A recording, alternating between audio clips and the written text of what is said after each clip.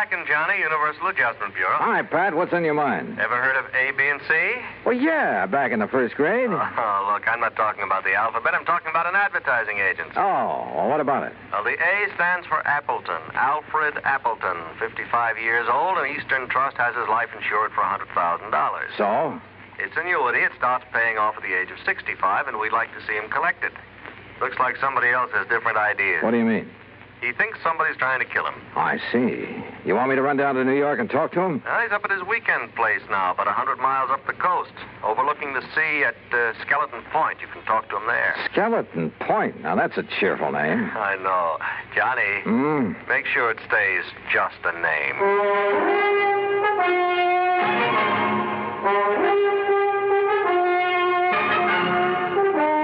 Bob Bailey in the exciting adventures of the man with the action-packed expense account. America's fabulous freelance insurance investigator. Yours truly, Johnny Dollar.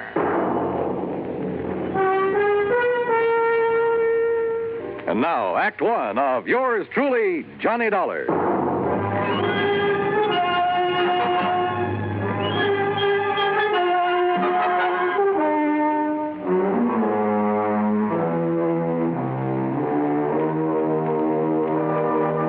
Expense account submitted by Special Investigator Johnny Dollar to the Eastern Trust and Insurance Company, Hartford, Connecticut. Following is an account of expenses incurred during my investigation of the 11 o'clock matter.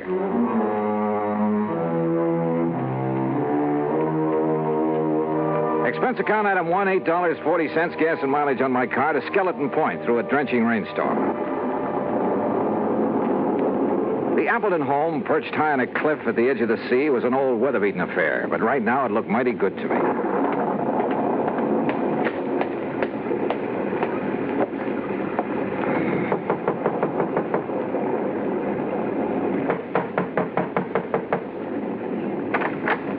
Yes. Is this Mr. Appleton's house? This is the Gregory house. Oh, I'm sorry. Mr. Appleton only leases this house. Oh, I see. Well, is he at home? I believe he's expecting me. You're Mr. Dollar? Yes. I'm Mrs. Gregory, the housekeeper. Come in. Mrs. Gregory had a strong, determined face and dark, metallic, piercing eyes. She took my coat and pointed to a door across the entry hall. I was conscious of her eyes following me as I entered the library to find two men seated in front of an open fire. Johnny Dollar? Yes, sir. I'm Al F. Appleton. This is my attorney, Grant Hillman. Well, how are you, Mr. Dollar? Well, a little damp, Mr. Hillman. Oh, yeah, here. Sit down to the fire, dry out. Oh, thanks. Ooh, feels good. And slightly warmer than the welcome the housekeeper gave you, I imagine. Mrs. Gregory? Well, she did seem a little reserved. She's a widow, owns his house. But I love the place, so... Anyway, I'm glad you came. I understand there's been some sort of attempt on your life, Mr. Appleton. Well... Mr. Appleton has received several, crank notes lately. We thought it wise to take what precautions we could. Have you notified the police, Mr. Hillman? No, I vetoed the idea, Johnny. Oh, why, Mr. Appleton? I didn't want that kind of publicity right now. My advertising agency's right in the middle of landing a fat new account. Your agency is A, B, and C. That's right. Who are B and C? C is nobody. Tom Baker and I liked the idea of ABC, but we didn't have any other partners, so C just stands for company. Oh, this Tom Baker is your only partner, then? He was. There's some question as to whether he still is. I don't follow you. Al, I don't think there's any need to go into that now. I guess you're right, Grant. Anyway, I don't want to accuse Tom of anything until I've had a chance to go over the books this weekend. Al, did I hear someone at the door a moment? This is Johnny Dollar, Laura. Mr. Dollar, my wife. Oh, I see. How do you do, Mr. Dollar? Mrs. Appleton? Dollar, the crank letters Al has been getting are up in my room. I'll bring them down. Okay, Mr. Hillman. You'll stay overnight with us, won't you, Johnny? Now, haven't you imposed on Mr. Dollar enough, dear? Perhaps he has business back in the city. Nonsense. And with that storm out there, I'll have Mrs. Gregory make a room for him. Well, would you like a drink, Mr. Dollar? No, thanks. Mrs. Appleton, you seemed rather surprised when you saw me here. Oh, did I? Almost as though you were expecting someone else. Someone else? Why, no, I wasn't expecting anyone in particular. Well, perhaps I just... Wait, hold it. What's the matter? That flash of lightning, there's someone outside that window. Oh, no, you must be wrong. Stay right here. I grabbed my coat and went out into the storm. Because of the prowler, sure. But also because of Laura Appleton. Because she'd been staring at that same window, shaking her head quickly as though warning someone. But outside in the downpour and the mud, I could see no one, no footprints. Finally, I went back inside to the phone in the entry hall to call the local police. But the phone was dead. Maybe the storm had knocked down the lines. Yeah. Or maybe someone just wanted to make sure we'd have a nice, cozy weekend, undisturbed. And my hunch was, it might be too cozy for comfort. Act two of yours truly, Johnny Dollar, in a moment. And now for another episode in the life of Sergeant Donald Bellweather, my husband.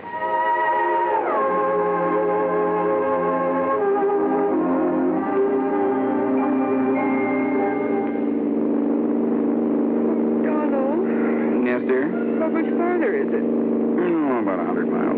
You're not getting sleepy, are you? No. I'm all right. Now, you just close your eyes, honey, and take another nap. We'll be home soon. Okay. You stay awake now. Yeah, I will. Oh, I still think we should have stopped in the hotel.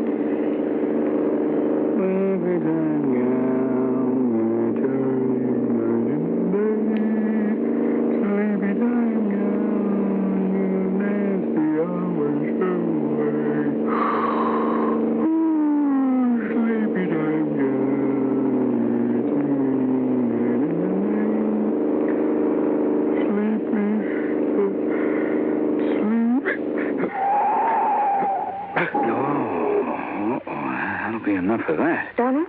Huh? Donald, are you awake? What happened? No, nothing, Reba. It's all right. I guess I'm getting a little sleepy, that's all. I'm going to stop a while, take a little nap. It's a good idea. So what if we do get home later than we planned? At least we'll arrive in good health. Yeah, you're so right. About 1,800 American drivers lose their lives each year because they fall asleep at the wheel. Well, I'm just not going to make it 1,801.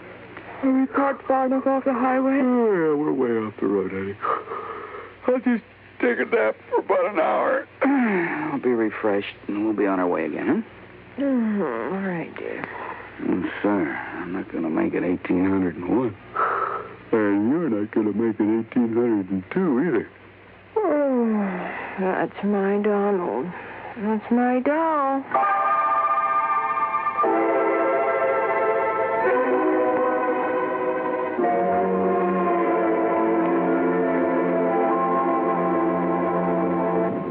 And now, Act two of yours truly, Johnny Dollar, and the 11 o'clock matter.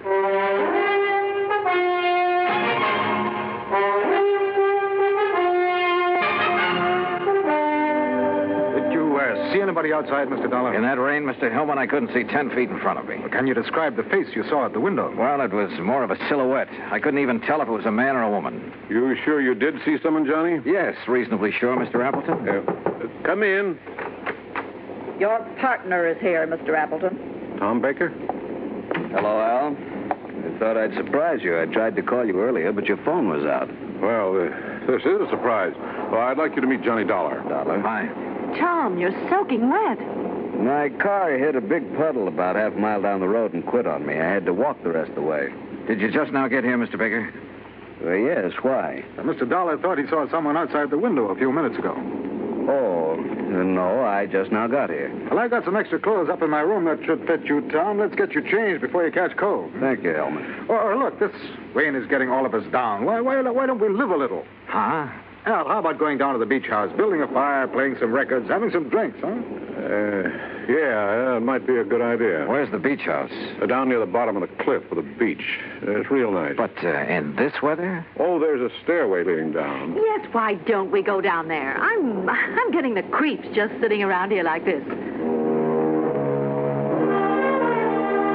So we went down to the beach house. The rain had let up a little, but nobody seemed to feel much like a party. We just sat there in front of the fire, not saying much. Once or twice I thought I detected Laura Appleton and Tom Baker exchanging quick glances, but I couldn't be sure.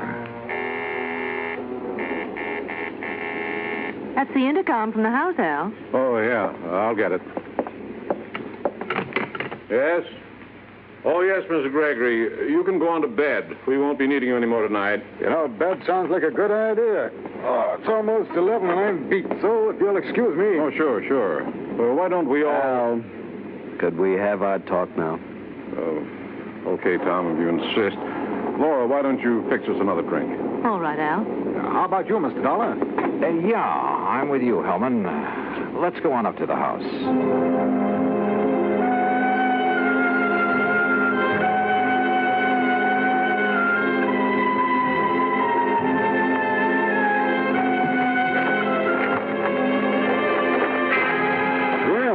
The rain has let up.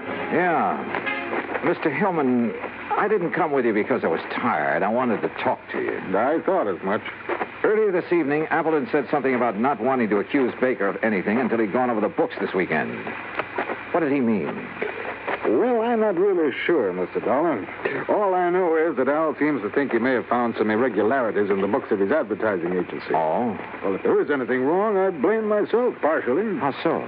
Well, I manage most of Al's affairs, but the agency has been running so smoothly, at least so I thought, that, well... I see. That's going to change as of right now. I didn't come up to go to bed either. I'm going to work on those books. Ought to take me about an hour. Just about 11 now. Will you be up by midnight? Yeah. I'd like to know what you find out. Where's that light switch? I never could remember it. Dollar. What is it? There's somebody else in here. Look out. What? Oh!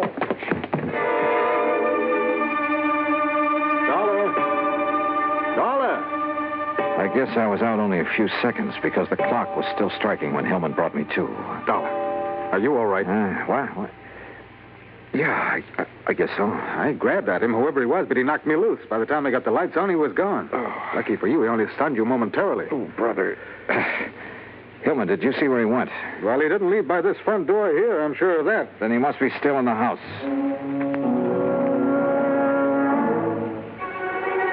We worked our way through the house room by room. Finally, 10 minutes later, we stood by an open window in a back room. Well, there's our answer. He went out this window. Yeah. What is it? What's the matter? What? Oh, Mrs. Gregory. Yeah, Mr. Dollar was attacked by a prowler. A prowler? What? That's terrible. Where's the intercom to the beach house? We'd better tell Mr. Appleton. Right there on the wall. Ah. This button here? Yes.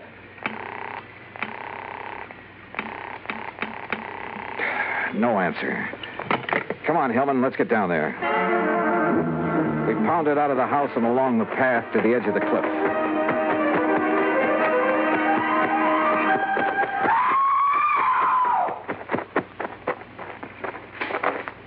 Then we found her, Laura, standing at the top of the wooden stairway. One section of the railing was broken away. We looked over the cliff. There was a body lying on the rocks down below. It was Al Appleton.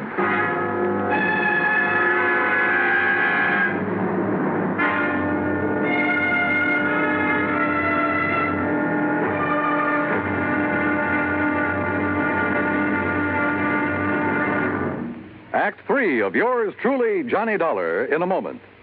Do you know who said, democracy is based upon the conviction that there are extraordinary possibilities in ordinary people? Those words came from the American religious leader, Harry Emerson Fosdick. From the earliest days of the United States of America, there has been the sentiment that the average person can achieve an important goal if he is given an environment in which he can develop his capabilities to the fullest extent. An environment in which the individual is given the rights and privileges that he needs for development. It is the duty of every American to protect and stimulate this environment. Remember the words of Harry Emerson Fosdick. They are part of your American heritage. The extraordinary possibilities of ordinary people are inherent in American democracy. And now, Act 3 of yours truly, Johnny Dollar, and the 11 o'clock matter. We stood on the stairway at the top of the cliff looking down at Appleton's body on the rocks below. That is, Hillman and I did. Laura Appleton was in a state of shock, and we couldn't get much sense out of her. We had Mrs. Gregory take her back to the house, then Hillman and I got a flashlight and climbed down the rocks to Appleton's body. Dead, Mr. Dollar. We'd better not move that body until the police get here. Yeah. Let's see. His wristwatch stopped at 10 after 11. It's 11:30 now. Right. And because the clock was just striking 11 when I got hit over the head in the entry hall... Yeah, so then we must have spent 10 or 15 minutes searching the house for that prowler. Meantime, he or somebody else was shoving Appleton over the cliff. Somebody else? There were a couple of people with Appleton down at the beach house. Laura and Tom Baker. I'd forgotten about Tom. Where is he? Right now, Hillman, that's a very good question. We went back to the house. The phone was working now, so I put in a call to the local sheriff's office. But all the units were out on call. They'd send somebody as soon as they could. I started for Laura Appleton's room. Grant Hillman overtook me in the hall.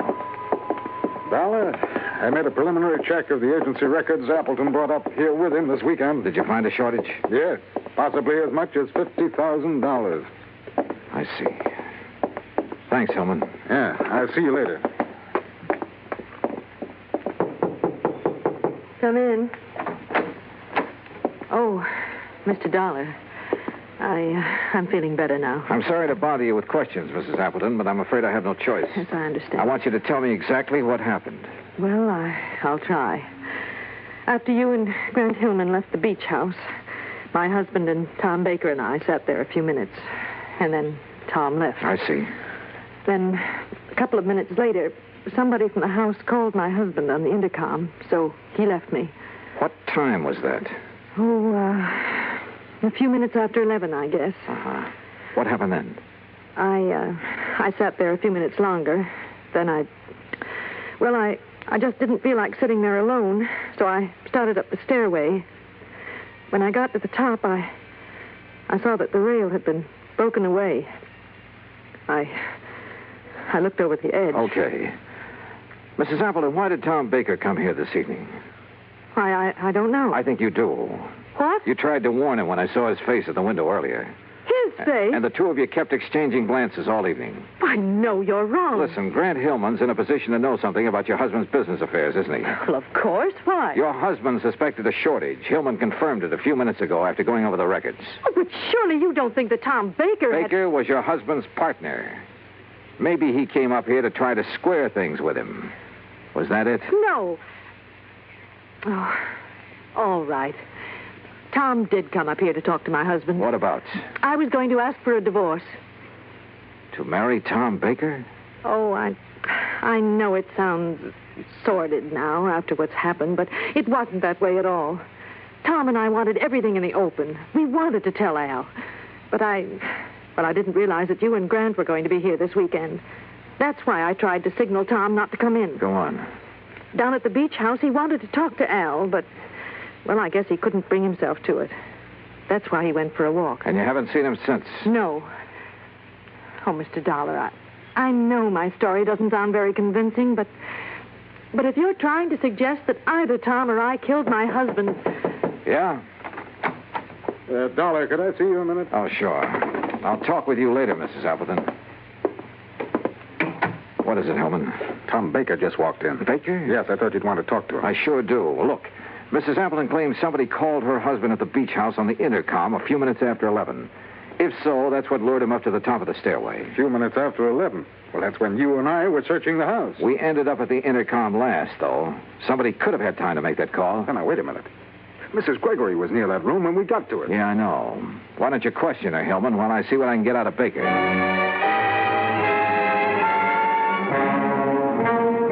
For the fifth time, Dollar, I didn't have anything to do with it.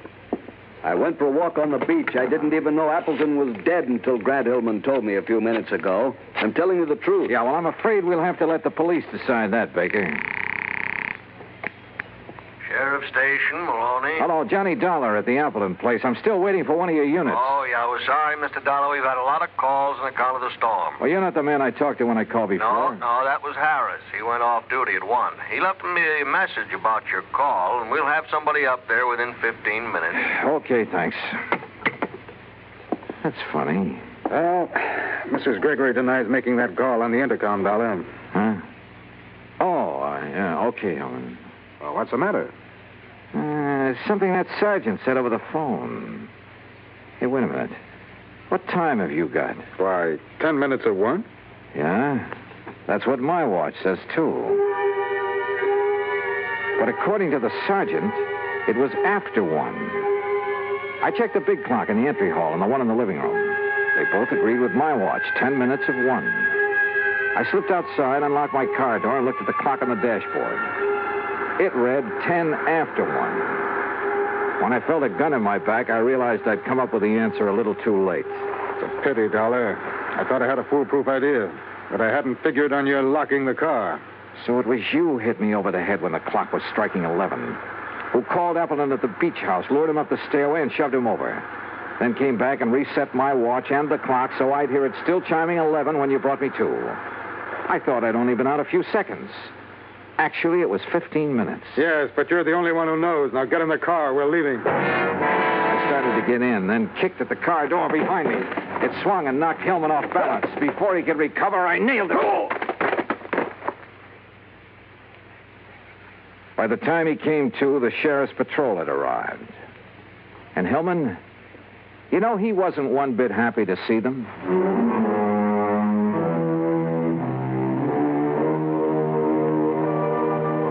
Expense account item 2, $13 even. Transportation back home. Total expenses, $21.40. And a real bargain, if I do say so myself. Remarks? Hillman's motive was money, of course. It was he who'd taken the $50,000 from Appleton's agency. Yours truly, Johnny Dollar.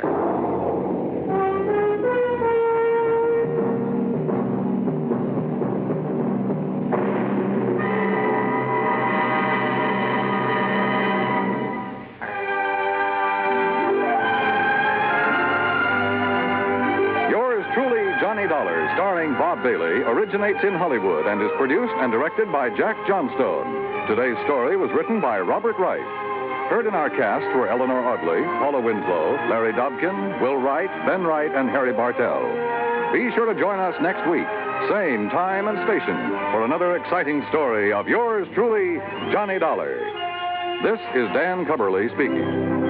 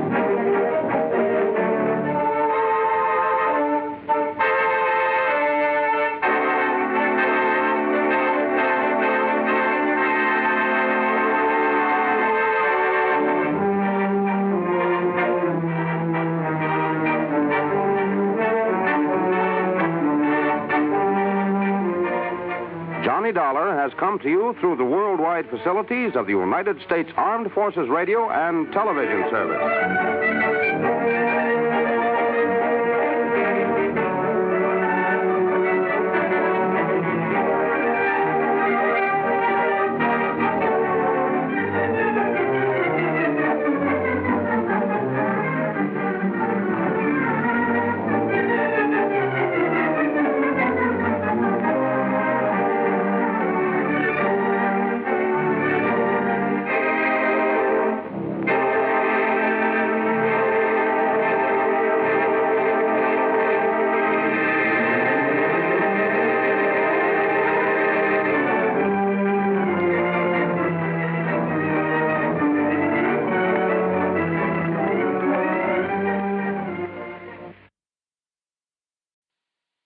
From Hollywood, it's time now for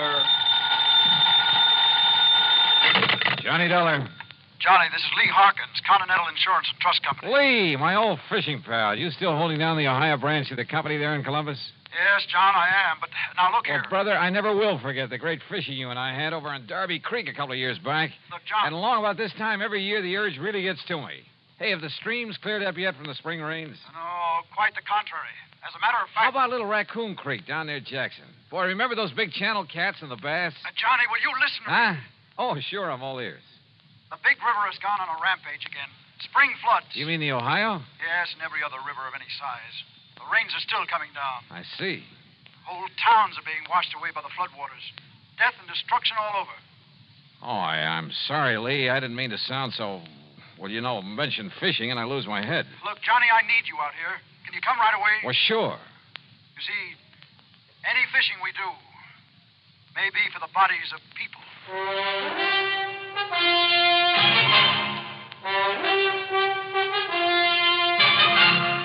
Bob Bailey in the exciting adventures of the man with the action-packed expense account, America's fabulous freelance insurance investigator. Yours truly, Johnny Dollar.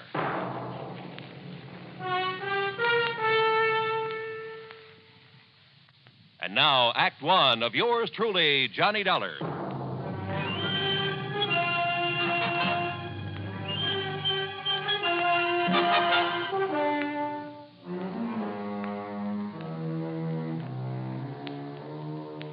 Expense account submitted by Special Investigator Johnny Dollar to the Continental Insurance and Trust Company, Columbus, Ohio office.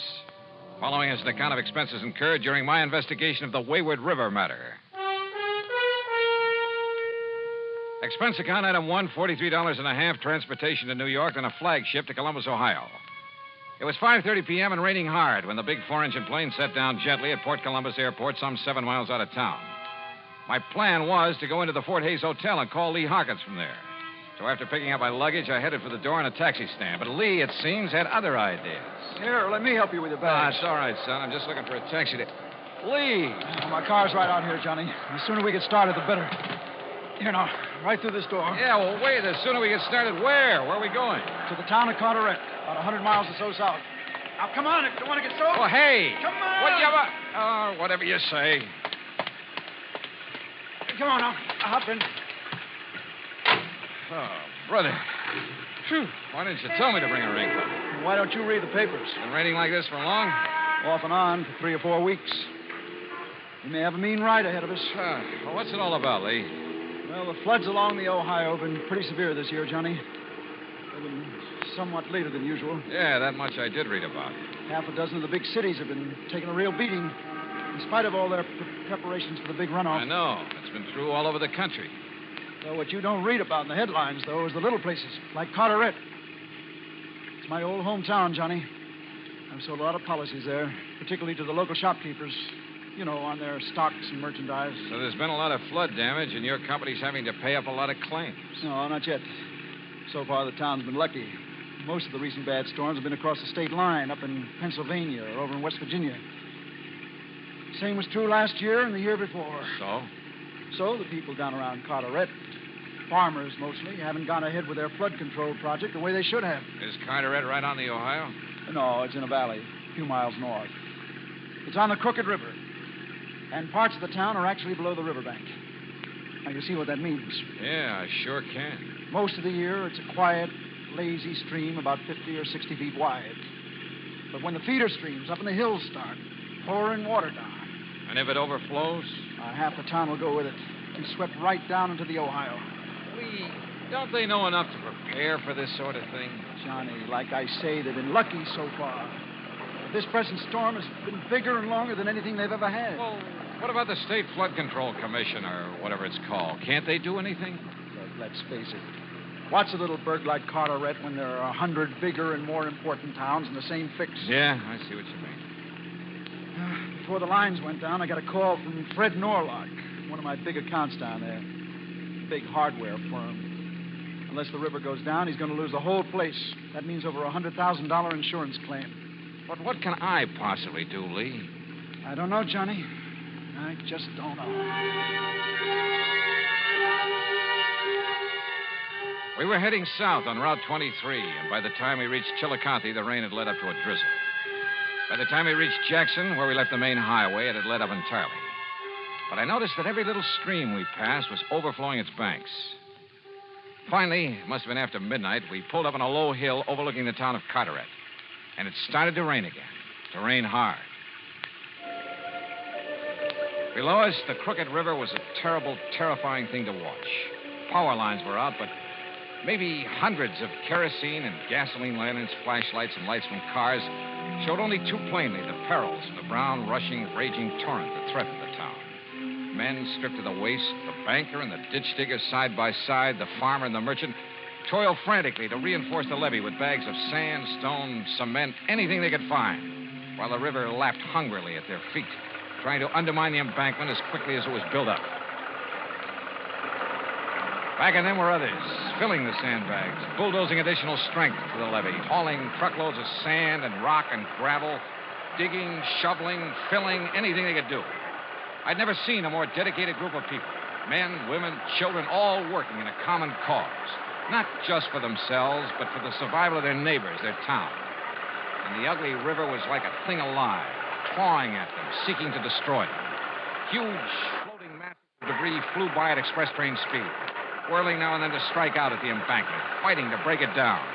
Thousands of tons of wreckage, parts of houses, chicken coops, trees, and brush, anything that would float. I stood there appalled and almost overwhelmed by a feeling of utter helplessness. Can't they see?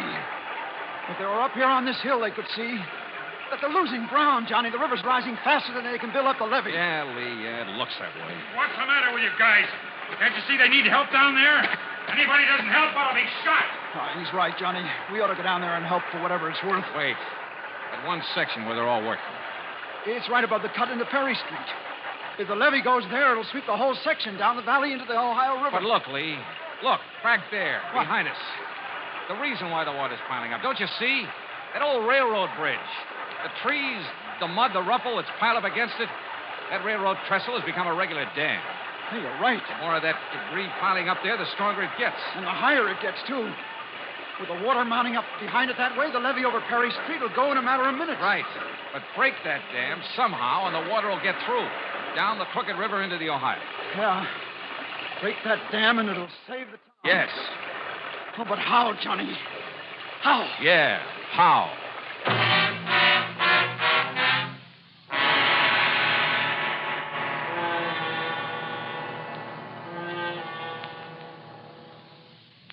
Act 2 of yours truly, Johnny Dollar, in a moment. And now for another episode in the life of Sergeant Donald Bellweather, my husband.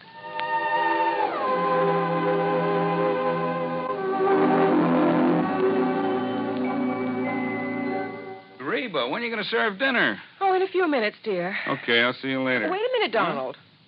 I want you to hear my speech. You mean the safety speech for the PTA meeting? Mm-hmm. Oh, come on. Do I have to? You want dinner? You blackmailer. Okay, where do you want me to sit? On the sofa? No, in the dining room. I've got to practice projecting my voice. Projecting your voice? Are you kidding? Wait a minute. How's this? Oh, that's fine. Okay, now, after the president introduces me, I'll say, Madam Chairlady, parents, visitors. According to the National Safety Council, last year in the United States, 4,450 youngsters under 15 years were killed in traffic accidents. How many? Oh, please, Donald, don't interrupt. 4,450. Oh, that's an awful lot. Yes, dear, it is. Well, then I go on to say, ladies and gentlemen, how can we help prevent traffic accidents from killing and maiming our youngsters? We must remember that children will act like children. Therefore, when we drive by schools, playgrounds, and the neighborhoods where children are playing, we must act like mature adults and be on the sharp lookout for that sudden ball bouncing across the street with a little child running after. Hey, that's very good, honey. As soon as children are old enough to understand, it is up to us, the parents, to instill in their minds the dangers of playing near traffic. Children must be taught to obey all safety rules and safety patrols, to board and alight from the school bus without horseplay. And, above all, we adults should obey all safety rules, because children mimic their parents. Well, honey, you act and talk just like a professional speaker. Well, thanks. You know, you're really good. I'm proud of you. Oh, that's my Donald. That's my doll.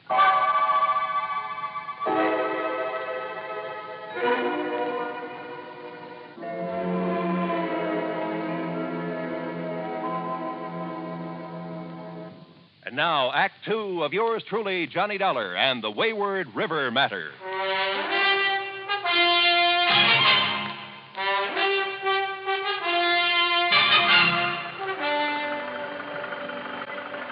From our vantage point on the hill above the little town of Carteret, we could see why the Crooked River was rising so fast, threatening to engulf the town. You're right, Johnny. The debris against the old railroad trestle has made a dam. And somehow we've got to break that dam. But how? Lee. Yeah? Any stores down there, any of them carry dynamite? Yeah, down there on Perry Street. Norlock Supply Company. Then come on. Norlock's one of my biggest clients. If the levee breaks, his place will take the brunt of the flood. There, you see down there? He has men putting sandbags around it. They won't mean a thing if the levee goes. Why doesn't he send those men back on up to the river's edge where they can do some good? Johnny, he's the only man in town looking after his personal property. The only one selfish enough to... Say, listen, he's also the man who's always opposed doing something about this river. Save your breath, Lee. We've got to get down there and get some dynamite. The groups we passed, still vainly trying to chink up holes in the levee, all but spat on us as we passed. Because we weren't working with them, trying to save their town from the raging Crooked River, or so they thought.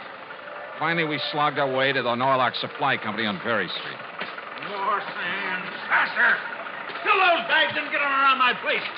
The levee goes, it'll all come down here. More sandbags, more! You're crazy, Mr. Norlock. You're wasting your time. What? Mr. Harkins. Why, if that levee goes, nothing will save this place of yours. He's right, Norlock. Get your men on up to the levee where they'll do some good. Sure, but then you'll pay the insurance of my place is swept away. It won't be if we save the town. We need dynamite. Who are you?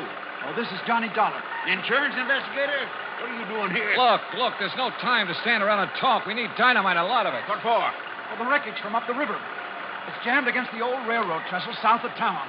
And it's made a regular dam. That's what's backing up the water. I know, I've seen. You gonna blow that up? That's right. Now, where's the dynamite? Anybody go out on that trestle with the pressure of the river against it, he's crazy. Any part of that goes, he'll go with it, he'll be killed. He's right, mister. Be suicide to go up there. Come on, let's have the dynamite. And you men, get up above where you can help. Now, you wait Load that truck with all the bags you can, but get up there fast. If it's but my place here, what about my story? Norlock, where's that dynamite? I won't give it to you. Oh, listen, Mr. Norlock. I refuse. It'd be suicide for you to go out on that railroad trestle. But if we don't, the whole town will go. And I tell you, Mr. Dollar, are you threatening to shoot me? Put that away. Oh, Johnny, wait. Let me handle this, Lee. You're crazy, Dollar. Put that gun away. All right, Norlock, it's up to you. What do you mean? Unless you give us the dynamite, I'll blast the lock off this place of yours and get it myself. Well? All right. All right. In here. But I tell you, you're mad. Or was Norlock mad? A victim of the panic that all too often seizes a man when the going gets tough. But he did give us the dynamite. Then, with two of his workmen, Lee Harkins and I trudged through the mud and the night loaded with cases of dynamite back to the old railroad trestle. And when we got there, I wondered if maybe Norlock wasn't right after all. If it wouldn't be suicide to go out on it. The pileup of debris against it was huge. In back of it, the deadly brown water swirled and eddied, throwing telegraph poles, railroad ties, huge trees pounding against it, battering at the old framework of the trestle. If only they'd strike hard enough to break it down, break the dam. Perhaps they would. By that time, the town of Carteret would be lost. Yes, somebody had to do this job, and it looked like I'd elected myself.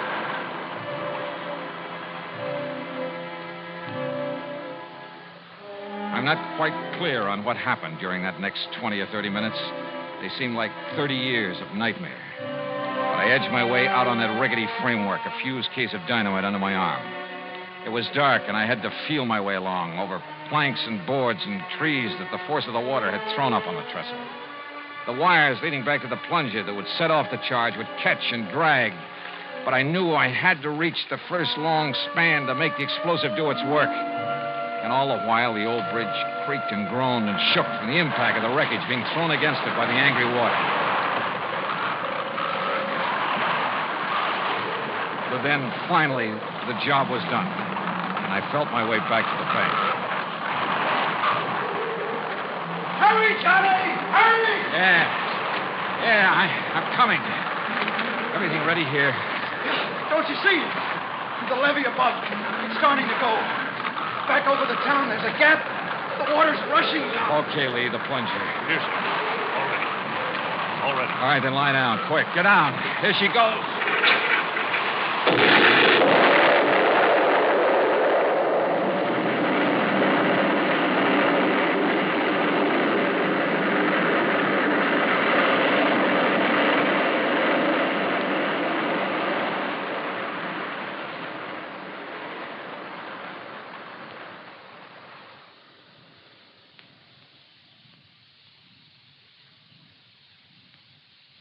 Act 3 of yours truly, Johnny Dollar, in a moment. Do you know who said, "My political ideal is democracy. Everyone should be respected as an individual, but no one idolized." I am convinced that degeneracy follows every autocratic system of violence, for violence inevitably attracts moral inferiors. Time has proved that illustrious tyrants are succeeded by scoundrels. Those words were written by the great scientist Albert Einstein. Einstein saw the weaknesses of a government in which too much power was centered in too few people, a government based upon violence. Einstein saw the danger of elevating a person to so high a level that he might seize power to which he was not entitled. Such a situation is not in the American tradition. Remember the words of Albert Einstein. They are part of your American heritage. Degeneracy follows every autocratic system of violence. And now, Act 3 of yours truly, Johnny Dollar and the Wayward River matter.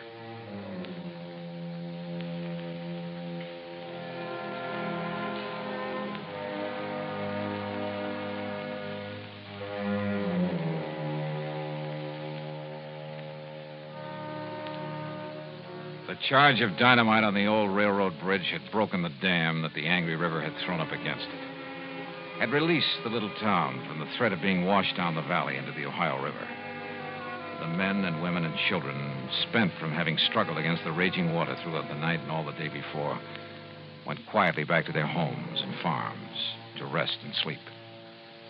And nature, defeated, gave up. The rain stopped and the skies cleared. Even the charging yellow waters of the crooked river seemed to diminish in a sort of frustration. What damage had been done to the town could wait now until the people were rested, refreshed. As Lee Harkins and I plodded wearily over to the village inn, I noticed that the streets were deserted. Yeah, even as the long gray fingers of dawn reached up into the sky, the town, exhausted, slept. Unmindful of the rooster in someone's backyard who sought to rouse it. Nor did we rouse the innkeeper, but picked a couple of rooms and settled down to rest our weary bones. But I couldn't sleep. Somewhere in the back of my brain, a little worry began to form, to peck away at me. In all of Carteret the night before, there'd been one man and one man only who'd ignored the common good to look after his own selfish interests. I went into Lee's room and awakened him. Oh, no, Johnny, later. Come on. I'm so dead I can hardly go back to sleep. No, come on. Just a couple of questions, Lee. Listen to me. Oh, why don't you let me sleep? Over 100,000 insurance, you said. Yeah, 100 and... Oh, I don't know. Well, if you ask me, that's too much for a business of any kind in a town this size. Much too much. So maybe I gave him a break on his valuation. Yeah. You know, to help sign up some of the other merchants. But 100,000 of insurance money would give him enough to live on the rest of his life. Oh, now, look, why don't you go back to bed, Johnny? Lee, he knew about that dam at the railroad trestle. And so far as I could see, he was the only one who did. Well, everybody else was so busy at the levee. But did he try to do anything about it? No. Instead, he went through the motions of trying to protect his property. But he knew that if that levee broke, nothing would save it. All right. Chalk it up to panic. Panic, huh? He fought to keep us from getting that dynamite, the one thing that could save the town. He kept those workmen away from where they might have done some good, at the levee. He alone wanted that levee to break. But good heavens, Johnny, Well, you're right. You must be. Yeah, I'm right. I'm going out and look for Mr. Fred Norlock. Yeah, but there isn't a soul out there. Everybody's... Maybe. That's what I want to find out.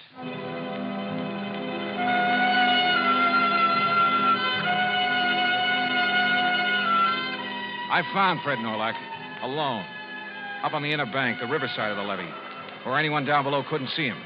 And he was working with a shovel, a crowbar. Beside him was a pile of dynamite. I'd given him that idea. All right, Norlock, lay down that shovel. Go it. The river didn't do it the way you planned last night, did it? Maybe not. Because of you, but you're not going to stop me now. Well, now put that thing down. I'll kill you, Dollar, if you come any closer. And nobody will know because there's nobody around. I'll throw your body in the river. Nobody will ever know. Sure. Set up a small charge, enough to breach the levee. That's right. It's all ready, and you can't stop it. And the river will crash through, destroy that failing business of yours down there, Yes. and take with it the homes in the valley, the livestock, maybe even the people. Keep your hand away from that pocket. So it's you or me, huh? And if I go, the town goes too. Yes. But if I can outdraw This you... pistol is aimed at your chest. Now you walk straight ahead to the edge of the river. Walk!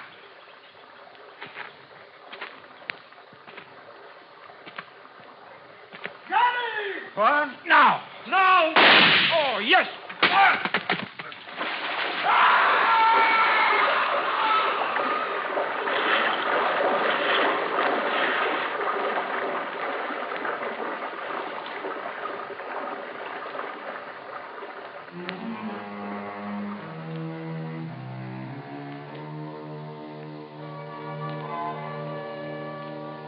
Norlock's body was never recovered. He'd lived alone. He died alone. A crooked man in the crooked river. Nor was he mourned in the little town he'd tried to destroy.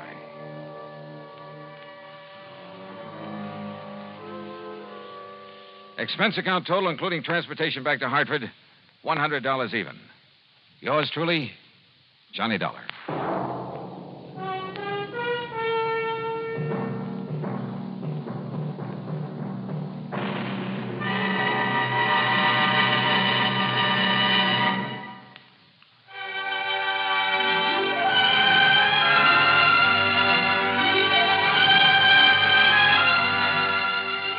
Truly, Johnny Dollar, starring Bob Bailey, originates in Hollywood and is produced and directed by Jack Johnstone, who also wrote today's story. Heard in our cast were Chet Stratton, Frank Gerstle, Bob Bruce, and Parley Bear. Special sound patterns by Tom Hanley and Bill James. Be sure to join us next week, same time and station, for another exciting story of yours truly, Johnny Dollar. This is Roy Rowan speaking.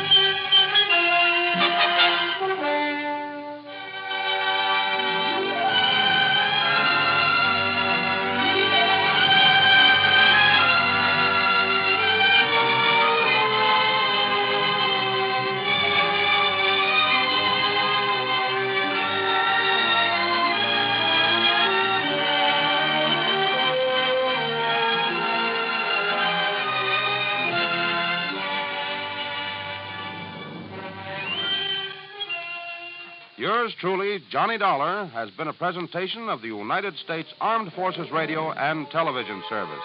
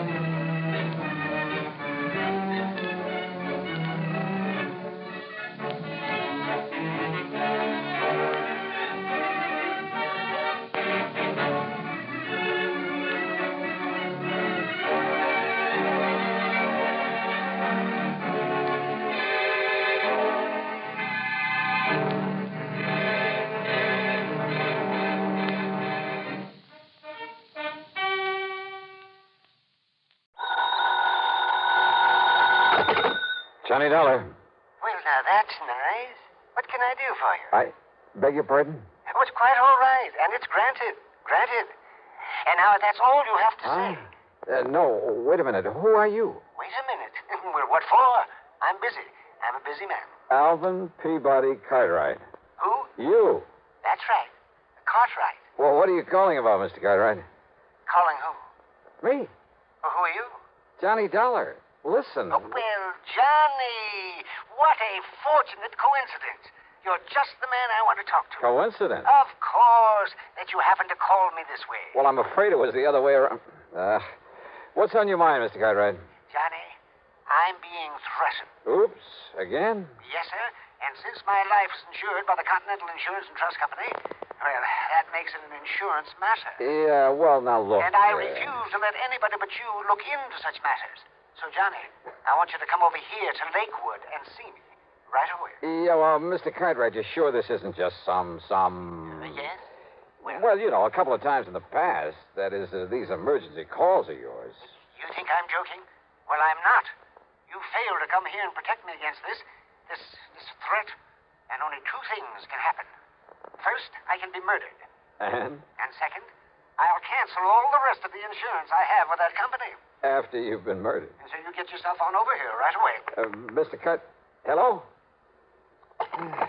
Well, here we go again. And yet, I wonder.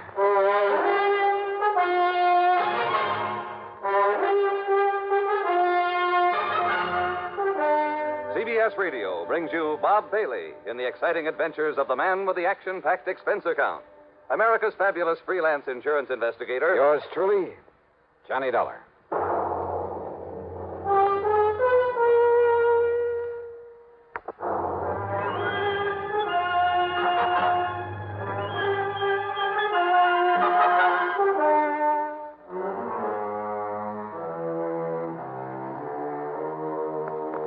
Expense account submitted by Special Investigator Johnny Dollar to the Continental Insurance and Trust Company, Home Office, Hartford, Connecticut. Following is an account of expenses incurred during my investigation of the deadly chain matter. Thanks to Alvin Peabody Cartwright, I've been involved now and then in some real wild cases, real crazy. On the other hand, he's an erratic old eccentric, but extremely wealthy. As a result, he's not only been the target of a lot of rackets, but has come very close to being murdered more than once. So, item one on the expense account, $1 for a taxi to the office of Bill Ferguson at Continental Insurance and Trust. No, Johnny, he hasn't said a word to me. He tell you what kind of threat he's received? No, Bill. As usual, he told me nothing. Well, it doesn't matter, but with the millions worth of insurance we've written for Cartwright, and I mean millions, and to be sure we don't lose his account to some other company, well, we can afford to pamper him a bit, which is to say we can well afford to pay your expense account, even if all he wants to do is say hello to you. Okay, then, Bill. I'll run over to his home in Lakewood and see him. Of course, if he really is being threatened... Don't worry. I'll let you know about it.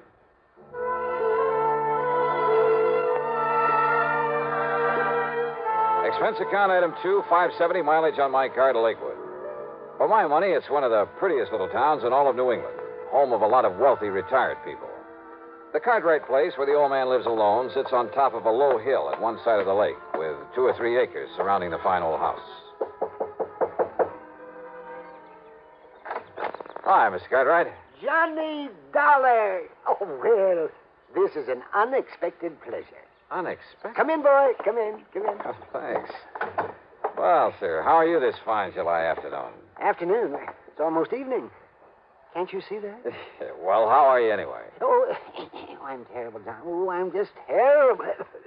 That rainy weather the past couple of days, I've hardly been able to talk. Well, there's been nothing wrong with today. A lot of nice warm sunshine. Today I've been feeling fine. Whatever made you think otherwise?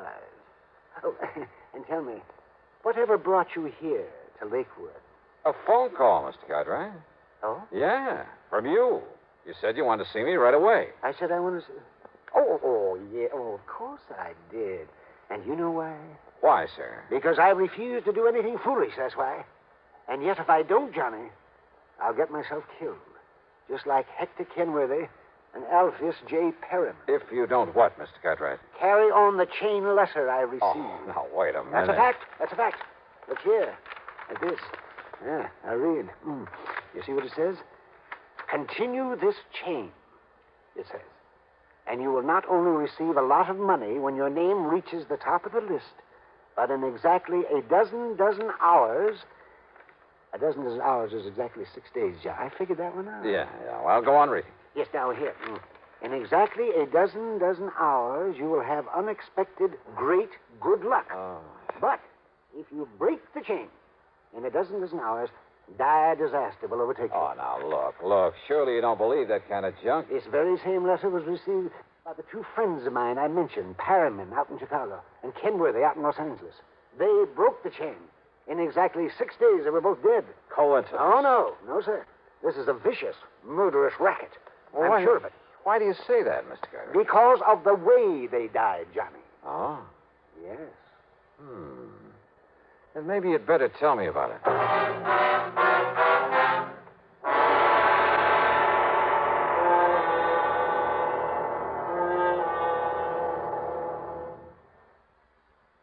But...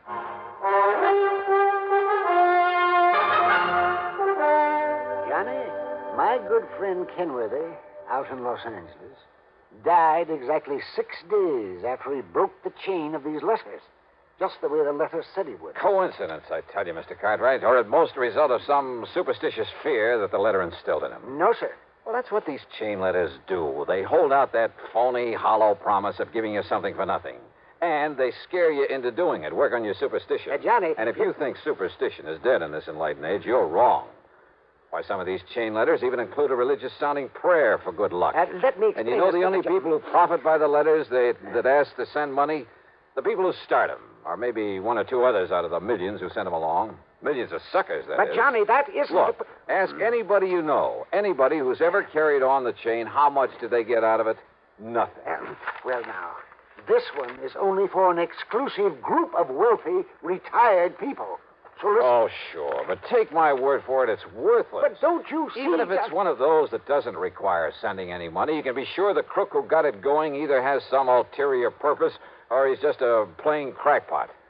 Anybody who gets scared into going on with it ought to have his head examined. Johnny, will you listen to me? And if they want you to send money...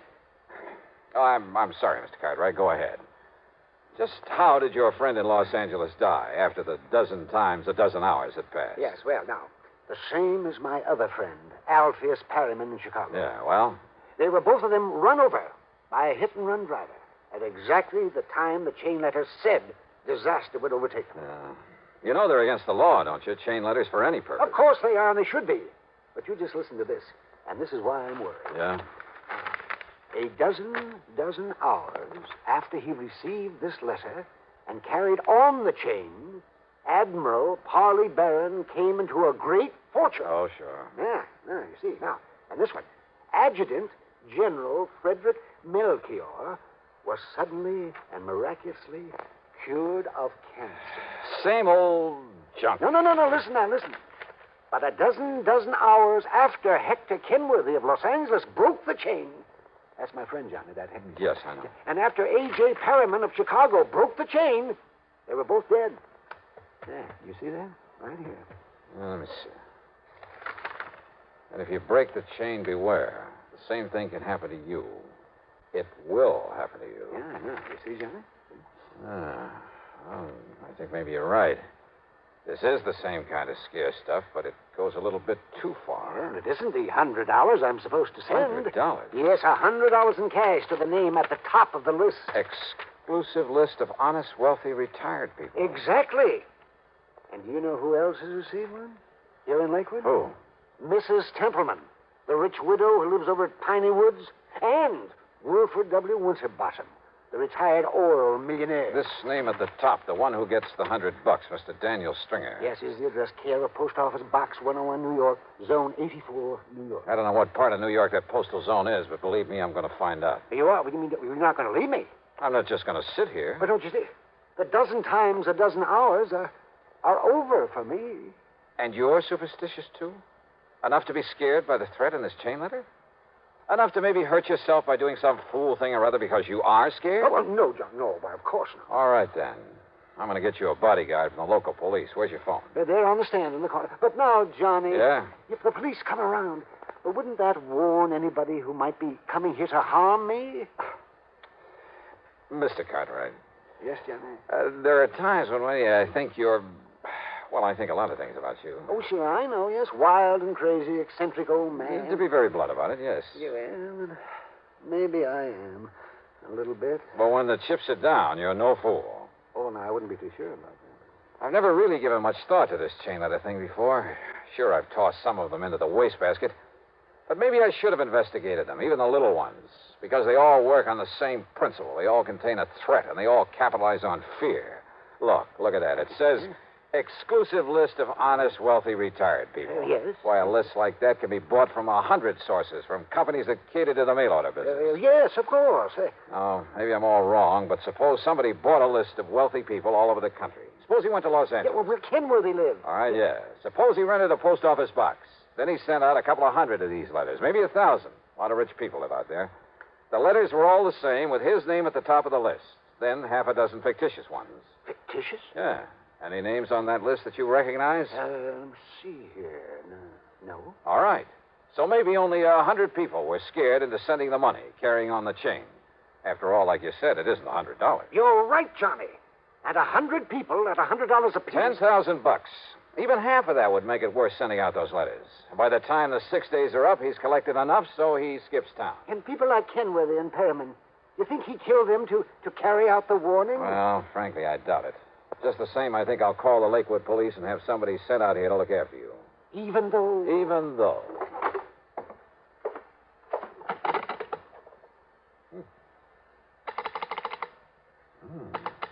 What is it, Johnny? Maybe I was wrong, Mr. Cartwright. Your phone wire has been cut.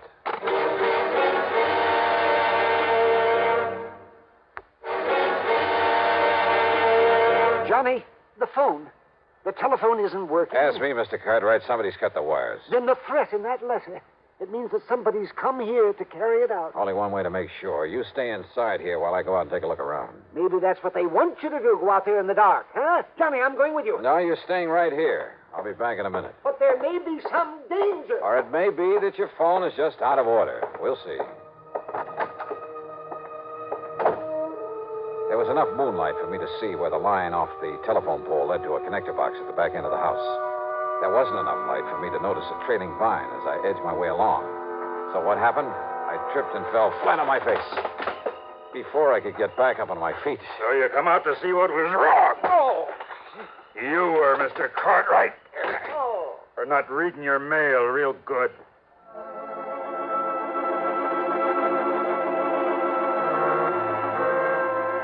When I finally came to, I found myself on a big leather sofa in one corner of Mr. Cartwright's library.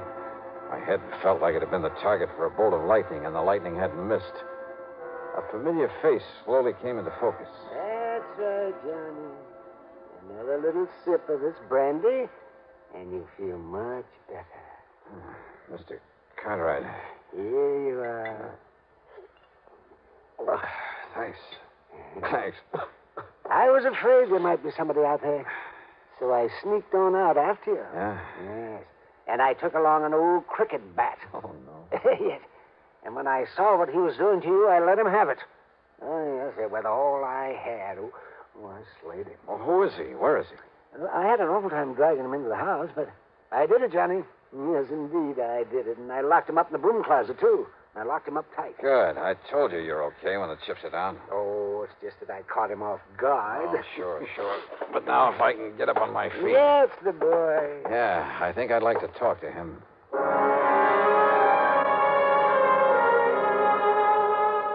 Our visitor turned out to be a pug-ugly gorilla, hardly the brains behind a chain letter racket. Except for admitting he'd been hired by somebody in New York to come up here and give Mr. Cartwright a beating, then make it look like a burglary job, he refused to talk. So we locked him up again, and I laid my splitting head on a pillow for some much-needed rest. By the time I awoke in the morning, feeling somewhat better, Mr. Cartwright had fixed me a mess of bacon and eggs for breakfast. Sure, Johnny. I just walked down to the corner gas station and called the telephone company. And you know something? They came out here and had that line all connected up again in less than an hour. Good. Yes, just like that. So maybe I'll buy a couple thousand more shares of stock in the telephone company, huh? Just to show them how I appreciate it. Yeah. What about our little pal? I mean, the one who slugged me last night. You know, Sir Johnny, I decided that after the way he behaved last night, He doesn't deserve any breakfast. No, I mean, where is he? Yeah, he's still locked up in the broom closet. Do you think I ought to call the police to come and get him? No, not yet. Maybe I can beat some information out of him if we need it. Well, of course we need it. Don't we? Now, let's wait and see. First, I'd like to make a phone call.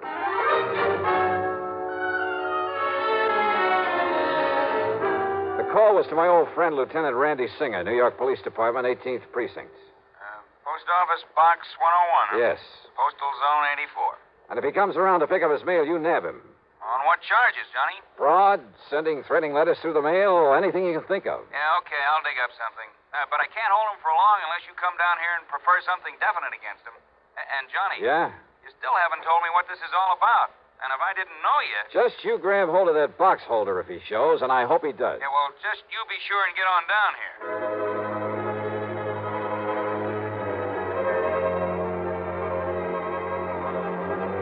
Mr. Cartwright and I piled into my car. We drove over to call on first the wealthy widow Templeman, then the retired millionaire, Mr. Winterbottom. Why, yes, Mr. Dollar, I was just about to mail in the $100 to the name at the top of the list. Don't. Then later I'd mail out the other letters to some of my friends. Don't do it. But if I don't, something terrible might happen to me. The chain letter said so. If you do, it'll be a violation of federal law. What? That's right.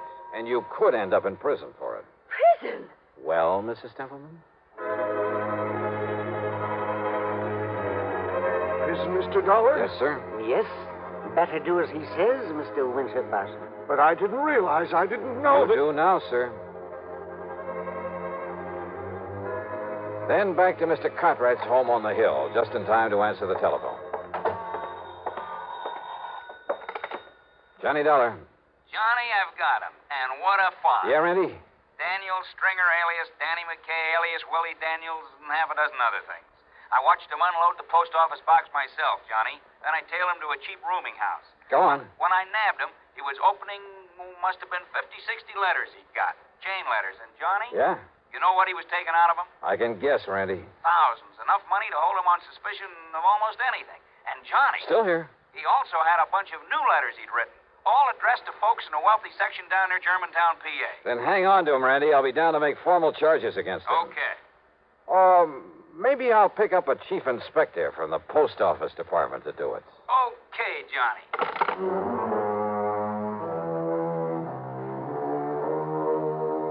Yeah. Maybe some of those chain letters, the little ones, are harmless. But again, maybe they're not. And they're all against the law. But there's only one thing to do. Avoid them like the plague. Or better still, if you get one, take it right down to your local postmaster. He'll know how to go about helping to stamp out this racket. And believe me, that's all it is, a racket. Expense account total, including mileage on my car and the trip to New York and back, $27.35. Yours truly, Johnny Dollar.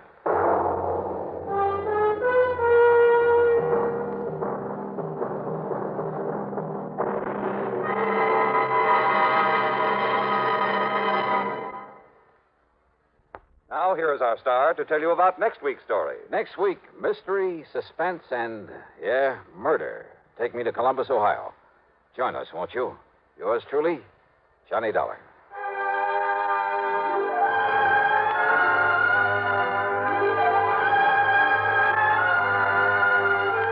Yours truly, Johnny Dollar, starring Bob Bailey, originates in Hollywood and is written, produced, and directed by Jack Johnstone. Heard in our cast were Virginia Gregg, Howard McNear, Paul Dubov, Frank Ursel, and Herb Vigran. Be sure to join us next week, same time and station, for another exciting story of Yours truly, Johnny Dollar. This is Jim Matthews speaking. Johnny Dollar. Nice weather kind of get under your skin, Johnny. Who's that? Make you want to be sitting in a boat on Lake Mojave, hauling in 5 and 6 pound bass. Maybe a really big one? Buster. That's right, Buster Favorite. Where are you? Where are you coming from? Right here at Lake Mojave Resort. And, Johnny, I've just picked up a new spinning rod and reel that I think you ought to give a workout. Oh, you dog. You know I have to work for a living, and, brother, I mean work. Isn't it pretty hard, huh? Too hard. Well, then it's time for you to relax a bit. Yeah, I know, but... Live longer, Johnny. You know the old saying. What old thing? The time a man spends in fishing is never deducted from his lifespan. So come on out here for a few days. Oh, Buster, I'd love it. And if there was some insurance problem that I could use as an excuse, Buster, is there? Well, yeah. You mean there's something involving insurance that I ought to look into? Yeah. Then give it to me quick. Well, it's not the sort of thing I could very well explain over the phone. But unless I know what it is, what company's involved. But it could turn out to be something pretty important. And purely incidentally, the fish are biting like mad. That's right. Okay, Buster, what am I waiting for?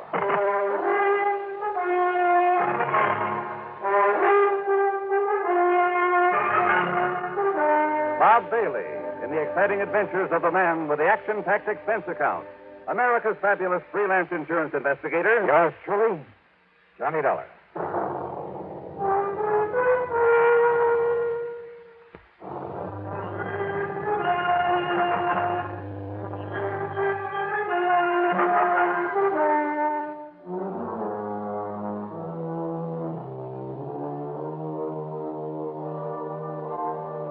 Expense account submitted by Special Investigator Johnny Dollar. To the Greater Southwest Insurance Company, Los Angeles office, attention Mr. Royal J. Harkin. Following is an account of expenses incurred during my investigation of the Frantic Fisherman matter.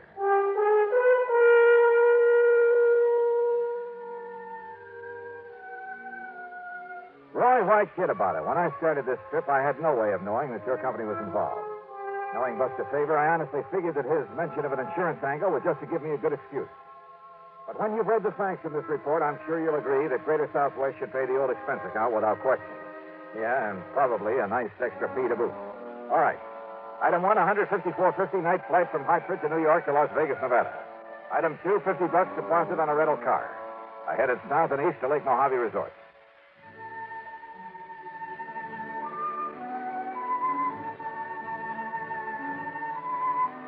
To me, this place is the answer to a fisherman's prayer. The lake itself is over 60 miles long, averages about a mile wide. The resort is at the lower end, complete with modern accommodations, cafe, dock. Well, just about everything you could ask for. Ham Pratt, the general manager, Buster Faber and his wife Marilyn are the salt of the earth. And because of it, the customers are a pretty fine lot without exception. Almost. I'm going to put you here number 18, Johnny. Good, Buster. I'll feel right at home. And here's a new spinning outfit I want you to try out. 7-foot Harnell. Uh-huh. That's right. And a Mitchell 350, loaded with 4-pound test. So, as soon as you can change your clothes, we'll hit the lake. Okay, now, this is all very nice, Buster, and I'll be changed in about 5 minutes. But... Good, I'll be waiting at the dock. But...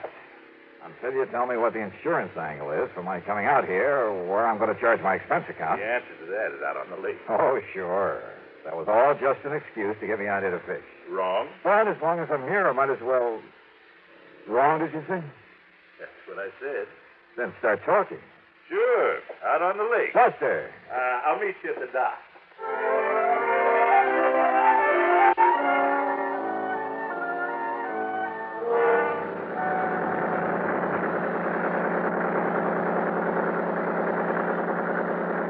The big 35 on Buster's boat moved us up the lake at an easy 30 knots.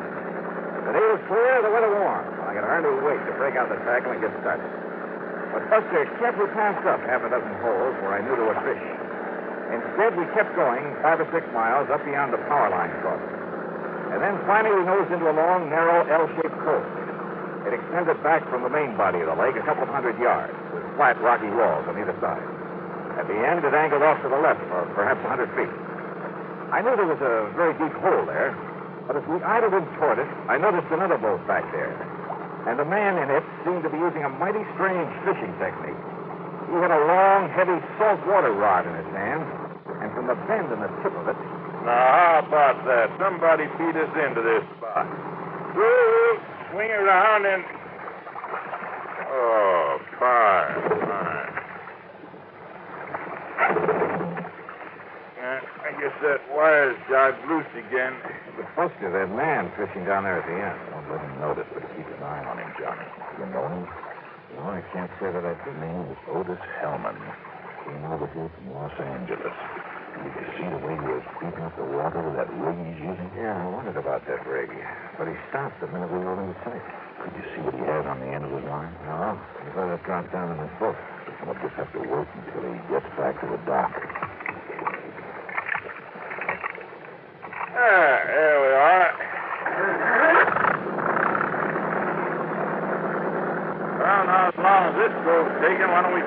space up above. Yeah, sure.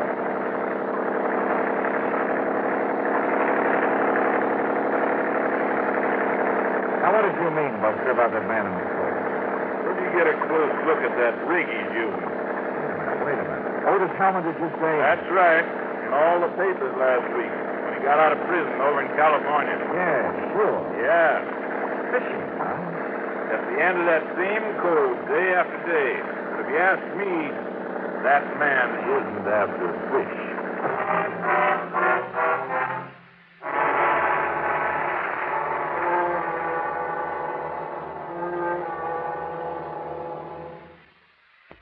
And the Frantic Fisherman matter.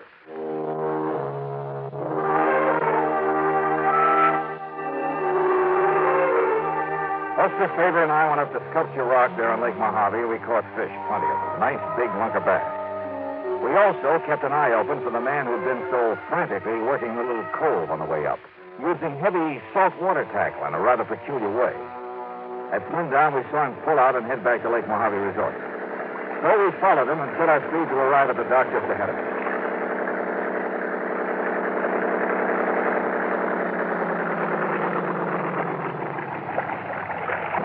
Well, here we are, Johnny. Back home same day. Yeah. Size up, Jim. Take care of these fish for us. Sure thing, Buster. Hi, Mr. Dollar. How'd you make out? Oh, pretty good, Jim. Here you are. Hey, you men did all right. Evening, Mr. Hellman. How'd you do today? Nothing, Mr. Faber. Not a thing. Oh? Where were you fishing? All over the lake. Didn't I see you in the long, narrow cove above the power line? Yeah, maybe so. Hold on, Jim. Tie me up. Tie me up. Yes, sir. Sure. Take a look, Johnny. Oh, I'll take care of the tackle myself. Oh, sure. Anything you say. Anything you say. Hellman quickly stuffed the tackle from the end of his line into a fish sack. But I caught a glimpse of a couple of huge triple hooks with lead collars. They were big enough, heavy enough to catch a whale. A respectable freshwater bass couldn't even get one of them into his mouth. Back in my room over a scotch and soda, Buster and I talked about it. When I asked him, Johnny, the first day he came here, he muttered something about trying to snag some carp with that rig. Snag some carp? But if you noticed up there in that cove before he saw us looking at it. Yeah, he was right over the deep hole at the end of it. The only place I've ever seen him fishing. If you can call it that. Well, he was apparently dropping those heavy gang hooks down to the bottom and then scraping them up the rocky sides. Like a grappling hook, Johnny? Right. Yeah, he's trying to snag something down there, all right, Buster. But it's certainly not carp. Have you tried dropping a line down there to see what you might hook onto? Well, you can't get near the place because he's always there. Even at night? Well, no, but Johnny, you know what I think it is? And he's just got out of jail, too, remember? I remember. Well, Johnny, I think there's a body down there. And for some reason, he's trying to bring it up. Could very well be. Yes, sir. And that's why I called you. Well, okay, Buster. I'll see what I can do.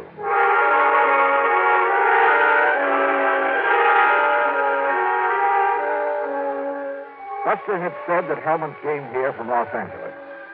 Well, there was a man in L.A. who was a veritable fount of information. Royal J. Harkins, at Greater Southwest Insurance.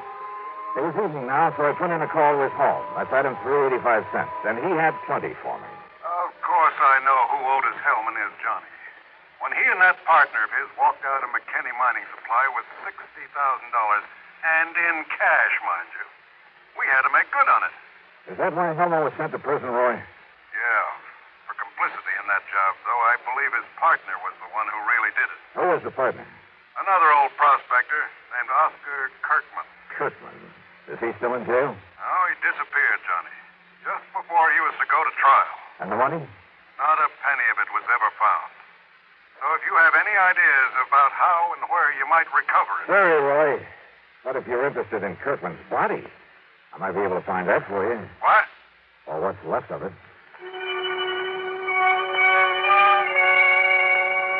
And yet, how could I be sure?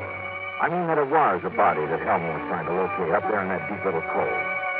Well, there was only one way to find out, and I needed some special equipment for it. So early the next morning, I climbed into my rental car. Try Shelby Sporting Goods up in Las Vegas, Johnny. That's the closest place you know, huh? I'm afraid so. Okay, then, here I go. Ordinarily, there'd be dozens of folks around here who could loan it to you, but most of the people right now are either fishermen or water skiers. Hey, incidentally, did Hellman go out in his boat this morning? No, Johnny, and listen, Yeah? maybe my imagination is working overtime, but listen, John. Hellman had breakfast real early over in the cafe. Then he sat by the window where he could look over at your room. He must have drunk a dozen cups of coffee sitting there, but he didn't budge until you came out. Oh? When you did, when you went over for breakfast, he sort of casually walked down to the boathouse. Only it was a little too casual. And he just stood around down there, still keeping an eye on you. Well, I don't like it. Somebody must have told him who I am. Not one of the help, Johnny. I warned him not to before you arrived. Well, I don't think any of the guests know. Just the same, I think Hellman's suspicious of you. And Johnny? Oh, stop worrying about me. Just the same, Just Johnny. keep an eye on him. I'll see you when I get back from Las Vegas.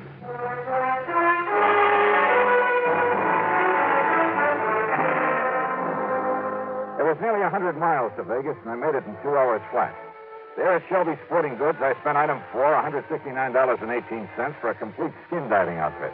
Fins, faceplate, diving tank, and regulator, a powerful waterproof headlamp, and, yeah, a passionate pink pair of swim trunks. There you are, partner. You going to do your skin diving over Lake Mead? Down at Mojave. Oh. The last time I outfitted a man for down there was a couple of years ago. A man called himself a miner, a prospector. Oh? Yeah, rented $150 worth of stuff to him and never got it back. Hey, wait a minute.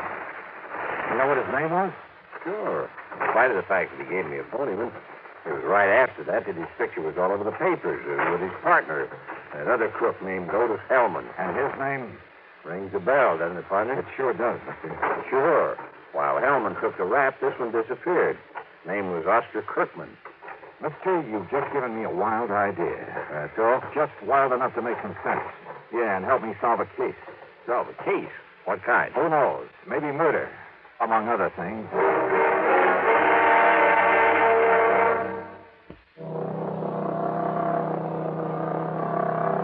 On the drive down to Lake Mojave Resort, I stopped in Boulder City at the office of the National Park Commission. There I got hold of a topographical map of the whole area before Lake Mojave was filled up by data sand. Then, back in my room at the resort, I went over it very carefully. I only got a minute, Johnny, before I drive over to Bullhead City. But I saw you come rearing in a minute ago, and what do you got there? Hey, come here. Huh? Look, Buster. Take a look here on this map. Yeah? Before the new dam filled up the lake a few years ago. Uh-huh. Over here. There. Now, look here. Oh. Why, yeah, that's where that long cove is now, where Otis Hellman's been working with that phony rig of his. Uh-huh. And in the deep hole at the end of that cove... Kirkman Valley. That is right. Kirkman had a mine there before the lake was filled, when it was all just desert land by the side of the Colorado River. And right there is where Hellman is grappling for something. Right. Kirkman disappeared, Johnny. Yes. But what really happened is that Otis Hellman killed him and stuffed him down there in that underwater mine. Maybe. But why he wants to bring him up again, whatever is left of him. Buster, I want to use your boat. Well, sure. And if Hellman hasn't gone out fishing, has he? Oh, he's still hanging around down at the dock. All right, good. Somehow you've got to keep him from following me. Well, Hellman's seen you and me together so much, but I can have Jim fill up the fuel tank on Hellman's boat and meantime take out one of his spark plugs, something like that. Good. He'll have plenty of chances because Hellman will be watching me when I take off. What are you going to do? A little skin diving up at the end of that cove. And don't be surprised at what I may bring up.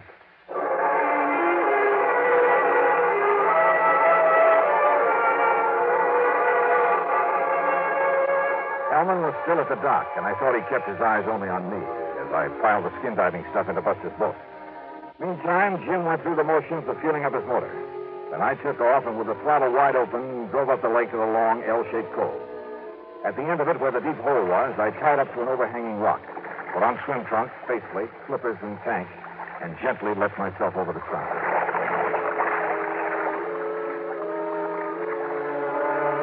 I've done a lot of skin diving here and there, but this was something new.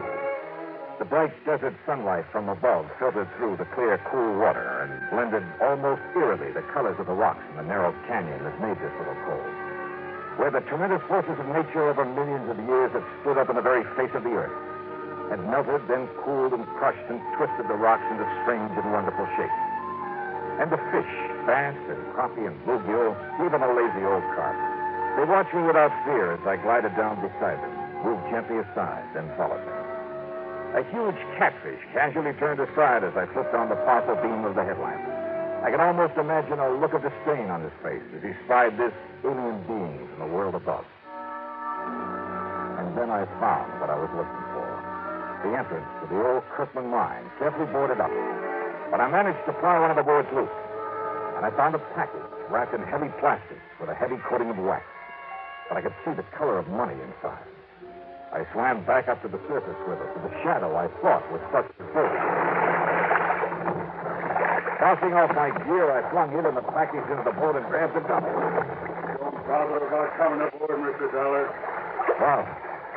Mr. Help.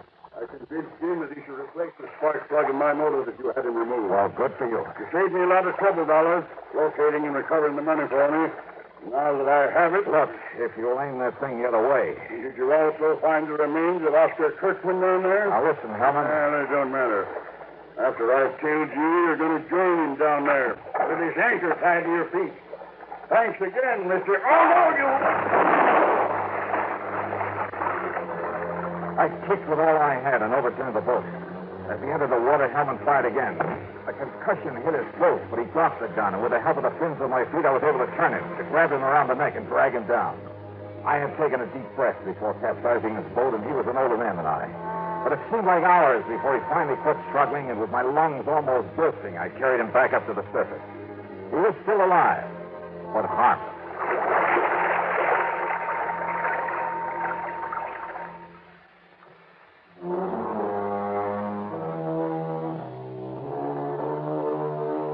Buster, bless his heart, had been worried when he saw Hellman follow me up the lake. So he had borrowed a boat and was waiting for us there at the end of the cove. Otis Hellman? Well, that's up to the court. The money, of course, all $60,000 of it will go back to the company. Well, expense account total, including all the incidentals I could think of and a couple of days of good fishing, $650.85. Yours truly, Johnny Dollar.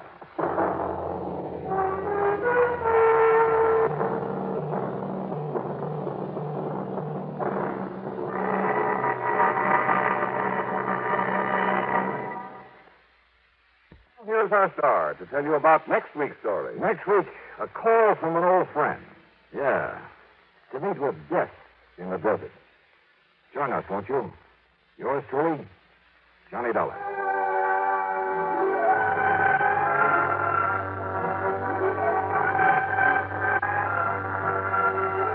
Yours truly, Johnny Dollar, starring Bob Bailey, originates in Hollywood and is written, produced, and directed by Jack Johnstone.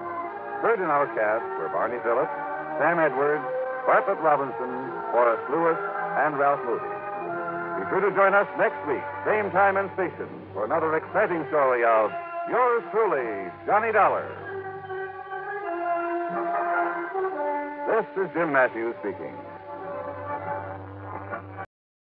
From Hollywood, it's time now for...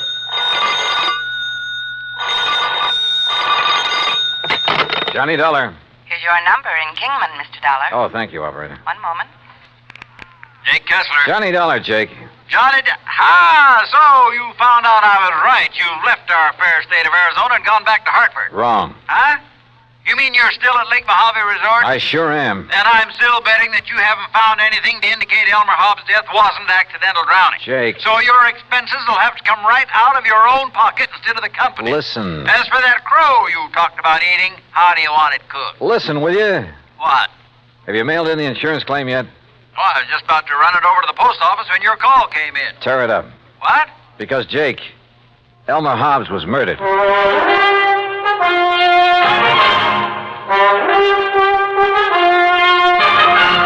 Bob Bailey in the exciting adventures of the man with the action-packed expense account, America's fabulous freelance insurance investigator. Yours truly, Johnny Dollar.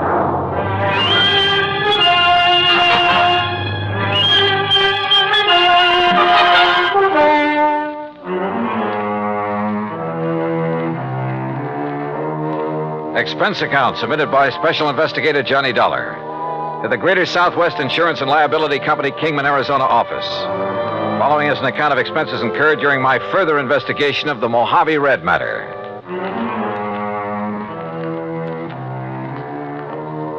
Expense account item 1, 20 cents for the phone call to Jake Kessler in Kingman. I made that call in the office there at Lake Mojave Resort. And needless to say, Jake didn't quite believe me at first. Murdered? Elmer Hobbs was murdered? Jake, I'd bet my last buck on it. Yeah, but, Johnny, the police spent 2 or 3 days over there investigating. The coroner, too, and they all reported no evidence of foul play. That's simply because they didn't know where to look. What do you mean? You know Red Barrett, the old fishing guide over here? I've heard of him. Well, Red found the boat that Hobbs used that day. It was lying on the bottom of one of the coves up in the big basin. Sure, because of the storm that drowned Elmer Hobbs. Because somebody sank it. That boat had a couple of air tanks on it that would keep it afloat even if it was swamped. Oh? But, Jake, those tanks were cut open by whoever killed Hobbs. Good Lord. Yeah. But who did it, Johnny? That's what I'm going to find out. I'll call you later. I hung up on Jake Kessler, then walked on back to the dock where I found Red Barrett and Buster Favor waiting for me. Did you get your call to Kingman through all right, Johnny? Yeah, Red. Jake Kessler's holding up the claim on Elmer Hobbs' insurance. Good. That's good. Did you, tell Buster what we found up the lake? Yes, sir. Yeah, Johnny, he did. It's like I said in the beginning, I just didn't see how a man like Mr. Hobbs could ever get himself capsized up in the big basin, no matter how bad a wind came up. Buster was the only one that agreed with me, Johnny. Well, quite frankly, I don't see why everybody wasn't suspicious when Hobbs' boat wasn't found after the storm. Right, Johnny.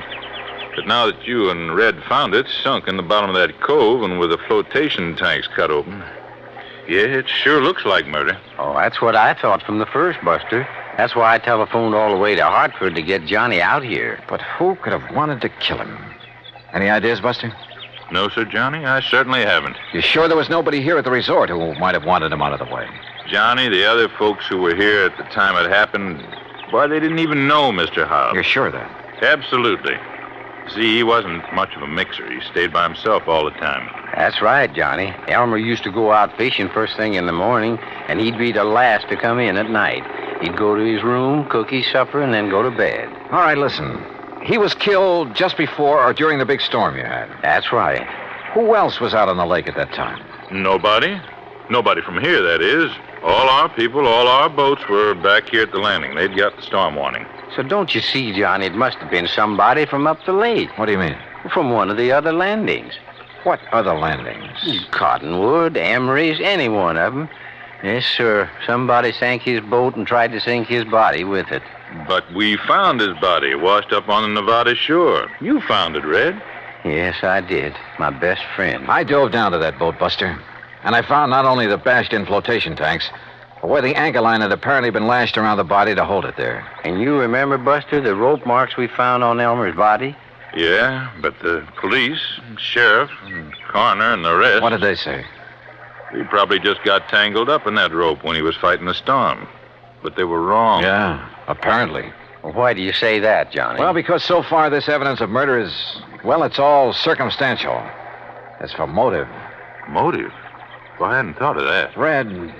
Well, the main thing is that cutting open the flotation tanks was done with some kind of an axe. I was asking about motive. And I know that Elmer didn't have any axe on that boat. Did you find the axe, Johnny? No. Now, Red... I'll tell you what he had in his boat, beside his clothes, I mean. Well, let's cover this motive thing. He had the anchor, of course. That went with the boat. Red. He had a nice new Silaflex rod with a Mitchell 300 on it. Yeah, but now look. He had a long-handled net that he'd picked up somewhere in L.A., and an old beat-up McKinney tackle box full of plugs and spoons and a fish stringer. And that was all, Johnny. No axe. That was all he had. Red, that bush you're beating around is getting pretty big. Well, Johnny, I don't know what you mean. Well, I asked you about possible motive, and so far all you've done is evade the question. Now, why should I do that? Well, that's what I want to find out. Well, now, Johnny... You know of anyone who might have wanted Mr. Hobbs dead? You say you knew him pretty well. And I did, yes, sir. Well? No, sir. No, sir, I certainly don't. You're sure? Why, Elmer... Well, nobody could want to kill a fine man like him, Johnny. He was one of my best friends. Yeah. At least while ever he was here, I mean. I never knew anything about him in L.A., I mean. He was in business back there, I understand. That's right, with a man he called Stu Manley. Wait a minute. What is it, Johnny? I'm going back to the office and call Jake Kessler again. Yes, sir. Elmer was my best friend. Come on. Come on up to the office with me, Buster. You can use the phone here on the dock, Johnny. No. Come on. Red, we'll see you later. I'll be here, sir. You look like you just got hit with an idea, Johnny. Yeah, and I'm afraid it isn't a very pretty one. Oh? Morning, What is Buster. it, Johnny? Any of the early fishermen come in yet? Oh, yes, sir, Mr. Carson, and they picked up some nice bass up above the power line crossing. Good. I was thinking of going up that way myself. Yeah, well, good luck. Now, what were you going to say, Johnny? Were Red and Mr. Hobbs such really good friends? Well, they were always together when he came here. Of course, they were always fighting like cats and dogs over some silly thing or other, but didn't mean it. Oh, now, wait a minute, Johnny. Was Red alone when he found Hobbs' body? Yeah, he was, and he brought it back here. But now, look. There weren't any other boats up the lake? Yeah, there were, but Red was searching that particular part of the shore alone. But surely you don't Jake think... Kessler told me something about Hobbs' insurance policy, but not quite enough. Johnny, listen. Come on, let's get to that phone.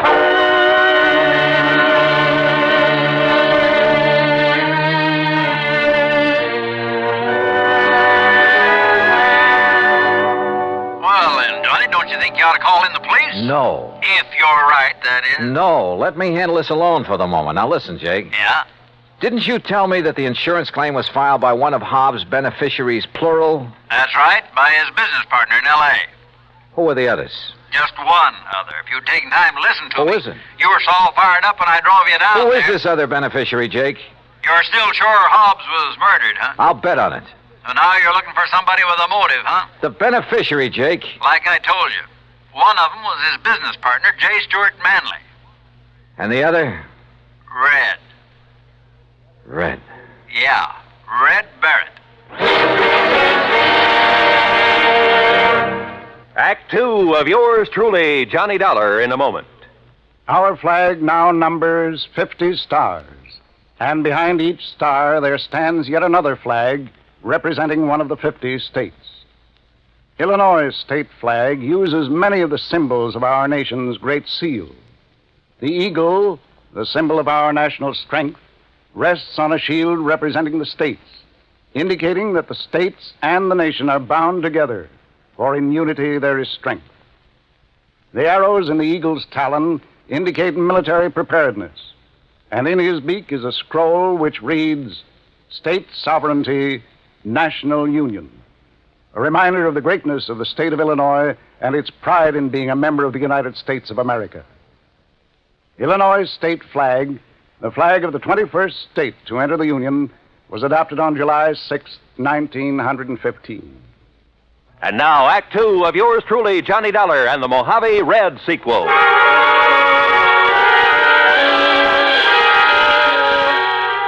Two people who I knew stood to gain by the death of Elmer Hobbs. One, his business partner, J. Stewart Manley in Los Angeles. The other, Red Barrett, fishing guide at Lake Mojave Resort, who said he'd found his body, who professed to have been his best friend. I wondered. I said as much to Buster Favor as we sat there in the office of the resort. Red do a thing like that, I won't believe it, Johnny. But he's the one person who could have engineered the whole thing, Buster. But why, then, would he lead us to the place where Mr. Hobbs' boat was sunk? And point up the fact it was deliberately sunk, and an attempt made to sink Hobbs' body with it? Oh, there's a cover-up? To make him look clean? Oh, no, Johnny. Well, the boat would have been found in that cove sooner or later anyway. I tell you, you're wrong if you suspect Red. Look, if Hobbs' business partner is a beneficiary, too, why don't you look him up? I fully intend to, unless Red did do it. No. And I can prove it. No, Johnny. Let's go back to the dock so I can talk to him again and see... Buster, Oh, hello, Johnny. I suppose you've heard, Ham? Yes, Red told me. You're quite sure it was murder? Yeah. I'm sorry. Listen, Buster. Yeah. Look, Ham, as manager of this resort, you know Red pretty well. I sometimes wonder. That's what I came up here to ask you about, Buster. Huh? Did you send him skiting out of here? What? We just left him down at the dock. You mean you didn't see him tearing out of here in the pickup truck a few minutes ago? What? Ham. Red? Where'd he go? I don't know, but he certainly left in a hurry. Johnny. Yeah. No, I still can't believe it. What are you boys talking about? Nothing. Ham, is there a car around here I can use? Oh, sure. Take mine. There are the keys. Thanks. Now, look. Incidentally, Buster, I was poking around where Red kept his fishing tackle trying to find that rig he borrowed from me last week. What did you find, Ham? Well, I thought Buster might know where the old coot got hold of that new spinning outfit. Silaflex rod. What? Yeah, and a brand spanking new. Mitchell Reel. Oh, yes. Oh, no. All right, Ham, Buster, you just sit tight. If Red comes back here before I do... Comes back? Yeah, say nothing to him about what we've learned. Just keep him here and tell him I'll return to talk with him later. Nothing else. But, Johnny... No, do as I say. Look, boys, what's going on I'll here? see you later. Well, now, Johnny... Red was one of Elmer Hobbs' beneficiaries. He was the one who'd found the body. He had the fishing tackle that had belonged to Hobbs. And when it was discovered by Ham Pratt, he'd left in a hurry. All pretty incriminating. Which is not why I took off in Ham's car. West on 77, south on 95, and west again on 66. Item 4, a buck even for a sandwich and a Coke and Barstow. Item 5, $4.80 for a tank full of gas at the sign of the Flying Red Horse. Then westward again. And always with an eye out for Red and the old pickup truck. Finally, as the sun was disappearing over the edge of the Pacific, I pulled into Los Angeles. The real estate office of Manley and Hobbs was closed. A directory at the nearest phone booth gave me J. Stewart Manley's home address. 1308 Pandora Avenue in the residential section called Westwood. The neat white stucco house was dark, the garage empty. I let myself in through a back door by slipping the lock with the aid of one of my business cards. It was hard to see inside, but I didn't want to turn on any lights. And that was a mistake. Because as I quietly rounded a corner and started toward the den, I guessed wrong. Somebody was at home, was in that den behind the now closed door. And that somebody knew that I was in the house. There was only one thing to do, try to bull my way through. Well, Mr. Manley, you're just... Oh, you killer! Wait a minute. Oh.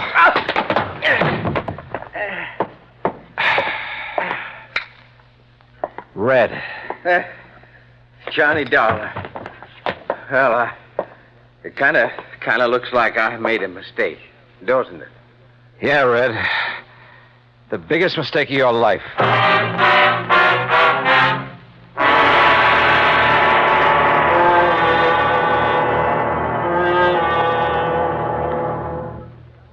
Act 3 of yours truly, Johnny Dollar, in a moment. A question that has been asked many times is, at what age does a boy become a man? It isn't when he reaches the age of 21, but when the qualities of grit and determination within him make him face up to the responsibilities of a job to be done, no matter what the difficulties. On May 21st, 1862, during the Civil War battle at Corinth, Mississippi, William H. Horsfall was serving as a drummer with Company G of the 1st Kentucky Infantry. During the furious and deadly engagement, he saw his captain fall wounded between the lines. Although, as a non-combatant, Horsfall was supposed to stay out of the range of fire, he rushed bravely forward at the risk of his own life to aid his wounded captain. Ignoring the fact that they were in the midst of a continuing and deadly hail of fire from both sides, the courageous drummer dragged the wounded officer to a place of safety, thereby saving his life. Later on, Horsfall grabbed a gun and some ammunition and went into the fight. But his commanding officer finally sent him to the rear, recommended him for the Medal of Honor, and gave him a furlough. Gallant as the drummer's valorous actions were, the officer felt that 14-year-old William Horsfall was still too young for battle. But Horsfall's personal code had already proved him a man. And now, Act 3 of yours truly, Johnny Dollar, and the Mojave Red sequel.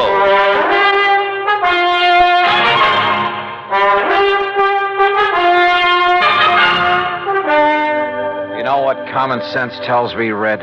What, Johnny? That you and J. Stewart Manley were in cahoots in the murder of Elmer Hobbs. Oh, no, sir, you can't believe that. You told us that Hobbs had a Silaflex rod, a Mitchell reel in his boat. Yes, sir, he did. Just like the We found him, Red, among your things back at the lake. Oh, you found mine, Johnny, that Elmer gave me to match his. Look. Now, look what I found here in Manley's closet.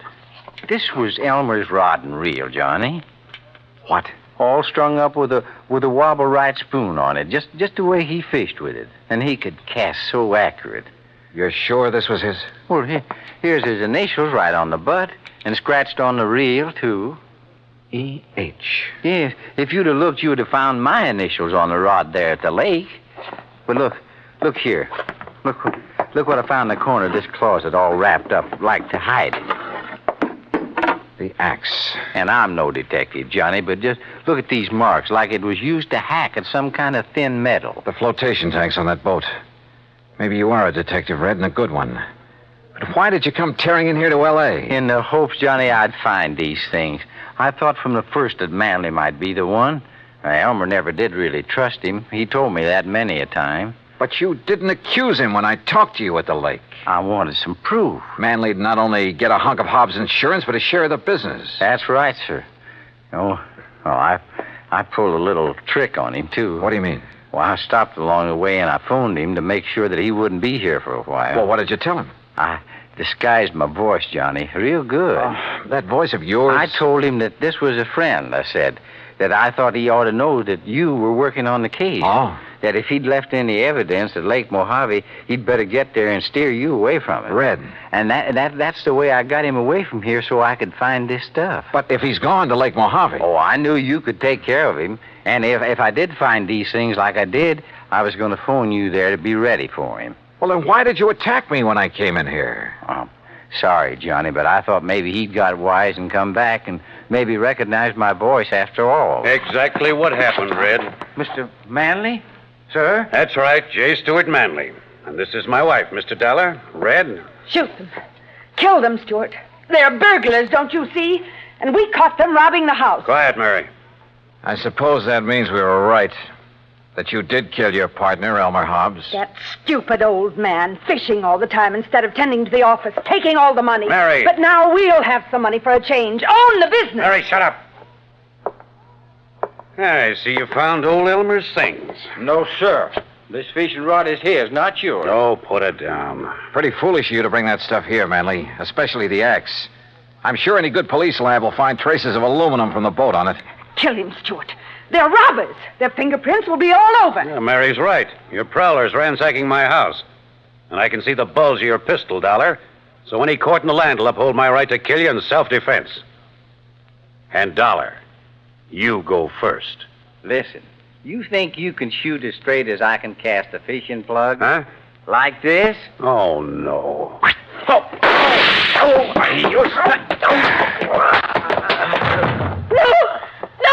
Oh, get back, Mrs. Manley. I'd hate to have to sock a woman. But you hurt him. Yeah, as badly as he hurt Elmer Hobbs. And look, that horrible fishing plug.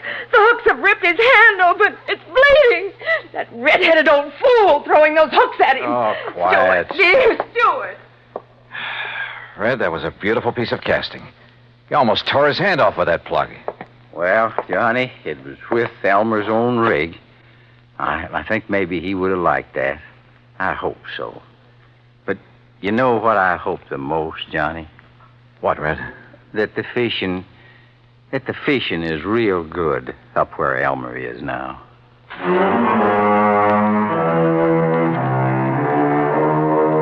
Manley and his wife. Yeah, Red had figured right. The morning of the day that Hobbs was killed, they'd rented a boat out of Cottonwood Landing, a few miles up the lake. Then ambushed him there in the big basin. Bob Cole at Cottonwood had noticed the new rod and reel when they'd come back off the lake, just before the big storm. Had noticed the axe, too, when he'd wondered about it. Now he knows. So, from here on in, it's up to the sheriff's office and the courts. Expense account total, including return of Ham's car, a few days of fishing, and the trip back to Hartford, $307 even. Yours truly, Johnny Dollar.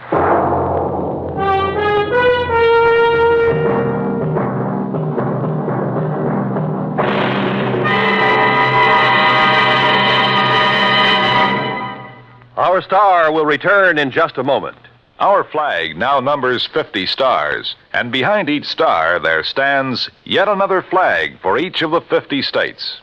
New Mexico's flag is an ancient Zia sun symbol, a red circle on a field of yellow, radiating from 4 points, which we might indicate as north, east, south, and west, are 4 parallel lines, 4 was a sacred number of Zia, the number most often used by the giver of all good gifts.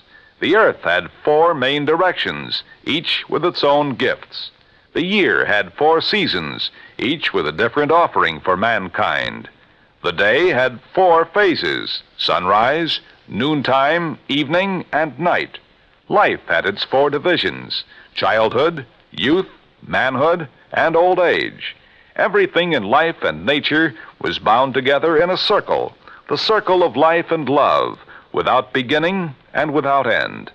And in this great brotherhood of all things, man had 4 obligations. He must develop a strong body, a clear mind, and a pure spirit. 4th, and most sacred, he must devote unselfishly body, mind, and spirit to the welfare of his people. From this simple symbol, the Zia sun, we read the legend of a wonderful philosophy. The flag's colors of flaming red and golden orange represent the banners of Ferdinand and Isabella, which were carried by Columbus across the Atlantic. New Mexico's state flag, the flag of the 47th state to enter the Union, was adopted on March 19th, 1925. Now, here's our star to tell you about next week's story. Next week, some of the funniest old characters I ever meet. And a 10-year-old boy solves the case. Join us, won't you? Yours truly, Johnny Dollar. Yours truly, Johnny Dollar, starring Bob Bailey, originates in Hollywood and is produced and directed by Jack Johnstone, who also wrote today's story. Heard in our cast were Virginia Gregg, Harley Bear, Forrest Lewis, Barney Phillips, Alan Reed, and Russell Thorson. Be sure to join us next week, same time and station, for another exciting story of yours truly, Johnny Dollar. This is Roy Rowan speaking.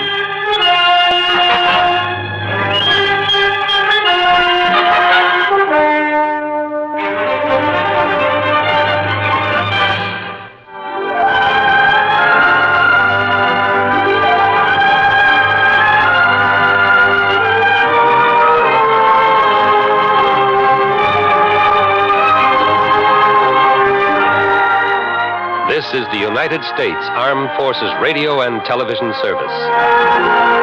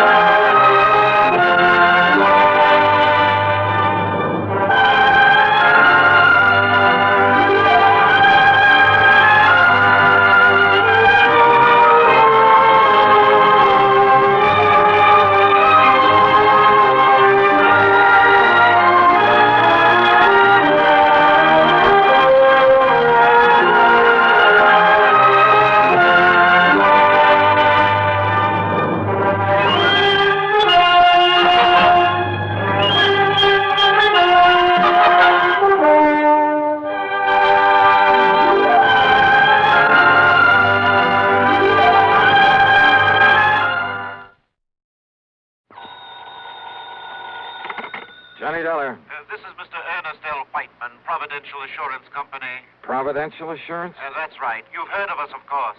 No, sir, I can't say that I have. But what's on your mind, Mr. Wyman? Embezzlement. Don't try it.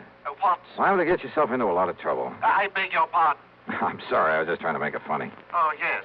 Yes. Well, now, if you care to look into this for us... Sure, why not? Then I suggest you come here to my office and I shall give you the details. I take it there's a fee here in addition to my expenses? If you recover the money, something over $200,000, you can practically name your own fee. Great. That is up to, say, $5,000. On a $200,000 loss? That's right. Oh, well, then maybe I'd better figure on padding out my expense account. Now, just a minute. Oh, stop worrying, Mr. Wyman. But if you have any intention of Just keep your shirt on. I'll be over to see you.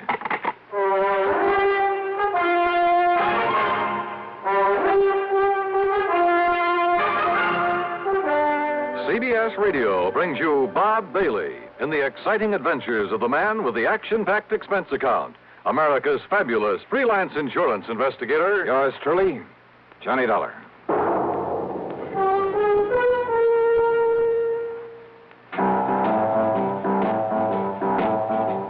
Talk about best-selling records.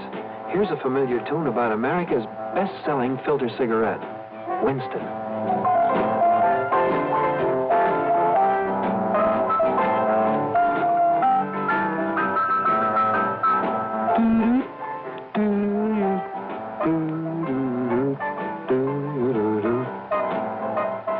Winston gives you real flavor, full, rich tobacco flavor.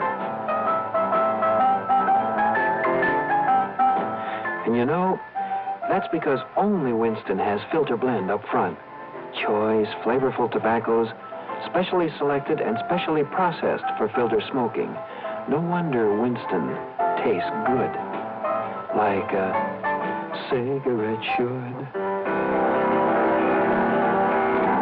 Smoke Winston. And now, Act One of yours truly, Johnny Dollar.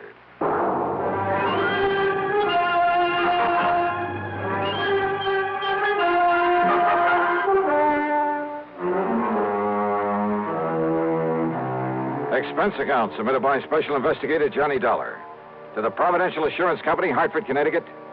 Now, at this point, I don't know if it's the Home Office or not.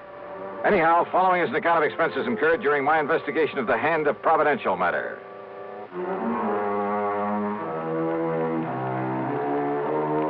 For some reason or other, dealing with a new company usually spells trouble for me. But expense account item one, $1.25 for a taxi to the offices of Providential down on the square. When I say offices, I mean exactly two with a connecting door. I'm very glad to see you, Mr. Dollar. I'm Ernest L. Whiteman. Mr. Whiteman? And this gentleman, Mr. Dollar... I'm the man that had Ernie Whiteman send for you. Yes, this is... Name is Elwood Sprague, Dollar. I'm the owner of this business. The sole owner, Mr. Sprague? That's right, son. Providential Assurance is all mine, lock, stock, and barrel. Oh, I see. Made a lot of money in oil down in Texas. Couldn't find any way to spend it all, so I started this here. So what happens?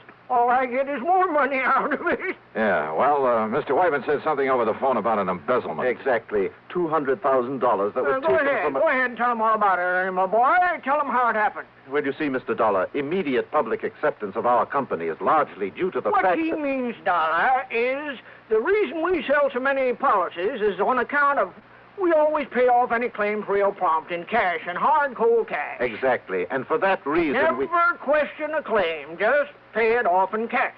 That's what we promise, and that's what we do. And for that reason, Mr. Dollar... That's why so many people who can't afford much insurance come to us. Yes, but as a result... So what happens? Instead of a nice tax loss, there ain't enough claims to fill your hat. All we make is profit. You mean you've hoped to lose money in this business? Tax loss, Mr. Dollar. You ever have to pay the taxes on profits from a couple of hundred producing oil wells? Hardly. But now, Mr. Whiteman, about this embezzlement... as I started to say, paying off in cash as we do... That's right. Means keeping a lot of cash on hand. Oh? Then this embezzlement was of your own money? Exactly. The money was stolen from us. You kept that kind of money here in a safe or something? Well, wouldn't keep it laying around on the floor, would you? Well, have you any idea who might have taken it? We most certainly have. It was Hauser. Tom Hauser. The only one besides Whitey had the combination to the safe. He also kept the books, Mr. Dollar. Well, didn't you check his books periodically? Oh, of course I did. But when I discovered the loss this morning, I also discovered he'd been juggling the accounts. Well, how long ago did this Tom Hauser work here? Up until yesterday. As I told Mr. Sprague, I informed Hauser last night that I planned to check the cash as well as the books this morning. So what happens? This morning he's gone, and so is the money. Well, Dollar? When you ask me, this sounds like the most loosely run insurance company. Mr. Dollar. How you ever managed to get a license from the Insurance Commission? Well, now, that license is something we ain't bothered with yet. You what? We gotta make sure we got a business first, don't we? Are you kidding? Do you realize what the commission will do when they find out about this? Don't give it a thought, son. To say nothing of the police? Your job is to catch that Tom Now, Hauser. look here, Mr. Sprague. Then, if the insurance commission or the government or anybody says we're doing wrong... And you can bet they will. Why, then I'll pay up and get out of this business. Believe me, it'll cost you a lot more than this $200,000. Well, sure, maybe a couple million. It'll make a nice tax loss. Yeah, and you'll probably end up in jail. Well, now, you let me worry about that. Your job is to get this embezzler. And don't forget, we're paying you $5,000 to do it. Look, you say it may cost you millions to get out of this mess. That's right. And yet you're worried about a couple of $100,000? Well, now, that's different. Huh? That was stolen, son. That was illegal. Trying to make sense with this man was like trying to reason with a hitching post. I told him I didn't want the case and that I could understand why he'd hesitate about calling in the police. Sure, they'd probably start asking questions. With the only answers he could give them, he'd really be in trouble. I told him that my only duty, as far as I could see, was to notify the commission of this whole operation. Sure, son. If your conscience hurts you, go ahead and notify him. After you got this money back first. After? Well, I don't know much about investigation, but seems to me that with him gone only a few hours, well, if I was you, I wouldn't be wasting any time. You got a point there. Sure. And don't you forget that $5,000 that's waiting for you when you bring that money back. Well, I ask you, what would you have done? And with a fee of $5,000 dangling in front of your eyes. Yeah, that's what I did. I took the case.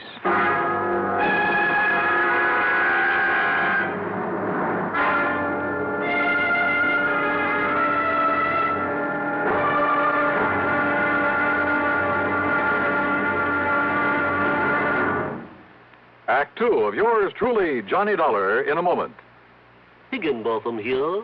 We will now commence our lesson in stereophonic reproduction. Listen to the call of the spotted bill snicker on ordinary stereo. Now then, on a Columbia Stereo 1 phonograph. Obvious difference, what? The Columbia stereophonic system really causes all others to blush. For it is not composed of just a few separated speakers. Columbia is the originator and exclusive purveyor of stereo projection. Only Columbia fills every inch of a room with real, lifelike sound. Now, when I was bird watching with the Duchess of... But let that pass. You simply must hear the Stereo 1 phonograph by Columbia. Ask your Columbia phonograph dealer for a demonstration. And, chaps, portables are priced as low as $39.95. Consoles commence at $129.95. Lost that bird. And now, Act two of yours truly, Johnny Dollar, and the hand of providential matter. Hoping the insurance commission wouldn't hang me if they ever found out I'd taken an assignment from this outfit, I decided to check the last known whereabouts of the embezzler, the bookkeeper who'd stolen some $200,000 from them. After getting his description and his address for Mr. Sprague, I spent item two, $1.85, for a taxi to a dingy rooming house on the north side of town. At the front door, I was met by a frowsy old maid wearing a rather slovenly blue housecoat. She looked like she'd just gotten out of bed, and her stringy black hair was up in paper curlers. Special investigator, huh? That's right. Here, my credentials. Johnny Dollar, freelance. Well, Mr. Tom Hauser ain't here right now. I know. Have you any idea where he might be? I seen him leaving bag and baggage late last night. Guess he's gone on a trip somewheres. I was sitting by the front window having a can of beer before I went to bed, and I seen him get in his car and drive off. Yeah, well, just let me have the key to his room. Are you sure that's all right unless you got some kind of a warrant? Yeah, I'm sure. The key, please. Well, I ain't had a chance to clean his room up yet today. Don't do it. Don't touch a thing of his until I tell you to. Oh, well, now look, dearie. Just let me have the key. And here's a 5-spot for your trouble. Oh. Well, now, you're what I'd call a real gent. And here's the key. It's the first apartment on the right, top of the stairs. Yeah, thanks. Is something wrong, Mr. Dollar? Did Mr. Hauser do something he oughtn't have done? What do you mean? What are you talking about? Hey, I had to come back here, pick up my stuff. So he isn't here. Yeah, don't worry about the split. I'll meet you like I said. Yeah, then we'll take care of it.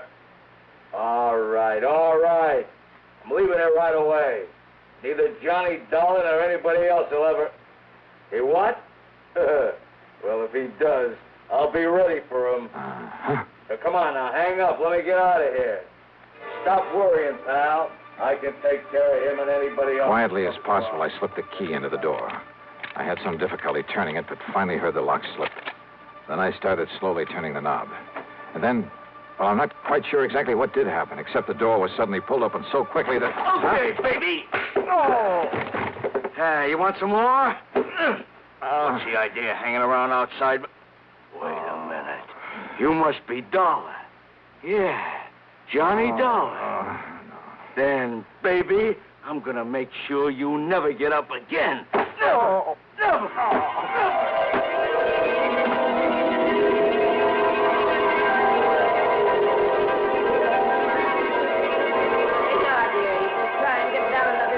Out of this bottle.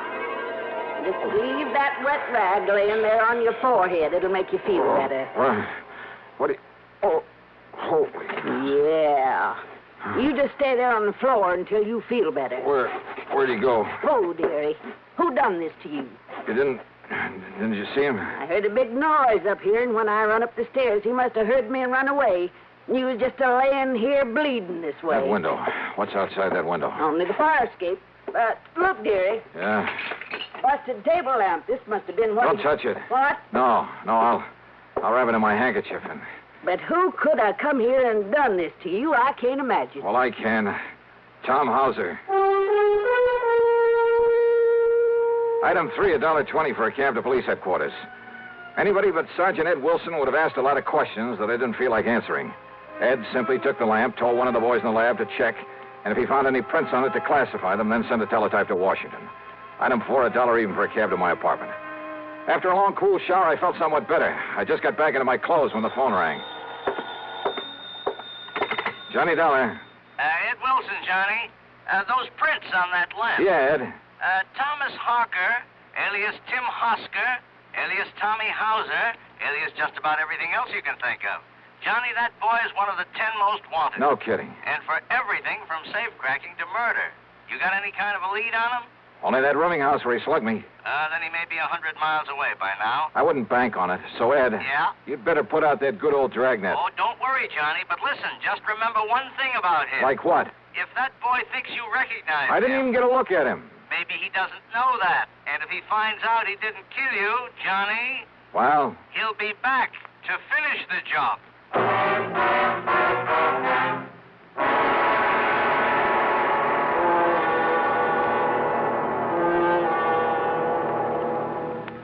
Act 3 of yours truly, Johnny Dollar, in a moment. Here's Hollywood star Mona Freeman. Who feels like acting with a miserable cold? I relieve cold distress the fast way with 4-way cold tablets. Yes, tests of all the leading cold tablets proved 4-way fastest acting.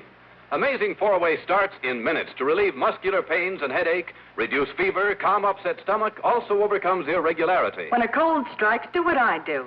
Take 4-way cold tablets. It's the fast way to relieve nasty cold distress and feel better quickly. 4-way, only 29 cents. Now, here's a word about another fine product of Grove Laboratories. Does dandruff dull your hair, leave scalp itchy? Get Fitch Dandruff Remover Shampoo and get rid of unsightly dandruff in 3 minutes. 3 minutes with Fitch regularly is guaranteed to keep embarrassing dandruff away forever.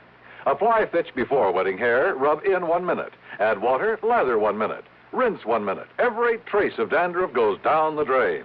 3 minutes with Fitch, unsightly dandruff's gone. Fitch can also leave your hair up to 35% brighter. Fitch Dandruff Remover Shampoo. And now, Act 3 of yours truly, Johnny Dollar.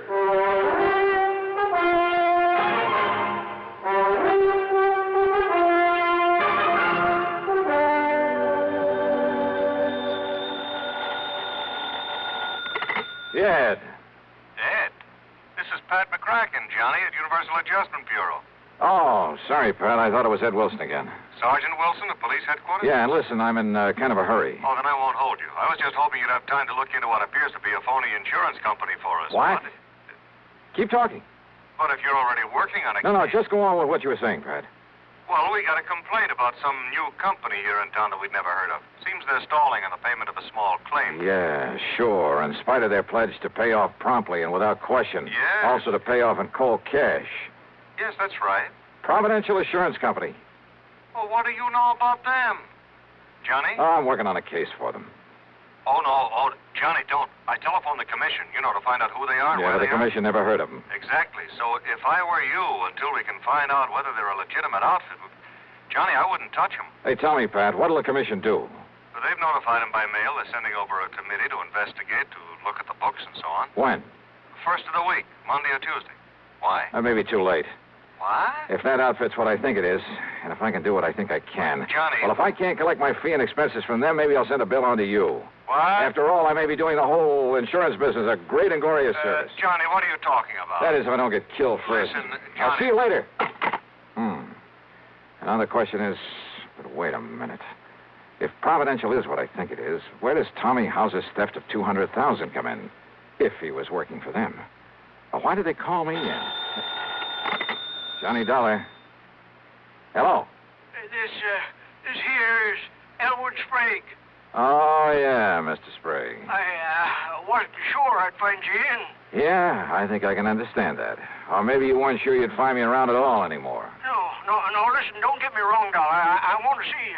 I got to see you right now. Yeah, why not? They're at your office? No. Well? My room, here at Guilford. And you'll come alone? Are you alone, Mr. Sprague? Yes, Mr. Dollar. Will you come right away? Yeah, as soon as I can. Thank you. That's funny. If he wants to see me, if he is alone, or is this some kind of a trap? No, there was absolute sincerity in his voice. I was sure of it. Yeah, and there was something else, too. Fear. Maybe that was it, fear. Hello? Johnny, listen, you said you'd been working with the police. So? Well, I knew I'd never get anything out of you, so I called them. Listen, if this Elwood Sprague of Providential has anything to do with the beating you took, has he? Pat, I'm on my way over to see Sprague right now. Well, I tried calling Providential. He isn't there. I know. But if he and that gangster, that Tommy House... Sorry, Pat, he's waiting for me over at the Guilford. Johnny... There was no time to waste. Maybe Hauser was still gunning for me, but if so, well, maybe I wasn't the only one. Item 5, a couple of bucks for a cab to the Guilford Hotel. And there in his room, I found a very different Elwood Sprague than I talked to earlier. And the story that he slowly, nervously unfolded proved to be very interesting. So maybe I didn't ever make no oil fortune there in Texas. It ain't so easy down there as you might think. But I learned to use my wits and my brains to get along by outsmarting the next man. You see what I mean, Mr. Dollar? Then those 200 oil wells you were talking about? Well, it made a good line. It fooled you, didn't it? It even fooled Ernie Whiteman for a while. That's what gave him the idea. The idea for what, Mr. Sprague? Well, me to front for this insurance racket. You know, collect a lot of premiums and then we'd skip town. Right in the heart of the insurance industry? Always harder to pick out a bad apple in a barrel full, ain't it? Oh, brother. So what happened? That Ernie's a salesman, Johnny. When he got started on the country people around here, the money come rolling in. And when somebody made a claim, we stalled him on it. How long did you think you could get away with this? Until the commission got wise to us, and we'd move out. The commission was planning to investigate you next week. I know. Only by that time we'd be out of here. You and Whiteman and this Tommy Hauser. Hauser. Ernie brought him in. He said because he had a record, the police would know about him, so he would take the rap if anything went wrong. But then he walks out with all the money last night. And then you sent for me. Why? Because Ernie and me go after Hauser, he might have killed us. Ernie didn't want to send for you, but I made him. I held a gun on him. Oh, real nice people. Because maybe Hauser didn't know you. Maybe you could nab him and get the money for us. So what if you did get wise to us? What if we should have to cut you in to keep you from blabbing to the law? You rotten. Do you think everybody in this world is a crook? Well, at least it was better than leaving Hauser get away with all of it. It looks to me like he has so far. Well, Johnny, now listen. Oh, I'm listening. Now Ernie didn't know it, but I heard him on the phone. He was talking to Hauser. He was double-crossing me.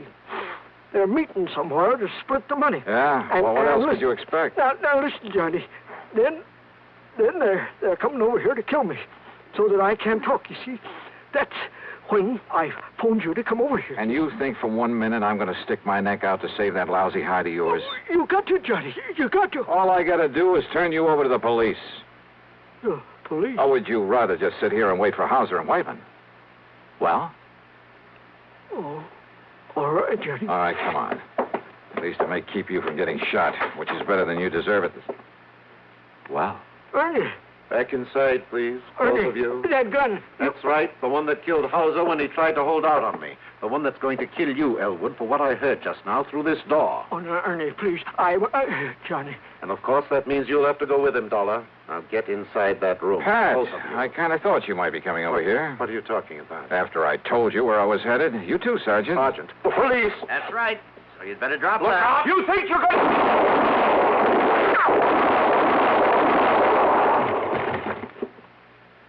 Well, Johnny? Well, thanks, Ed. You too, Pat. Oh, and Ed. Yeah, Johnny. Maybe you'd better put a pair of cuffs on Mr. Sprague here. You know, to keep him out of any more trouble. Oh, I'll go along peaceful.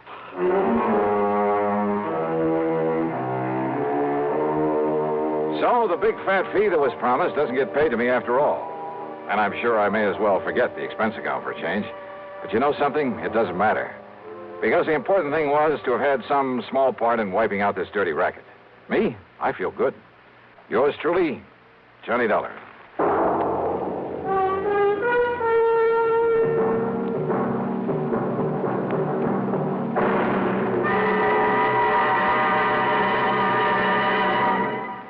Our star will return in just a moment. Constipation is something people don't talk about much, but it can be a problem for anyone, even doctors. And when constipation occurs, it's interesting to see just what doctors consider important about a laxative they might use or recommend. Well, a majority of the doctors we heard from had this to say. A laxative should be effective, gentle, as close to natural acting as possible, and a medicine that can be used with complete confidence. Now, X-Lax has been popular with many doctors and millions of people over the years because pleasant-tasting chocolated X-Lax is effective. Overnight, it helps you toward your normal regularity. X-Lax is gentle. Next morning, it gives you the closest thing to natural action. And that's why many doctors and millions of people use X-Lax with complete confidence. X-Lax, the laxative that helps you toward your normal regularity gently, overnight. Is X-Lax in your medicine cabinet?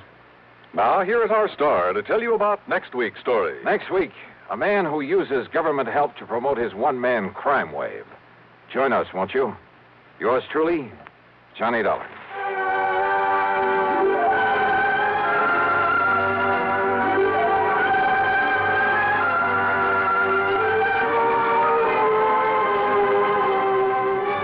Truly, Johnny Dollar, starring Bob Bailey, originates in Hollywood and is written, produced, and directed by Jack Johnstone. Heard in our cast were Virginia Gregg, Edgar Barrier, Junius Matthews, Jerry Hausner, and Lawrence Dobkin. Be sure to join us next week, same time and station, for another exciting story of yours truly, Johnny Dollar. This is Dan Coverly speaking. Next, the nerve-tingling progress of a man hurled into space from Suspense on the CBS Radio Network. Citizens of Troy, this is Neil Kelleher, the Republican candidate for mayor of Troy. I'm taking this brief opportunity to tell you that a Republican city administration will restore garbage collection and disposal to an efficient level. The Democratic administration, having burned out the municipal incinerator, has now returned to the ancient system of garbage and refuse disposal by depositing it on an open dump. I shall take steps immediately to restore the incinerator and eliminate the threat of stench and smog that will surely be blanketing the northern section of our city as soon as the refuse piles get deep enough and the underground fires begin to burn. I intend also to eliminate the noisy collection of garbage in residential areas in the middle of the night so that Trojans can get their sleep.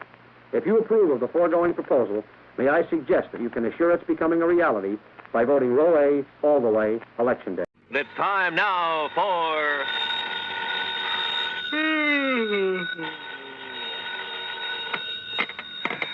Johnny Dollar. Hi, Johnny. This is Art Price, International Press Service. Oh, holy smoke, Art. What are you doing up at this hour of the morning? I'm on the night desk, and I'm sorry to have to wake you up. So am I. Listen, I just got a call, a real frantic one, from a guy who insisted on having your phone number. Well, did you give it to him? He said he's an insurance man, that it was about some insurance matter, so yes, I did. Well, why'd he call you? Yeah, that puzzles me too, but he was so excited, so frantic.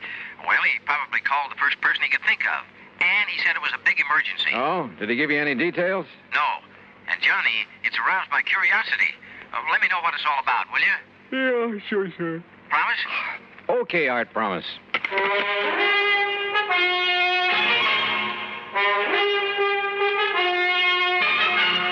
Bob Bailey in the exciting adventures of the man with the action-packed expense account, America's fabulous freelance insurance investigator. Yours truly, Johnny Dollar.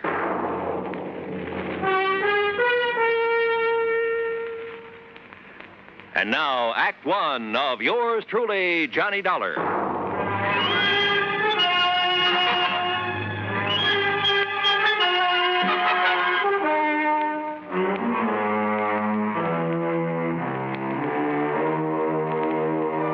Expense account submitted by Special Investigator Johnny Dollar.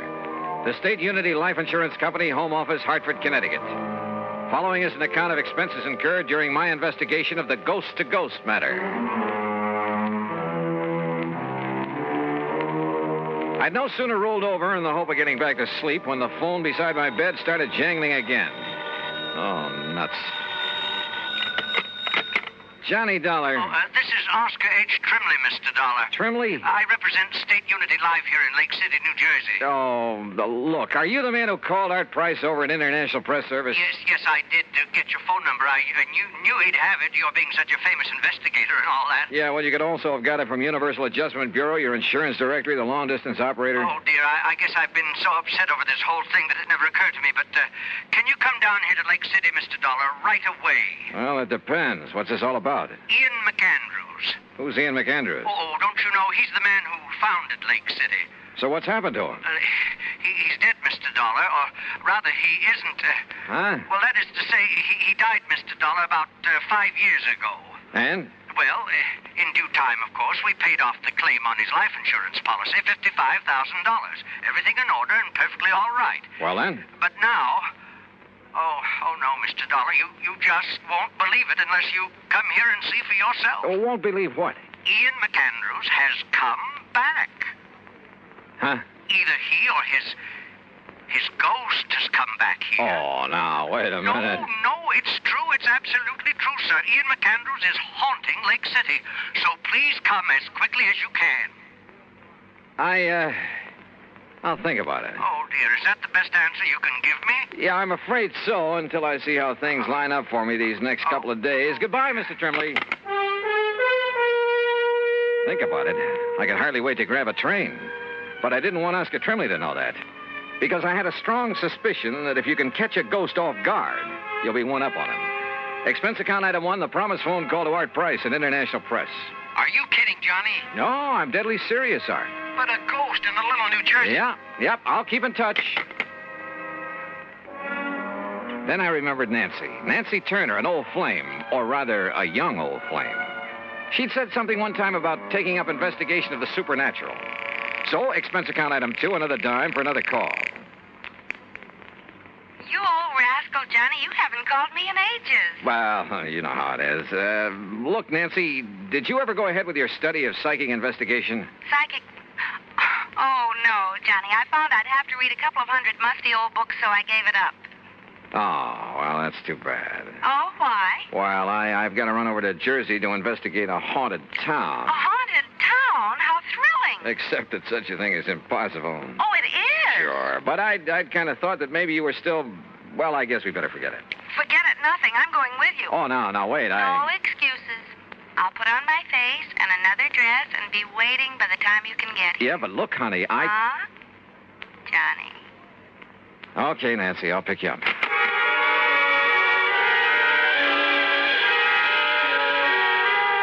Item 3, 1085, taxi and train for 2 to New York. Item 4, $50, deposit on a rental car when we got into Grand Central Station.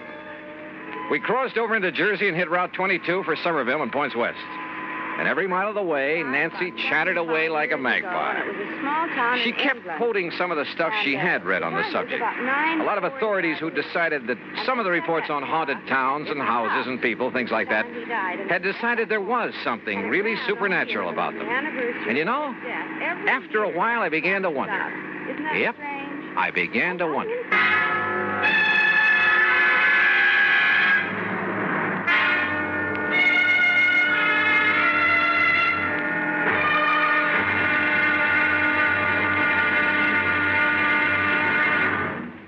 Act 2 of yours truly, Johnny Dollar, in a moment. And now for another episode in the life of Sergeant Donald Bellweather, my husband.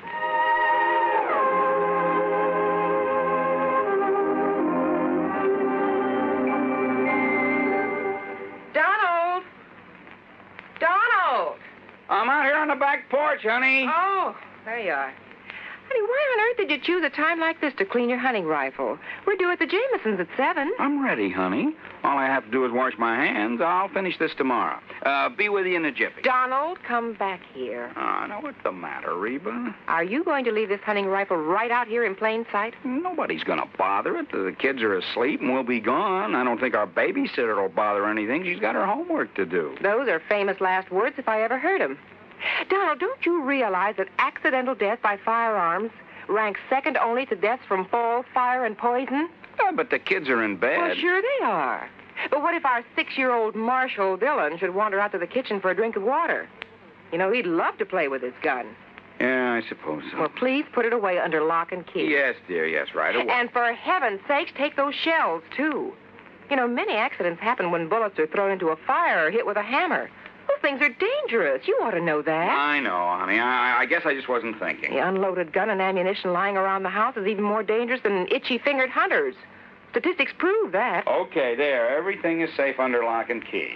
Now, you still angry with me? Oh, Donald, I don't want to sound like a nagging wife, but... My dear, you have every right to reprimand me. Me, a non-commissioned officer. I should know better. But that's the way it goes. We forget. That's why there are accidents in the field, out hunting, and in the home. We all know better. We just forget or get careless with firearms. Well, come on along. Let's get over to the Jamesons. Okay, dear. Now, this won't happen again, believe me. You know, I wouldn't have started to clean that rifle if you hadn't taken so long to get dressed. But you sure did a good job. Oh, you look beautiful.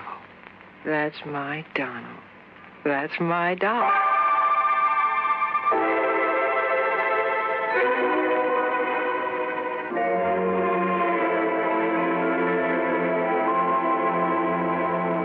And now, Act 2 of yours truly, Johnny Dollar, and the Ghost-to-Ghost Matter. Lake City, nestled in among the soft, rolling North Jersey hills. But a kind of has-been town. I saw the reason for that in the abandoned mill, the old McAndrews cotton mill at one side of the lake. The same old story, I guess. When a town's main industry closes down, it kind of goes to pot. Nonetheless, it was a charming little place.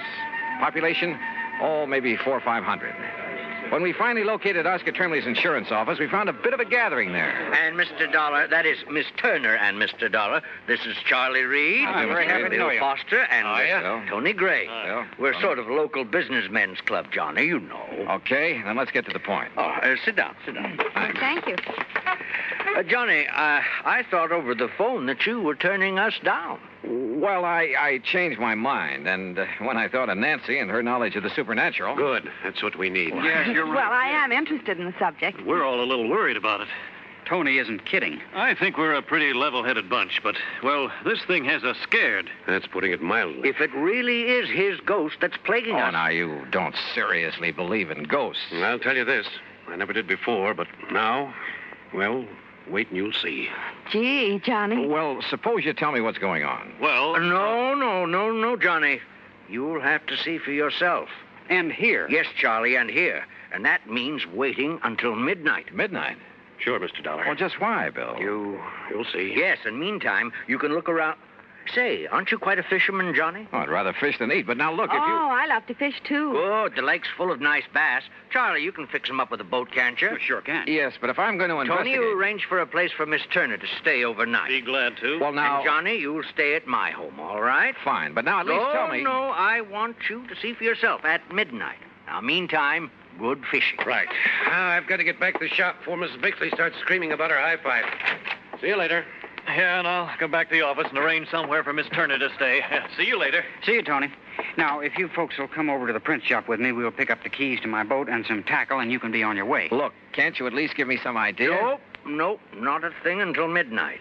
Oh, and we'll all have dinner together at the hotel. Mr. Trimley... Well, you ready, Mr. Turner? Johnny? You fellas are the boss, I guess.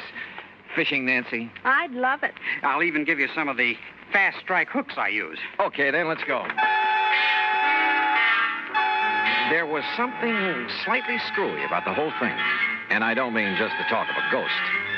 But when I go fishing, and at company expense, well, who's to complain? So Nancy and I spent the rest of the day on the lake. Matter of fact, she caught the big one.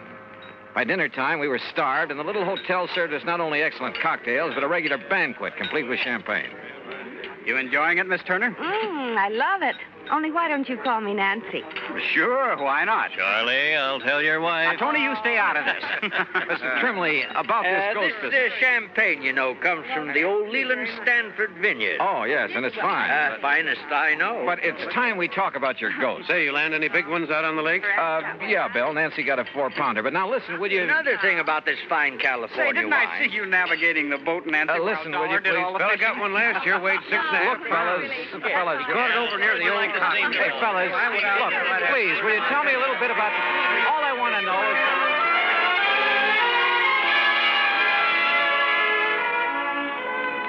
So, I got nowhere. But then, finally, after a lot more food and wine and chatter, we drove off in Tony's car.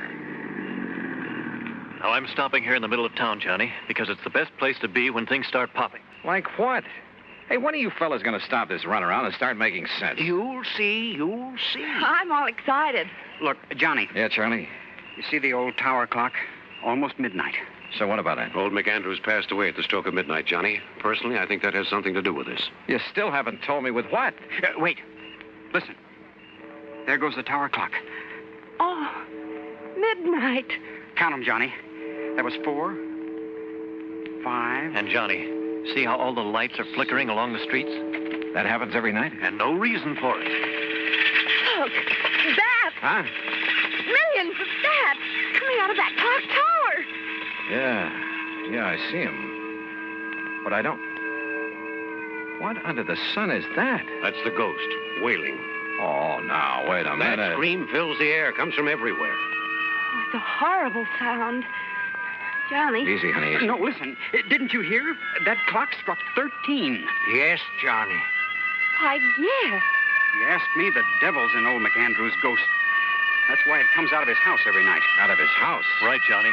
And wait till you see what's there. Right.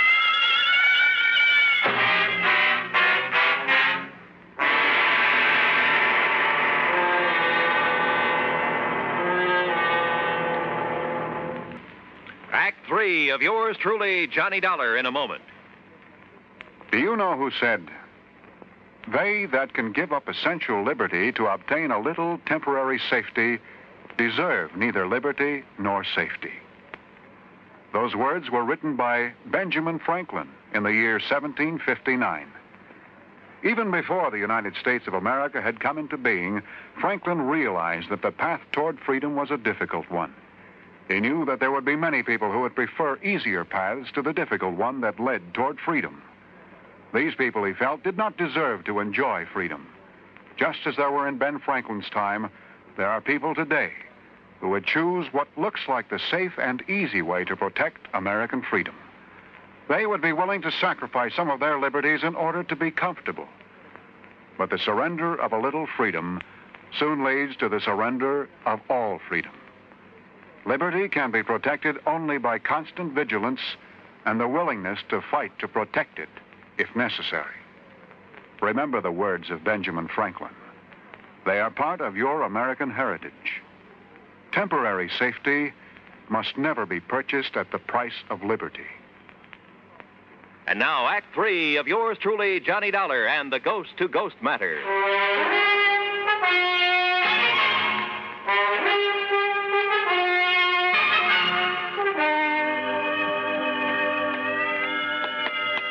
Is the front door of this old house always left wide open? Yeah, Johnny. Sure you want to go in? Sure. Come along, Nancy. I'm coming. Oh, there was more light around. Oh! Well, that's nice. Slammed right in our faces. I knew it. Unlocked, though.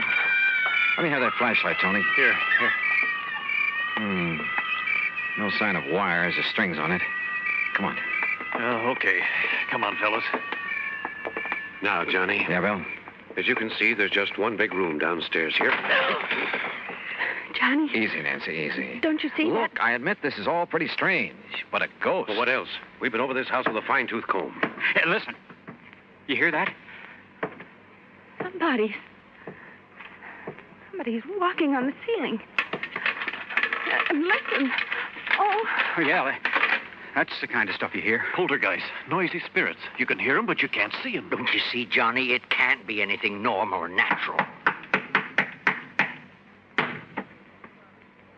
Is that the end? No, sir. The old ghost has a regular... see? Hear those shutters banging? There's no wind out there. Why didn't you tell me it'd be like this, Johnny? Let's...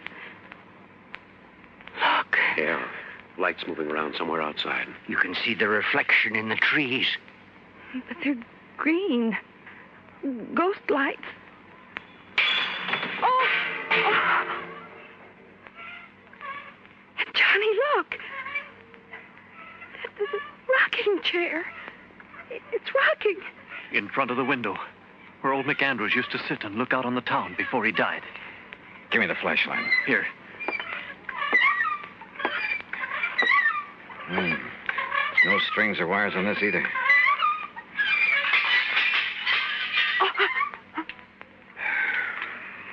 Well, that's the end of it. The same crazy routine every night. It's the ghost of Ian McAndrews.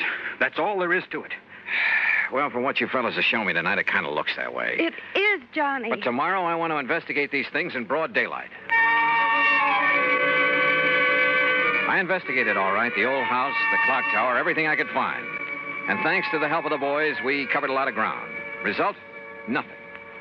Meantime, I noticed that the town, the sleepy little town of Lake City, was being mobbed.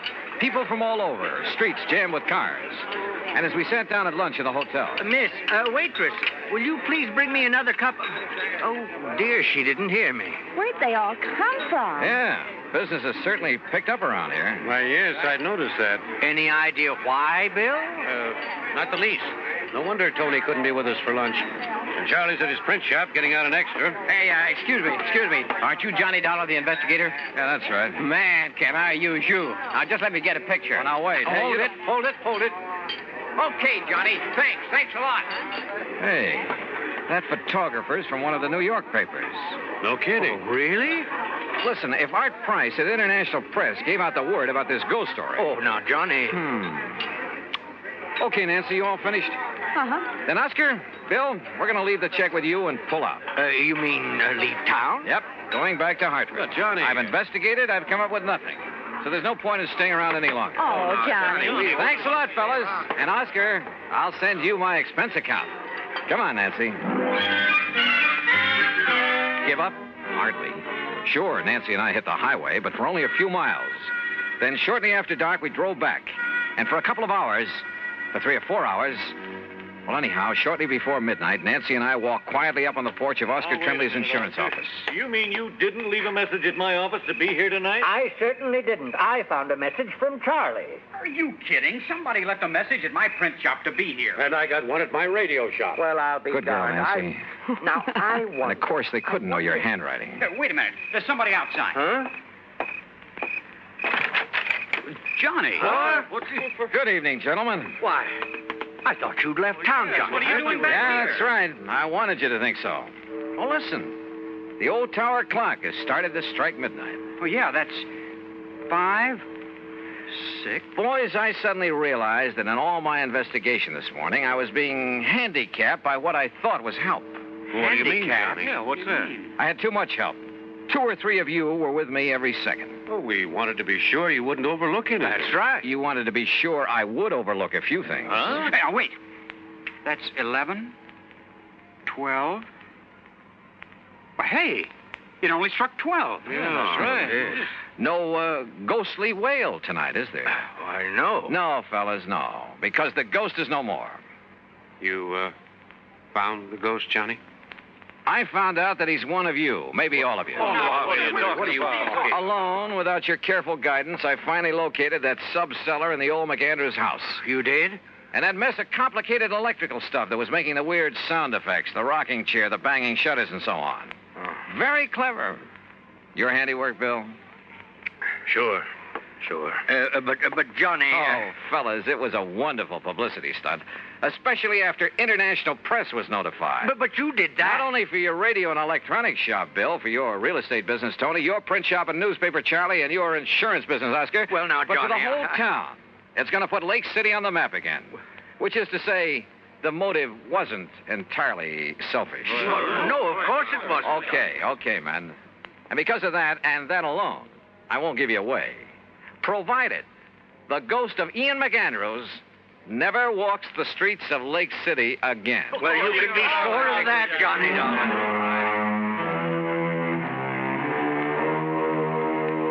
I don't know. I suppose I ought to really hit you over the head with this expense account. But after all, the cause was a kind of worthy one. So I'll be honest with it for a change. And it was fun to have Nancy Turner along. Expense account total, including mileage on the rental car, less deposit, $31.50. Yours truly, Johnny Dollar.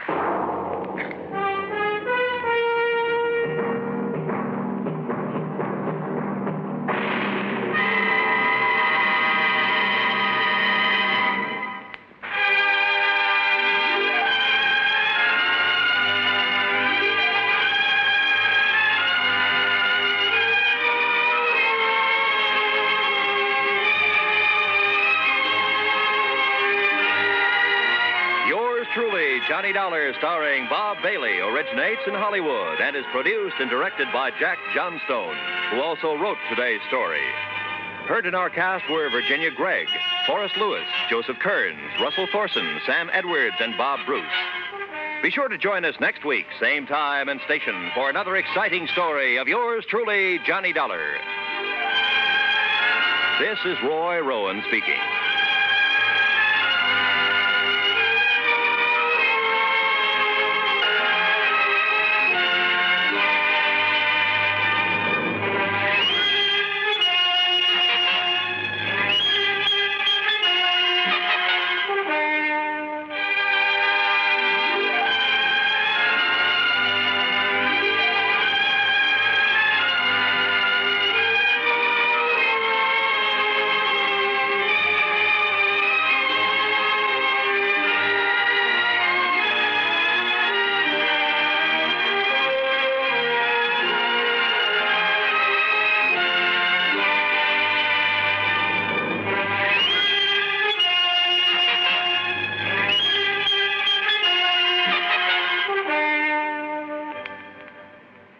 Johnny Dollar has come to you through the worldwide facilities of the United States Armed Forces Radio and Television Service.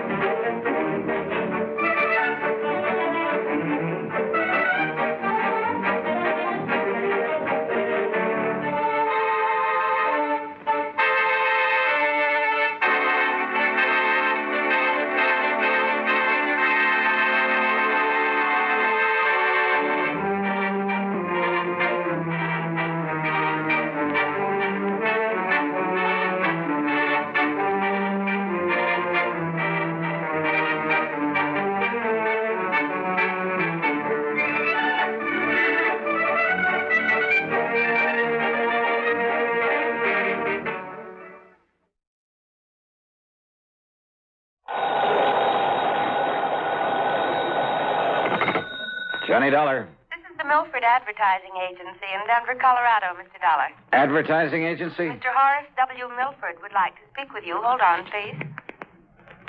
Hello, Dollar. That's right, Mr. Milford. Yes, can you come out here to Denver to see me right away? Well, now, look, sir, if you're interested in buying commercial time on my weekly radio program, you'll have to contact CBS Radio in New York. No, Dollar. This is a purely personal matter that I wish to see you about, that I must see you about. Well, I'm sorry, Mr. Milford, but unless there's insurance involved... Well, yes. Yes, there is. The same company that's insured my life. One of the outfits I work with? Tri-Western Life Insurance Company? Yeah, that's one of my clients. Well, then, please, come out here right away. Well, I'd better check first with the company and get their authorization to... What was that? No, by all means, do not contact the insurance company. Not yet. Well, there's a little matter of my expense account. That will be taken care of, most adequately. Okay, whatever you say. Now, what's this all about, Mr. Milford? Mr. Dollar, here on the phone, I can only tell you it's a matter of preventing... Yeah? Yes? Of preventing a murder.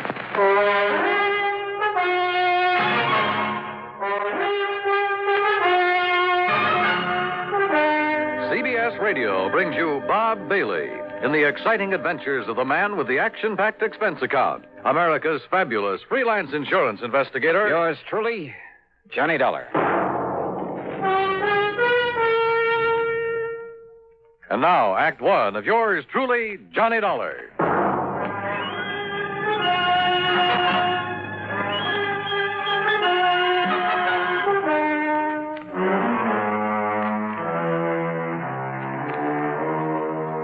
Expense account submitted by Special Investigator Johnny Dollar to Mr. Horace W. No, to the Tri-Western Life Insurance Company. You'll see why later on. And following is an account of expenses incurred during my investigation of the hired homicide matter. Expense account item 1, $77 plane fare. The big mainliner took off from Bradley Field in Hartford at 8:25 p.m. and set me down at Stapleton Field in Denver at the ungodly hour of 3:35 a.m. Item 2, $5 for a cab into the Brown Palace Hotel, where I added some sleep to the few hours I'd had aboard the plane. Breakfast was item 3, $1.50. And then I walked over to the office of the Milford Advertising Agency on California Street. Horace W. Milford was tall, gray-haired, and with a very dignified bearing. He got to the point immediately, and yet in a kind of roundabout way. Mr. Dollar, I must emphasize that this whole thing must be completely confidential. Oh? Well, now that depends. I will pay you well, very well. You sound as though there might be something illegal about whatever it is you want me to do. I can only hope that you can prevent something illegal from happening, something terribly wrong. You mentioned murder. I said prevent a murder. Whose, Mr. Milford? Yours? I'll be as brief as possible, Mr. Dollar. Time is of the essence. But first, you must know some background. Right ahead, sir. Since my wife passed away some years ago, this advertising business and my daughter Claire have been my sole interests in life. How old is Claire? She was 27 on her last... now, listen, please. I'm listening. I built this business by myself. Until 2 years ago, I made all the client contacts, planned the campaigns, wrote the copy. I bought the space and radio time, everything. And then Tony came along. Tony? Anthony Ferringer. He's my son-in-law. And he works for you, Mr. Milford? Out of pity for a young man who seemed to be struggling to make his way in the world, I gave him a job. Oh. And then by way of repaying me, I thought, he brought the Bonar Electronics account to this office. Bonar Electronics Corporation. Yeah, I've heard of them. Pretty big outfit, I understand. It means annual billings of some $2 million to us. That's a sizable advertising account. Now, the point is, well, he told me later that his means of getting it were somewhat unorthodox. Unethical is a better word. No, how do you mean? He told me that he had something on officers of the Bonar organization, that he threatened exposure and ruinous scandal if he weren't permitted to handle their advertising here. Well, now that doesn't seem possible with a big company. Thanks largely to my own efforts and ideas, we have established them as one of the most important companies in their field. Don't ever underestimate the value of advertising, huh? Yes, to the public as well as to the company. Yeah. Well, now, Mr. Once Milford... I took over the account, young Tony was content to sit around, collect his salary and a big commission and do nothing. Nothing, that is, but constantly remind me that he had brought the business here. I see. But, Mr. Dollar, were the account suddenly to go to some other agency, it would ruin me. Oh, how so? Buying this building, setting up the organization adequately to service such an account cost me everything I had. I'm not a young man anymore. Well, is somebody else gunning for Bonar Electronics? Oh, far worse than that. Mr. Dollar. Now, wait a minute, please. I'm afraid we've got far away from the subject of murder that you talked about. Mr. Dollar, far worse than his simply falling down on the job is the fact that Tony Ferringer, against my will, mind you, because I knew him well enough not to trust him, courted and eloped with my daughter. Well, now, and Mr. it wasn't because he loved her, believe me. It was only a further step in a plan to get his hands on this advertising business of mine. You're sure of that? He had the nerve, the audacity to say so himself. I can see him now, sitting right there where you are, with a smirk on his face, blandly telling me that now that he'd lost her, he'd have to resort to other tactics. Oh, wait a minute. That he'd have to take this important account away from me by opening his own agency, and that I couldn't stop him. Wait a minute, please. You said lost her. What did you mean by that? Because of his duplicity, what he'd done to me. Because of the miserable way he treated and tortured her. Claire, my daughter, my only child. Claire took her own life. Oh, I'm sorry. Oh, the shock of it almost killed me, Dollar. Tony Ferringer was bringing my whole life crashing and crushing down upon my head. I hated him. With every fiber of my being, I was beside myself. I could see only one thing left for me to do. Mr. Milford, please, but if then, you're leading up to then what my I think clients you at are. Bonar came to me 2 days ago, and they told me they realized what had happened and why. And they assured me there was nothing Tony could do or say that would hurt them and that they would stand by me. Well, that straightened me out, Mr. Dollar. It made me realize that killing Tony, there was no point, no use in it. Well, I'm glad of that, sir. But then I'm afraid I don't see why you sent for me. Because it was too late. What? Because I had already hired a man, a professional killer. To murder him? Yes. Well, then, good heavens, man, call him off. I can't. Sure, get in touch with him and... What do you mean you can't? There's no possible way for me to reach him, contact him, until after he's murdered Tony Ferringer.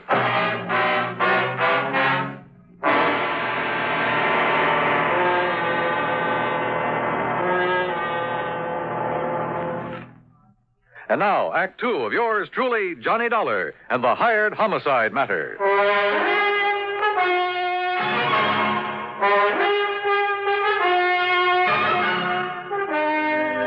Now, wait a minute, Mr. Milford. You mean there's no way to reach this hired killer to call him off, to tell him not to murder Tony Ferringer? No, none whatever. But look here, you can't just Mr. stand... Dollar, when the only thing I wanted in life was to see him dead for all the terrible things he did to me and to my daughter, I went about arranging it very carefully. How? By means I don't need to go into here, I finally established a contact in the underworld here in Denver. Sort of a stool pigeon, I suppose you'd call him. A man named Eric Blinker. Yeah. For a price, Blinker had the killer contact me at my home. Do you know the name of this killer? Well, he only told me that if he felt it necessary to phone me or to contact me in any way before the job was done, he would identify himself as Blackie. Oh, great. Then the only thing you can do is contact this Eric Blinker again. No. Tell him to call off Blackie. Have Blackie get in touch with you. No, Mr. What do you mean, no? Eric Blinker's body was found floating down the Platte River yesterday afternoon, just before I called you. Oh, but don't you see, Mr. Dollar? Unless we can somehow contact this Blackie, he'll go ahead with the murder. The murder I arranged. It must not happen. All right, how much do you know about Blackie? What does he look like? I don't know. But you just finished telling me that he called on you to make arrangements for the killing. He came to my home at night. He insisted on talking to me from outside a window where I couldn't see him. I couldn't see him. All right, did you give him any money? $5,000 in cash. Marked? Huh? Marked bills? No. Oh, fine. Well, he said that if any of the money was marked in any way, that he would know about it and that he wouldn't hesitate to kill me. All right. When was he to do the job? He would only say by the end of the week. And this is Friday. This is Friday. And you can't give me anything to go on to find this man, Blackie? Nothing, unless he calls. Well, if that happens, you don't need me. Mr. Milford. Yes? Have you told Tony Ferringer anything of this? Good heavens, Dollar, you don't know the man. Can't you see what would surely happen if I did? He would bleed me for everything I have. Me, accessory to a plot to murder him. Don't you see what that means? Yeah, sure I do. And if you were to call in the police, it would be just as... Oh, yeah, Mr. Milford, you've really stuck your neck in a noose. Somehow you've got to get me out of this. You? What about Tony? Right guy or wrong, he's the one who's going to be killed. Well, I meant stop this thing. I don't want his blood on my hands, not anymore. Somehow you've got to stop this killing. Oh, yeah, sure, great. But how? You got any good ideas? Hey, a phony telegram, something like that. What? Yeah, some kind of a message telling Tony to get out of town. But if it weren't to reach him soon enough, or if he were to disregard it. If you were to go to the police. Oh, I'd sooner kill myself. I might as well. Or contact them. An anonymous warning, maybe. There is only one place from which Tony Ferringer might expect trouble. From me. Mr. Milford. Well... Oh, I don't know. So help me, I don't know. I'm not even sure you deserve help after what you've done. I beg you, Mr. Dollar. Hey, you told me on the phone there's insurance involved in all this. Well, when he first came with me, Tony had his life insured. He named some distant relative as the beneficiary. Through Tri-Western Life? Yes. But he didn't even name Claire in it when he married her. Yeah, well, that's beside the point now. Do you have an idea, Mr. Dollar? Is some way... No. I was just thinking it's not only your neck I've got to look out for now, but I got to keep the insurance company from having to pay off on Tony. Well, you could watch over him. Oh, yeah, sure. Sit on his lap for 24 hours a day without his knowing it. Where is he now? I don't know. Well, where does he live? Well, then you will watch over him. We'll see. Scribble down his address and phone number for me. Oh, yes, of course. He lives at 425. Now, what does he look like? About the same height and weight that you are. Here. Very good. 425. But his hair and complexion are somewhat different. Tony! That's right, Papa. And who are you, mister? I take it you're Tony Farringer. That's right. Oh, Tony. Oh, listen, you old fool. I just found out you spoiled my chances of starting my own agency.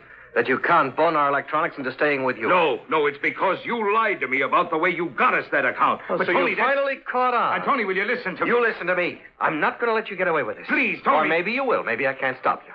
But believe me, you're going to pay me plenty. Tony, will you How? please Why? listen I haven't to me? figured that out yet. But you'll pay me, Papa. Just remember that. Wait. Oh, dear. I don't know. I don't know what to do. Just keep your shirt on, Mr. Milford. Yeah. What? Yeah. And wish me luck.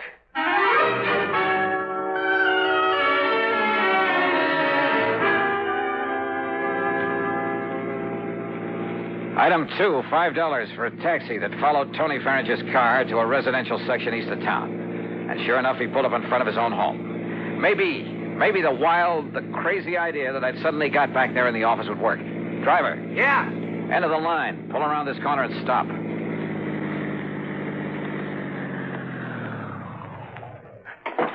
All right, here's a 5-spot. Stick around for a while. Instead of walking up to Tony's front door, I sneaked around to the back, half hidden by a hedge at the side. I hoped that none of the neighbors would see me and raise a fuss or report me as a prowler. I rang the buzzer at the back door, then stood aside, flat against the wall, so that whoever opened it wouldn't see me. I hoped. Yes? Yes?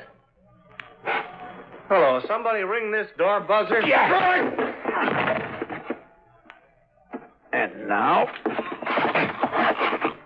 if the rest of this wild plan works out, in you go, Tony.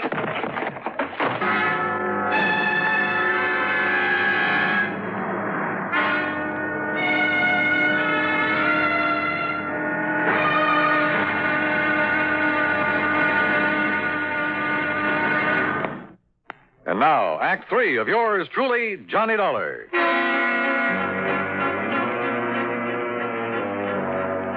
After wasting some fine Scotch whiskey, pouring it on Tony Farringer's clothes, item 3 was another 5 to the cabbie for helping me haul my apparently drunken friend to a cheap rooming house over on the other side of town. A place run by a frowsy old dame who called herself Ma Letcher. Sure, mister. Just carry him up and let him sleep it off in this room here at the top of the stairs.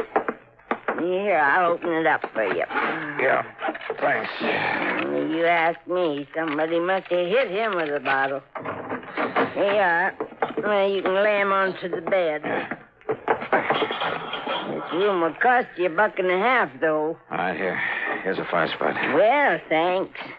Well, who'll I tell him? And here's another for telling him a taxi driver brought him in here. Somebody you never saw before. Oh, don't worry. I know how to keep my mouth shut when I get paid for it. Paid good, that is. Okay, I'll make it 10 here. Well, mister, you ain't got a worry in the world. Want to bet?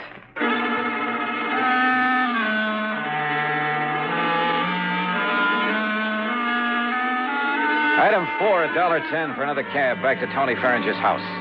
Again, hoping none of the neighbors would see me, I let myself in the back door with a key I'd taken out of his pocket. I figured all I could do now was sit around and wait until the killer showed up. But as I walked through the doorway into the living room... Just hold it. And don't turn around, mister. Hands up high. Blackie? That's right, Blackie. Well, carrying a gun, huh? No, don't turn around. Just walk over to that bench now and sit down. The piano bench. There, in front of you. Now, look, if you think I'm Tony Farringer... Sit down. Now, keep facing that way.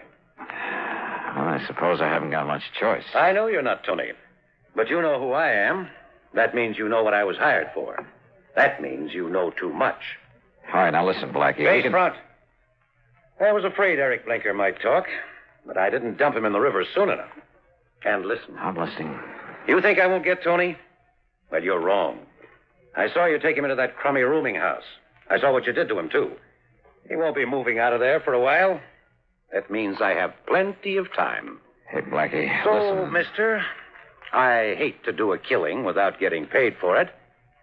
But as long as you know so much, well, I'm afraid you don't give me much choice, do you? Are you talking for your own amusement? I'm giving you a chance to say your prayers, if you still know how. Hey, Blackie, look, Face we can... front. Well, what difference does it make? Huh? If I should see you, I mean. If you're going to kill me... Let's just say I prefer it this way. Are you ready? Are you kidding? You think you're going to get away with this? I'm absolutely sure of it. And I asked you, Do you think I'd come here looking for you without taking precautions? I think you've said enough. Now, do you feel this gun in the back of your head? I could tell by his voice that he stood directly behind me. I put my right heel tightly against the leg of the piano bench. And then as I felt the cold muzzle of his gun against the back of my head, I suddenly dropped to the floor, kicking the bench against his legs.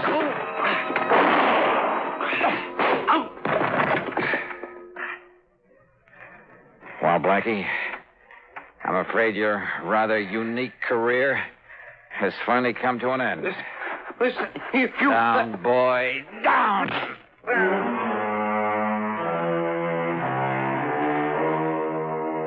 Nailing Blackie for the murder of Eric the Stoolie made it easy for me to keep Mr. Milford out of the picture completely. Nor did Blackie talk. Some code in the underworld, I guess. As for the expense account, well, in view of the fee that was handed to me, you can forget it. Tony Farringer, incidentally, never did quite know what happened to him.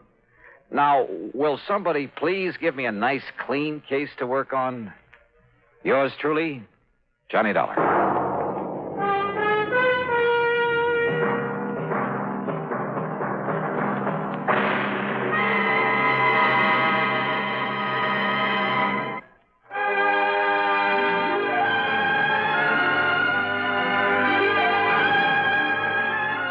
Yours truly, Johnny Dollar, starring Bob Bailey, originates in Hollywood and is written, produced, and directed by Jack Johnstone. Heard in our cast were Virginia Gregg, Marvin Miller, Lawrence Dobkin, and Russell Thorson. Be sure to join us next week, same time and station, for another exciting story of yours truly, Johnny Dollar. This is Dan Coverly speaking. Johnny Dollar has come to you through the worldwide facilities of the United States Armed Forces Radio and Television Service.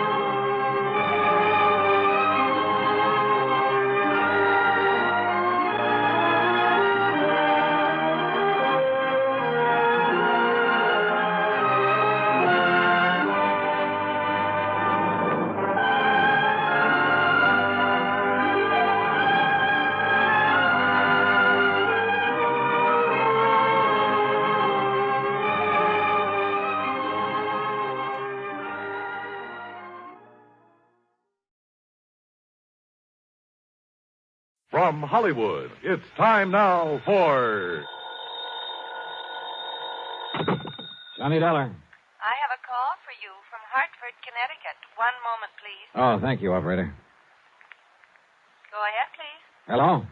Johnny? Yeah, that's right. Bill Ferguson at Continental Insurance and Trust. I'm glad I caught you before you left Los Angeles. Oh, I was just about to check out of my hotel here in Beverly Hills and grab the morning flight back east. Well, don't. Yeah, what's up? Do you remember Alvin Peabody Cartwright? Cartwright? That wild old character who lives up in Lakewood, a few miles north of Hartford? That's the one. Bad as they come, but worth a lot of money. Hey, you can say that again. Oh? That robbery I cleared up for him last winter? Bill, he insisted on giving me a small bonus for it. 3,000 smackers. Wow. Oh. Yeah. So if Mr. Alvin Peabody Cartwright is calling for my services, I am ready, willing, and able. Well, he is, Johnny. He says it's tremendously important that you contact him at once. All right. Then I'll finish my packing and grab the plane. No. What? He's out there on the coast. Has a little, or at least he calls it little. He has a place right there in Beverly Hills at 10321 North Roxbury Drive. 10321 North Roxbury. Did he tell you what it's all about? Only that it's very important that he see you right away. When you consider how many attempts have been made on his life over the years. Yeah, I know. And, Johnny. Yeah? Don't forget that Cartwright is a pretty important client of ours. If anything should happen to him... I see what you mean. Okay, Bill, I'll be in touch.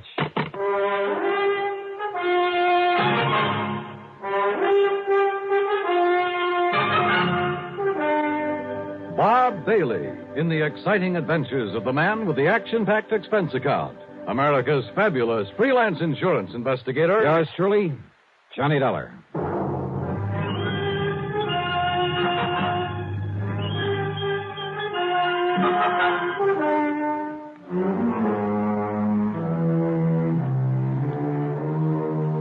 Expense account submitted by Special Investigator Johnny Dollar to the Continental Insurance and Trust Company, Home Office, Hartford, Connecticut. Following is an account of expenses incurred during my investigation of the life at stake matter.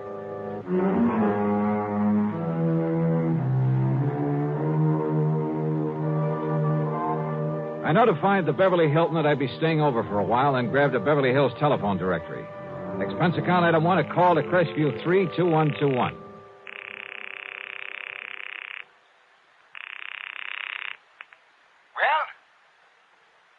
Mr. Cartwright?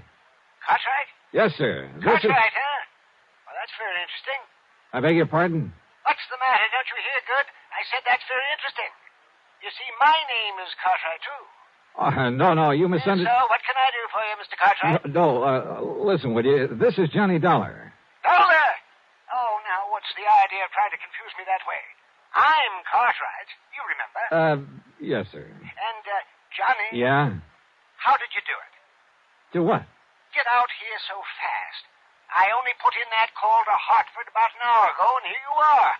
I mean, how did you manage it? Oh, well, you see, Mr. I know these new jet flights are pretty fast, but... Now, Johnny, you haven't been fooling around with some of those rocket ships, have you? No. I'm afraid not. I just happened to be here already, you see. I was working on a case up at Morro Bay. Oh, and did you solve it? Yeah, it came out all right. Well, congratulations. Johnny, you are a wonder. And I think you deserve some kind of a reward for it. So, maybe I'll think of something. Oh, well, thanks, but that won't be necessary. Whatever you say. I know that I'm deeply indebted to you for the things you've done for me, so, Johnny... Well, don't worry about it. Whatever you say. Well, nice to talk to you. Goodbye. Yeah. Now, wait a minute. What? Wait a minute. Well, can't you see I'm busy? But you sent for me. I did? Yeah. You called Hartford, said you wanted to see me right away. Oh, of course I did. What's the matter with you, anyway?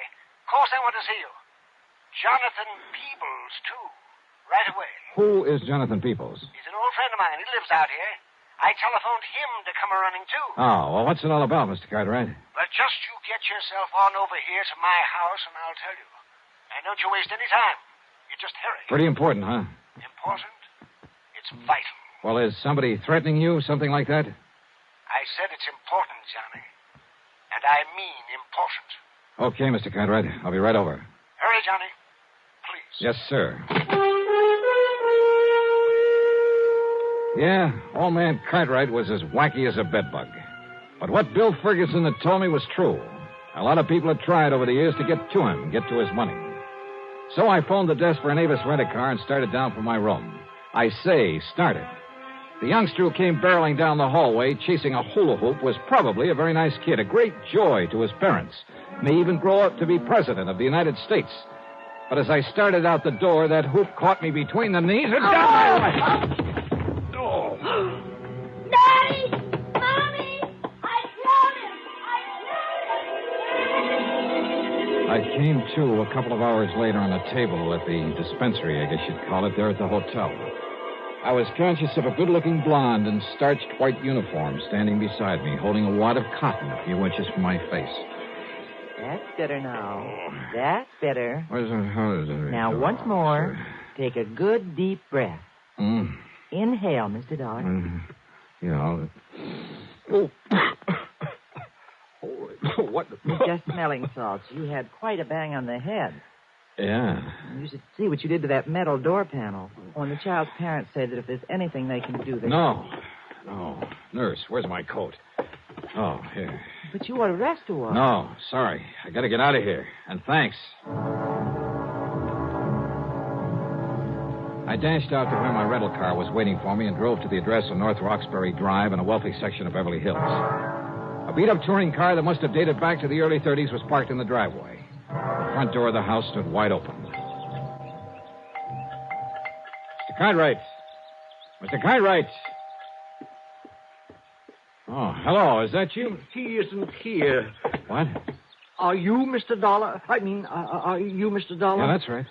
I'm Jonathan Peebles, Alvin's friend, and... Oh, Mr. Dollar. Yeah. What's the matter? He's gone. Something's happened to him, and... Oh, Mr. Dollar. Well, yeah? Well, from what I saw, from what I've found around here... Oh, Mr. Dollar, he's been murdered. He what? I'm sure of it. He's been murdered.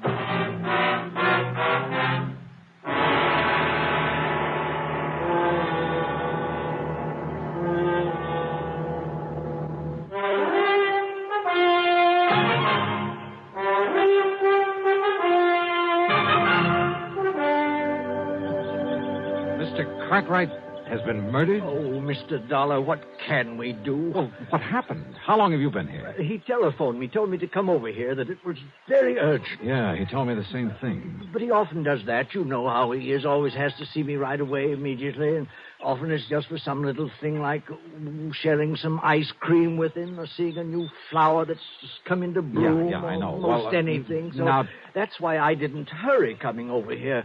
And anyhow, Betsy doesn't like to be pushed. Who is Betsy? Well, that's my nice old car that's parked out front. Didn't you see it? Oh, yeah, sure. I named it Betsy after an old white horse I used to have when I first came to California. I see. A wonderful horse.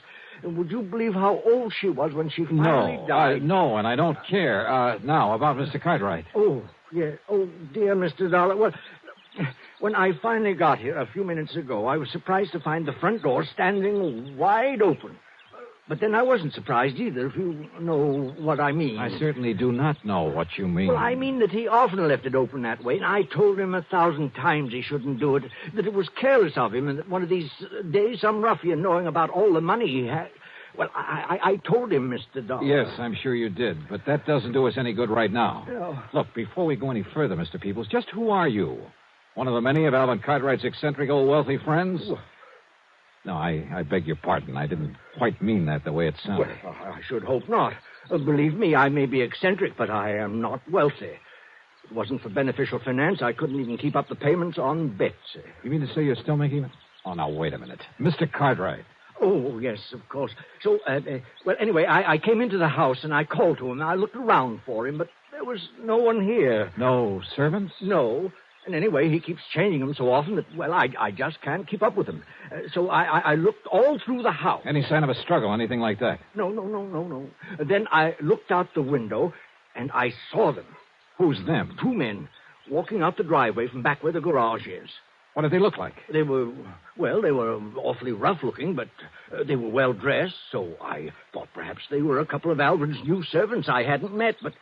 Oh, if I'd only thought about that tool robe they were carrying, and the way it was dripping. Wait a minute. What's a tool robe? Oh, it's like a big, heavy suitcase, like a small wardrobe trunk. Well, it's more like a suitcase. Oh. It was heavy. They could hardly carry it. And, oh, Mr. Dollar. Wait a minute. Listen. You said it was dripping. Oh, yes. Oh, all over the drive. Come on. I think we better take a look. And close that front door. Oh, yes. Come on. These men were coming from the garage. That's right, yes. But Alvin doesn't have a car, so what could they be doing there? Is that where he kept his old luggage? Yes, and the frozen food locker and some garden tools. Oh, there. Now, look. Yes. Oh. Good Lord. Oh, yes. It's blood, isn't it? Yeah. Oh, they've killed him, dismembered him. Then...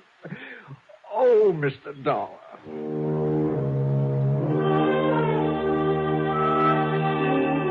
I made a hasty inspection of the garage. Nothing. I found no sign of a struggle anywhere in the house.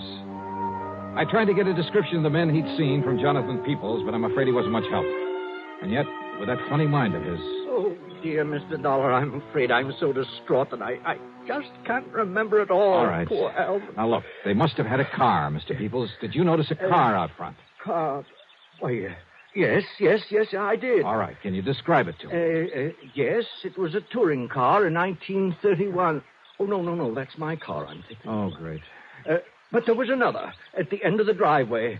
And, Mr. Dollar, I've seen that car before. What kind? Well, it was a four-door sedan. It was a big car. Yeah? It was silvery on the sides and a cream color on top, like vanilla ice cream. You know the make? And the license number was CFU160. Good. You're sure of that? Oh, I never forget things like that. And you say you've seen it before? Many times. Where? At the dock. Where? At the Malibu dock. That's where he keeps the Alpi car. Where? Who keeps the what? Where Alvin keeps the Alpi car, his yacht. Alpi car. Alvin P. Cox. Okay. It's a pretty slim lead, but come on. And it was a slim one, believe me. But I couldn't see calling in the police until I had something more definite to give them. Oh, here. We can take Betsy, Mr. Dollar. Are you kidding? We'll make better time in mine. Oh, yes, of course. Oh. We cut out through Westwood, then Santa Monica, then hit the Coast Highway and headed north. Finally, we pulled up at the entrance of the Malibu dock. Look, that's the car I told you about, parked there at the side. Yeah, and it looks like coming here may pay off for us. But the boat, the Alpi car, it isn't at the mooring. Whitey. Oh, Whitey. Oh, hi, Mr. Peebles. Yes. Have you seen Mr. Cartwright this morning, Whitey? Yeah, I didn't notice. His boat went out, though. How long ago? Oh, I'd say 10, 15 minutes. Yeah? Yeah. See it out there, going up towards Point Doom? Yeah, I see it. Yeah, but those two men... What? Yeah, they had the shore boat take them out to the Alpi car. Yeah? Well, I ought to sue them. What do you mean? That little trunk that they was carrying. You see what I'm mopping up? The messy trail it left all over the pier for me to clean up. Blood. Yes, sir, I ought to sue them.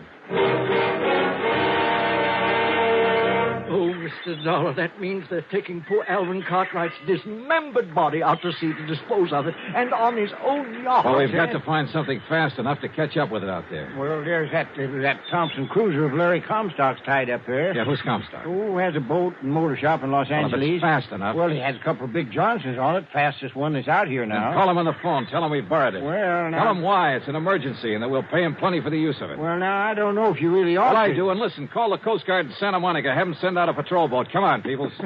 But, Mr. Dollar, those men on the yacht are desperados. They're killers. Okay, then stay here in the dock. I'll go it alone. No. Alvin was my friend. I shall help to avenge his untimely death.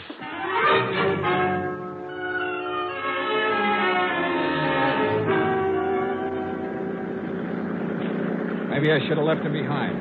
Of course, I had a gun with me. But that wouldn't keep him from stopping a bullet if the men aboard the Alpha car decided to shoot it out. I opened the throttle wide on the twin outboards, and within 15 minutes, we overtook the big 75-foot yacht. Much to my surprise, it was simply cruising along. Of course. So as not to arouse suspicion. That's why, Mr. Dollar. Yeah, possibly. And yet it must be pretty clear to them that we're chasing them. Look, the man at the wheel. That's one of the ruffians I saw carrying the trunk with Alvin's bleeding body in it. Ruffian, huh? I'm not so sure about that. And there's the other, coiling up those ropes up on the foredeck. Killers. Now, look, you better stay down low, Mr. Peoples. They're stopping the boat. If there's going to be any shooting... Look, there's Alvin. What? Yes, Alvin. He just came up on deck. Holy... You're right. Can't you see, Mr. Dollar? They put him together again. Yes, those killers... Alvin! We are here! We've come to your rescue! Jonathan, what a surprise! And Johnny Dollar. Now, what are you doing out here? Are you kidding? What? Oh, of course. I remember now. I wanted to take you out for a nice long ride in my lovely yacht. Huh? Of course. That's why I called you. Johnny, I think you deserve something nice like this for all the good work you've done. And since you've done so many fine things for me over the years, I decided I should take you on a nice long cruise. And you could relax and eat and sleep and fish and... yeah. And that's why you called the insurance company to get in touch with me? That's right. Now, wasn't that a great idea? Well, I'll be it. And I invited Jonathan along, too. But an awfully funny thing happened, Johnny. No. Yes, sir, Johnny. The minute we left the dock, I just knew there was something else that I'd forgotten. And you know what it was? Don't tell me. Of course I will. I'd forgotten to wait for you and Jonathan. Oh, now, isn't that the funniest thing? Yeah, Mr. Cartwright, it sure is. Now, just a minute, Alvin. Yes, Jonathan. What about those two men, those terrible killers? What did you say? Right there beside you. They killed you. They murdered you. And they... what am I saying? Oh, wait a minute. Yeah, you think it over, Mr. Peoples. Mr. Cartwright. Yes, Johnny. You said something else you'd forgotten. That's right. You and Jonathan. I forgot to wait for you at the house, and then when we started off, wasn't it silly of me? I forgot all about you. What was the other thing? The other thing? Yeah. Oh, yes, of course.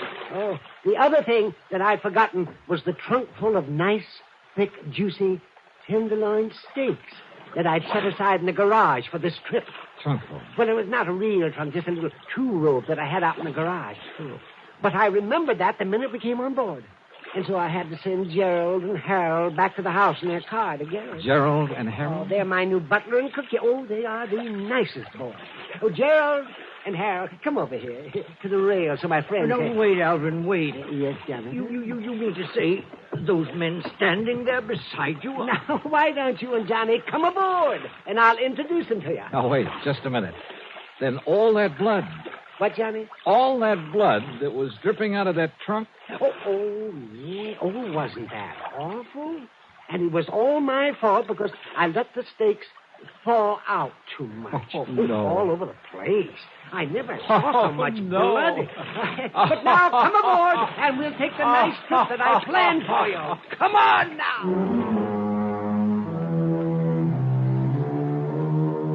Hey, you know something? It's crazy. It's wild. But it does my heart good to get tangled up in something like this sometimes. Helps keep away the ulcers. As for the expense account, forget it. Alvin Peabody Cartwright shoved a check into my hands before I left that would cover the expense account 12 times over. As for Larry Comstock, the man whose boat I'd appropriated, well, when he heard the story of what had happened, he wouldn't accept a penny for it. So, that's that. Yours truly, Johnny Dollar.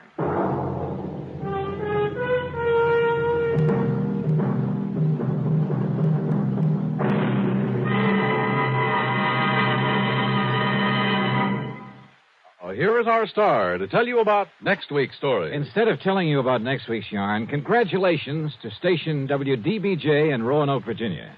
35 years on the air. Pretty good, huh? Yours truly, Johnny Dollar.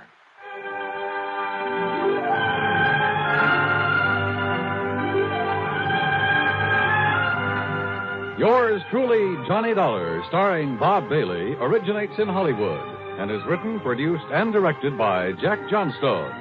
Heard in our cast were Virginia Gregg, Gene Tatum, Howard McNear, Forrest Lewis, Joseph Kearns, and Paul Dubov. Be sure to join us next week, same time and station, for another exciting story of yours truly, Johnny Dollar. This is Dan Cumberly speaking.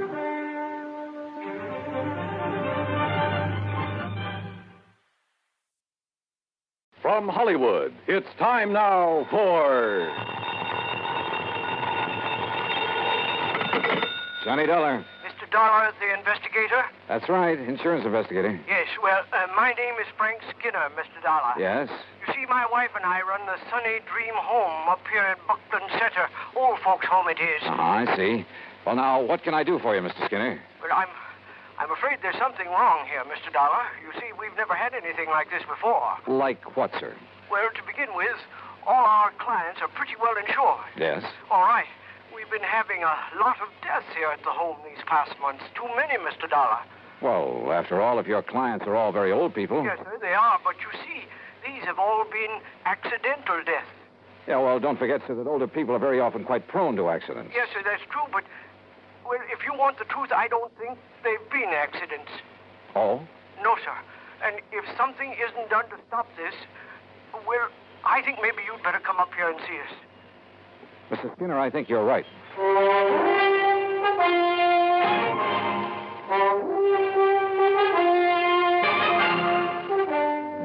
Bailey in the exciting adventures of the man with the action-packed expense account, America's fabulous freelance insurance investigator. Yours truly, Johnny Dollar.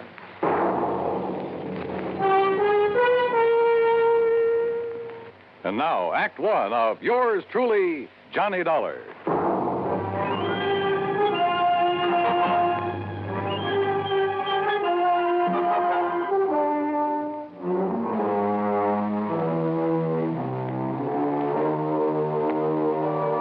Expense account submitted by Special Investigator Johnny Dollar to the Universal Adjustment Bureau, Hartford, Connecticut. Following is an account of expenses incurred during my investigation of the Sunny Dream matter.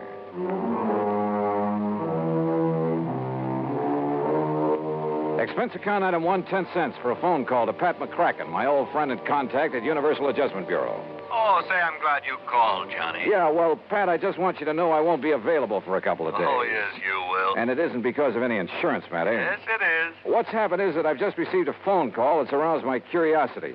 And, well, at any rate, any assignments you may have for me will have to wait until I get... That's where you're wrong, Johnny. I said we'll have to wait until...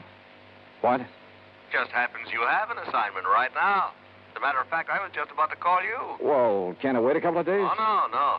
Johnny, I want you to run over to Buckland Center. Huh? I think you heard me. The Sunny Dream home for the aged? That's right. How did you know? Never mind that. What's wrong over there that you know about? Oh, the number of deaths over there within the past few months have made our actuarial tables look like a big fat mistake.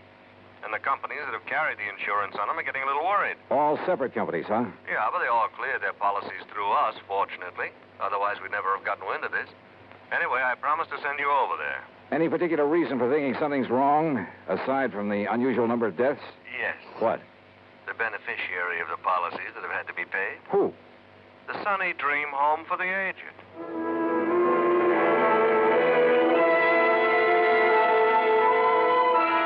I gassed up my jalopy at the sign of the Flying Red Horse, that's item 2, 425, and drove some 30 miles south and east on Highway 2.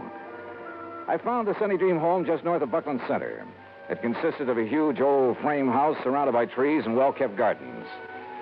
In comfortable chairs scattered here and there on the wide porch and lawn, nice-looking, well-dressed older folks sat around reading, chatting, playing cards, enjoying the late afternoon sun. The whole place looked clean, quiet, and restful. After parking my car, I walked slowly up the long, flower-bordered walk under the trees toward the entrance. And as I did so, a little wizened old man in a wheelchair detached himself from a group of the old folks and wheeled over to me. Mr. Dollar? Yeah, that's right. I'm Frank Skinner, the one that called you. Oh, how are you, Mr. Skinner? Come right along in the office where we can talk. Yeah, sure. Oh, may I give you a hand with that chair? Nope, don't need it. Huh? I must say you handle it well. Should. Haven't been on my feet in over 5 years now. You can help me up this little ramp, though, if you don't mind. Oh, sure. Here you are. Walter, my stepson, built me that ramp. Good idea. Yes, sir. It's a big help to a man that can't use his legs. Now, right around the side of the porch here. Oh, evening, Miss Baker. Good evening, Mr. Skinner.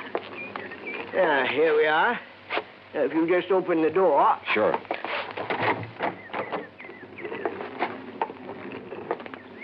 You just sit down there, and I'll get right to the point. Okay, fine.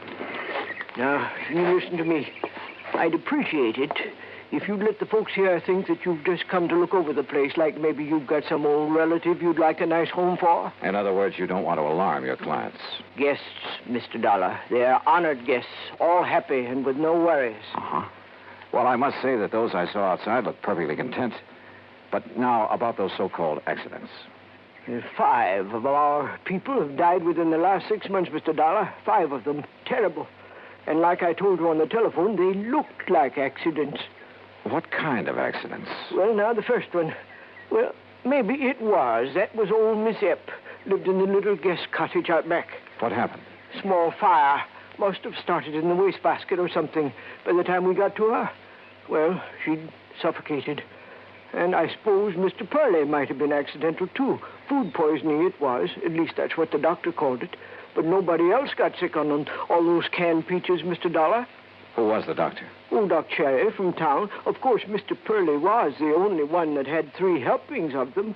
But my wife never had trouble with her canning before. Well, go on, Mr. Skinner. Well, Old Miss Sharmley fell down the main stairs to the living. Look through the door there. You can see the stairs. Well, that's a long stairway for elderly folks. Then Miss Lizzie Bell. We called her Miss Lizzie Bell, though her real name was... What happened to her? She fell out the window of her bedroom. And, Mr. Dollar, she just wasn't strong enough to get her window open that wide. She was 94. Then poor old Miss Betzler, she fell down the stairs, too. Well, Mr. Skinner, if those people aren't able to negotiate a stairway like that, you're at fault for requiring them to do it. Well, most of them are. The others have their rooms here on the first floor, like I have, too. How about Miss Lizzie Bell, who was 94? Well, she never left her room until she fell, or until she was pushed by somebody younger and stronger than she was. Well, unless you can prove something like that. I have to prove that those others were pushed down the stairs. Right so.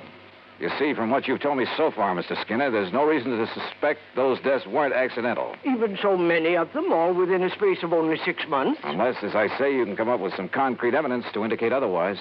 All right, then. You can tell me this.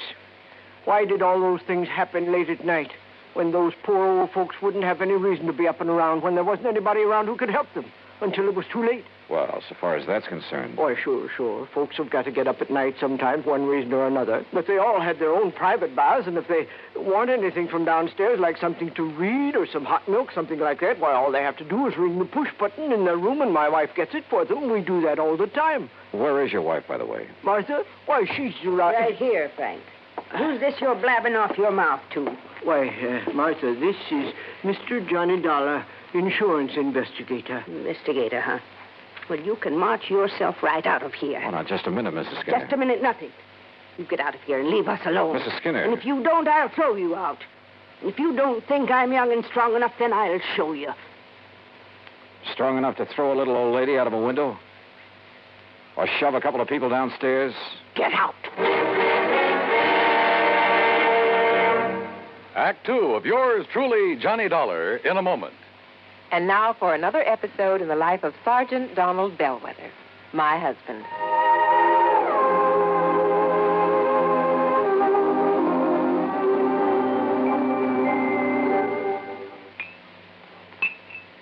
Oh, that's what I call a good dinner, Reba. Oh, that was delicious. Well, I'm glad to hear that, dear. More coffee? Yeah, just about a half a cup, please. All right. There you are. Thank you. Now, tell me all about your safety class. Did the boys enjoy your speech? Oh, yeah, they sure did. Thanks to you, I did quite well. My lieutenant complimented me afterwards. Oh, good. Yeah, but that same lieutenant threw me a curve, too. How, dear? Well, after I gave my talk, he asked the men if there were any questions. Well, that did it. One of the guys stood up and said, look, Sarge, you claim there were over 95,000 deaths and over 9.5 million people injured in accidents in the U.S. last year. Looks to me like all those safety campaigns and slogans are doing no good at all. Well, how did you answer it? I didn't. I couldn't think of an answer. I got out of it by saying I'd have more facts and figures at the next meeting. All right, let's see now. Oh, yeah, here it is. Now, first, Sergeant Bellweather, you start off by telling the boys that since 1913, the accidental death rate has been reduced 35%. Mm-hmm. Or, in other words, if there hadn't been campaigns and safety measures put into effect to reduce accidents, almost 1 million more people would have been killed in the last 46 years. Is that right? It certainly is. I'm reading it right out of the National Safety Council record book. Oh, and another thing. Accidents in the farming areas are much higher than in the city. Now, do you know why? Why? Because in rural areas, there are fewer policemen enforcing safety laws and less traffic signs and signals to guide the motorists. Mm-hmm. You know, many more cars travel the city streets, and yet the per capita rate of accidents is much higher in the rural areas. Of course, the reason is obvious. In the city, more safety measures are instituted and obeyed. Reba, you are wonderful. That's a good logical answer. I don't know what I'd do without it. Oh, that's my Donald. That's my doll.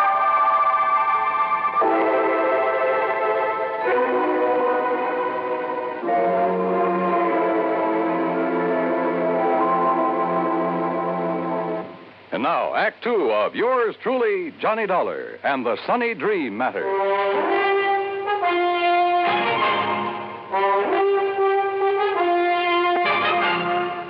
Martha Skinner, co-owner and the real manager of the Sunny Dream Home for the Aged, was a big woman, tall, muscular, and a lot younger than her husband. I don't want your kind snooping around, Mr. Dollar, so get out of here and leave us alone. Your husband seems to think those deaths here in your home for the aged weren't so accidental, Mrs. Skinner. Oh, he does. Yes, that's what I told him, dear. If you'd keep that mouth of yours shut, Frank, we wouldn't have this sort of thing. Why don't you in that wheelchair get out of here? You sound as though you have something to hide, Mrs. Skinner. I have nothing to hide. Don't you see what your coming around here will do to our nice place? It'll give us a bad name, that's what it'll do. Folks come here on the recommendation of the folks that live here. And if your sort starts prowling around, it'll make our nice home for them sound like a murder factory, and I won't have it. Oh, now, just calm down a moment. Those poor old folks, Miss Lizzie Bell and Mr. Purley and the rest, were accidental, that's all. You got any reason to think they weren't? Well, I didn't have until a minute ago. What do you mean by that? If they weren't accidents, well, it certainly took somebody younger and stronger to push them down those stairs. You mean me? Well? No, Mr. Dollar, you're wrong. And if anybody started that talk about not being accidents, I guess I did. Yes, you did, Martha. Oh, I was so upset, those fine old people passing away. Why, they were like family to me. I guess I said a lot of things that didn't make sense. Until the doctor and the police came around and told me I was wrong. The police investigated? Yes, and they made quite a stir. I guess that's why your being here has upset Martha. Well, of course, if they found nothing.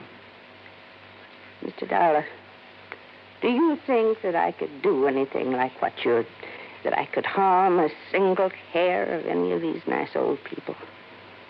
What possible reason could I have, and what sense would it make? Why, we're being paid for their living here, and if anything happens to them... Yeah, if anything happens to them, you collect a nice, big, fat hunk of insurance money. You know about that? Insurance investigator, remember? No, you're wrong. It was their idea to name us in their policies, now wasn't it, Frank? Yes, Martha, it certainly was. Well, let's not talk about it anymore now. It's getting late, so I think I'll drive back to Buckland Center and have some dinner. Well, you'll do no such thing. You'll have your dinner right here. And if you wish to stay overnight... Oh, no. You mean I'll have another room to fix up? Well, I'll help you, of course. Walter, this is Mr. Johnny Dollar. Dollar? The insurance investigator I hear about all the time on the radio? That's right, son. Well, what's your business here, Dollar? Frank called in, son. Yes. About those accidents? Yeah, that's right. What do you think about them, Walter? Look, Dollar, Mother's got enough trouble without you coming around. Walter. Here. Well, it's true, Ma. You know it. First, it's the police making a big racket. We've been through all that, Walter. I asked you a question. Well, why don't you get out of here and leave us alone? I'm sick of all this nonsense. I'm sick of this whole place. Oh, Walter. Year after year working like a dog for a lot of old fogies. Are there only the three of you to take care of this place? That's right. Oh, and of course, Frank here is a lot of help tied down to that wheelchair. Well, I do all the office work. Oh, sure. Big deal. Handle all the money, too. Well, what about the talk that as soon as we get enough money, we can sell out and get away from here? Hey, look, Dollar, what difference is it to you who keeps this place up? Hey, you're a pretty husky fellow, Walter. Yeah. Would you like a little demonstration on you? Now, what do you mean by that?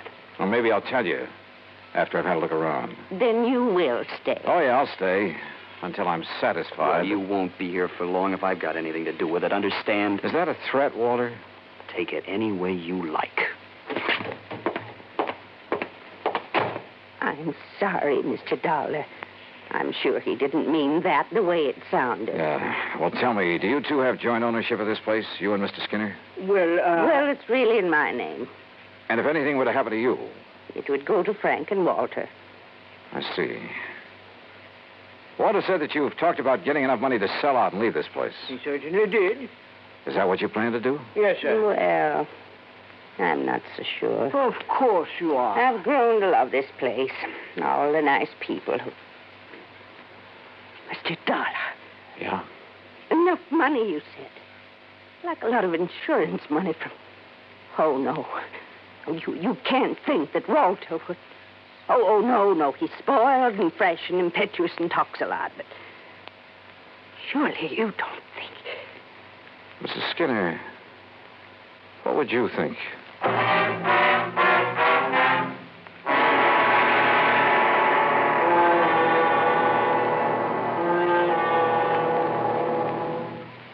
Act 3 of yours truly, Johnny Dollar, in a moment. Do you know who said, "Eternal vigilance is the price of liberty"? Those famous words were written by Thomas Jefferson. Jefferson knew that human nature tends to cause us to take for granted the freedoms for which others have fought valiantly. He knew that Americans had to be alert, or the essential freedoms of democracy would be taken away. That's why Jefferson gave his warning to the Americans of his era and to their descendants.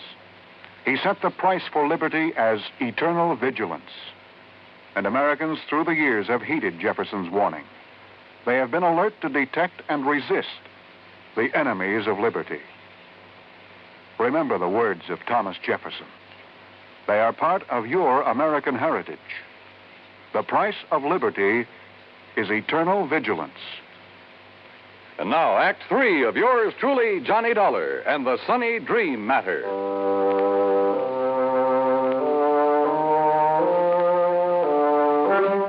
At dinner that evening, I made a point of chatting with as many guests of the Sunny Dream Home for the Aged as possible. Sweet old Mrs. Baker, who must have been in her 80s, pretty much summed things up as we talked together on the porch in the cool of the evening. You're all really kind of sorry for Walter, Mr. Dollar. Young man like that doesn't really have a place here among all of us old ones. Yeah, I wonder why he doesn't go out on his own then, Mrs. Baker. Because in spite of his brash, noisy way, he loves his mother, Martha. And since she has so much to do taking care of us, why, he just stays and helps her. Isn't she one of the loveliest people you ever met? Well, she certainly seems devoted to you folks. And she is. Makes us toe the line, bawls us out sometimes, just like a mother hen. But she's all heart. And Mr. Skinner? Very nice. Handles the business affairs of the home real good, too. It isn't generally known, but he's the one who gave us the idea of making out our insurance to the Sunny Dream. Oh? Of course, we never told Martha. Oh, there you are. Evening, Miss Baker. What a nice young man this is, Mr. Skinner. We've been having a wonderful time talking away about this and that. That's fine. They make you a comfortable room upstairs, Mr. Dollar? Yeah. Right at the head of the stairs. Very comfortable. Good. Well, don't let me interrupt. I'd like to talk to you a minute if Mrs. Baker will excuse us. Why, of course. Thank you. And we'll talk again tomorrow, won't we? Sure, of course we will. Good night.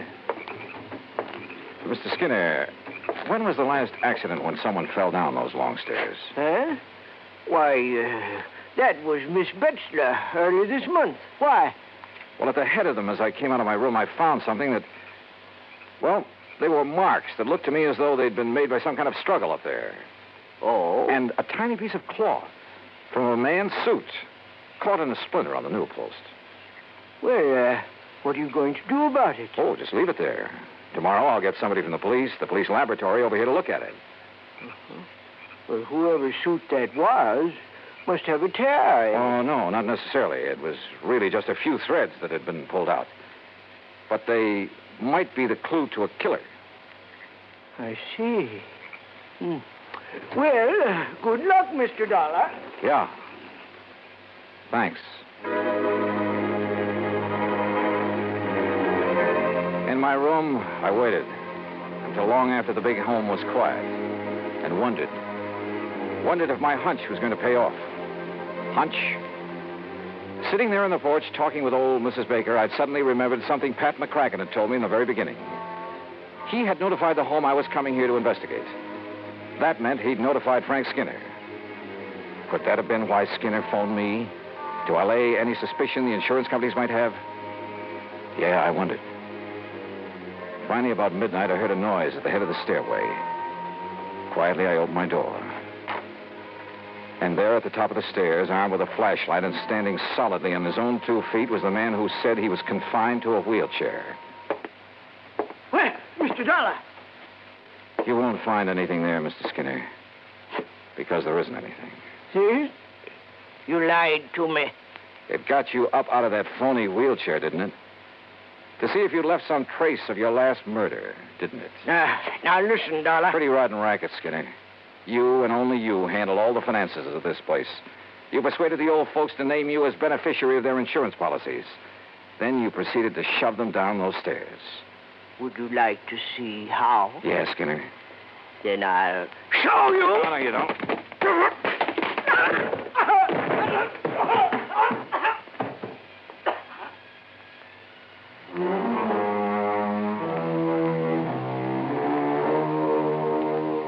Yeah, he'll live to go to trial. And whatever sentence they hand him will be much too short.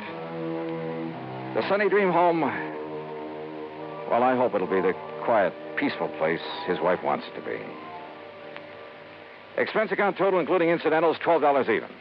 Yours truly, Johnny Dollar.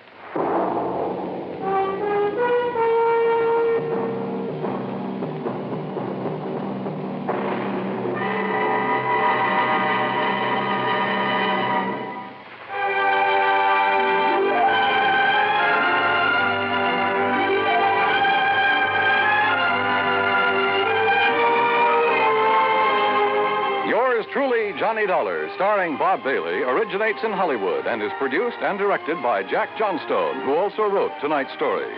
Heard in our cast were Virginia Gregg, Peggy Weber, Junius Matthews, Larry Dobkin, and Bert Holland.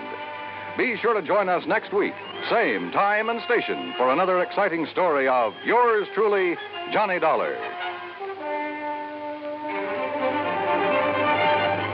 This is Dan Cubberly speaking.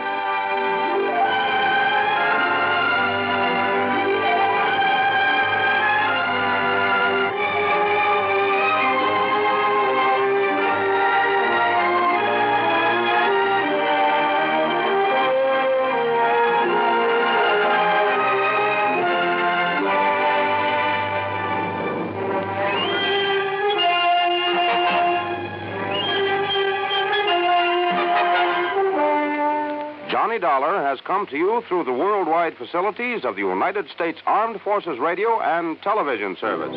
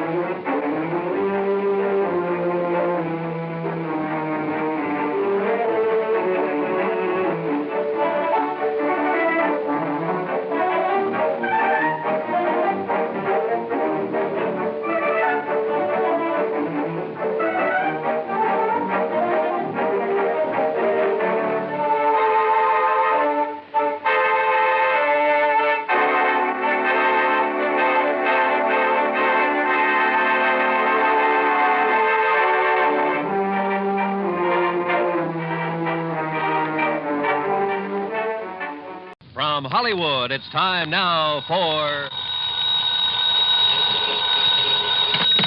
Johnny Dollar. Hiya there, Johnny. This is your old pal, Lefty. Lefty? Well, sure. You remember. Lefty Stemper. Huh? You know, down here in Virtue. Virtue? V-I-R-G-U. Virtue. South Carolina. Oh, sure. Yeah, you remember. Me and the boys, we occupied this caraway plantation down Yeah. here on the Petey River. Well, sure, of course. Listen, are you having trouble again with old man Caraway? Oh, no, sir. Not a bit. And you know how we stopped them, me and the boys, from making trouble for us? How, Lefty? We bought them out, that's how. Yeah, we give them 100 G's for the place, cash money. Now we own a whole entire plantation. Well, good for you. But now what's your problem? Well, Johnny, we fixed this place up real nice since you've seen it. You know, we spent a lot of dough on it. So? So we want to buy a lot of new insurance on it. Oh, well, then hop on over to Georgetown and see your old friend Joe Picatello about it. Old friend, huh? After all, he's your insurance agent. Yeah, is he? Well, sure, of course he is. Didn't he sell you all the other insurance you... Lefty, has something happened to Joe? Yeah, only I don't know what it is. What do you mean? Well, that's just it. I don't know. I talked to him on the phone, asked him to come out here. He says okay. But he don't come. You think somebody's knocked him off? Then I call him again. He says okay again. He'll be right over. But he still don't come. Well, have you gone over to Georgetown to see him, to see what's the matter? 5, 6, maybe even half a dozen times. But every time he ain't there. Lefty, I don't get it. That's what I'm trying to tell you. There's something wrong about it, Johnny. And if I was you, I'd come down here and find out. You know something? I think you're right.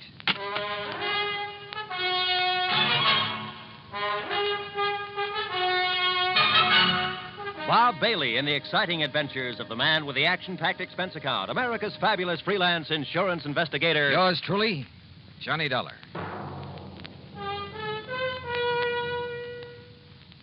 And now, Act One of yours truly, Johnny Dollar.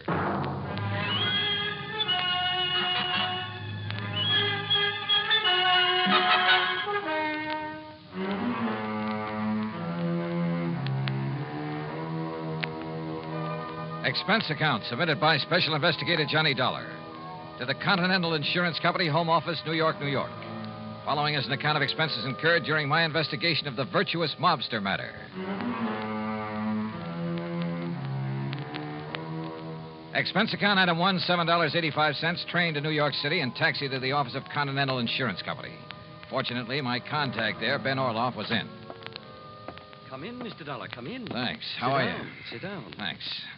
Now, Mr. Orloff... Wait a minute. Don't tell me you never received that check for your services down in South Carolina. Oh, yes, I got that. Why, I had that mailed out to you nearly 2 months ago. Yes, I said I got it.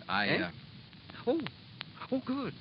Incidentally, I thoroughly enjoyed your report on that case, the Village of Virtue matter, you called it? Yes, So I why know. a group of ex-gangsters should decide to settle in a town called Virtue, I'll never understand. Well, they... Were they really behaving themselves, as your report indicated, or had they been using that old plantation for a sort of hideout? Their records have been clean down there for over 20 years now. Is that so? Well... Well, maybe the answer to organized crime is to give all those fellows a nice, quiet plantation to live on. Yes. Though I must say that when our agent down there, Joseph Picatello... It's about Joe that I've come to talk I to you. must say that I was a bit concerned when I found Joe had sold policies to characters like Lefty Stemper and Bully Magoon and Flippy Lackovich. Mr. Orloff. Why, those were the very sort of men that Thomas E. Dewey chased out of New York when he was DA some years ago. Mr. Orloff. That was before Dewey became governor, you know. So naturally, what were you going to say about Joe Picatello? Have you heard from Joe recently? No, I don't think I have, now that you mention it. Because I just talked over the phone. Wait. You must understand one thing, Mr. Dollar. Oh, what's that? Our office down there in Georgetown is probably the smallest one we have in the whole country. Joe really doesn't handle much business for us, you know. Yes, I understand. I understood that when I talked to him in April. If it weren't for those mobsters over in Virtue... Ex-mobsters, Mr. Orloff. Well, if it wasn't for them and some of the townspeople to whom we've issued policies, I'd... Mr. Dollar, has something happened to Joe Picatello? That's what I want to find out. Because now that I think about it... Excuse me. Miss Bailey? Yes, Mr. Orloff. Did you ever get a reply on the Harmon policy from Mr. Picatello in our Georgetown office? No, sir. I've written Mr. Picatello several times now. Thank you. Dollar, we wrote Joe about that Harmon matter over 4 weeks ago. Well, didn't it occur to you to phone him and find out why he hasn't answered you? But it involves such a small policy that... yes. Perhaps I'd better try to call him. Miss Bailey? Wait. Yes? Nothing. What? I said nothing. Well, Mr. Dollar? Well, Mr. Orloff, if something has happened to Joe Picatello... Well, look, instead of spreading the alarm, how about if I quietly run on down there? But have you reason to believe something wrong has happened to him? Only from what his clients down there at the plantation have told me over the phone.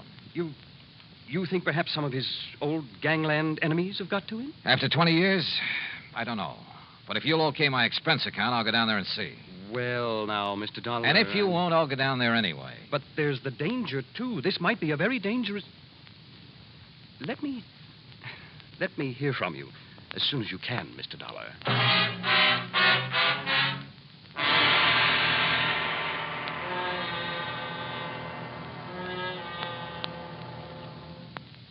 Act Two of yours truly, Johnny Dollar, in a moment. And now for another episode in the life of Sergeant Donald Bellweather, my husband.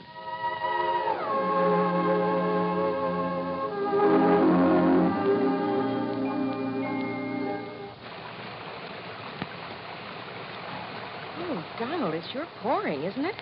Can you see all right? Oh, yeah, I can see. Those windshield wipers are operating with mechanical perfection. You notice there are no more streaks either since I put on the new rubber blade. You know, I think every driver should have his windshield wipers in good order. It's much safer. It would be much safer if everyone would slow down during wet weather like my husband is doing right now. Just being cautious, Reba. We don't want an accident in this downpour. We don't want an accident any time. Yeah, that's for sure. Well, the experts say that accidents just don't happen. something causes accidents, and that cause can be prevented. By the way, dear, in what kind of weather do you think most accidents occur? Oh, I'd say in rain or snowy weather or slippery weather when visibility is impaired. That's the wrong answer, dear. Wrong? Are you serious? Statistics show that 8 out of 10 accidents occur when the weather is clear or with a cloudy overcast. Are you positive? I wonder why. But, here's our house, dear. Oh, yeah. Now, you sit right here, Reba. I'll get out with the umbrella, and then I'll come around and open your door. All right, honey. I wonder why. Wonder why what? Why 8 out of 10 accidents happen in clear weather? Oh, well, I don't know for sure, Sergeant. But I do know that you drove very carefully tonight in the rain. Thank you. Now, if everyone drove as carefully during clear, dry weather, there'd be less accidents, I'm sure. Hey, that must be it. People automatically get cautious in the rain and snow. Too bad they don't stay that way in good weather. You will, won't you? I mean, drive safely in good weather, too? I promise. Oh, that's my Donald. That's my doll.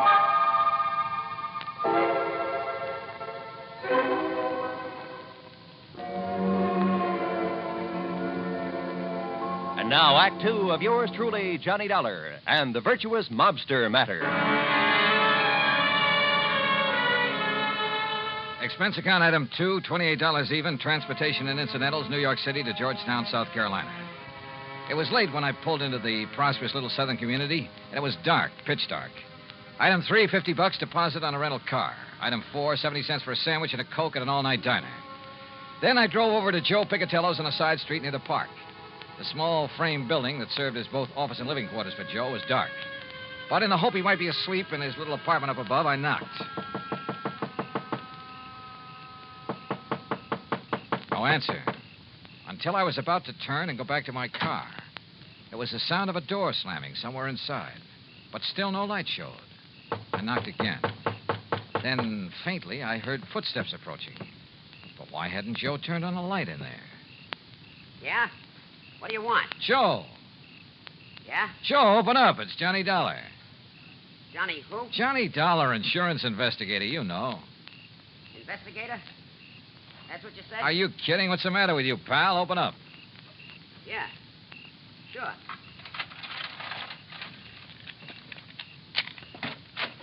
Hiya, Joe. What's the idea of no lights in here? You forget to pay your bill or something? Maybe.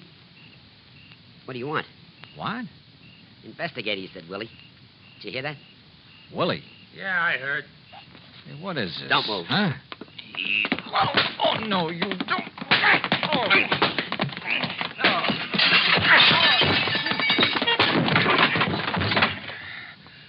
All right, Willie, I got his gun. I hit him again. Yeah. Again. Once more. Okay. There he is. I'd like a light. Yeah. What do you want I should do with him now? Huh? You crazy, Willie? You mean you don't know? Okay, but if I blast him here, it's going to make a lot of noise, and if anybody... Listen. Hey, it's a car. Coming down the street. Investigator, he said. So he wouldn't be working alone. Come on, out the back way. But I thought we was going Shut to up stay and here. let's get out of here.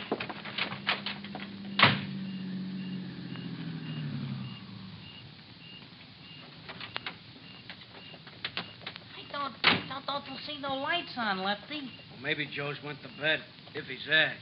He didn't answer the phone when you called him. Listen, Flippy, Johnny Dollar told me I should come down here and look for Joe myself. So come on, we'll see. Oh, well, whatever you say, Lefty. Only I thought that Johnny was coming down here himself to... Huh? Hey, look, this door's open. Yeah, you look what I stepped on. Joe, what happened there? That ain't Joe. It's Johnny Dollar. Johnny Dollar. Hey, you're right, Flippy. Somebody must... Listen, get away. Oh, Johnny. Johnny, it's me. It's me, Lefty. Lefty? And me, Flippy. Johnny, okay? You all right? Yeah, Oh, holy... Who done this to you, Johnny? Yeah, we'll murderize him. Hey, Flippy, turn on some lights. Yeah, sure. What happened in here? You know who done this to you, Johnny? Yeah. Yeah? Yeah? It was... Hey, come here, Flippy. Help me lay him up on the sofa. Sure, Lefty. Easy, easy. Yeah, take it easy. Yeah. Sure. Here now. Yeah. All right, now, Johnny, listen to me. Who, Johnny? Who? Yeah, Johnny. I can't believe it, but I could see him in the light from the street. Who? Joe. What? Joe Pigatello. Smokey Pigatello done this to you? Another guy with him. Called him Willie. Willie the Lump? Why? Why did he do it? I don't know. Acted very strange when he came to the door. But I don't get it. He was my pal. He was your pal. And, well, Willie the Lump with him. That's what I don't get. It means he's went back. That's what it means. He's went back to the old racket, dope smuggling. No. Yeah, him and Willie the Lump was partners in the old days. But 20 years. Joe's been straight, Lefty. Like you and me and Bully Magoon. Yeah, for 20 years, you and me and Bully, the only guns we ever used was for hunting, for killing snakes. But not no more. What do you mean, Lefty? Joe Pigatello done this to you, Johnny. It means only one thing. There's only one thing we can do. No. He's right, Johnny. No, Lefty. Yeah, Johnny. First we take you back to the plantation where you get all right again. No, listen to me. Then we Lefty. find Joe Pigatello. Flip and Bully and me. No. And when we do... Huh? Well, now, what are you punks doing here, huh? Hey. Joe. That's right. Who'd you expect? And what's the big idea? All right, don't move. Because, Joe, I'm going to blast your head off. Act 3 of yours truly, Johnny Dollar, in a moment. Do you know who said, every individual in society has certain powers, rights, and privileges which no other individual can justly abridge or destroy?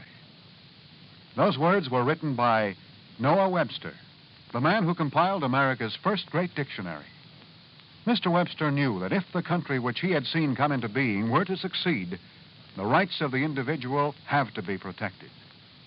Each person is entitled to certain basic rights, powers, and privileges which must not be taken away because of the whim of someone with greater power. In the United States, the individual is important regardless of his wealth, power, or position. The importance of the individual is closely linked to the American tradition. Remember the words of Noah Webster. They are part of your American heritage. The rights and privileges of the individual must be preserved. And now, Act 3 of yours truly, Johnny Dollar, and the virtuous mobster matter.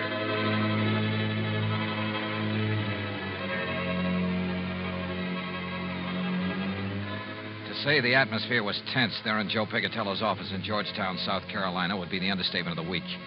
After the beating I'd taken from the ex-gangster and one of his pals, my old friends Lefty and Flippy had come in and had found me there. And they couldn't understand why Joe had done this to me. Unless... It means he's went back. That's what it means. Went back to the rackets. Oh, Willie the Lump was with him. Him and Willie was partners in the old days. Dope, narcotics. So the two of them swore to get Joe. And then suddenly we looked up to see someone standing in the doorway. It's Joe. It was Joe Pigatello. That's right. Now, who'd you expect? And what's the All big right, idea? don't move. Because, Joe, I'm going to blast your head off. Oh, now put that thing down, Lefty. Don't move. What is this, Slippy? A gag or something? Is it a gag what you done to Johnny Dollar? Huh? Johnny. I said one move and I'll give it to you. Johnny. Turn around, Joe, or I'll shoot you in the back, you dirty... What did they do to you, Johnny? Listen, Joe. Lefty. Flippy, I'll kill you for this. What are you talking about, you dirty rat? Wait, Lefty. Johnny's my pal. Like you used to be before you went back in the rackets. Went back in the racket? Yeah, with that dope hound with Willie the Lump. What do you know about Willie the Lump? Plenty. Now that you're back with him. You're crazy.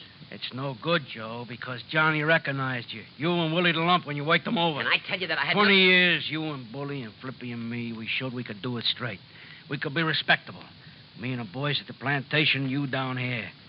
But now you spoiled it. You ruined it for all of us. Look, will you listen? So don't move. We made a deal. You and me and the boys. 20 years ago. If anybody slips, anybody breaks up our respectable life, he gotta go. Was that the deal? Yeah, that was the deal. But you don't know what you're talking about when you say I'm going back in All the... right, so you lousy scum, you not only go back, you do this to Johnny Dollar. My friend, the guy who believed in us. Lefty. So for that, you gotta go. Lefty, listen. Now, Joe. Right. Lefty. Give me your gun, Lefty. No, Johnny, that was the deal. You ever use a gun on a man, you'll go up for the rest of your life. Johnny, it's for you. I'm killing him. Hand it over, Lefty. Okay, thanks. You see, it wasn't Joe who worked me over. What? I thought it was. It looked like him. It sounded like him. Then it was him. Look at his hands, his face, his clothes. Is this the man I fought with in here 5 minutes ago? Sure, maybe I did get the worst of it with 2 of them on top of me. But believe me, I cut them up some, too. He's right, Lefty. Yeah, but then I don't... Look, if it wasn't him... The twin. The twin. You're right, Lefty. It must be the twin. The twin here? All right, boys. Let me in on it, too, would you? Shep Larko, the twin they called him. That's what the law called him. Called him and Joe the twins. Because they looked like each other. They talked like each other. There was always the alibi for each other. But what's Shep Larko doing here? I can't tell you, Flippy. Not yet. All right, Joe. All right. I believe you about not working over Johnny here. Because of what he says about you and me, it must up. But if you and Shep are back in the racket... I'm not, Lefty. That's straight. No? All right, then tell me. Where you been? I can't tell you. 3-4 weeks now, we don't know where you are. The insurance company don't know where you are. Well? I can't tell you. Now listen. Oh, you listen. You listen. If Shep and Willie have been here, they'll be coming back. Why? Yeah, Joe. Why? I can't tell you. I can't tell you. All right. Listen. We're listening, Joe. The Secret Service. Huh? Well, after those killings up in Baltimore. During that smuggling job? Yeah, Johnny. They knew the twins, Shep Larko and Willie. Well, the boys in Washington knew they did it. But they didn't know where to find them. Well, go on, Joe. So they spread the word. The Secret Service spread the word. That I knew where Shep and Willie were. That I would lead them to them. You knew where they was, huh? No, but the law boys knew that'd flush them out. Get Shep and Willie out looking for me. Gunning for me. And the Secret Service didn't keep you undercover? Yeah, until today, back in Washington. But I talked to you on your phone right here. Oh, the line was rigged through to Washington. You said until today, Joe. Yeah, because Shep and Willie didn't show. The law boys had to make them show. So then they sent you here as living bait? Yeah. And they passed the word that you'd be here? That's it, Johnny. That's why Shep and Willie were waiting here when you came. That's why they'll come back now that I'm here. Boy, you stuck your neck out for the sake of going straight. I couldn't help myself. The Secret Service rigged it on me. Guy named Phillips. But now you're all in it. So, Flippy, turn out the lights. Yeah, and let's get out of here. No. What? Oh, listen, we was crooks, but never killers. But it's killers that's coming to get Joe. What do you mean, Lefty? But they won't. And they won't get you, Johnny. Sorry, Lefty, I can't move. But then we're staying. For you and Joe. Yeah, right. So turn out the lights, Flippy. You're too late, boys. Shep. The twin. That's right. Your old pal, Shep Larko. Keep a rat on him, Willie. Don't worry, Shep. Investigator, huh, Dollar? Only at Secret Service, ain't it? Is it? I knew we should have killed you when we had you, Dollar. But we thought these boys driving up was reinforcements. Ha! Reinforcements. We should have known the Secret Service wasn't that bright. All right, Willie, frisk him while I keep this gun on him. Sure. No, none of you try nothing. Not Dollar. We got his gun. Oh, okay. Just what do you intend doing, Shep? They're clean, Shep. What do you think? All right, Joe gets it first. Put your gun up close so it don't make no noise. Go ahead, Willie. Yeah.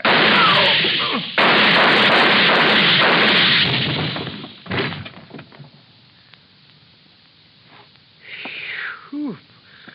Oh, you got them both. And I thought you couldn't move. Yeah, boy. Thanks, Johnny. Thanks. Thank Lefty for giving me his gun when I asked for it, Joe. Oh. Hey, look. Any of you guys know a good doctor?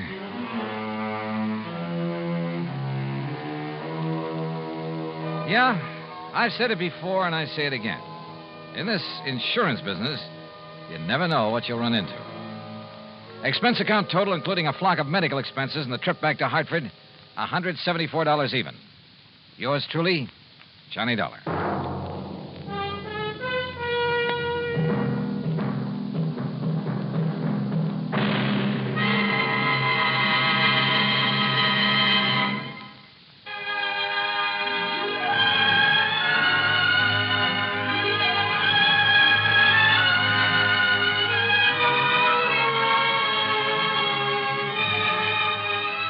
Yours truly, Johnny Dollar, starring Bob Bailey, originates in Hollywood and is produced and directed by Jack Johnstone, who also wrote today's story.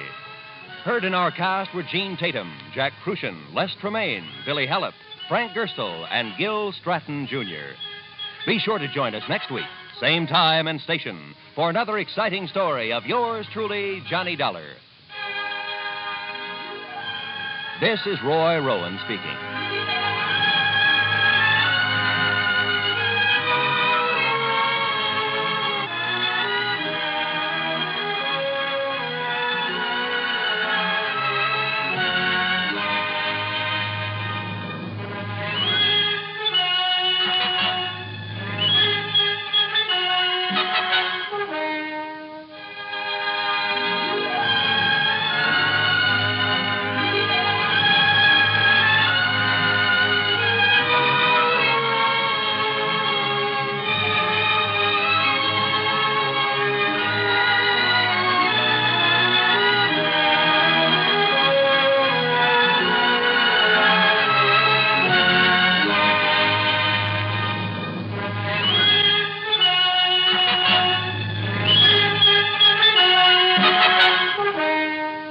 Yours truly, Johnny Dollar, has been a presentation of the United States Armed Forces Radio and Television Service.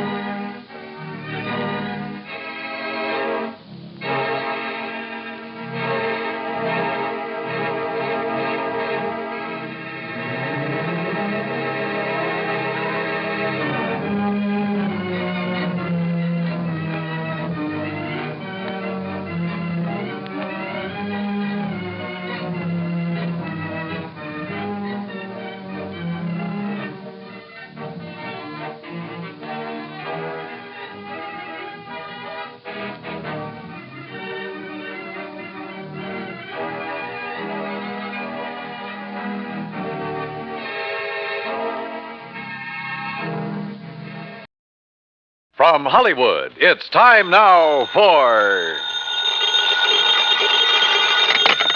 Johnny Dollar. Pat Cummings, Inter-Allied Life. Hi, Pat. What's new with you? Johnny, ever hear of Everett Benton? No, I'm afraid not. Investment firm down in New York. Real estate, oil, mining, this and that. What about him? We're carrying a $100,000 life policy on him. So? So last night he fell out of a 14-story window. Oh, that's too bad. Accident, Pat, or was it suicide? Maybe neither. I think he got pushed. I'll be right over.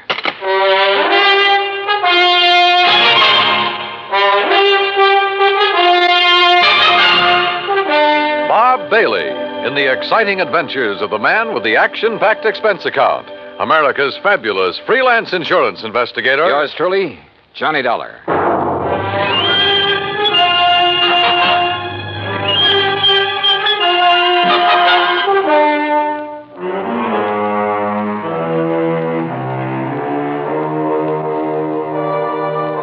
Expense account submitted by Special Investigator Johnny Dollar to the Inter-Allied Life Insurance Company, Hartford, Connecticut. Following is an account of expenses incurred during my investigation of the Killer's List matter.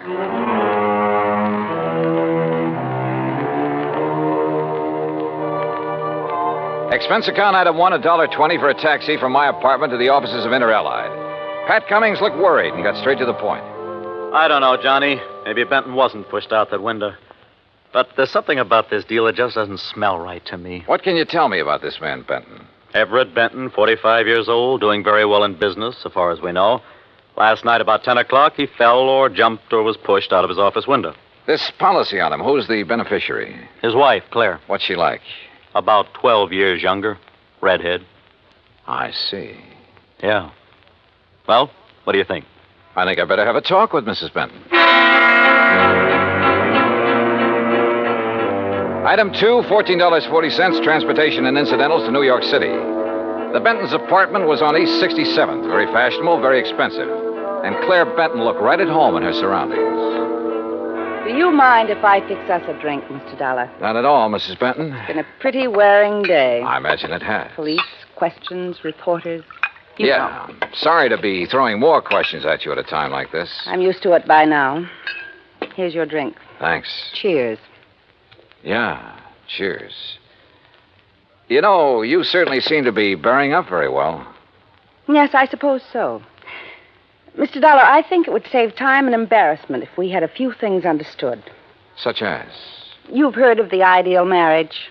Well, Everett's and mine was not it. Oh. Naturally, I'm very sorry he did what he did, but... Well, we weren't exactly happy together. I take it you think he committed suicide, Mrs. Benton. Is there any doubt about that? Apparently not in your mind. None at all. If it was suicide, why did he do it? I wouldn't know. Everett hadn't confided in me for some time. We haven't been very close recently. Well, Mrs. Benton, just suppose it wasn't suicide. Everett had no enemies that I knew of. I see. About the insurance policy. Yes, about the insurance policy, Mr. Dollar. $100,000, isn't it? That's right, when you get ready to file a claim. I intend to in the morning. I see. Oh, and one other thing. It just so happens that I have an alibi for last evening. Oh? And it's the nicest kind of alibi there is, Mr. Dollar. What do you mean? It's airtight. And that was Claire Benton. Very calm and collected. And incidentally, anxious to collect. I thought her over all the way to the office of Detective Lieutenant Tovich of Homicide. That's item 3, $1.60 cab fare. Yeah, I talked to her, Johnny. She's a hard one to figure out. Well, what do you think, Tovich? Did he jump or get pushed? You got any ideas? How about financial troubles? He was in the investment business. Have you looked into that? According to his lawyer, his affairs are in good shape. Oh, he'd made his share of poor investments over the years. Wildcat oil leases, stuff like that. But in general, he was doing okay. He was worth a lot of dough, Johnny. Okay, let's assume he was pushed out that window. What was he doing in his office at 10 p.m.? I've wondered about that, too. Any indication anybody was with him? No.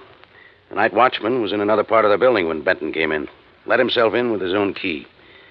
There could have been somebody else with him, all right. But who? Claire Benton says she has an alibi. Yeah. Don't know as I care for it much, but I haven't been able to break it down. Who is her alibi? Larry Santis. Santis. Runs a supper club over in the East 50s. Yeah.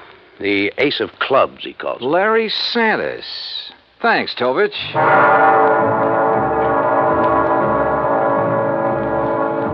So I went calling again.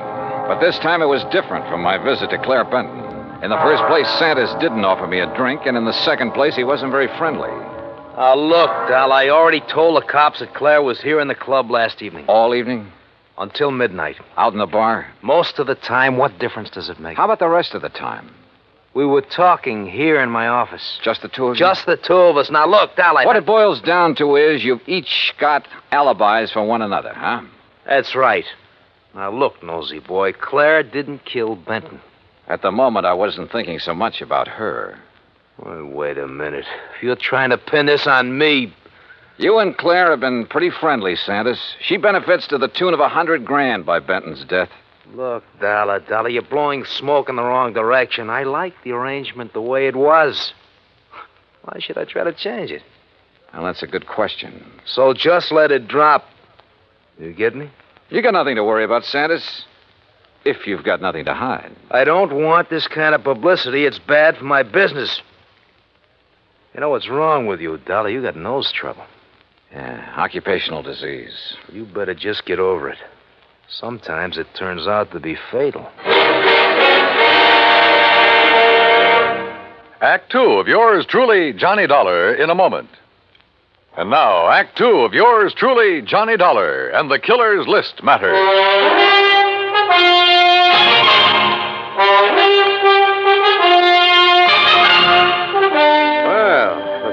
didn't get any further with Larry Santis than I did, Johnny. Look, Tovich, both Santis and Claire Benton had a motive for killing her husband. Matter of fact, two motives. Money and getting Benton out of their way. Johnny, I'm with you. But we're not even sure yet it was murder. We do have something that indicates somebody might have been in Benton's office with him, though. Yeah, what is it? We found a cigarette butt in one of the ashtrays. Different brand than Benton smoked. Could it have been left there during the day? Janitor says he cleans out the ashtrays about 7 in the evening. Of course, he could have overlooked one. So I don't know whether it means anything or not. Oh, excuse me. Yeah. Homicide, Tovich. Oh? Where? Okay, I'll be right over. Well, Johnny, looks like we've got ourselves a little epidemic. What do you mean? Ever hear of a guy named Arthur Mayfield, promoter? No, what about him? They just found him in an alley, dead. Wait a minute. Don't tell me. Yeah. Fell out of a 10th floor hotel room.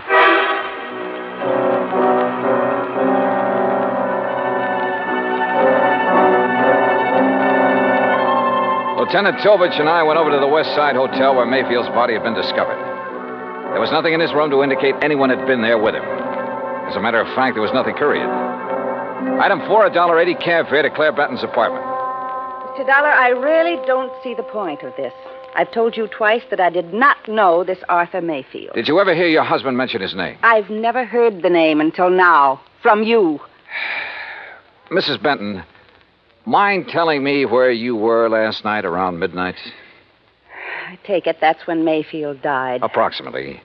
I suppose you have an alibi. You suppose correctly.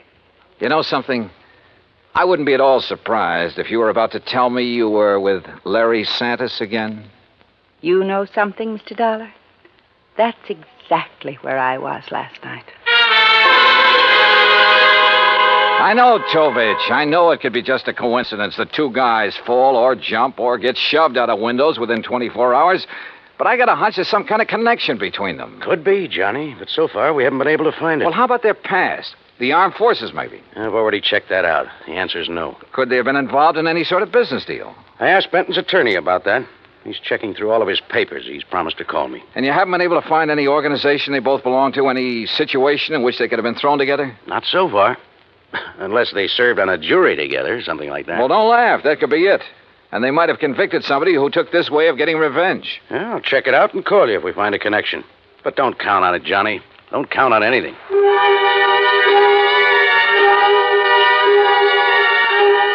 I went back to my hotel room and stretched out on the bed while I rehashed the whole deal in my mind. I thought about Claire Benton and Larry Santis. I didn't trust either of them. But as Tovich had pointed out, there was another thing to prove it. Okay, coming. Yeah? Mr. Dollar? That's right. You're investigating the murders of Benton and Mayfield? Well, I don't think they've been officially described as murders. No, but they are, Mr. Dollar. I'm certain of it. Who are you? My name is Alvin Whiting. I have some information that may be of value to you. May I come in? Come in. Thank you. If you don't mind, I'd like to look out the window a minute. You're being followed? I don't know, but it wouldn't surprise me. What is this information you have, Mr. Whiting? A couple of years ago, 3 men got together and bought an oil lease from a man named Tom Nolan. Did you ever hear of him? No. Well, he was a very eccentric man, hot-tempered, violent. He needed the money badly, so he sold the lease, which then was little better than worthless. Benton and Mayfield were in that deal together. I see. But I still don't understand what that has to do with their murders. I'm convinced their killer is Tom Nolan, getting revenge on them in his own warped way. Revenge? For buying a worthless oil lease from him? Last week, oil was discovered on that property, a lot of it. The property is now worth millions. Ah. I think that Nolan, with his twisted way of looking at things, probably feels that he was cheated out of that property. You're suggesting that this Nolan isn't quite all there, huh? Exactly. That's exactly what I mean. What's your connection with all this, Mr. Whiting? I'll tell you what my connection is, Mr. Dollar. I was in on the deal with Benton and Mayfield. I was the third man. Ah. So, you see, if my suspicions are correct, if Nolan is the killer, then I'm the next man on his list.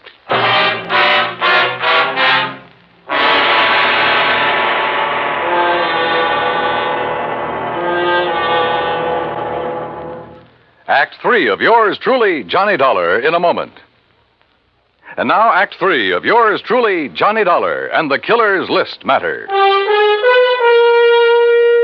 I took Alvin Whiting down to Lieutenant Tovich's office, and he told his story again.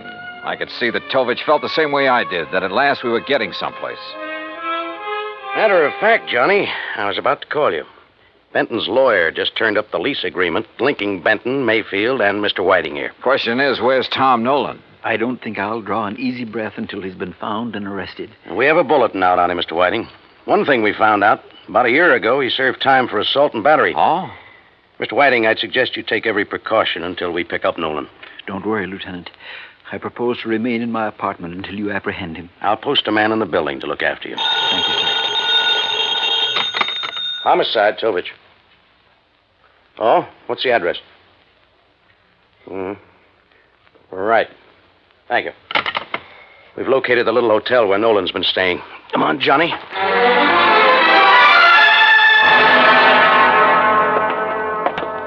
That's Mr. Nolan's room at the end of the hall, Lieutenant. Okay, clerk. Is he in? I don't know. I really haven't seen him since he rented the room from me. How long ago was that? Oh, about a week ago, Mr. Dollar. If he's gone out since then, it must have been at night when I was off duty. Here we are. Try your pass key, quietly. Right.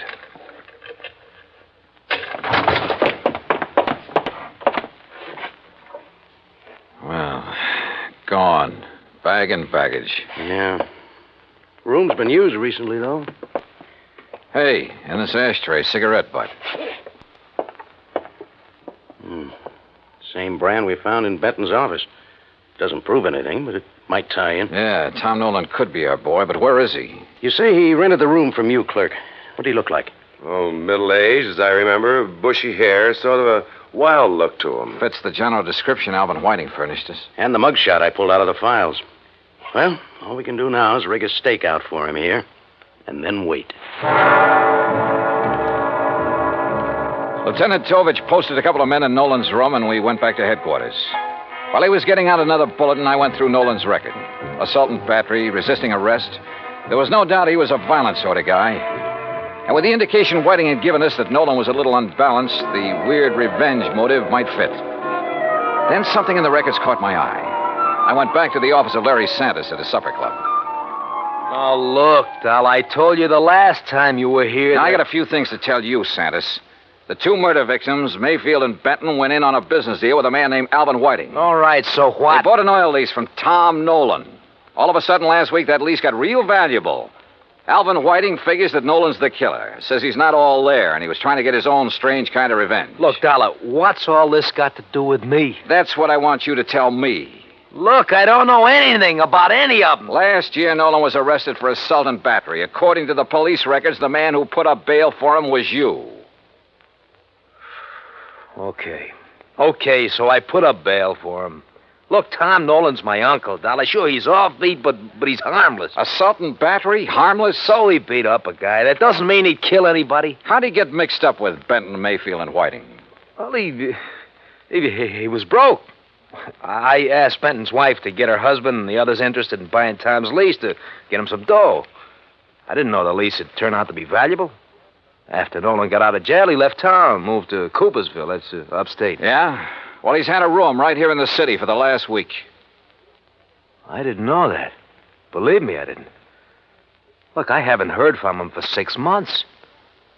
That's the truth. Dollar, I've told you all I know.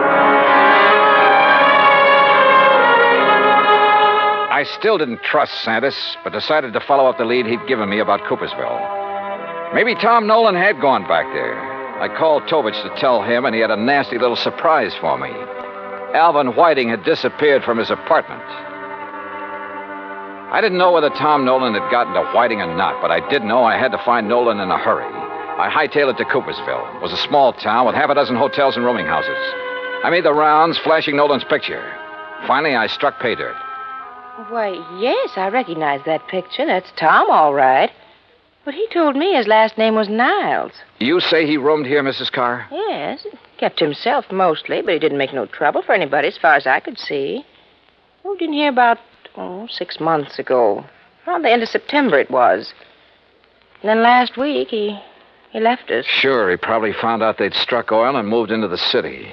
You don't understand, Mr. Dollar. When I say he left us, I mean that last week Tom Niles died. there I was. But all of a sudden, the deal started adding up in my mind. It was after dark when I got to the graveyard, and my flashlight picked out the simple headstone. Tom Niles. Yeah, Tom Nolan. Resting in peace, right where he'd been, all through the murders he was supposed to have committed. The shot knocked the flashlight out of my hand. I hit the dirt, but the flash had pegged the gun for me.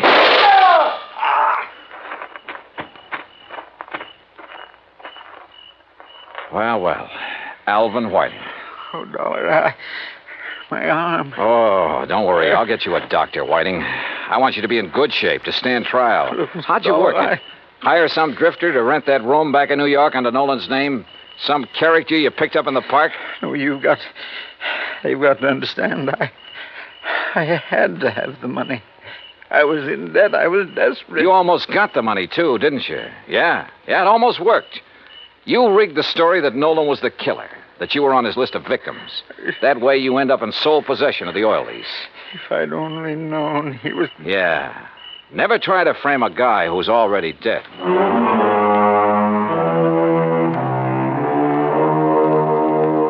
Expense account total $146.50. Remarks? I turned Whiting over to the police and he made a full statement. Yeah, his motive was money. He was in the hole, gambling debts and bills, high cost of living, you might say. But I guess he knows now it's still a real bargain compared to the high cost of dying. Yours truly, Johnny Dollar.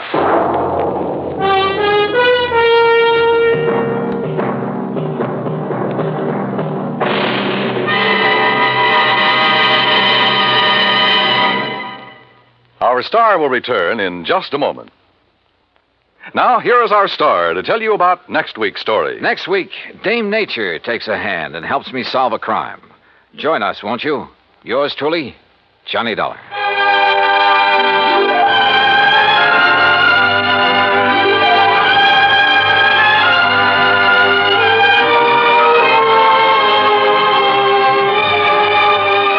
Yours truly, Johnny Dollar, starring Bob Bailey, originates in Hollywood and is produced and directed by Jack Johnstone. Today's story was written by Robert Wright.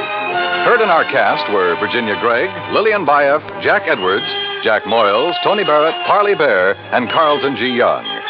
Be sure to join us next week, same time and station, for another exciting story of yours truly, Johnny Dollar. This is Dan Cumberly speaking.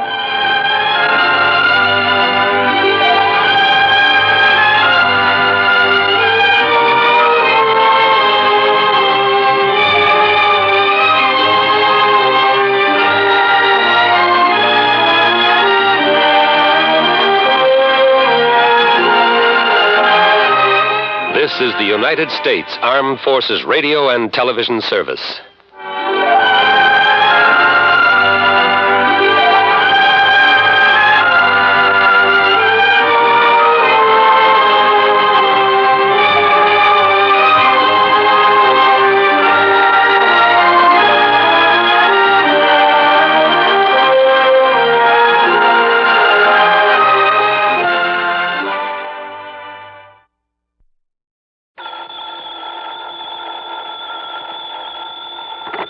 Johnny Dollar. Pat McCracken, Johnny, Universal Adjustment Bureau. Pat, haven't had an assignment from you in, several days. Yes, I know. Now, listen, this expense account of yours. Huh? On that case you just finished. Oh, now listen, Pat, after all these years, and I not only gave you a full report, but an itemized statement. I know. That expense account was completely legitimate from start to finish. Every single item was money out of my own pocket that I spent to solve that case.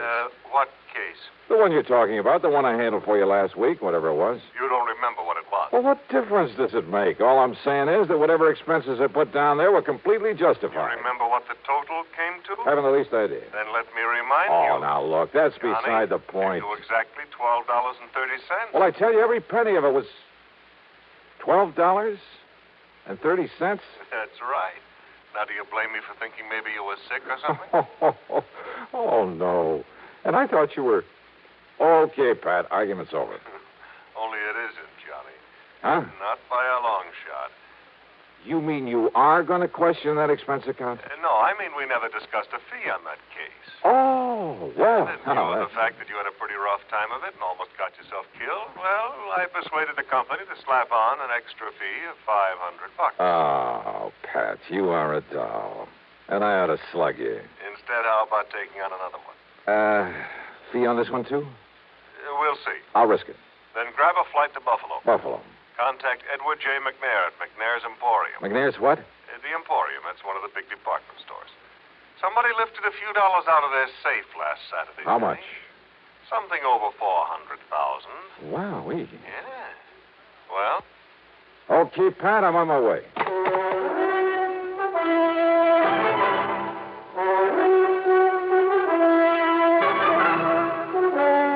CBS Radio brings you Bob Bailey in the exciting adventures of the man with the action-packed expense account. America's fabulous freelance insurance investigator. Yours truly, Johnny Dollar.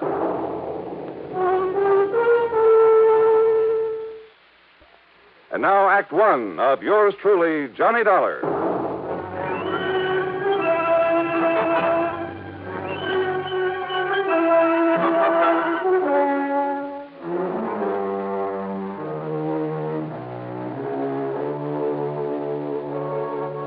Expense account submitted by Special Investigator Johnny Dollar to the Universal Adjustment Bureau, Home Office, Hartford, Connecticut.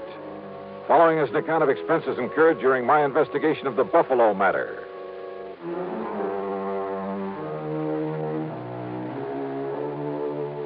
Expense account item 1, $49.50 plane fare and incidentals to Buffalo, New York. Item 2, $8 even for taxi fares. After dropping my luggage at a hotel, I went over to the Emporium. In the big office on the top floor, I talked to Mr. McNair himself. $421,216, according to the books. Well, that's quite a loss, Mr. McNair. And I suppose, Mr. Dollar, that to some extent it's my own fault. My fault. Oh, why do you say that, sir? Heaven knows John Harker suggested changing the procedure more than once. John Harker? Yes, my young personal assistant. Also company treasurer. Oh, I see. But I've run things single-handed the same old way for so long, and nothing like this ever happened before. Mm-hmm. What do you want to tell me about it? We've followed the same procedure every Saturday night for over 28 years, which is to say that as soon as the store was closed, each department head, in turn, brought his cash receipts up here to the treasurer. This, John Harker. Then Harker gave the department head a receipt, put the money in the vault, and that was that. Well, sir, it seems to me it would have been a lot safer to have an armored car deliver that money to the depository of some bank during the day, maybe several times a day. Exactly what John suggested some time ago. I suppose I should have listened to him. Well, go on, sir. Last Saturday, after we closed, things went along quite as usual. That is, until Mr. Ellery in Sporting Goods, always the last to bring his money to the vault, until he knocked on Harker's door. Well, right on cue. Excuse me. Come in. Mr. McNair, John, come in, please. I want you to meet Mr. Johnny Dollar. This is John Harker. Mr. Dollar? Hiya. Dollar represents the insurance companies we trust will make good on our loss. Well, I certainly hope you can make more progress than the police have, Mr. Dollar. That bandage on your head have anything to do with the robbery, Harker? Yes, it certainly has. Terrible, isn't it? Now, sit down, John. Tell Mr. Dollar exactly what happened on Saturday night when Mr. Ellery came up to turn his cash over to you. Thank you, sir. Oh, I'm afraid it was all my fault, Dollar. Not a bit of it. Yes, for being caught off guard. All right, what happened? Well, when Ellery knocked on the door of the vault room, I asked who it was. He told me, and, I should have known by his tone of voice that something was wrong. Now, John, you're not to blame. This sort of thing could have happened to anybody. Even to me. Thank you, Mr. McNair, but it doesn't alter the fact that... Well, Dollar, I went over and unlocked the door for Ellery. But instead of walking in, he was forcibly thrust into the room. The door was thrown back so hard, it knocked me down, knocked me unconscious. Terrible. And when I came to, the cash drawers of the vault were empty. The keys had been literally torn out of my pocket. You shall have a new suit for that, John. Thank you, sir. Ellery, poor Mr. Ellery, lay there bound with adhesive tape after being badly beaten. Did you see whoever it was came barging in that way? If I hadn't been standing behind that door, I might have. I see. What about this man, Ellery? Tell him, John. Yes, sir. Well, poor Ellery did catch a glimpse of him, but the man was wearing a sort of mask over his face. He gave what description he could to the police, of course. And, well, that's about it. Thank you, John. Now go along. Yes, sir. Well, now, wait a minute. Don't misunderstand me, Mr. Dollar, but I don't want to keep John around here any longer than necessary. Well, but I'd Dollar like wants to be around. I'll cancel the trip gladly. Trip? Of course. After what's happened, that knock on the head was pretty serious. John is taking my cruiser on a little trip. Oh, I can't say I blame him. So run along, now... John. You can leave tonight as you planned. Whatever you say, Mr. McNair. Harker, wait a minute. Your please. friend all ready to go with you? Oh, I hope you don't mind my taking him along, sir. Not a bit. Now run along. Run along. Have a good time. And a good rest. Look, Yes, sir. it's customary. Thank you very much, sir. Mr. Dollar, I suppose you'd like to talk to Mr. Ellery now. Well? Yeah. I'd like to talk to somebody who was involved in this thing.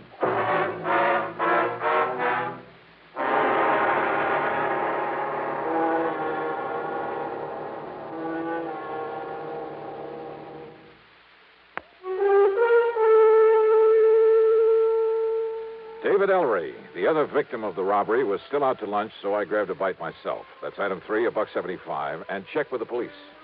Nothing helpful at all. No leads on the man who got away with over $400,000 from a store there in Buffalo, New York. Then I went over to the Emporium to the sporting goods department. Ellery was back, and I talked with him in a little office in a corner of the stockroom. He was still suffering from the beating he'd taken. Yes, sir, Mr. Dollar. It was awful, terrible.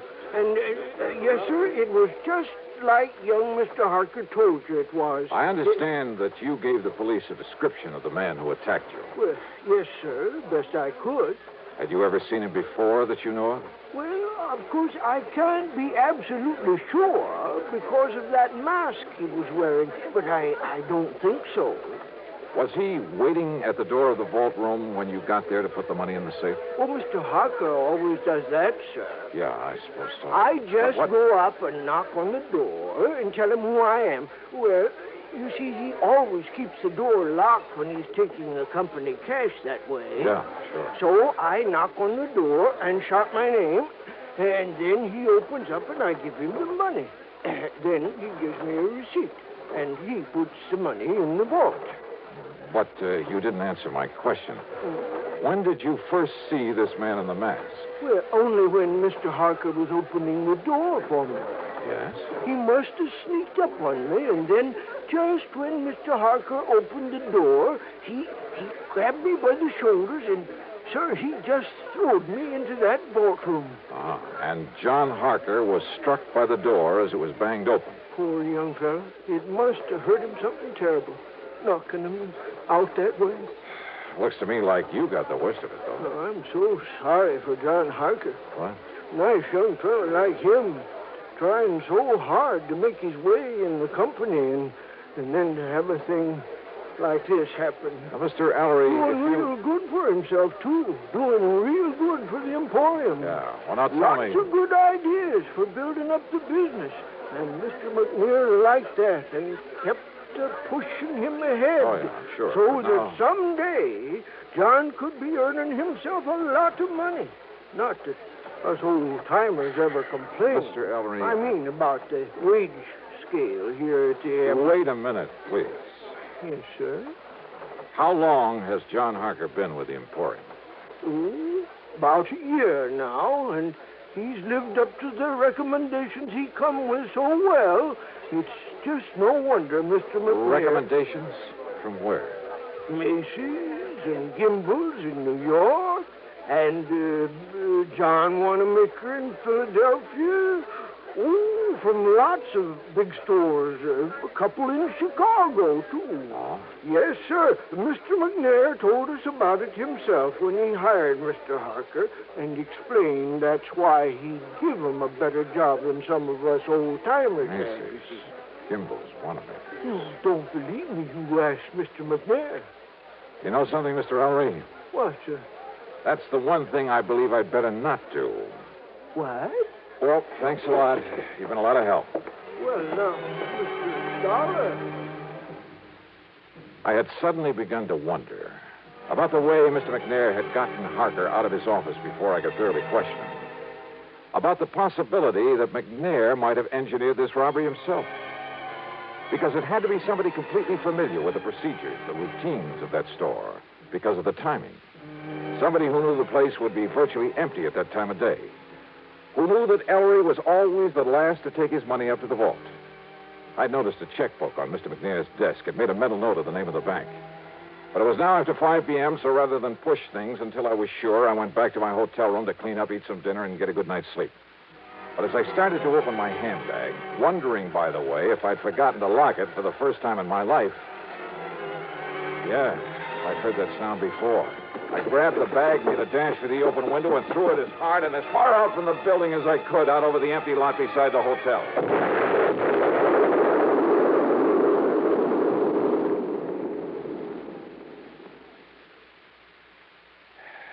Funny. I got a sneaking suspicion about then that somebody in Buffalo didn't particularly want me around.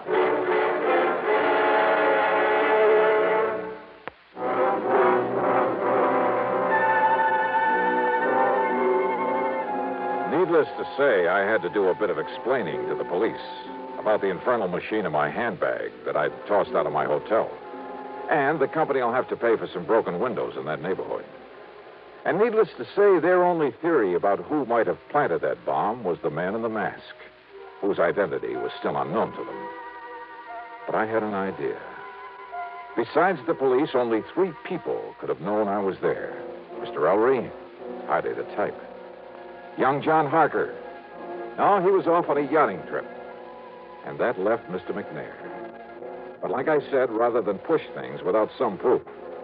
Well, item 4 is $7 for drinks and a good dinner, and I hit the sack for some much-needed rest. But first thing in the morning, I was in the cashier's office at the bank. Yes, sir. What can I do? Johnny! Holy Barton. Now, what under the sun are you doing here? I'll have you know that I'm not only cashier of this bank, but a vice president, too. How are you, boy? Congratulations. Well, look, I got to get right to the point. I want to know all I can about the financial condition of not only Mr. Edward J. McNair, but also the store he owns, the Emporium. Oh, now, Johnny, you know that things like that are of a confidential nature between a banker and his client. Oh, I can see you're going to be a lot of help. I'll tell you this, though. McNair is worth millions. Millions, Johnny. How about outstanding debts against the store? McNair's old-fashioned. He pays cash. Cash on the line for everything.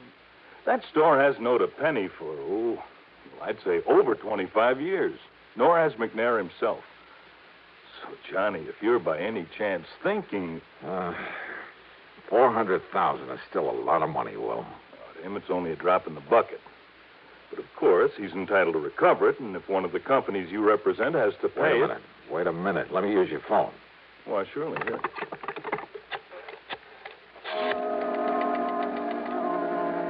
Item 5, 840, long-distance calls to New York and Philadelphia to Macy's, Gimbel's, and John Wanamaker's, to the personnel directors. And from each of them, I get the same answer. They'd never even heard of John Harker. I left the bank and went over to the Emporium to the office of Mr. McNair. I know, Mr. Dollar. I haven't the least idea where John and his friend are going in my cruiser. He simply asked if he might have it for a few days. Asked for it?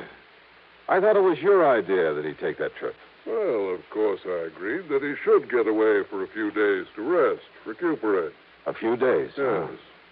And also get away with your $400,000. What? Played right into his hands. You know anything about this friend he's taking along? Well, I presume, being a young man with lots of lady friends. Well, I presume it's the guy who helped him with that robbery.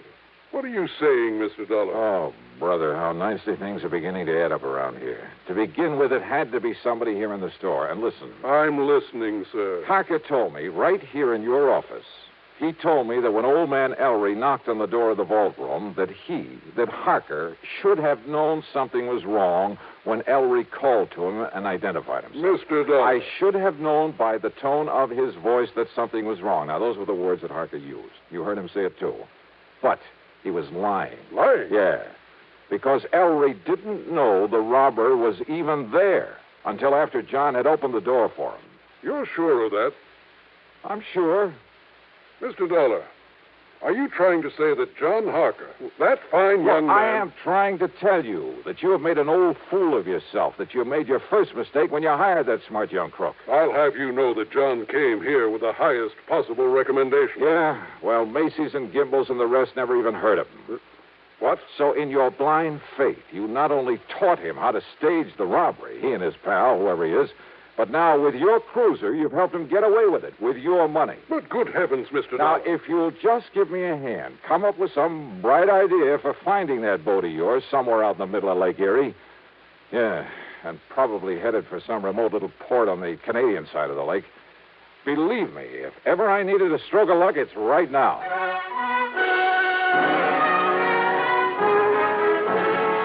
You know something? Well, Lady Luck must have been tagging along right at my heels. And don't ever underestimate the United States Coast Guard. A big sou'wester had built up over Lake Erie, so they'd contacted every small boat within 100 miles.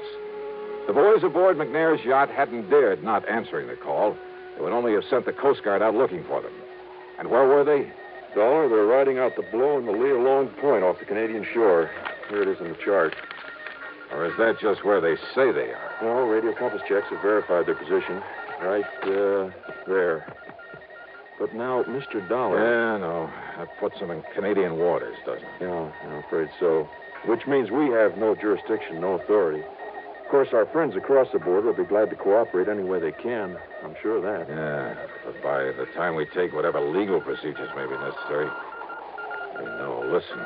Yes, sir? Now, off the record, unofficially... Suppose I were to go out there after them myself. Oh, now, Mr. Dollar... Well, somebody has to nab them. Suppose I could find a boat and a skipper willing to weather this storm. Huh? How about that? Well, I think maybe... Now, I'm not sure, mind you, but I think I've heard of some chap around here that owns a converted subchaser. Weather out any kind of a storm. Yeah? Now, of course, you understand, I'm hardly in a position to recommend that you attempt any such... Expense account item 6, $585, rental of the subchaser and the skipper to go with it. And while I'd like to give you a thrilling, dramatic ending for this case, well, the trip across Lake Erie in that storm did have its moments. But from there on in, it was just a matter of running down John Harker and his pal, clapping him into chains and hauling him back to Buffalo with the money. So expense account total, including transportation home. Well, now, wait. As it turned out, there's a lot more to this thing. Yeah. I'll tell you all about it in my next report. Yours truly, Johnny Dollar.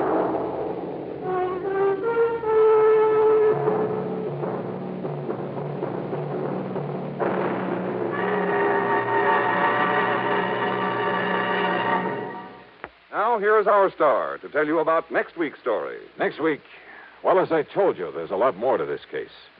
As a matter of fact, it turned out to be the most exciting, most dangerous assignment. Well, join us, won't you? Yours truly, Johnny Dollar.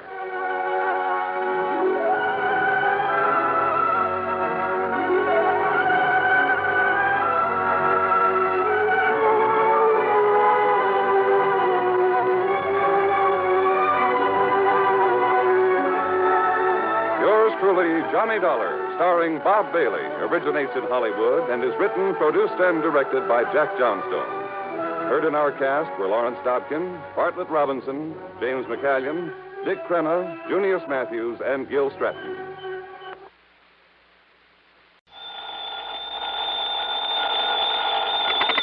Johnny Dollar.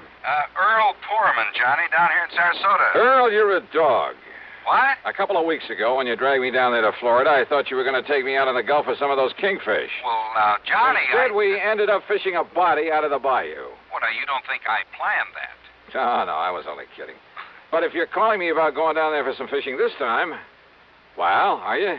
Well, maybe we can get out in the Gulf while you're down here. While I'm down there for what? To find out what's happened to a policyholder of ours. Uh-oh.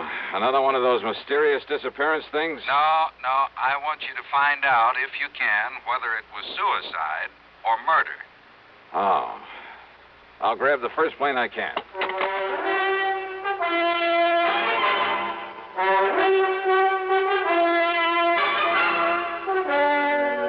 CBS Radio brings you Bob Bailey in the exciting adventures of the man with the action-packed expense account, America's fabulous freelance insurance investigator. Yours truly, Johnny Dollar.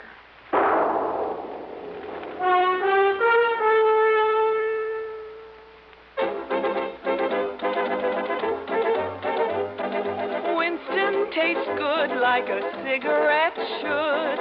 Winston tastes good like a cigarette should. Winston gives you real flavorful, rich tobacco flavor. Winston's easy drawing too. The flavor comes right through to you.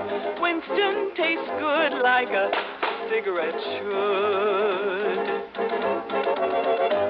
A modern filter? Sure, Winston has it.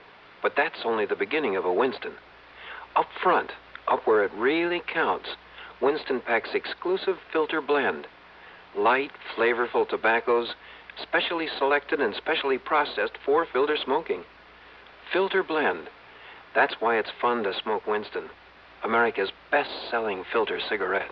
Winston tastes good like a cigarette should.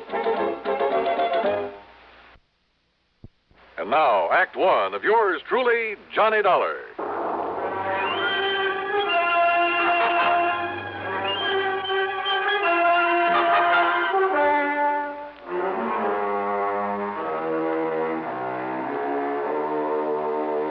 Expense account submitted by Special Investigator Johnny Dollar to the Sarasota, Florida office of Tri-State Life and Casualty Insurance Company.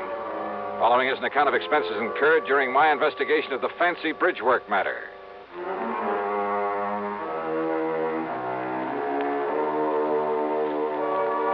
Expense account item 1, $79 even, plane fare and incidentals, Hartford to the International Airport at Tampa.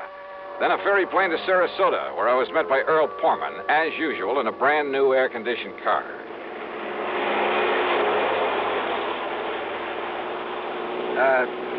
You know something, Johnny? If I'd had any sense, I'd have met you in Tampa. Oh? Why do you say that, Earl? Well, because this murder, if it really was a murder, occurred on the Sunshine Skyway Bridge, about 28 or 29 miles north of town. Yeah, I wondered why we were heading north on the Tamiami Trail. But you say if it was murder. Well, if it was suicide, Johnny, if you can prove it, well, it'll take the company off the hook for some $40,000. Uh-huh. Who was the victim, the insured? A worthless tin horn gambler by the name of Alfie Garber. Tin horn, huh? What? Well, he must have had something to pay the premium on $40,000 worth of insurance. He paid exactly one of those premiums, Johnny. Well, what happened? You remember the dog racing track south of town? Yeah, my pocketbook still carries a couple of scars from it. Well, Alfie's been losing his shirt out there night after night. He's not only borrowed everything he can get his hands on, moved into a third-rate motel, but well, he sold most of his wife's jewelry. Uh-huh. They've been practically living on handouts. Police think maybe he's responsible for a couple of robberies around town, but they haven't been able to prove anything. Really? In other words, Alfie's been in pretty bad shape, mentally as well as financially. His wife told a doctor she was afraid he might commit suicide. So you got the picture? Yeah, I got it. Go on, Earl. Well, last night, he and another punk by the name of Luke Thrasher got into a big fight there at the track. Luke is a pretty bad actor, by the way. And how do you mean that, Earl? Oh, there have been a couple of unexplained murders of people who tried to cross him up back in the past. By unexplained, you mean they couldn't pin them on him? Exactly. Oh, here now, we're on the Sunshine Skyway Bridge. Yeah, well, what'd they fight about? Seems Alfie had welched on a bet, a big one. And Luke told him if he didn't get out of town, he'd kill him. So?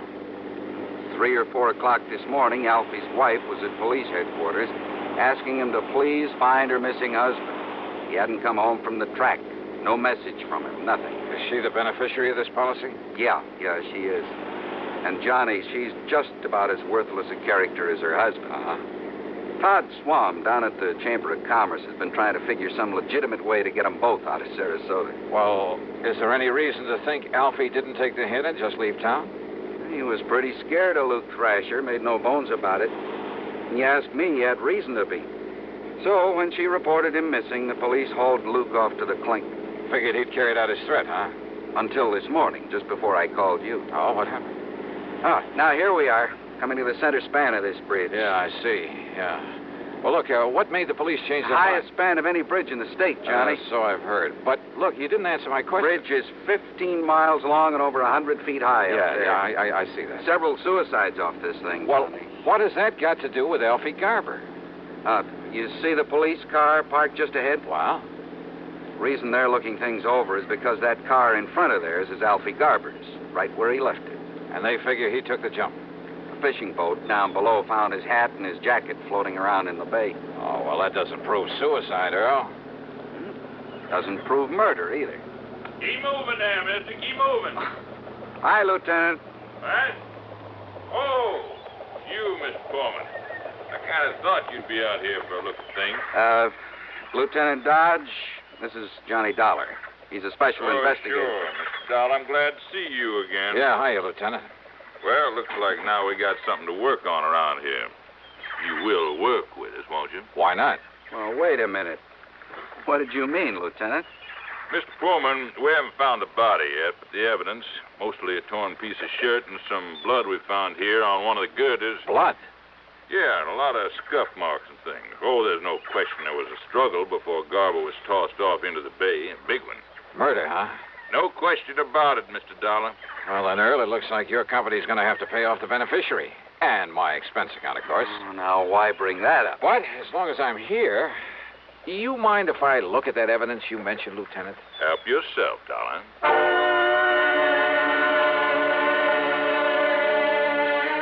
So I did. The marks of a struggle, the patches of blood on the girder, even the hat and the coat that had been recovered from the body. And I was inclined to agree with Lieutenant Dodge. That is until... Huh?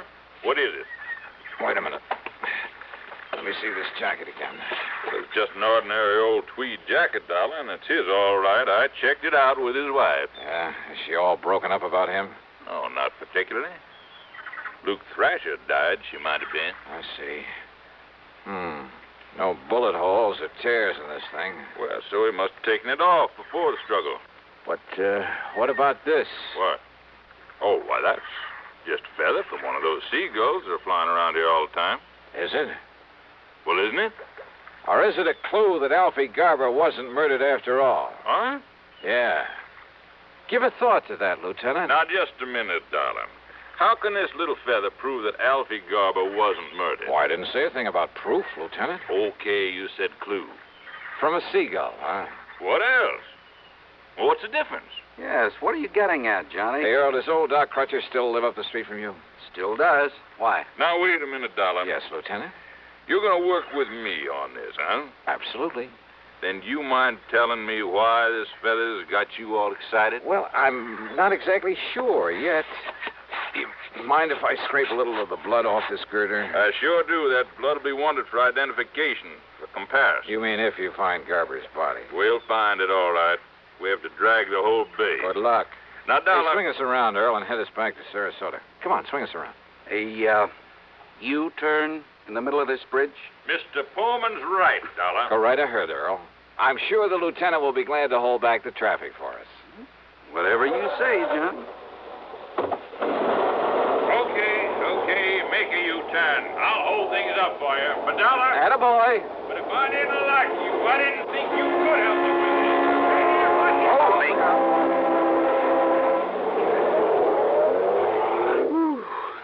I thought he was going to hold up traffic for us. Yeah.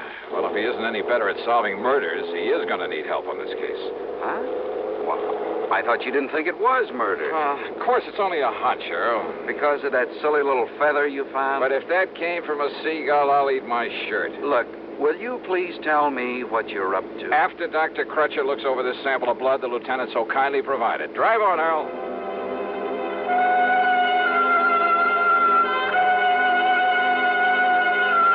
Dr. Les Crutcher, there on St. Armand's Key, is one of the most able men with a microscope I've ever known. He poured us a couple of drinks, took the blood sample, and retired to the tiny laboratory there at the back of his house. Then, after about 15 minutes... Now, Johnny, listen to me. Relax, Earl, relax, and enjoy your drink. We may have to do some traveling around when the doc gets through with that specimen. Well, like where? If my hunch is right, that is. Well, Doc, what'd you find out? Johnny, putting that under a lens took me back to the old days before I got my MD, when I thought I was going to spend the rest of my life as a veterinarian. Chicken blood, huh? What? That's right. Though whatever made you think it was? Well, then that feather was a chicken feather? I kind of thought maybe it was, Earl. Now I'm sure. Well, then Alfie Garber wasn't murdered at all.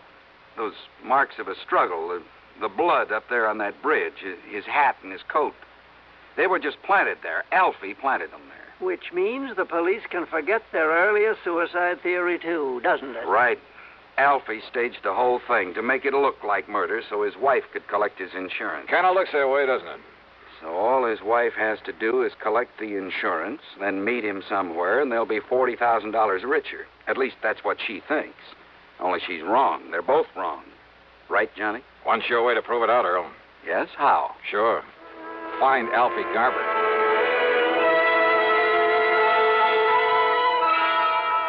Sure. Easy, Lieutenant. Just find Alfie Garber. So we're right back where we started from. Yep. Only trouble is that by now he could be 1,000 miles away. Well, at least it takes that insurance company of yours off the hook. Yeah, I guess so. Kind of lets Luke Thrasher off the hook, too. Means his alibi really was airtight. His alibi? Yeah, Luke had witnesses to prove he was here in town at the time Alfie's car was left up on that bridge. Oh, I see. So I'd better arrange for Luke's release, I guess. Only hope he doesn't make trouble over being locked up. Well, now, those kinds seldom do, Lieutenant. They're usually smart enough to try to keep peace with you boys. He is a smart one, all right. Maybe if I butter him up a bit. Hey, look. I borrowed one of Earl Pullman's cars. When you let Luke Thrasher out, tell him there's a car and chauffeur waiting to take him anywhere he wants to go. Okay, Johnny. Thanks. As I drove Luke to his little motel out south of town near the track, I hoped he might come up with some kind of a lead on Alfie Garber. After all, he followed the same route year after year, made the same contacts. But I didn't get much help from him. Quite the contrary. Dollar, if I knew where to look for that punk, I might go after him myself. Oh? Why, Luke? I could kill that cheap little Welcher. Only, what's your interest in him? His attempt to defraud an insurance company? Oh? Slow down. Sure. What are you, anyway? I'm a special investigator for the insurance Stop company. the car, Donald. What? I said stop the car. What's the matter, Luke? Private investigator, huh? That's right. That means you're a cop, and me, I don't like cops, public, private, any kind. So keep away from me, Dollar, if you want to stay healthy. Oh? Yeah. Listen, Dollar. I'm listening. You ever hear that maybe I killed a couple of guys one time and got away with it? I heard. What about it, Luke? Just remember that, Dollar. Just remember that. Act two of yours truly, Johnny Dollar, in a moment. Meet star Stuart Irwin. Nothing's worse for an actor than a nasty cold. To feel better quickly, I take wonderful 4-way cold tablets, the fast way to relieve cold distress. Right. Tests of all the leading cold tablets proved 4-way fastest acting. 4-way starts in minutes to relieve muscular pains, headache, reduce fever, calm upset stomach, also overcomes irregularity. Take my advice. For your next cold, take 4-way cold tablets, the fast way to relieve those cold miseries. 4-way, only 29 cents. Now, here's a word about another fine product of Grove Laboratories. To get rid of embarrassing dandruff in 3 minutes, change to Fitch Dandruff Remover Shampoo. 3 minutes with Fitch regularly is guaranteed to keep unsightly dandruff away forever. Apply Fitch before wetting hair, rub in 1 minute. Add water, lather 1 minute. Then rinse 1 minute. Every trace of dandruff goes down the drain. 3 minutes with Fitch and embarrassing dandruff's gone. At the same time, Fitch can brighten hair up to 35%. Get Fitch Dandruff Remover Shampoo today. And now, Act Two of yours truly, Johnny Dollar, and the fancy bridgework matter.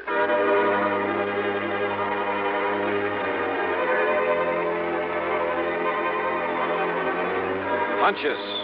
Sometimes my salvation, sometimes the bane of my existence. It was a hunch that led to the discovery that all the evidence Alfie Garber had been murdered and thrown off the bridge, that all that evidence was trumped up, phony, obviously to mislead anyone looking for Alfie. And now I had a couple of hunches about Luke Thrasher. One, that his warning to stay out of his way was due to more than a simple hatred of cops. Two, well, this was a real wild one. But in spite of what he'd said, I had the distinct feeling he could somehow put me on Alfie Garber's trail. It was late by the time I got to Earl Portman's house on St. Armand's Key. He and his wife had gone to bed. I poured myself a nightcap and sat down on the floor of the room to think things out. Huh?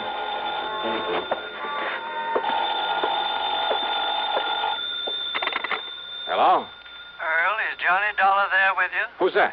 Oh, Johnny? Yeah. Well, this is Doc Crutcher. Listen, there was something about that blood specimen you brought me, that chicken blood. Yeah? I wasn't sure at the time, so I put it back under the microscope. And I found traces in it of a trypanosomus virus. Very seldom found here in the South. So what about it, Doc? So I checked with some of the local vets to see if any of them knew whose poultry flock might have it around here. I thought such information might be of help to you. You were so right.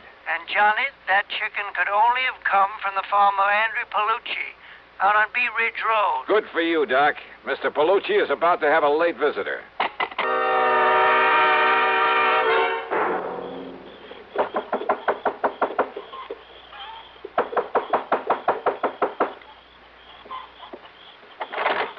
Yeah. What do you want? Don't you know what time it is? Yeah, and I'm sorry to get you out of bed. Oh, sure. Look, my name is Johnny Dollar. I want to know if a man named Alfie Garber bought a chicken from you yesterday. Huh? You were waking me up in the middle of the night and tell me, did he? No, he didn't. No, it was his wife. She bought the chicken. Oh, his wife? That's right. Her and that man, What man? That'll Luke. Luke? That's all right, Luke. So what's your business you come around this way? Just don't worry about that. Don't worry, huh? You get me out of bed, you wake my chicken. Hey, look, I said I'm sorry. Oh, sure, wiser guy. Now, wait a minute. What do you I get ought to so... report you to the cops. You come around this way. Well, why don't you do just that? Good night, Mr. Palucci. You think I wouldn't? You wiser guy?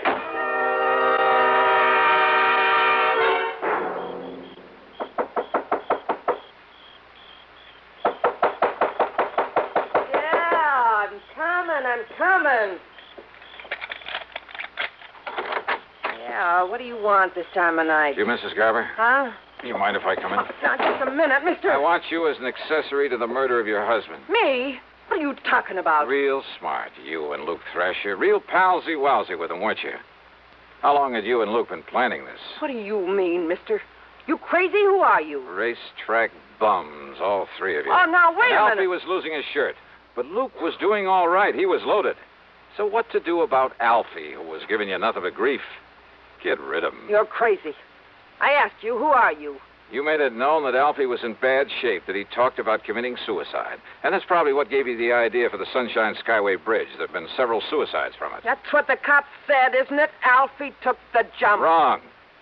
Because making it look like suicide would keep you from collecting his insurance. Now, listen, So it had to be a clear case of murder. That's why you spilled the chicken blood around when you left his car up there. You, Mrs. Garber, yeah, you. After making sure that Luke Thrasher had an alibi, could prove he was in town at the time you left the car on the bridge.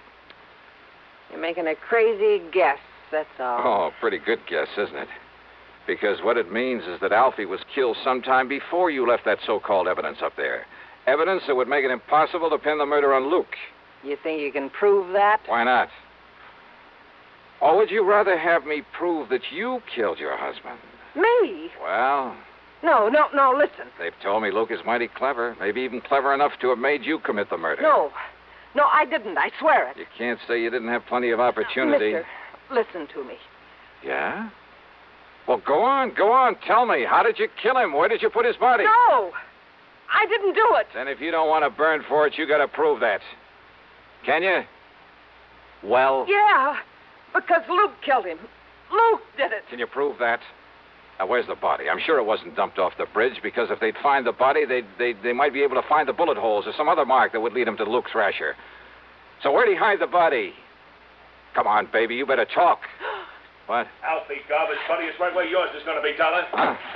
Take his gun away from him, Lena. Oh, yeah, sure, Luke. I got it. You know so much it's got to be curtains for you, Dollar.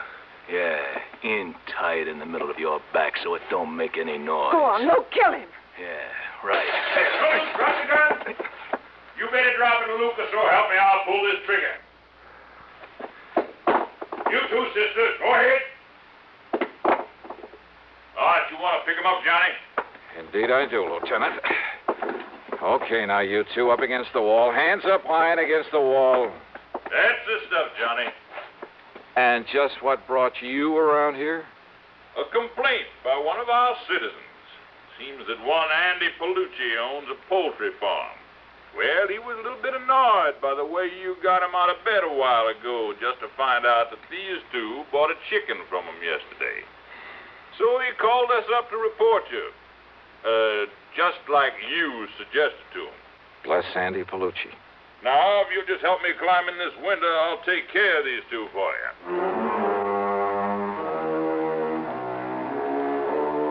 Luke Thrasher, in spite of all the pressure they put on him, still refused to talk.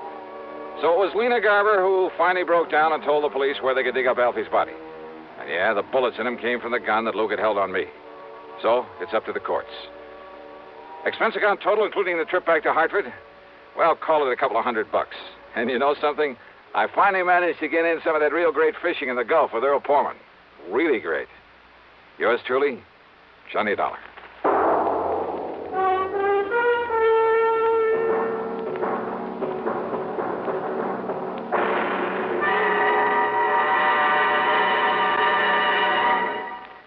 Our star will return in just a moment.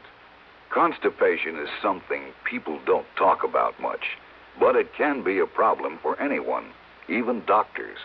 And when constipation occurs, it's interesting to see just what doctors consider important about a laxative they might use or recommend. Well, a majority of the doctors we heard from had this to say.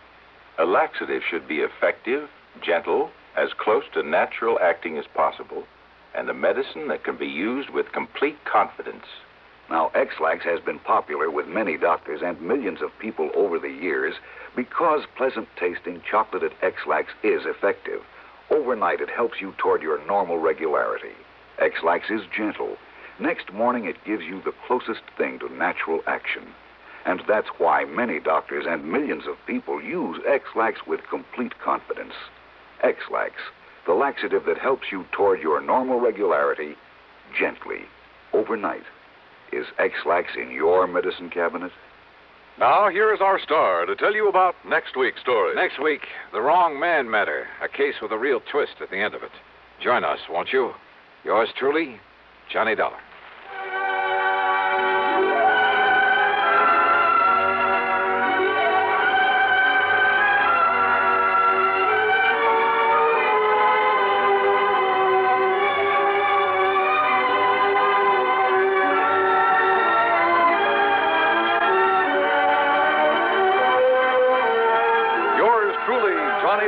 Starring Bob Bailey, originates in Hollywood and is written, produced, and directed by Jack Johnstone. Heard in our cast were Virginia Gregg, Vic Perrin, Barney Phillips, Edgar Staley, Peter Leeds, and Frank Gerstle. Be sure to join us next week, same time and station, for another exciting story of yours truly, Johnny Dollar.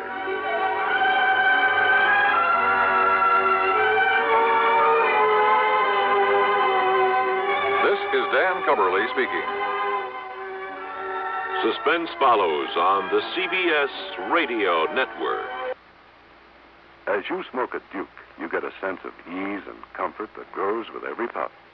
Because new king-size Duke is king-size in the filter, where it matters most. Radio 59, WROW. You know, we're all not experts on suits or stoves or automobiles, so before spending any money, we find out what makes one good. Aren't schools much more important? Shouldn't we know what a good school is really like? A free new booklet helps you to do this important job. It's called Yardsticks for Public Schools, published by the National Citizens Council for Better Schools. It suggests ways of sizing up a school and of ensuring a better education for your children. Send a card today for your free copy. Write Yardsticks and your name and address on a card. Mail it to Better Schools, 9 East 40th Street, New York, 16, New York.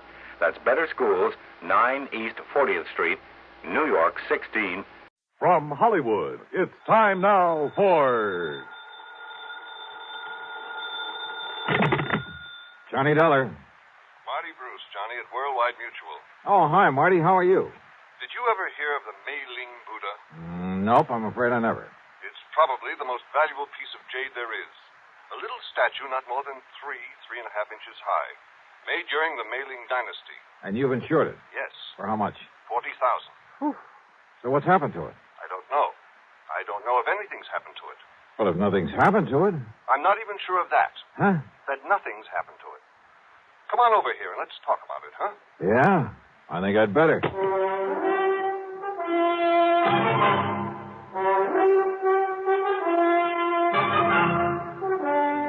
Bob Bailey in the exciting adventures of the man with the action-packed expense account. America's fabulous freelance insurance investigator. Yours truly, Johnny Dollar.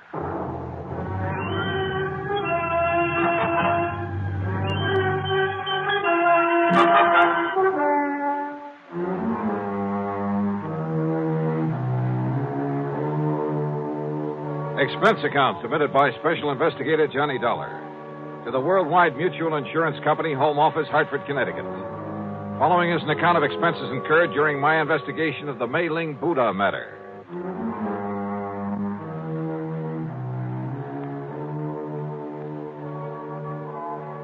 Expense account item 1, $1.10 for a taxi from my little apartment to the office of Worldwide Mutual, where Marty wasted no time in getting to the point. I'd know for sure if it weren't for that knuckle-headed Ray Kermer. Who's he? One of our account men. Got back from a European vacation just this morning. For being so stupid, I ought to fire him. He knew we'd insured that jade Buddha. And when he saw it over there in Paris a couple of weeks ago, he should have looked into it. Found out what it was doing there. Doing just exactly where, Marty? In a dingy little antique shop, somewhere on the Rue de la something or other. He didn't even have sense enough to get the address or the name of the place. Oh, where was it supposed to be? Locked up in the home of the late Darrell Harcourt up in Boston. And of course it isn't. Well, that's the point. I don't know. There's been no report of a theft. Well, if somebody's seen it in Paris... Is that Buddha pretty well known among collectors and so on? I told you. It's probably the most valuable piece of jade in the whole world. Then let me use your phone. Sure, here. But if we don't even know what shop or where it is in all of Paris... Just leave it to me. My phone call was to a slimy little character whose name is de Marsac, but who calls himself the Chat Gris, the gray cat, who knows the Paris underworld like the back of his hand. He'd been a lot of help to me some months before in locating a painting that was stolen from my good friend and the actor and art collector Vincent Price. Certainement, Monsieur Dollar. If you are willing to pay me well. If you can dig up the information I want, I'll mail you a check for $100 American immediately. Oh, no, Johnny. Only 200? What you call bucks for my inestimable services? Oh, Monsieur. Okay, 200. Now listen. There's a little idol, the Mei Ling Buddha. Yes, I know it well. Oh? I saw it only this morning, here in Paris. Where? At the shop of Monsieur Dubuisson on the Rue des Pas de l'Amour. Yes, it was smuggled in only a few weeks ago. And the price on it? Well, for such a rare and exquisite piece, most reasonable. How much? 32 million francs. That's around $80,000, so it must be the McCoy. You wish me to, shall we say, obtain it for you? You mean steal it? But of course, monsieur. But for a price. No, thanks. I'll send you a check. You're giving him $200 just for that? A lot cheaper than my flying over there. Well, yes. So now I'd better check at the home of this, what'd you say the name is? Darrell Harcourt in Boston. I'll put down the address for you. Died about 2 years ago. Home's in charge of his old housekeeper, a Mrs. Mary Haskell. And I take it his property hasn't been disposed of yet. His fine old tapestries and furniture, yes, will to various museums here. Thanks. Everything but the contents of Mrs. Haskell's room and the study. The latter he willed to a nephew, Charles Curtis, to be given to him the day he finishes at Harvard. Well, that's a funny sort of arrangement. Harcourt was a funny man. The Buddha was the only thing of real value in that room. And he figured it was enough to get his nephew started in a business of some kind. I see. This Curtis boy get the house, too? No. That goes to Mrs. Haskell after Curtis gets the contents of that one room. Well, looks as though I'd better hie myself up to Boston and make sure that Buddha's really gone.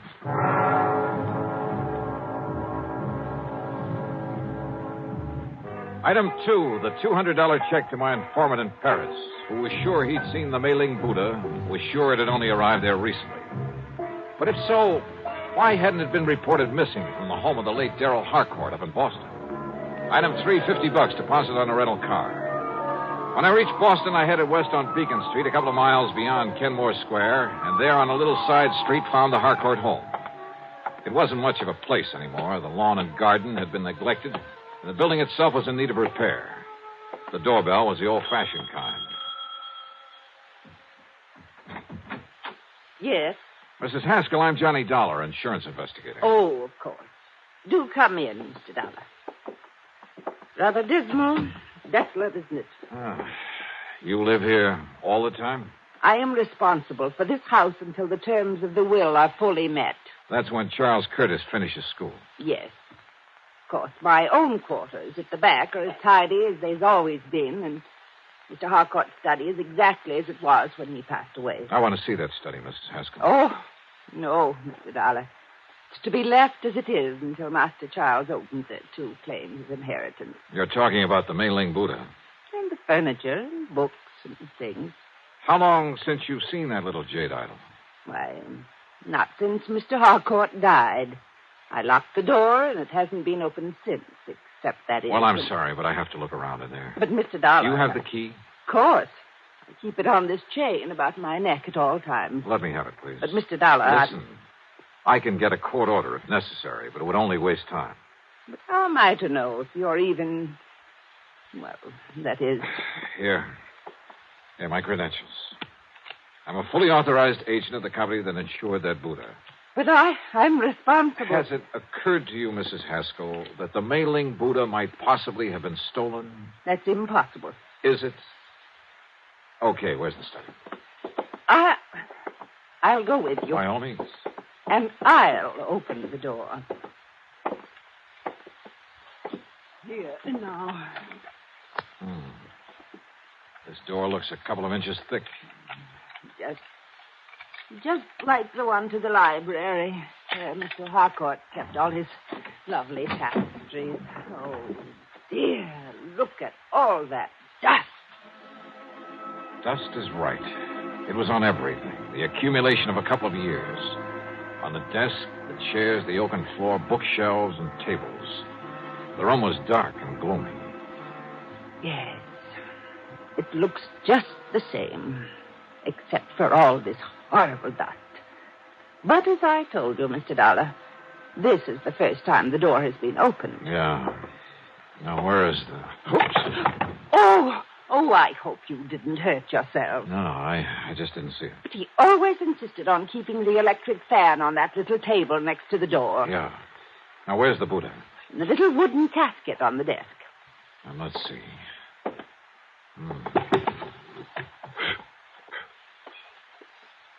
Now...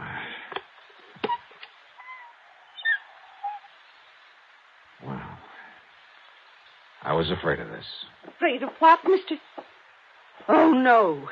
It's gone. The Buddha's gone. Yeah. Oh, no. I searched the room thoroughly and found no trace of the Mei-Ling Buddha.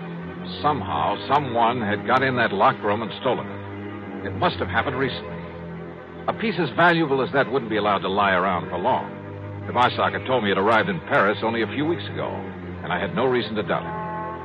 But how could anyone possibly have got in there without leaving marks in the dust that swirled about our feet every time we moved? That showed a clear imprint of every step we made. That left a mark on everything I touched.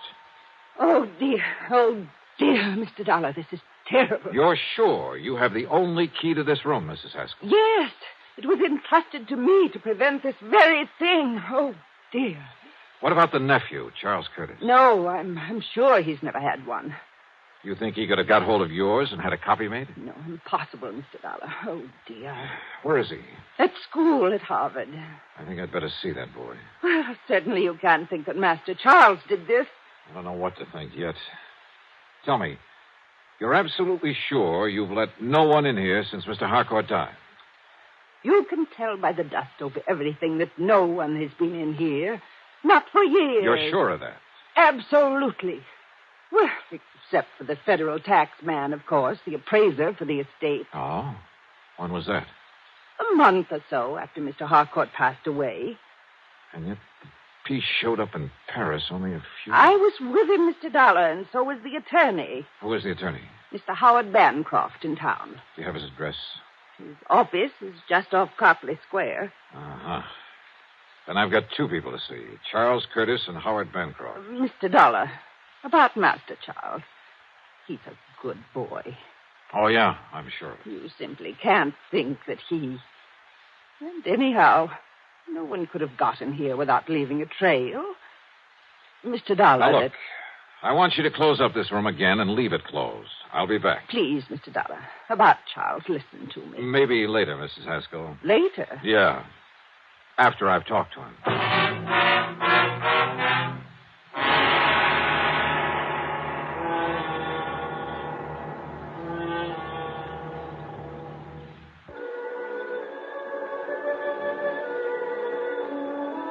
One thing puzzled me. If young Charles Curtis did steal the Buddha, why did he do it? After a few months more at Harvard, he'd get it anyway. And he'd be able to sell it on the legitimate market for a lot more than it would ever bring on the Paris black market. On the way in to look him up, I stopped at the office of the lawyer, Howard Bancroft. I can't believe it, Mr. Dollar. Well, the fact remains, Mr. Bancroft, that the Buddha's not only missing from the Harcourt home, but has turned up in Paris. But the only person who had access to that room was Mrs. Haskell, in accordance with Mr. Harcourt's wishes. That room hasn't been entered for years, until today. And yet, if the Buddha has shown up only recently... I'm afraid I don't follow you, sir. Mr. Harcourt willed it to his nephew, didn't he? That's right. Charles Curtis, when he finishes school. And he willed the house to Mrs. Haskell, didn't he? Yes. And it will be little enough reward for her years of service to him. How do you mean? Mr. Harcourt paid her very little during all those years. She, and I too, quite frankly, felt she was entitled to a great deal more. You see, his really valuable things, the collection of tapestries, he willed to various museums. So I understood. They were kept in an hermetically sealed room, the library. Hermetically sealed? Practically. Didn't you notice the tremendous doors on the study and library, the sealed windows? Then how could any dust... What? About Charles Curtis, Mr. Bancroft. Admirable young man. In addition to the money his uncle always gave him, his own family is very wealthy, you know. No, I didn't know. Yes. They've given him everything he wants, and it hasn't spoiled him a bit. Even during college? He's an excellent, hard-working student. He's going to be a lawyer, Mr. Dollar, and he'll be a good one. And maybe my thinking about him has been wrong. Oh, definitely. Why, Mr. Dollar, he's planned to donate the Mei-Ling Buddha to a museum when it comes into his possession. So you see... It's just that after handling more or less straight insurance cases for so many years, I almost instinctively suspect anyone close to the problem at hand. In this case, young Charles Curtis. Even Mrs. Haskell. Maybe even you. I beg your pardon. But I guess I'd better just shake the dust out of my brain and tackle this as a plain, ordinary... Wait a minute. Dust. Eh? It's a little matter of dust that really has me stopped. It makes it impossible for that room to have been entered since... Tapestries, you said.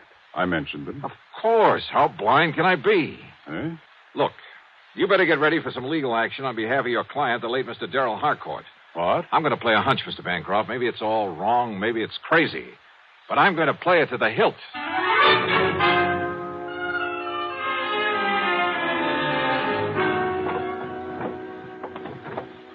No. Mr. Dollar, you can't do this. You have no right. Now, we'll see about that. These are my own personal things. I don't believe you're an insurance investigator at Please, all. whatever you like. Have you a warrant to search my room this way? No. No, you're just some thief, some... Uh-huh. Oh. Yeah.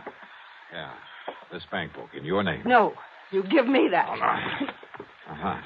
Some 20 years of a balance that never got above $600 or $700. Give me that. Here.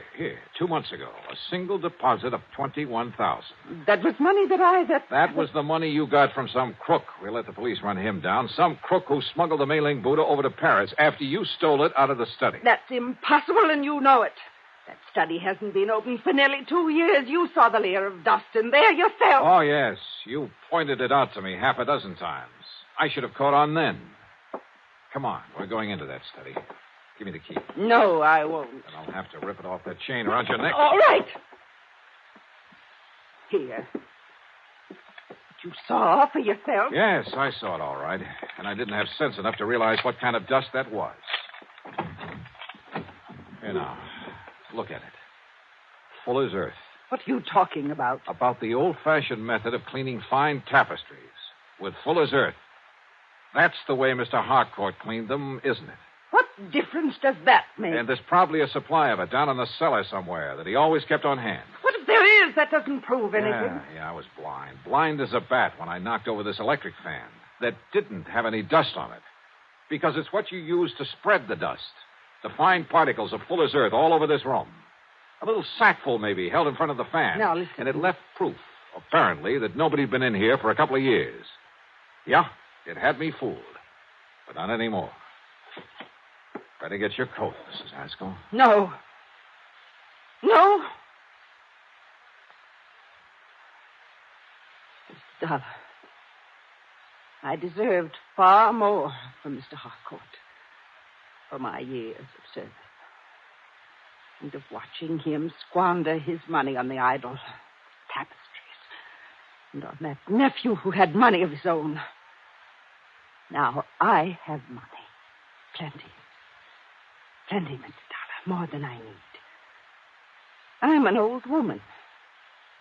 But you're young. Perhaps you could use some of it. Perhaps $10,000 or $12,000. You'll have to think of a better way out than that, Mrs. Haskell. Please. And you know something? I have a notion you're going to have time to think about a lot of things. Plenty of time.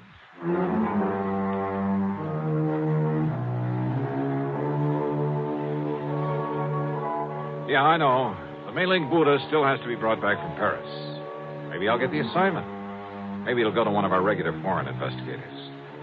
As for Mrs. Haskell, well, I'm sure Mr. Bancroft will lose no time in taking whatever steps are necessary. So, expense account total, including mileage on my rental car and a few incidentals, well, call it $300 even. Yours truly, Johnny Dollar.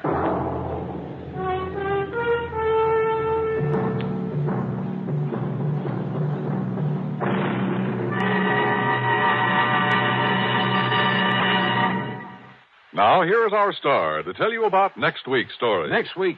Well, far be it from me to get up on a soapbox, but I hope you'll make a point of listening to it. It concerns a lot of money in the wrong hands, in the hands of a bunch of kids too young to meet responsibility, too young to realize that cutting loose from family before they're ready can lead to trouble. In this case, murder. Yeah, I think you'd better hear it. So join us, won't you? Yours truly, Johnny Dollar.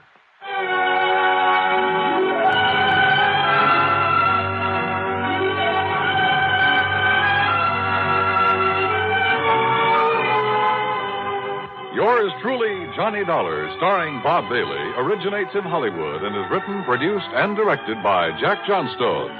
Heard in our cast were Virginia Gregg, Paul Duboff, Will Wright, and Forrest Lewis. Be sure to join us next week, same time and station, for another exciting story of yours truly, Johnny Dollar.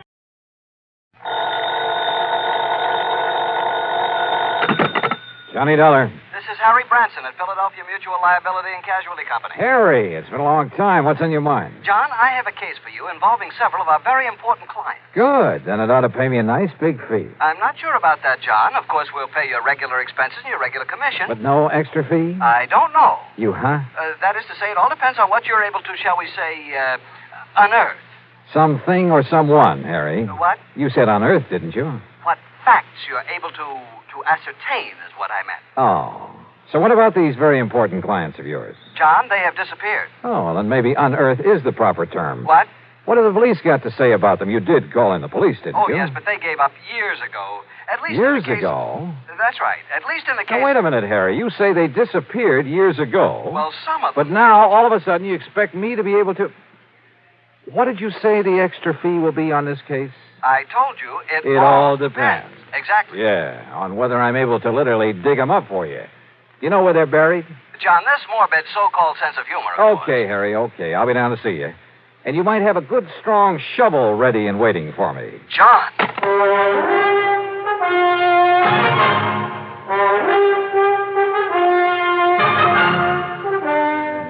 Bailey in the exciting adventures of the man with the action-packed expense account, America's fabulous freelance insurance investigator. Yours truly, Johnny Dollar. Now, Act One of yours truly, Johnny Dollar.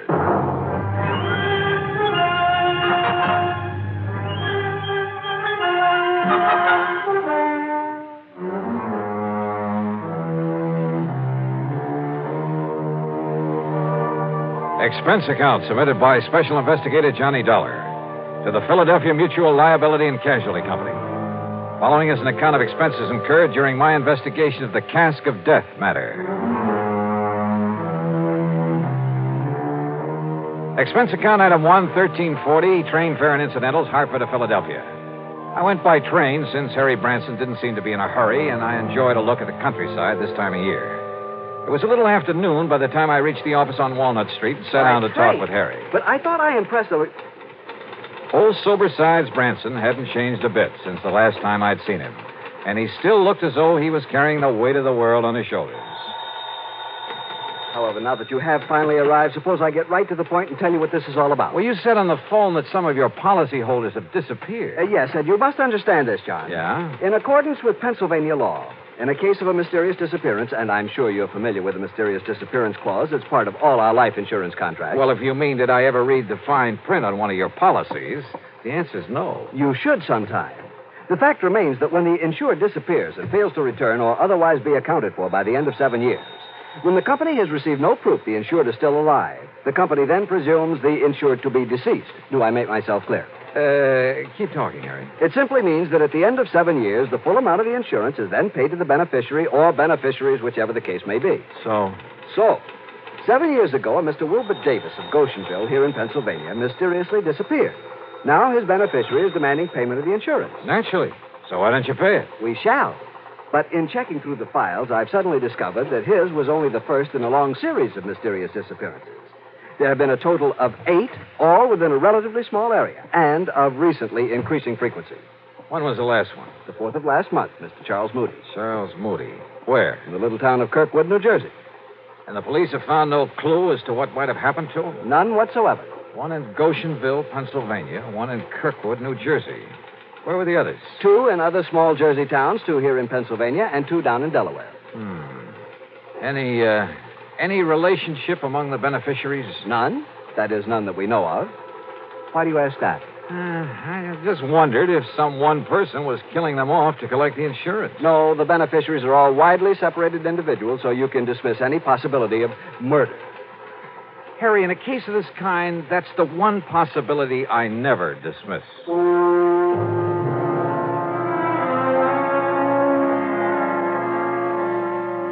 Harry's secretary put together a comprehensive list of the people we were concerned with.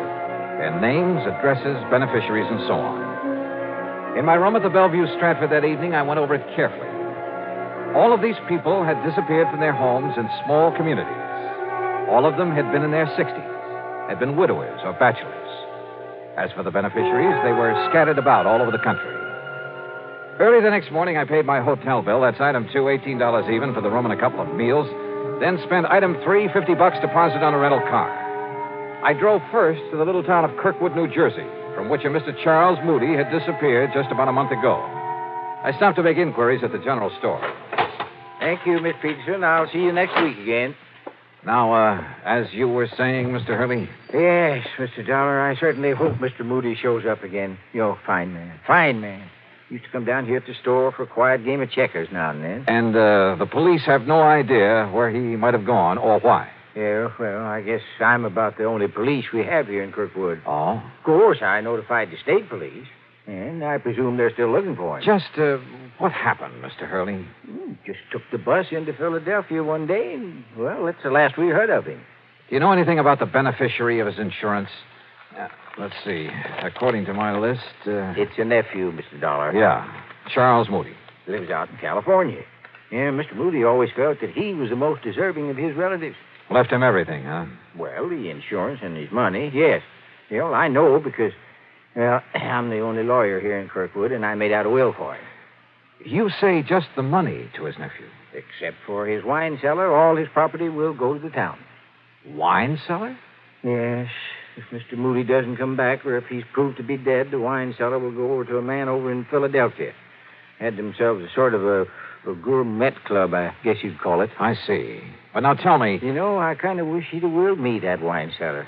You should see the collection he has there from all over the world. Yes. German wines and French and Italian. Yes, I'm sure. Swiss, But, Hungary, now, Mr. Hurley, Champagne. is there anything else you can tell me that might help me to find him? How about his friends?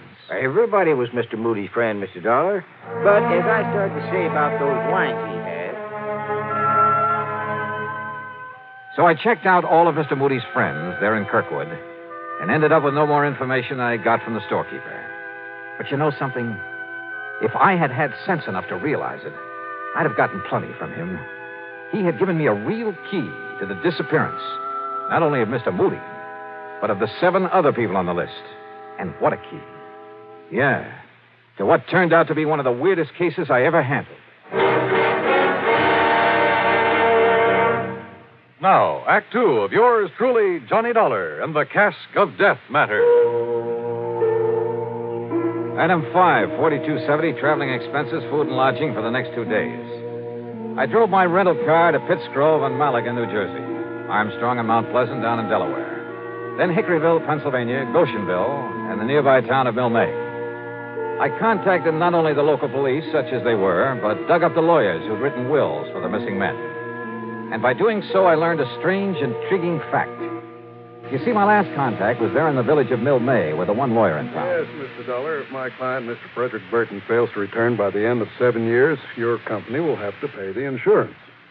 As for the rest of his estate... Including a wine cellar? Yes, a very excellent one. Its contents will go to a friend of his who lives in Philadelphia. Mr. Edward Alden Poley. Yes, that's right. How did you know? Well, I've been doing a little poking around these past couple of days. You understand, of course, that's only if we receive some definite evidence of Mr. Burton's death, or if he fails to return before the 7 years is up and therefore legally is presumed to be deceased. Do you know anything about this man, Poley? No, I don't. It seems they had a sort of epicures club. Do you know who the other members of it were? Well, Mr. Burton told me who they are sometime before he disappeared. If you'll just give me a moment, perhaps I can recall their names. You want to check them against this list of mine? Yeah, if you like. All right, let's see. Mr. Frederick Burton, that's your client. Yes? John L. Wakeman over in Hickoryville. Mm-hmm. Wilbur Davis in Goshenville. That's correct. Harmon Phillips and Ralph Hunter from down in Delaware. That's right. And finally, Charles Moody, Nathan Norwood, and William Harnell over in Jersey. Your list is quite correct, Mr. Dollar, except for one omission. There was another? Mr. Bradford W. Turner. Do you know where he lives? Yes, in the little town of Alloway here in Pennsylvania. That is, if he hasn't disappeared. Yes, I've... Good heavens. Do you mean to say that all the others... Well, I know, of course, that Mr. Burton did, but do you mean to say that all the others on that list have disappeared, too? Yes, sir. And I'm going to find out about this Mr. Turner right now. In the town of Alloway, did you say? Well, yes, it's about 18 miles north of here. Okay, sir. And I'm very much obliged to you. Mr. Dollar. Yeah? Do you really think there can be some connection between these disappearances and the fact that all these men have willed their wine collections to this Edward Alden Poley? What do you think? Wait a minute. Had I told him the others all willed their wine collections to Poley? Or had he just come to that conclusion? Or what? Anyway, I drove due north to Alloway. The one large, rather nice home belonged to Mr. Bradford W. Turner, the man whose name was not on my list. So I hoped that he was still here in the land of the living. He was, and he turned out to be a very fine gentleman, despite his preoccupation with vintage wine. No, Mr. Dollar. Our little order of epicures has not been very active since several of the members have, disappeared. But not you or Mr. E.A. Poley. I was just preparing to make the trip over to Philadelphia to pay a visit to Mr. Poley. Oh? Mind telling me why, Mr. Turner? Not at all, sir. Not at all. I happen to have an excellent wine cellar. Yes, I rather guessed that. Oh, but it's nothing compared to that, Mr. Poley's. Edward is younger than I, younger than any of us. But his vast, labyrinthine cellar is a veritable treasure house of rare and priceless vintage. I see. Now... Even I haven't seen the full extent of it, but... Oh, if only I could get hold of some of that ancient, rare Amontillado he has so often told us about. Promised to show us so many times. Up until now, I've not had anything worthy to offer in exchange. But now I've acquired a bottle of very old and very fine Medoc, a de Grave. So I shall take it to him in the hope... You know, you talk as though this wine collecting were the most important thing in your life. Oh, it is, sir. And with Polly, it's an almost overpowering passion. It is his life. The kind of man who'd kill his own mother for a bottle of wine, huh? That's not the jest you may think it is, Mr. Dollar. Which is why I wonder if this bottle of fine Medoc will be enough. Mr. Turner, you're not taking it over to him. I beg your pardon. I am. Now, look here, Mr. Dollar. I've been awaiting this opportunity for years. Yeah, and you'd probably give just about anything. You're right, sir. I would. Your life?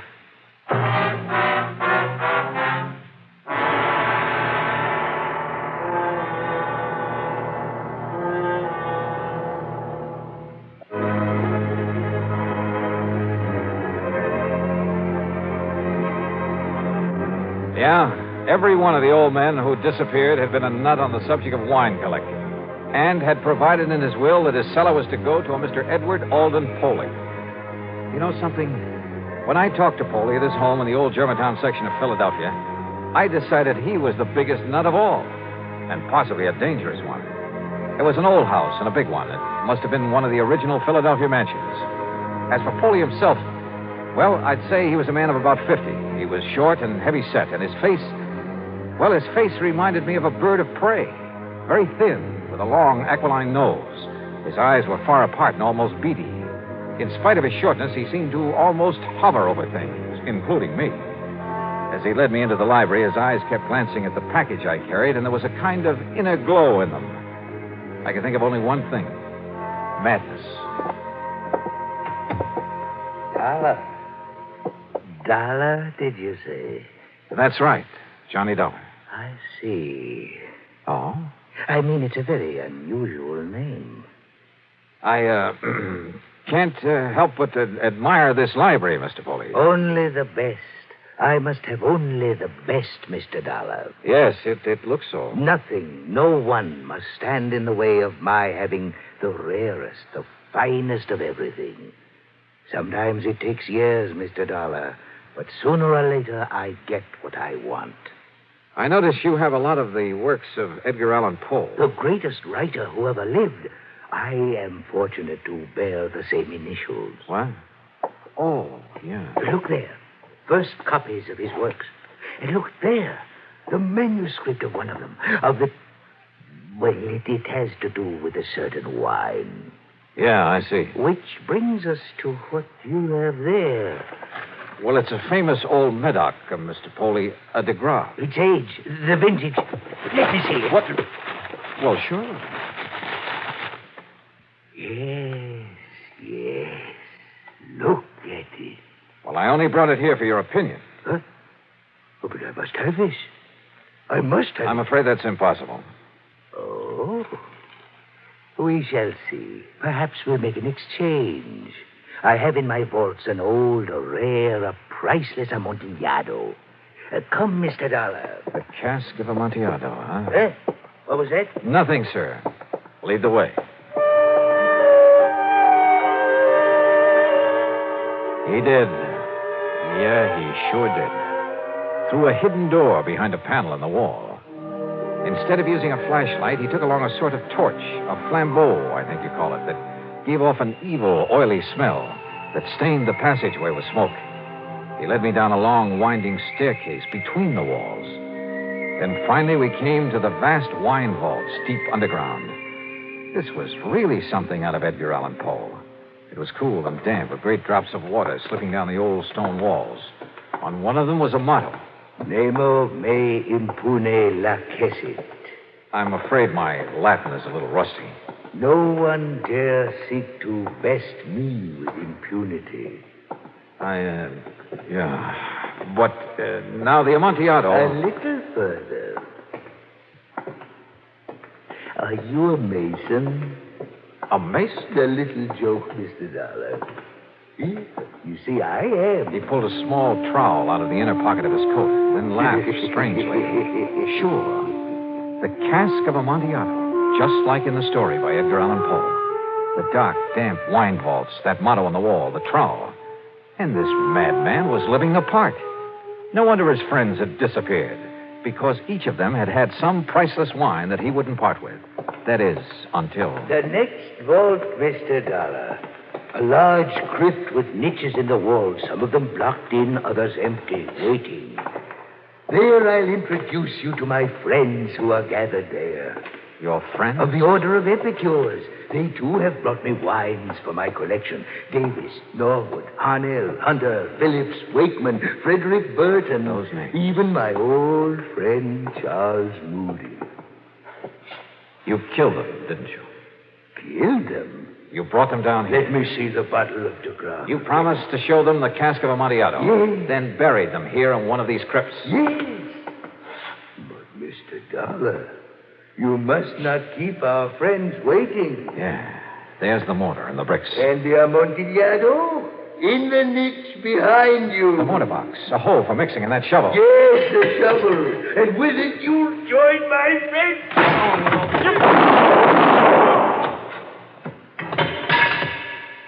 But this isn't the way the story.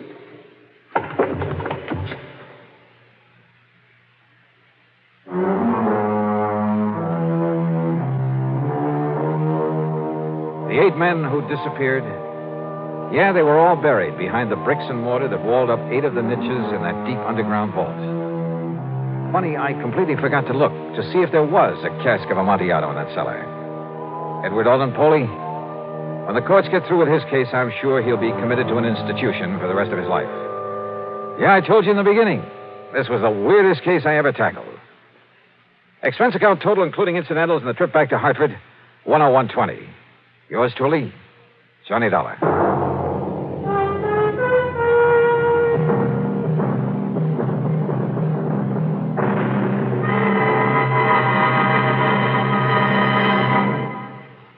Now, here's our star to tell you about next week's story. Next week, I run into a girl who is fabulously rich, and because of it, fabulously poor. Join us, won't you? Yours truly, Johnny Dollar.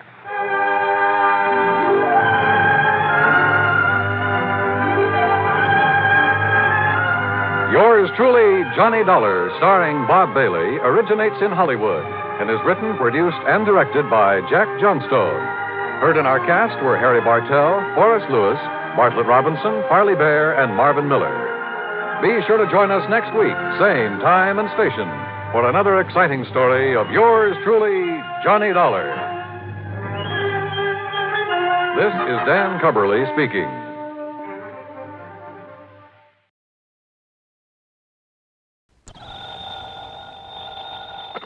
Johnny Dollar. Dollar, the investigator? That's right, insurance investigator. Then you're the man I want, the man I need, immediately. Well, it just happens I'm late for an appointment, Mr. What did you say your name is? I didn't, but it's Lynch, Walter E. Lynch. And you must come out here right away, Mr. Dollar. Protect me. Protect you? Yes. I live over here in Manchester. Manchester, Connecticut? Yes, that's right. My address is 13421 Peachtree Lane. 13421 Now, can you come out here right away? Well, I told you I have an appointment to keep. And then I hope it's a brief one. You'll come here as soon as you're through with it? Well, that depends, Mr. Lynch. What seems to be the trouble? Well, I thought I made it clear to you, Dollar. My life has been threatened. Well, isn't that something for the police to handle? The police? After all, unless there's insurance involved. Why, of course there is. My own. Oh, what company, Mr. Lynch? Company? Yeah, that's right. Well? Now, what is the matter with you? What difference does it make? If my life is in danger, I need your protection. Okay. Who made this threat against your life, and why? Oh, good heavens, man, do I have to go to that sort of detail on the telephone? Well, unless I know what this is all about, and, look, you didn't answer my question, Mr. Lynch. Have you told the police about this? Do you think I'd call on you if I had? But if your life has been threatened, the thing And I to do... tell you it has. What is the matter with you? All right, then. Call in the police. Now, you listen to me, Dollar. Meantime, if I find any legitimate reason why I should make an investigation, Don't you understand? I'm not asking for investigation. I'm asking for protection. And I tell you, the people for But you now, to look, call... you have my name, you have my address. Now, you get on over here. But don't you see? I can't shall be waiting for you. Mr. Lynch. Okay, mister, go ahead and wait. Of all the crackpots. I wonder, though. Yeah?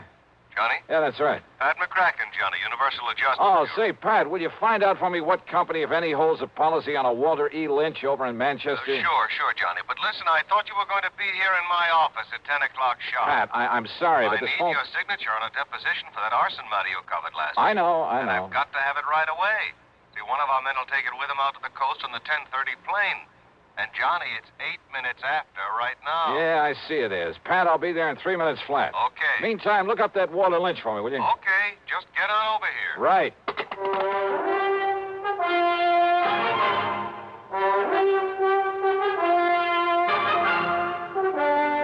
CBS Radio brings you Bob Bailey in the exciting adventures of the man with the action-packed expense account, America's fabulous freelance insurance investigator. Yours truly, Johnny Dollar.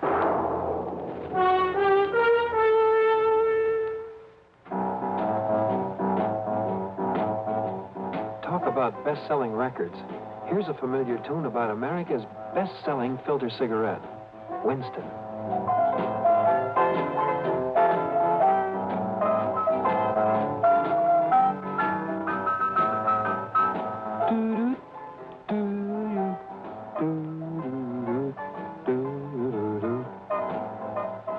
Winston gives you real flavor, full, rich tobacco flavor.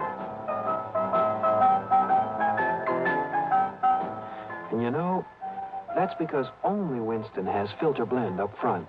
Choice, flavorful tobaccos, specially selected and specially processed for filter smoking.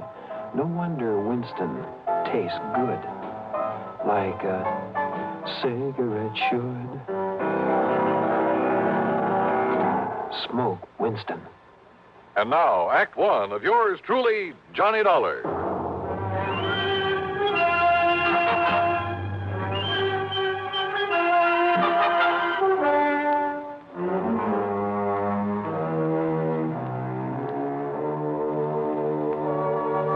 Expense account submitted by Special Investigator Johnny Dollar to Eastern Trust and Insurance Company, Home Office, Hartford, Connecticut. Following is an account of expenses incurred during my investigation of the hapless Ham matter.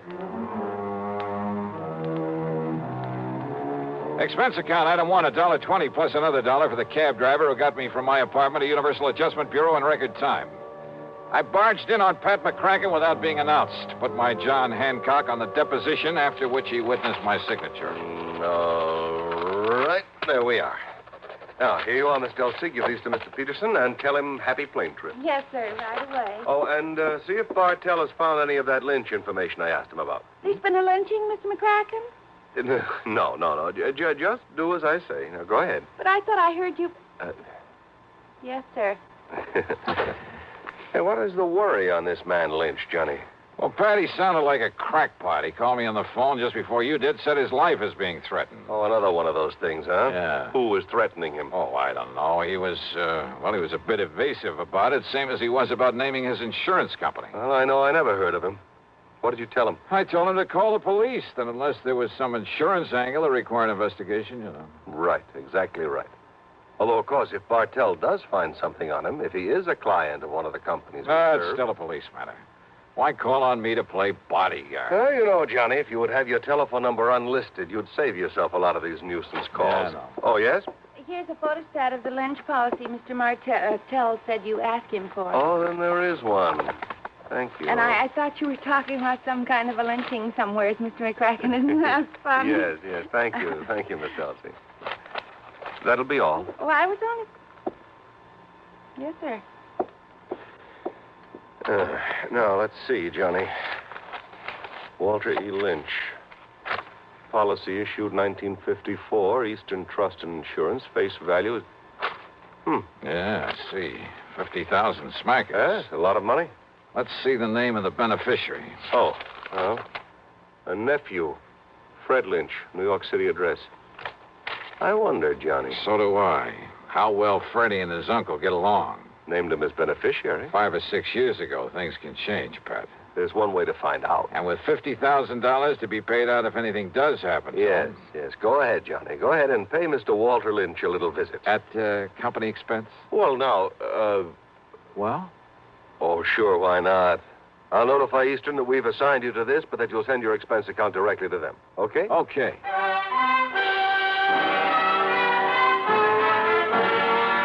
It was only about 13 miles from my place to Manchester, and I used my own car, but I saw no reason for not using the old expense account, so item 2 was $4.60 for a tank full of gas. The address Mr. Lynch had given me turned out to be in a rather nice residential section. The house was a small but attractive Cape Cod affair, surrounded by stately elm trees. And then I saw them in the shade of the elms at the front of the place. A couple of police cars.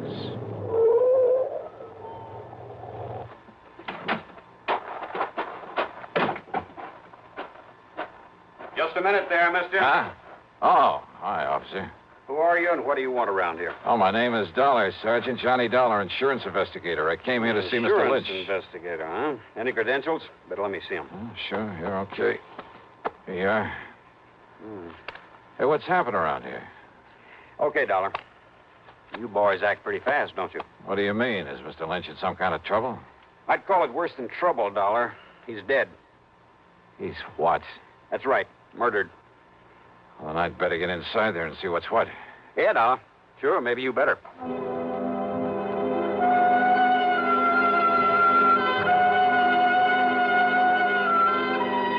Inside the Lynch home, the police medico and my own eyes confirmed what Sergeant Beakley had told me outside. Walter E. Lynch was dead, all right, and there was no question about his having been murdered. As you can see, Mr. Dollar, the knife, obviously a long, very sharp one, plunged into his body here, directly back of the heart. Yeah, Doctor, I see. No doubt penetrated that organ. Death must have been virtually instantaneous. Yes. Any sign of the murder weapon? We haven't found any sign of it here in the house, Dollar. Conroy's out back looking for it. And for any footprints that might give us a clue. That little rain we had last night ought to help in the footprints department. Only it doesn't. Now, whoever did this must have come right in the front door. Hi, Dollar. Hi, Conroy. Sergeant, you want me to see what's holding up the boys from the lab? Yeah, I'll give them a call. Right, you are. Meantime, Dollar, if you have any ideas... No, wait a minute. Too late, I guess. What? If there were any fingerprints on the telephone, Conroy's probably covered them up. Probably covered up. Anyway. Huh? Well, it wasn't the killer who called us about this. It was the old character who lives next door, a man named Halsey. Right now, he's back home in his rocking chair at the corner window, muttering to himself, trying to recover from the shock. Maybe when he does recover, he'll be able to give us some help. How did he find out about this? Seems he came over here to talk to Mr. Lynch about his nephew. Fred Lynch. Nobody answered his knock. The front door was wide open, so he walked in here and found this. So he picked up the phone and... You, know about Fred Lynch? I know he's beneficiary of his uncle's insurance. Another good motive gone to waste. What do you mean? You don't know about a couple 3 years ago when Freddie's mother died, left him a pile of money, only made the mistake of leaving it in charge of this one, this stiff we've got lying here? What happened? Well, this old crook finagled that young kid out of every cent of it, so that by the time Fred was 25, entitled to it. That was about 6 months ago. Why, Dollar, Freddie ended up with nothing. His own nephew. That surprise you, Dollar? It's because you don't live here in Manchester. Don't know anything about the Lynch family, what's left of them, which is only Freddie now. What's that supposed to mean? Not one of the Lynch tribe was any good. Ask me, the town will be glad to see this one out of the way. Oh, I get it. Oh, what'd they say, Conroy? Somebody on the way over? Harker will be over as soon as he clears up a hit and run over on the east side. Okay. Well, I guess there's nothing more we can do. Go see who it is. Yes, sir. You about finished, Doc? Sergeant, this knife wound puzzles me greatly. Yes. What do you mean, Doc? Very unusual instrument. Very long, thin, with a two-edged blade. Yeah, both edges very sharp. That's so? Yeah, very unusual. Sergeant, you said a neighbor, Mr. Halsey, found him here? Yeah, did somebody speak my name? Here's the man who was knocking on the door. Oh, Mr. Halsey, come in. I don't know that I want to, Sergeant.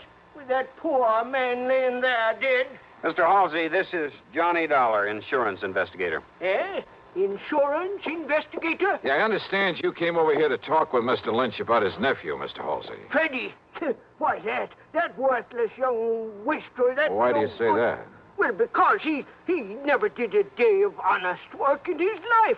The theater, that's all he cares about. Theater? In New York City, that pit of iniquity, spends all his time with sinful people, actors, chorus girls, and the like. I take it you don't have much use for people in show business. Scum of the earth. That's what they are. That's all they are. Yeah, and well, he's one of them. Now, Mr. Halsey, And if you... when I saw him here this morning... What? He was here? No doubt come to beg some money from his uncle. Why didn't you tell me that, Mr. Halsey? Of course his uncle cut him off from the money his mother left him. Wouldn't you have done the same? Mr. Halsey, listen, will you... Yes, well, wouldn't you? Look here now. An actor he is in that sinful city down there. Wait a minute. You say that Freddie was here this morning? Yes, of course he was. When? That's why I finally made up my mind to come over here and talk to Walter about him. What time was he here? Well, from 9:30 to a few minutes of 10. Doc, have you been able to fix the time of death? Very, very close, Sergeant, yes. By the body temperature. What time would you say, Doctor? About 10 o'clock. Mr. Halsey, are you sure it was a few minutes of 10 when Freddie left here? Well, of course I am. How sure? I was sitting by the window listening to my radio like I always do. Thought you didn't like anything about show business. Radio is different. Oh, thanks. Freddie left this house just before the WDRC announcer gave the time as 10 a.m., and radio time is accurate time. I see what you meant, Sergeant, about a motive going to waste where Freddie was concerned. What are you talking about, Dollar? The doc says death was about 10 a.m. I know. So? And Mr. Halsey, you're sure that Freddie didn't come back here after 10? What's the difference? Of course I am. These eyes of mine may be pretty old, but they never miss anything. Well... What's the difference, Johnny? Freddie's the one that killed him. Lord knows he's the one logical suspect. No, Sergeant. Doc says approximately 10. So, all right, it was a few minutes of before Freddie left here. So Freddie killed him. Now, look, everything ties up. Yeah, and the kind of a knot that's going to hang that boy. No, Sergeant, I wish it was that easy. Oh, of course it is. Motive, opportunity, everything. It all spells Freddie Lynch. No. Conroy put a tracer on him. Right, Sergeant. Sergeant, I'm afraid you're wrong. How can I be? That is, if Mr. Halsey is sure of his times. Of course I am. On the radio like I Okay, Dollar, why? Because Walter E. Lynch was still alive after 10 o'clock. What are you talking about? How do you know? Because he'd called me on the phone. Because I myself was talking to him at exactly 8 minutes after 10.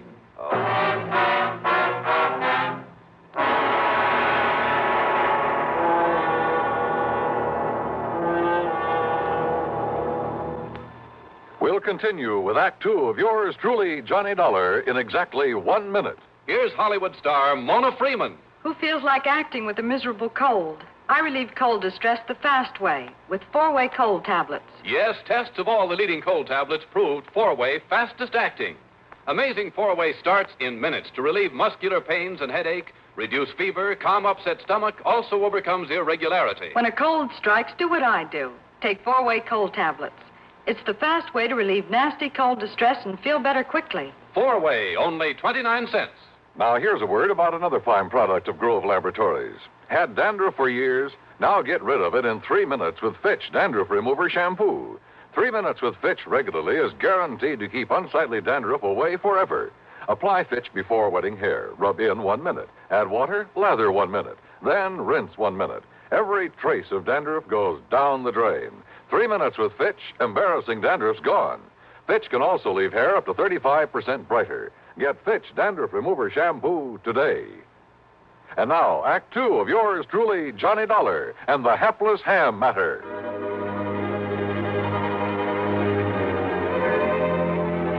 No question about it. I was the perfect alibi for Freddie Lynch. Freddie had left his uncle's house a few minutes before 10. I had talked with his uncle at 8 minutes after 10. Yeah, and when the police checked up, they learned that Freddie had taken a bus to New York at 10:15.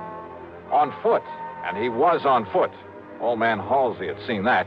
He had to leave the house before 10 to make that bus.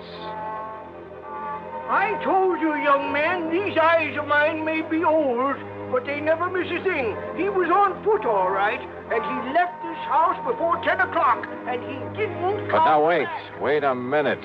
If someone else came in here to commit the murder after Freddie left, why hadn't old man Halsey seen that person? You're right, Dollar. Nobody else came here, so it must have been Freddie killed his uncle. All right, now look, Sergeant. Only how could he? Because if you talked to Mr. Lynch at 8 minutes after, and Freddie was on his way to the bus station, and he had to be... Wait, then Sergeant. it's impossible. Dollar, this really bugs me. All right, listen, the murder weapon. Very unusual. I know, Doc, you told me. It must have been something I'd never seen before. I wouldn't be too sure about that, unless you feel the same way Mr. Halsey does about show business. What? Terrible, sinful, iniquitous, immoral. Yeah, maybe you're right on this one. What are you getting at, Dollar? I'm getting out. Was that an express, that bus that Freddie took to New York? No, it was a local. But I don't see Then what... with luck in my own car, I can beat him down there. Do you know where he lives, Mr. Halsey? I certainly do. All right, where? At 1231 West 43rd Street. Good. I'll see you later. Now, Dollar... Oh, Sergeant, maybe you can fix any tickets for speeding I pick up along the way. Somehow, just lucky, I guess, I managed to reach the address in New York without getting pinched. A $10 bill of the superintendent, that's item 3, got me into the rooms of Freddie Lynch. The walls were plastered with theatrical programs and playbills, most of them from summer playhouses, off-Broadway shows. In a closet, I found some costumes he'd used in various productions. In one corner was a battered shield with a broken spear beside it. Some heavy oriental belts and jewelry. The long robe of an Arabian desert rider with a sort of turban to go with it. Yeah, everything fitted in very nice.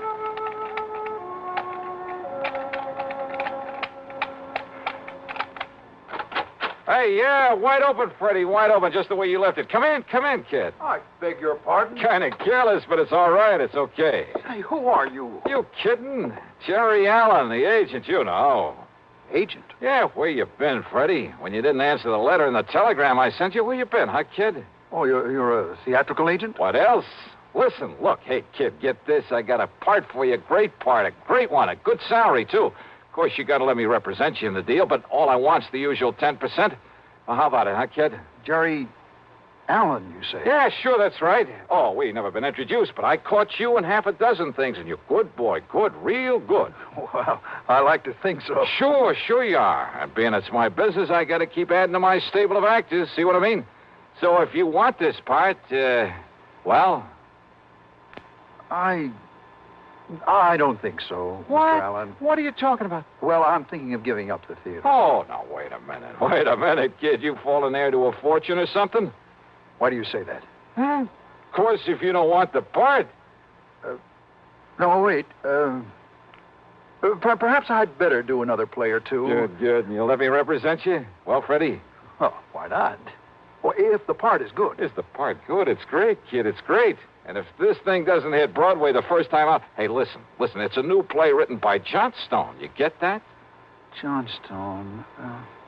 No, I'm afraid I don't recall ever... Oh, sure you've heard of him. Why, man, he's had more hits. Oh, and listen, Freddie, listen to this part. All right. I'm listening. Okay, starts out a young man, just about your age. Second act is 20 years later. Hey, you think you can do it? Why? Of course, my good man. Good. And the third act, well, now that part may be a little tough. You got to kind of make like you're about 60. Why, there's no problem at all, Mr. Allen. No problem at all. Oh, only it's a shaky old man, like he's scared to death all the time. All right. Listen. All fear has clutched me by the throat. The overpowering terror. Willing up. Oh, hey, that's great. Come on, keep it up, Freddie boy. Keep it up. Well, you see, of course, if I had a script, Scared, remember? Scared. Say something like, you must come here right away to protect me. You must come here right away to protect me. Oh, that's great. Now, say my life is in danger. I've been threatened, Mr. Dollar. My very life is in What? Dollar? That's right. Johnny Dollar. Why, this was all a trick. Yeah, and you fell for it like a ton of bricks. The same voice you faked over the telephone to sound like your uncle. Oh, no, listen. Killed him, left his home knowing that nosy old neighbor would swear as to when you left. Then ran to the bus depot and called me up with that phony voice to make an airtight alibi. To make me ready to swear your uncle was still alive after you left him there dead. But, Dollar, listen. See, I'm his only kin. I'll be coming into a lot of money. His insurance and whatever money or property there is. Oh, why don't you drop dead? I see. But you see this. So that's what you did it with. Yeah, that's right. Arabian, isn't it? I stand back. Long, thin blade with a double edge. From one of your costume plays? I'll stand back, I say. Sure. I don't need to be close to you to use this. Whoa! Oh, my hand. You've broken my hand. Funny. I didn't think I was that good a shot.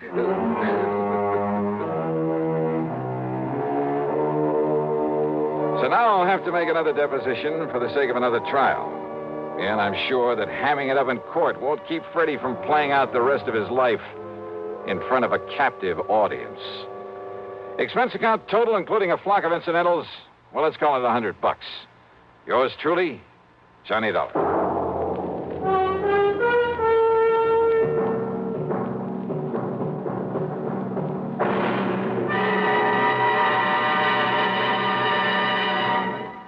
Now, here's a word from our star about the case he'll investigate on next week's program. Thanks, Daniel. It's called The Unholy Two Matter and involves a pair of characters who fit that description perfectly. One of them a killer.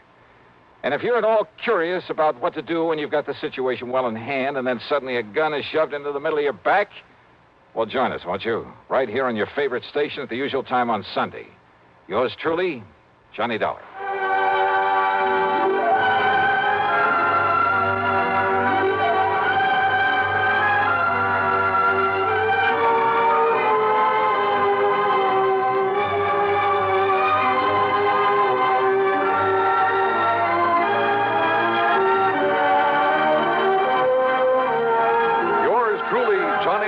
Starring Bob Bailey, originates in Hollywood and is written, produced, and directed by Jack Johnstone.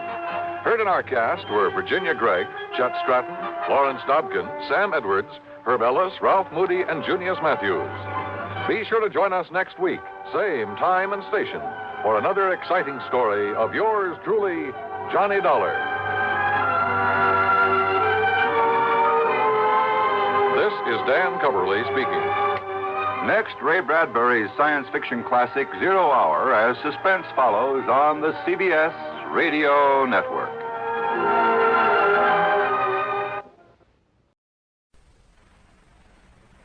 It's time now for Johnny Dollar. Hi. Well, hiya, George. I've been wondering when you were going to come up with another wild one for me. That is not the case this time, John. John? Tell me, how is your, have you had a security clearance lately? Well, sure, in connection with that rocket fuel case I handled. Good. But, now, what's this all about? Well, I can hardly discuss it with you over the phone. Oh, top secret, huh? Top secret, and of tremendous importance. Okay, George. I'll run over and see you.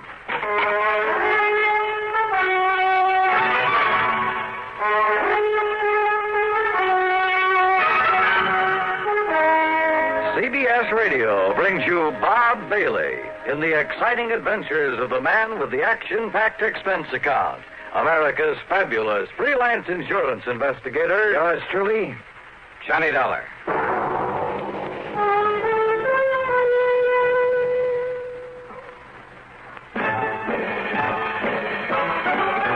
Are you smoking more now, but enjoying it less? Have a real cigarette, have a Camel. Are you missing the smoke? The nation likes that. Have a real cigarette, have a Camel. Are you looking for flavor and mildness? Have a real cigarette, have a Camel. The best tobacco makes the very best smoke. Have a real cigarette. A real cigarette, a real cigarette, have a Camel. If you're smoking more today, but enjoying it less, try Camels. More people smoke Camels than any other cigarette. Any filter, any king, any regular. The Camel blend of costly tobaccos has never been equal for rich flavor and easygoing mildness. The best tobacco makes the best smoke. Have a real cigarette, a real cigarette, a real cigarette for Camel. And now, Act One of yours truly, Johnny Dollar.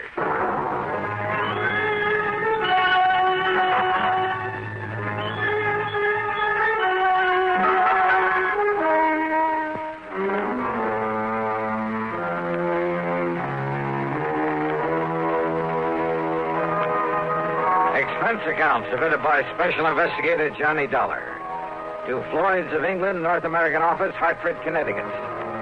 Following is an account of expenses incurred during my investigation of the missing missile matter.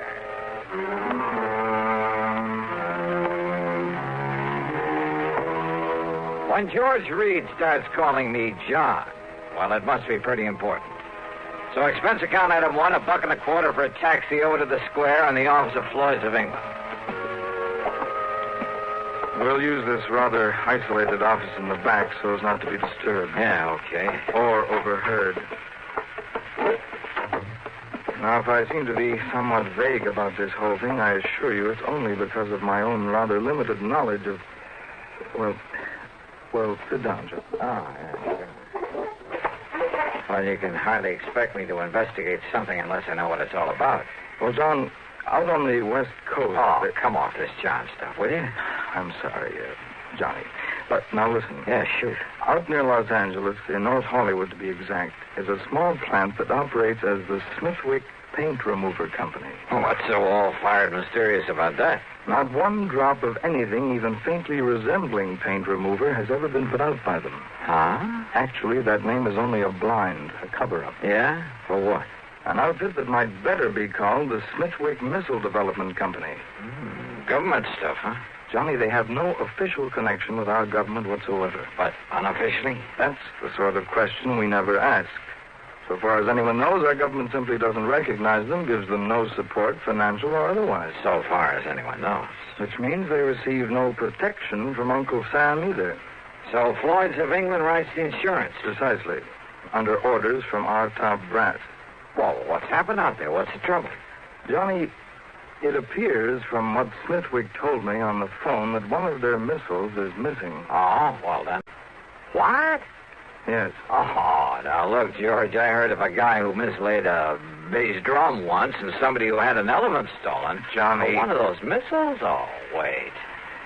Hey, maybe he was talking about one that got lost in outer space. But then why send for me? They have nothing whatsoever to do with the firing of those things. But don't you... A small plant out there, did you say? Yes. Oh, then it simply doesn't make sense. Now, George, Johnny, all I know is what Dr. Smithwick told me over the phone. I agreed to have you go out there immediately. He'll be waiting for you there whenever you get there. Well? Okay, George, whatever you say.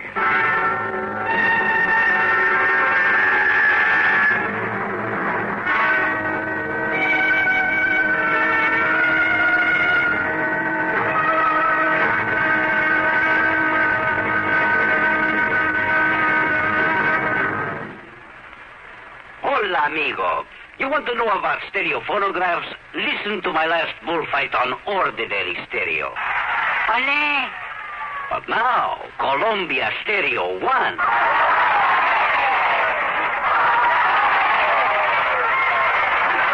There is a corrida de toros, real lifelike, magnifica.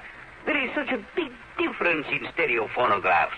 With most, all you get is a couple of speakers shooting in different directions. But with Columbia, hombre, you get fantastic stereo projection. What it does is to send circles of sound sweeping through every inch of a room. You are surrounded with live sound, live feeling, live passion. Ole! Ole! How they cheered me. Ask your Columbia phonograph dealer to demonstrate Stereo 1 by Columbia. Prices start as low as $39.95 for portables, $129.95 for consoles. El picador! Who let that bull out? And now, Act Two of yours truly, Johnny Dollar and the missing missile matter. Expense account item 2, $8 for a plane to New York. Item 3, $176.25 for a 707 to Los Angeles. I arrived about 6 p.m. Pacific time. Item 4, $50 deposit on a rental car, and I drove to North Hollywood, to the so-called Smithwick Paint Remover Company. As I walked into the reception room at the front, a good-looking blonde hurriedly closed the door in back of her that led to a huge room full of desks and drawing boards, but no people. Yes, sir. Oh, my name is Dollar, Johnny Dollar, and I'm here. Johnny Dollar, the insurance investigator. Gee. My name's Gloria, Johnny. Gloria Snowden. Snowden? Will you just call me Gloria, huh? Why not? But look, I've come to see Dr. Smithwick. He... Oh, that's too bad, Johnny. He isn't here. Is what? Well, he left very suddenly late this morning for Washington or someplace, I guess. Oh, no, that's funny. After asking He for me to asked be me sent. to be sure and stay here until you came, and... Gee, I didn't was really going to be you, Johnny. He just said Mr. Dollar would be arriving. But anyhow, when he makes these sudden trips, he's always back here first thing in the morning, and I'm sure he wants to see you. So my. Funny, though. What? What, Johnny? Well, I suppose I'd better get something to eat and find myself a place to sleep. Oh, gee, I'm hungry, too. And it's all your fault, Johnny, because I had to wait around for you. Well, then the least I can do is take you out to dinner, okay? Oh, gee, yeah. And I'm free all evening, too, Johnny. Great. We'll do the town. Now, is there a hotel or a motel around here where I can hang my hat? Well, gee, I don't... Well, there's the Paradise Motel over on North Sherman Way. It's kind of a smallish place. On North Sherman Way. 1131. Then just let me drop off my luggage, shower and shave, and I'll pick you up. Where do you live, Gloria? Oh, I'll just wait here for you. I have a couple of things I ought to do before I leave. Okay, whatever you say. And you don't mind taking me to dinner, I mean? Are you kidding?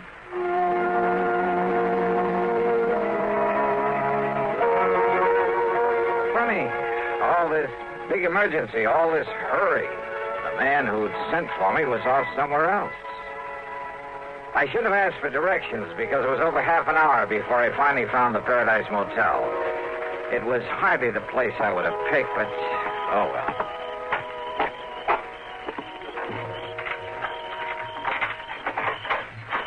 Yeah, there you are, Mr. Dollar. Number 7. Okay. This be satisfactory? Yeah, sure. Because if it ain't, I got other vacancies. No, this will be all right. Anything you want, I'll be in the office. Well, I could sure use a few ice cubes. Oh, brought your own jug, huh? Have them for you in the jiffy. Good. Now, let's see. Shirts will go in here, I guess. Huh? That's about the fastest service I ever heard of. Mister, you certainly don't waste any... Hmm? Hello? Somebody out here looking for...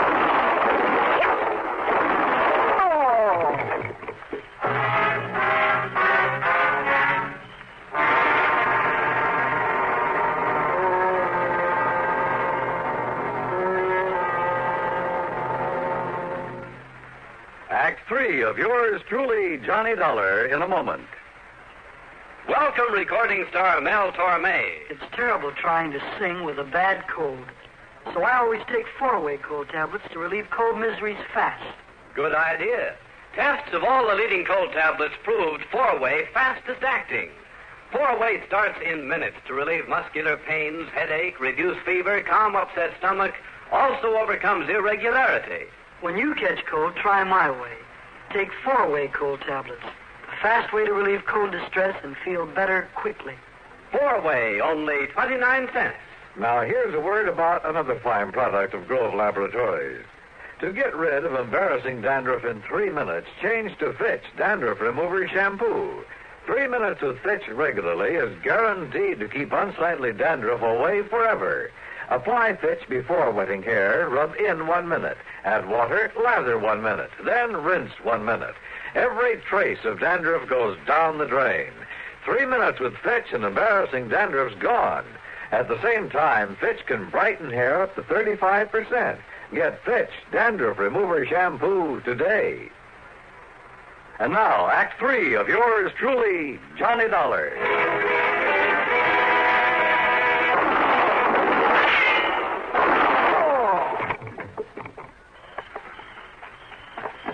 Mr. Dollar, what was that noise? Well, you been hurt? Then that was shots I heard. Mr. Dollar?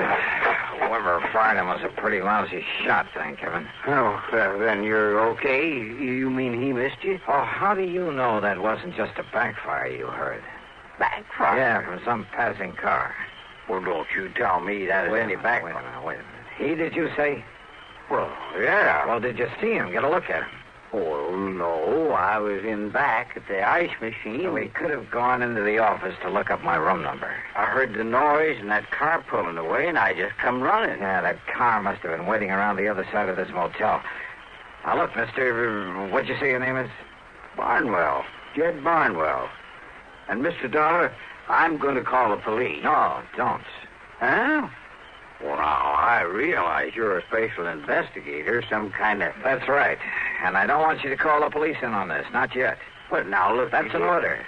You got the authority? Not only that, but, look, I want to rent another room from you. Oh, you mean you'll pay for both of them? That's right. You have another vacancy? Well, if you want the truth, you're the only guest I got tonight. I can understand that. So you take whichever unit you want, and I'll sign you into it. No, just let my name appear on the register for this one. Then you toddle off to bed and forget about me. Well, and here. Here's a 5-spot for getting me the key to the one next door, number 8.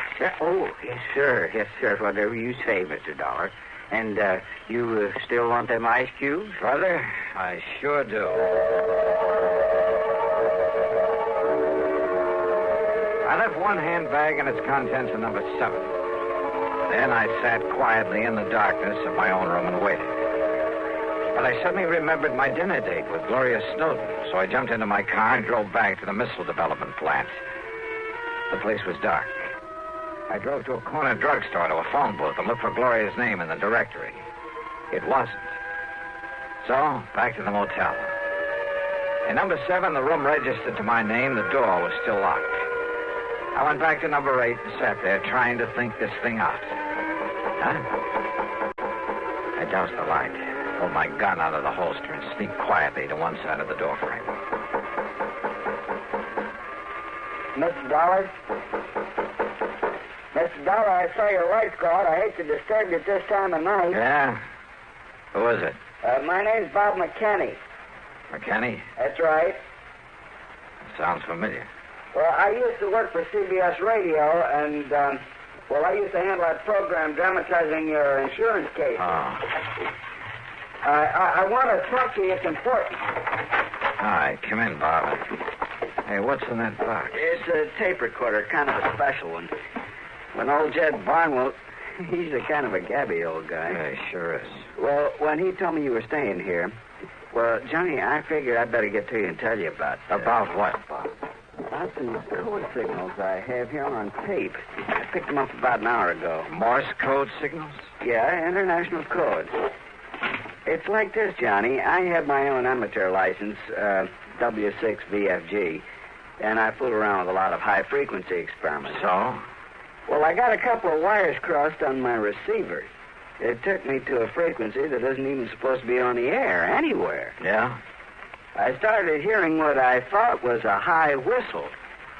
It was so high it was barely audible, like an oscillator note, a continuous squeal. Only it broke off now and then. Well, now, Bob, in spite of pounding a key myself a long time ago, I'm afraid this is a little outside Wait, Johnny. I've also been experimenting with this tape recorder, running the tape and recording at about 5 feet a second instead of 7.5 inches a second. Yeah, well, excuse me, but listen, please. Okay, I'm listening. I recorded that squeak, running the tape real fast, and then I played it back slowly. You know what it was, Johnny? I'll bite. It was ultra-high-speed transmission. code transmission. Oh? And when I played it back as slowly as I could, so I could read it, will you listen to it? I've got a variable speed on this. Can you read international code? Go ahead, Bob. Turn it on. Yeah.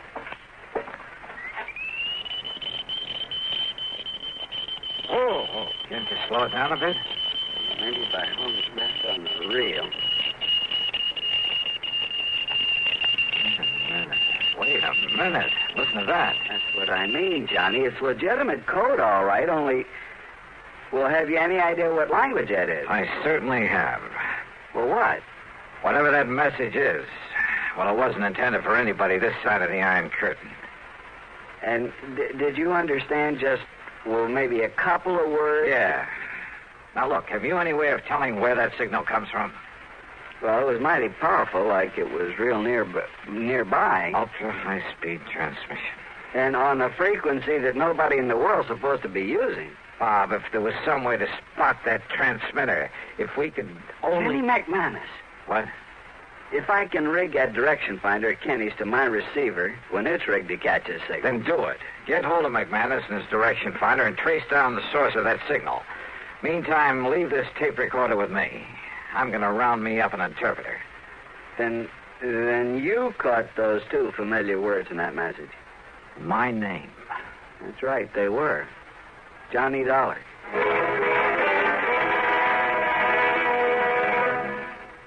Act 4 of yours truly, Johnny Dollar, in a moment. And now here's a message from the watchmakers of Switzerland. Swiss vacation, Swiss vacation. Win a fabulous vacation for two in beautiful Switzerland. Enter the Swiss Vacation Contest. It's easy. Nothing to buy.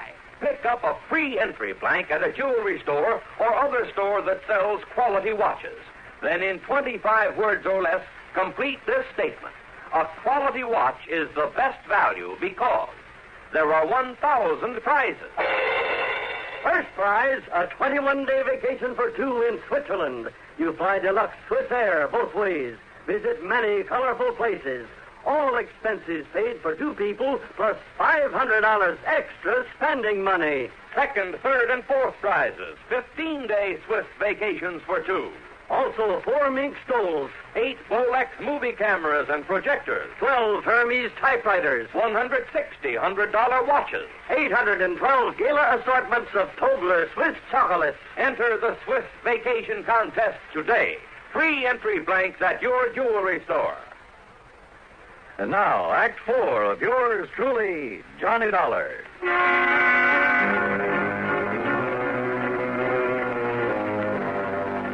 Two familiar words and that high-speed code message that Bob McKinney had intercepted.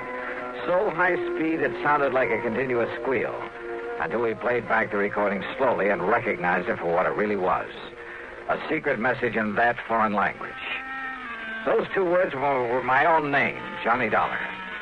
My one good police contact there on the West Coast was Lieutenant Harry Golden of the Homicide Squad. Sure, it was out of his line. It was the middle of the night. But he rounded up Alan Orloff, an interpreter, sent him over to see me. It was nearly 8 a.m. by the time I transcribed the code message. And then when Orloff finished translating it... Mr. Dollar, do you see what this means? I certainly do, Orloff. But not only the threat against you, sir, because you are working on this very case. I know. But the sender of this message has somehow got hold of secret plans for a missile, a space rocket. Orloff. Has copied those plans, is holding them for an agent of this other government to pick them up later on today. Which means that somehow I've got to locate the sender of that message. But how? And it must be done immediately before the contact with this other agent. I know. Then don't you see, Mr. Dollar? Wait. Yeah? Who is it? Bob McKinney. Oh, Bob. What'd you find out? Johnny, that secret transmitter's right here in North Hollywood. It's been working ever since I talked with you, up until just about an hour ago. Here's the address and the name of the person who owns the house. Good. Only the antenna must be set up in the attic or something. What do you mean? There's no outside antenna to show there's a transmitter working there. And, of course, using at frequency that nobody would ordinarily be able to pick up. If it hadn't been for my dumb luck in receiving an ultra-high-speed transmission. Did you record any further messages? I got them right here on tape, on this recorder. Good. Then while you transcribe them so Mr. Orloff can translate them, I'm going to the address you have on this... Huh? Kind of figured the name of that sender might surprise you. Surprise, huh? That is the understatement of the week. I'm going over to that missile development outfit. And I hope and pray Dr. Smithwick is there now.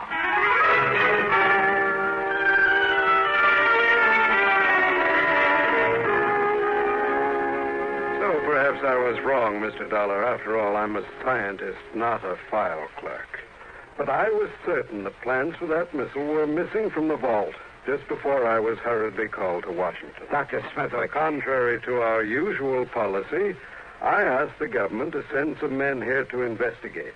They'll probably arrive here shortly. Doctor. Yet now on my return, I find the plans intact in their proper place. Oh, those plans were stolen, all right. And for the benefit of one of the big foreign powers. What? But that could only mean that someone here in this organization... Right. You mind if I call in your receptionist? Gloria Snowden. I want her in on what I have to say. You mean to say you tell that stupid little girl about this? You think I need to? Well, Dollar, it's because of her lack of intelligence that it's safe to have her about. Any bets?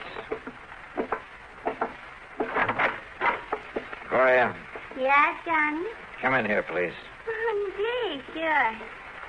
Hi, Doctor. Now, Mr. Dollar. Doctor, Gloria was the only one beside yourself who knew I was out here, who could have arranged or carried out the attack on me last night. Attack? More important, she's the last one you'd suspect of being able to gain access to your vault, of taking the plans, having them copied, and preparing to turn them over to a... Well, it sounds corny, but to a foreign agent. Are you serious? Whatever you mean by that. However, having intercepted a radio message sent out from a transmitter hidden away in her home. Well, this, Doctor, is a slowed-down, intelligible tape recording of that message. Well, I don't know what... Well, Gloria, or whatever your real name is. Very well, Dollar. And, of course, neither of you gentlemen can be allowed to leave this office. Gloria, that gun. That's right. Any famous last words, Dollar? You know, Gloria, this tape recording is the only real evidence I have against you. What? So what? So here. Maybe you'd like to have it. Oh, no, you...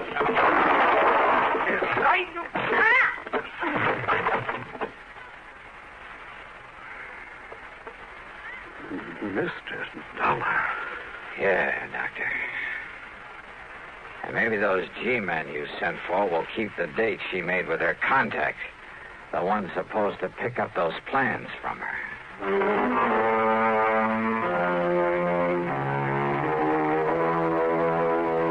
The government boys were more than glad to take over. And I hope they can find some way to reward Bob McKinney, who really solved this case. Expense account total, including the trip back to... wait a minute. Forget it. In so good a cause, it was the least I could do. Yours truly, Johnny Dollar.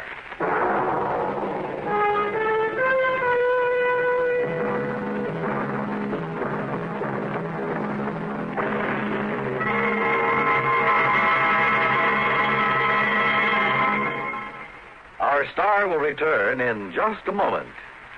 Constipation is something people don't talk about much, but it can be a problem for anyone, even doctors. And when constipation occurs, it's interesting to see just what doctors consider important about a laxative they might use or recommend. Well, a majority of the doctors we heard from had this to say: a laxative should be effective, gentle, as close to natural acting as possible, and a medicine that can be used with complete confidence. Now, X-Lax has been popular with many doctors and millions of people over the years Because pleasant-tasting chocolated X-Lax is effective, overnight it helps you toward your normal regularity. X-Lax is gentle. Next morning it gives you the closest thing to natural action. And that's why many doctors and millions of people use X-Lax with complete confidence. X-Lax, the laxative that helps you toward your normal regularity gently, overnight. Is X-Lax in your medicine cabinet? Now, here's our star to tell you about next week's story. Next week, the most beautiful and dangerous girl I've ever known. Join us, won't you? Yours truly, Johnny Dollar.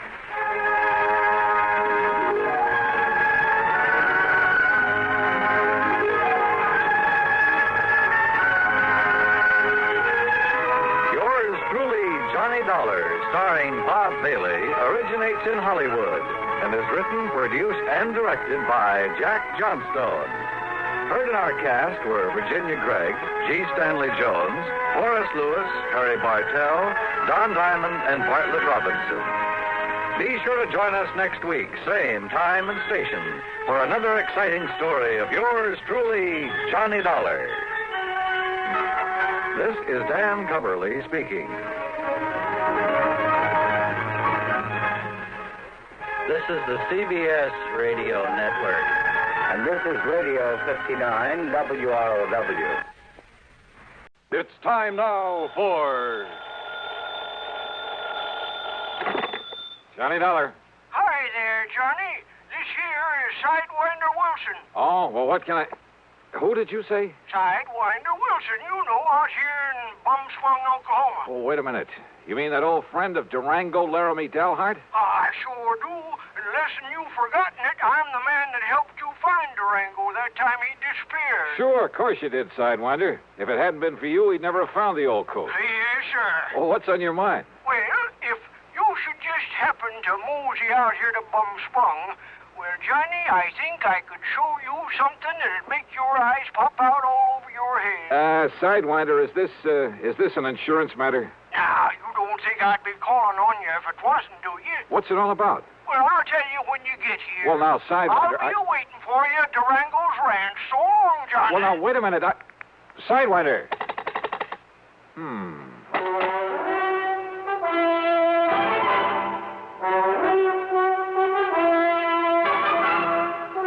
Bob Bailey in the intriguing adventures of a man with the action-packed expense account.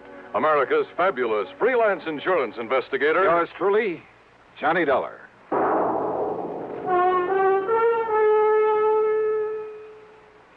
With your permission, we'd like to talk shop for just a moment. CBS Radio Shop. Recently, one of the foremost publications in the broadcasting field polled 465 critics and editors. The question, which radio network programs do you rate tops? When the answers from these 465 experts were tabulated, the final ratings were, to put it mildly, overwhelmingly one-sided. Total honors accorded CBS radio programs exceeded those of all the other networks combined. Let's put it another way. The final verdict of hundreds of critics, reviewers, and editors was that CBS Radio had more top shows than all other networks put together. CBS Radio was pleased, naturally, at the result of the poll, but not surprised. Great programming is no accident. It's long been a policy of this network to devote every effort to maintaining highest broadcast standards, to making sure CBS Radio listeners hear the best entertainment, the most authoritative information. Whatever listening fare is for you, you can be sure you're hearing the best when you're tuned to CBS Radio. And now, Act One of yours truly, Johnny Dollar.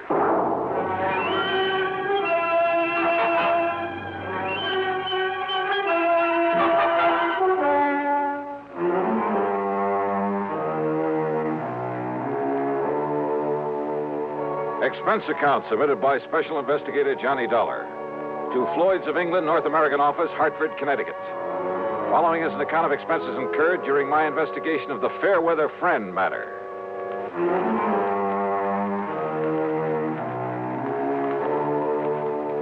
All of Durango's insurance was handled by Floyd's of England, so that would have to be the company that Sidewinder was talking about. Expense account item 1, $1.20 for a taxi to Floyd's headquarters in Hartford in the office of George Reed.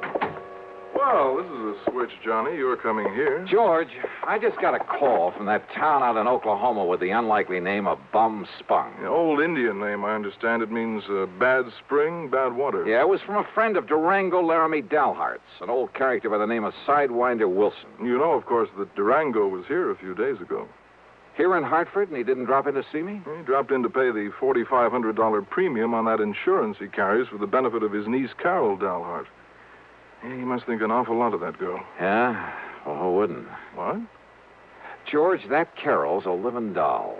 If I were ever to think seriously of getting married, well, believe me. Oh, what's the hitch? Does old Durango object? Object? Far from it. Hey, tell me, did he pay off that premium in the usual brand new $100 bill? Yes, and as usual, he peeled them off a roll that was big enough to choke a horse. Johnny, why that man carries so much cash around with him? Now, what did this fellow Wilson call you about? Sidewinder wouldn't tell me. Well, now, wait. There was a robbery-murder case out there a while back in the little town of Fairweather. Oh? That's a few miles north of Enid, Oklahoma. What happened? Well, it was the messenger carrying some negotiable securities to the small bank there in Fairweather. Ah, you get stuck for insurance on both the man and the securities? Only on the messenger. The securities were returned. By whom? Well, neither the bank nor the police out there ever found out. Funny. Do you suppose that's what Sidewinder called me about? Well, there's only one way to find out, Johnny. Which is to say that Floyd's of England will pay my expenses. Well, now, within reason, of course. Huh?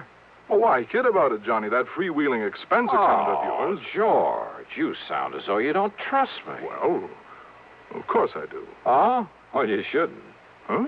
George, I'll be in touch. Expense account item 2, 9730, transportation. The plane dropped me off at Enid, Oklahoma, shortly after 6 p.m. Item 3, $2 even for some food. Item 4, a $50 deposit on a drive-your-own car. I drove north on Highway 81, then, after some 27 miles and after crossing the Salt Fork of the Arkansas, which, much to my surprise, had a trickle of water in it, I turned left on the rough dirt road leading to Bum Spung. Finally, there it was. The same 2 or 3 acres of poor, barren, sandy soil. The ramshackle house and the remains of a barn, leaning tiredly on the timbers that helped to prop it up. And out in front were the same 2 sad-looking cows, the old and weather-beaten horse, a friendly, mangy, toothless hound who shook himself as he got up out of the dust and proceeded to assert his authority. And I still couldn't figure why Durango, who was worth millions in oil royalties, had ever chosen to settle down in this lonely, desolate spot. And yet, thanks to Carol, his attractive niece, the inside of that huge, unpainted house was clean, modern, well-furnished. I wondered if Carol would show up, but I saw no sign of the sleek convertible she always drove. Swinging open the sagging wire gate, I wondered if the ancient Maxwell, parked at one side, belonged to Sidewinder Wilson. I didn't have to wonder for long. Hey! Hey, you crazy old coot! Sidewinder! What the Sam Hill's the matter with you? Welcome to Bum Spung, Johnny. Oh, listen, you wild old character. Put that thing down or I'll start throwing some lead around myself. With that little 38 lemon squeezer of yours? Why, you... No, sir, Sonny. You wouldn't stand a chance. Well, now, what's the big idea? Well, I just wanted to show you that when Durango leaves me in charge of his ranch, he leaves it in good hands. And also, I wanted you to feel real welcome around here. Yeah. Now, how are you, Johnny boy? Well, still in one piece, no thanks to you. The crazy way you and Durango have of making somebody feel welcome around here. Where is he, by the way? Well, first he went to Hartford to pay up on his insurance. Then he flew down to Washington. Oh, what for? Well, to pay up on his income taxes. Wanted to make sure he got them in the right hands. Well, now, he didn't have to go to Washington for that. Well, he figures it makes it easier that way. He just carries along a big bundle of money and lets them take whatever they think is right. Oh, no. Now, listen, Sidewinder. Yeah? Did you call me in connection with that bank messenger who was killed down in Fairweather? That's right, Johnny. I understand the securities he carried were returned to the bank. Yes, sir. They were sealed up in a big envelope and laid on the front doorstep of that bank. And what I figure, Johnny... You figure that if I can find out who sent him back the securities, I'll have a lead on the killer. That's right. And, Johnny, I know who sent them back. You do? Yeah. You're sure? Yeah. Well, who, Sidewinder? Me, Johnny. What? Yes, sir. Me.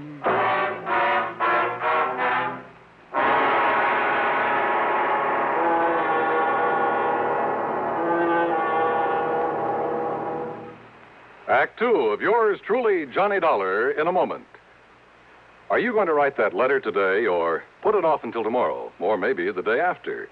How about that spring suit you plan to have altered? Will you take it to the tailor tomorrow morning bright and early, or will the week somehow glide by while the suit just hangs on in your closet? If you're a confessed procrastinator, you're not unique. The putting off habit can be mild or chronic, but some matters, serious matters, are highly dangerous to assign to mañana.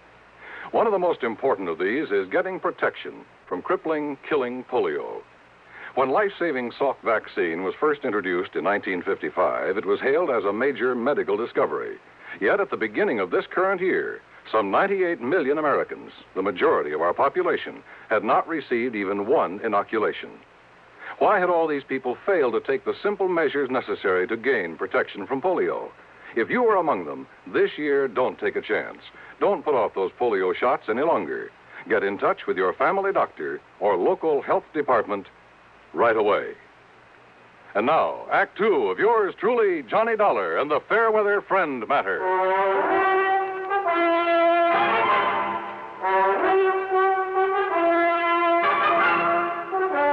on in the house, Johnny, and I'll tell you about it. Just let me get this straight, Sidewinder. Huh? The bank messenger down there in Fairweather was held up and murdered. Yeah? The securities he carried were stolen by the killer. Then they were returned to the bank. That's right. And I'm the one who returned them. Sidewinder, you... Now, look. Don't tell me that you're the one. Me? You think that I'm the one that killed that messenger? I didn't say that. But that's what you were thinking, ain't it? Well, you said yourself that whoever returned those I securities... said whoever left them back at the bank. Now, just you stand real still, Johnny. Oh, come on now. Put that thing down, Sidewinder. And don't you move none. Look, would you listen to me? And maybe you even better stop talking, or that Sidewinder rattlesnake coming toward you might take it into his head to... Easy now. Oh, yeah. I can hear him. Easy now, whilst I get a bead on him with this study. There you be. Right in one eye, not t'other. And I'll just cut off his rattles and add them to my collection. Oh, brother, thanks. No wonder they called you Sidewinder. Yeah. That's the 427th rattle I've taken off these varmints. I just don't like 'em, Johnny. They ain't like Diamondback. These Sidewinders around here will sneak up on a man, just like that dirty snake that killed the bank messenger. And you know why he done it, Johnny? You still haven't told me who he is. It was to collect that insurance on him, that's who. Oh? Yes, sir. The man that killed him was his hair. What you call his beneficiary. How do you know, Sidewinder? Because I live down the Fairweather. That is, when I ain't up here looking after Durango's place. Yeah? And that's how come I knowed that Claude Needles, that was a messenger, left his insurance to that no-count nephew of his and that Barney Gifford. Sit down. Barney Gifford, huh? Yeah. So what I done was talk it over with Durango and Carol Dalhart. Where is Carol, Sidewinder? I've been waiting for you to ask that, Johnny. Oh, she'll be around. Good. You're kind of sweet on her, ain't you? Wow. Nah, don't you try to fool me, Johnny boy. And you know how she feels about you, too. And if you don't think Durango knows, well, I'll tell you this. You say you talked it over with her. I'll tell you this, Johnny. Durango finds that you've been out here and went back to Hartford without hitching up with Carol. Sidewinder, would well, you... I'll tell you this. He's liable to shotgun you into it if he catches you around here. Oh. And don't you try to tell me you wouldn't like being married to her, too. Sidewinder. Okay. So anyhow, me and Durango and Carol. Carol. Hi, Johnny. Oh, glad to see you. Carol, I'm glad to see you. Oh, then don't you stand there. Give me a kiss. Oh, you think I need an great invitation? Come here. Oh, hiya. Oh, don't stop, Johnny. It's been a long time. If Durango could see this. Oh, drop that, Sidewinder. Yes, sir, he'd have that shotgun out so fast. man. Oh, it's been an awful long time, John. Oh, too long. I thought you were never coming back here. I'm here. Uh-huh. So let's make up for lost time. Oh, why not? Oh, come on now. Come on, you kid. Oh, it's good to see you. Johnny, don't you want to hear the rest of what I was... Now, look at here. If you don't cut loose from each other there, you know what I'll do. I'll walk right out of here, and I'll go back to Bellweather. And I'll send a telegram to old Durango, and I'll tell him you two are making out like this all alone inside of his house. And if that don't bring him out here to get you two married... Oh, why don't you mind your own business? Well, I tell you... You old goat. Why don't you go somewhere and get lost? That's it. I'm going right down to Fairweather and send him a telegram. No. Just settle down there, Sidewinder. I'll settle down, Johnny. With you. Anytime, any place. Oh, Carol, you're the only girl I know who makes me wish sometimes I was the marrying kind. But now listen. I'll bet I can make you the marrying kind, Johnny. You like to give me a chance, huh? That settles it. I'm leaving right now. No, you aren't, Sidewinder. Oh, let him go. Let's just be sensible for a minute, will I you? was trying to, Johnny. I mean about this murder case. And when we finish talking about it? We'll see. Well, then let me tell you about it. It won't take me so long. And Sidewinder, you stop making those silly eyes or I'll let you have one right between them. Well, I still think I ought to leave. So do I. But as long as you're already... Well, listen, Johnny. I'm listening. When Mr. Needles was killed, Sidewinder wanted them to make him a cop down there in Fairweather. Or even just a deputy, so as I could go out and hunt for that killer. Claude Needles was a friend of mine. But the police said no, they didn't need him, didn't want him. So that made me sure. So we talked it over about who could ever do a thing like that. And that's when I remembered Barney Gifford would get the money from Claude's insurance. So I told Sidewinder I'd have a date with Barney, and that would give him a chance to go through Barney's house and look for the security. And I found him, Johnny, under a loose board in the floor. Yes. So when he come home, I lassoed him, and I tied him up, and I took him and locked him up in the tool shed on my place.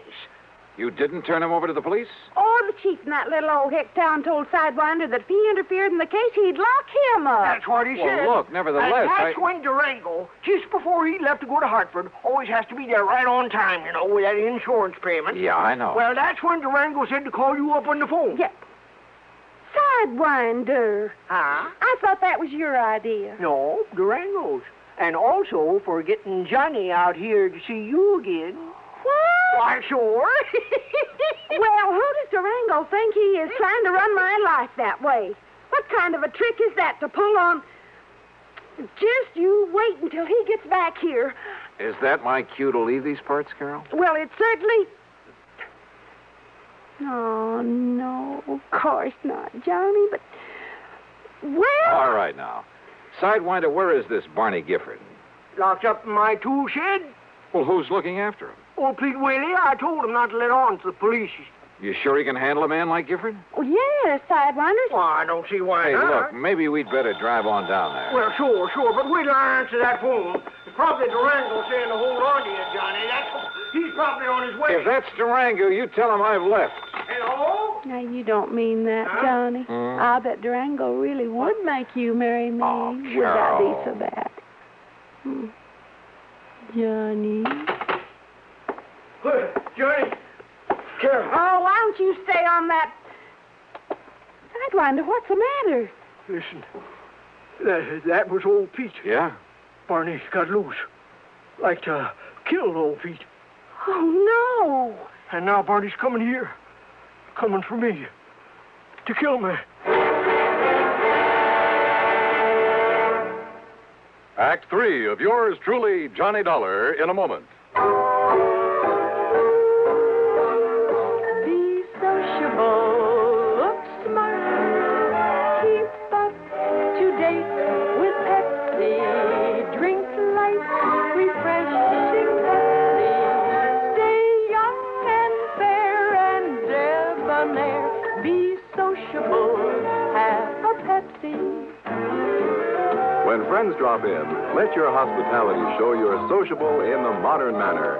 Pepsi, you know, is the favorite of the smart and young at heart. Be sociable, look smart, keep up to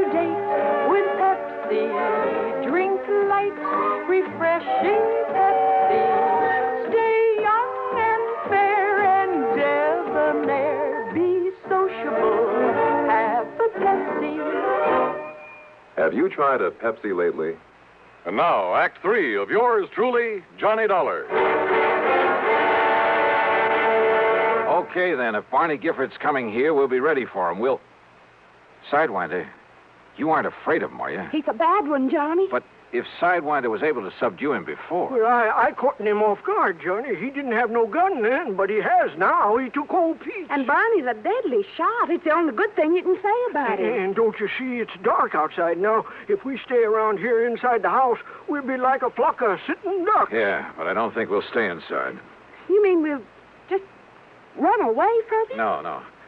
How long ago did he get away from Pete? Well, Pete says it was more than an hour ago. Then we haven't any time to waste. What are you going to do, Johnny? I know what you're going to do, Carol. Yes? Get out of here. Go on back to Enid. Tell the police. By the time they can get up here, Sidewinder and I will either have things under control or, well, then they can take over. Why don't you phone the police? Because I'm telling you to go on down there. You're just trying to get me away from here, aren't you? That's right. No, Johnny. I can shoot just as good as you and Sidewinder, and there's plenty of guns in the back room. No, Carol, that doesn't make any difference. You think I'm going to leave you here with a killer after old Sidewinder, and if Barney finds you with him, he'll try to kill you, Carol, too. will you do... I won't go, Johnny. I won't leave you. Okay. We're just wasting time. I haven't seen any car lights out on the road, but that doesn't mean that... That's right, mister. It doesn't mean a thing. Damn. The front door had been pushed open by the barrel of a high-powered rifle that slowly fanned the three of us. I knew that if I made a move to draw my handgun, if Sidewinder took a step toward his .30-30 on the table, and if Barney was the excellent shot that Carol said he was. All right. Put your hands up and come walking out this door. Listen, Barney Gifford... Do like I say. Come on, Carol. Sidewinder.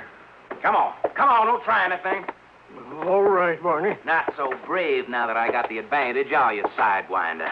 All right. If you got to kill somebody, kill me. You leave him alone. Now that they know all about me?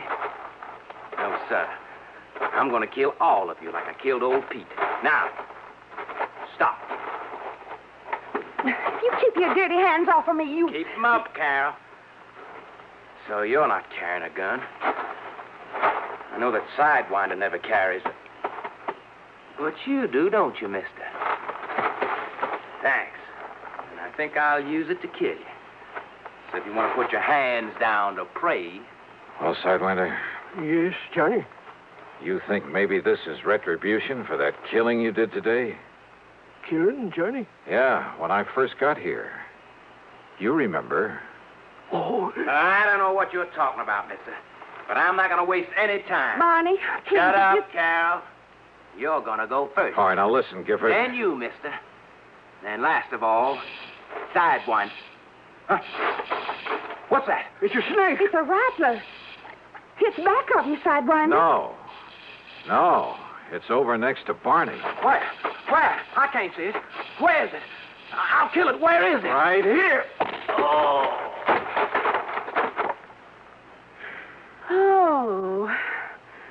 But that snake... Oh, thanks, Sidewinder. I'm sure glad I saved these rattles, Johnny.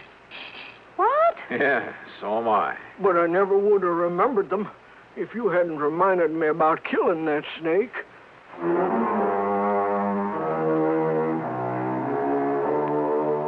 You know something? I hated to leave that place. To leave Carol is what I really mean. But there was another phone call. Sidewinder answered it. And yep, it was from Durango, phoning from Enid.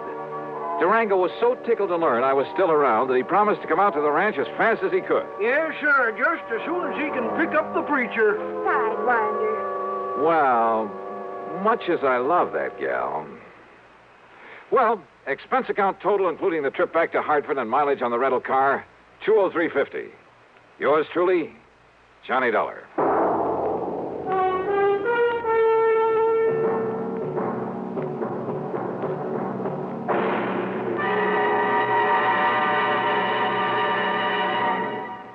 Our star will return in just a moment. Be careful, you're going to land in a bathtub. Who's driving this flying saucer, you or me? Well, what do you see? Oh, germs. Millions and millions of germs. Sure, here on Earth, disease, germs, and viruses live in bathrooms. Wait, here comes a lady. She's putting a dash of Lysol in with those suds, and she's mopping the floor. Wow, look at those germs and viruses drop dead. Boy, are you stupid. I thought all Martians knew that Lysol brand disinfectant kills disease, germs, and many deadly viruses on contact. Disinfects from one cleaning to the next as nothing else can. That's right. I remember my 7 grandmothers saying Lysol makes your favorite cleaner work better, including many that claim to sanitize. I'm sorry you learned to speak English by listening to commercials. And Lysol comes in regular or pine fragrance for as little as 29 cents. How much is that in Martian money? Now, here is our star to tell you about next week's story. Next week, well, getting away from Durango Laramie Dalhart isn't as easy as you might think. Join us, won't you? Yours truly, Johnny Dollar. Yours truly, Johnny Dollar, starring Bob Bailey, originates in Hollywood and is written, produced, and directed by Jack Johnstone. Heard in our cast were Virginia Gregg, Junius Matthews, G. Stanley Jones, James McCallion, and Bill James. Be sure to join us next week, same time and station, for another exciting story of yours truly, Johnny Dollar. This is Dan Cumberly speaking. Suspense is next over the CBS Radio Network. WROW, Albany, New York. 10, 10, 10. Yes, 10 hours of price-shattering bargains at Henry S. Mantell Furniture, 343 River Street, Troy. This merchandise must be sold at once. At savings to you of up to 87%. Mantell's was unable to extend their Latham store lease, so the stock from the Latham store has been moved to Mantell's main store in Troy. Save on famous brand merchandise, Haywood Wakefield, Kraler, Simmons, Norge, Motorola, and many more. Buy a $339.95 two-piece living room suite for $199.95. Or a $34.95 famous Make Inner Spring mattress for $17.88. Or a modern bedroom set, regularly $259.95, now $139.95. This tremendous sale at Henry S. Mantell Furniture begins Monday, 6 p.m. to 11 p.m., and Tuesday, 6 p.m. to 11 p.m. The store will be closed during the day to mark down merchandise and arrange stock. Remember, there's no money down at Henry S. Mantell Furniture, 343 River.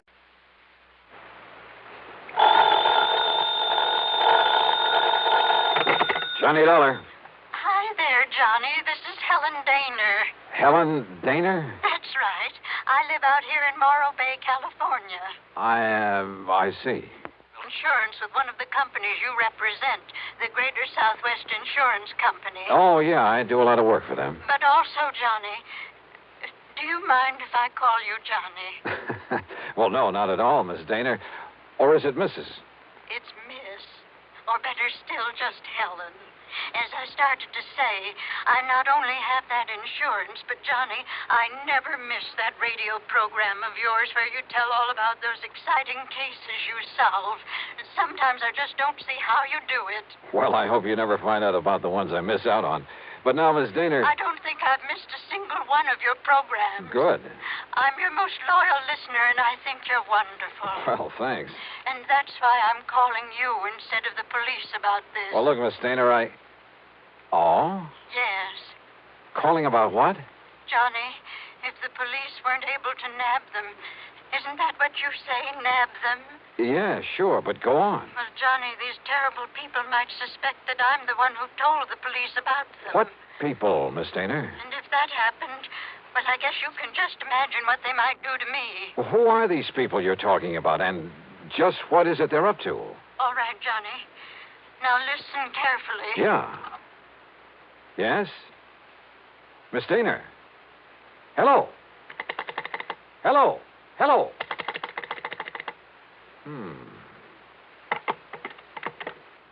Oh, come on now, Dollar. Don't be a sucker for a... And yet... I wonder...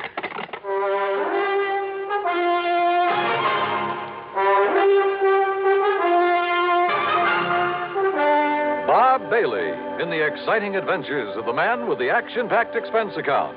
America's fabulous freelance insurance investigator. Yours truly, Johnny Dollar.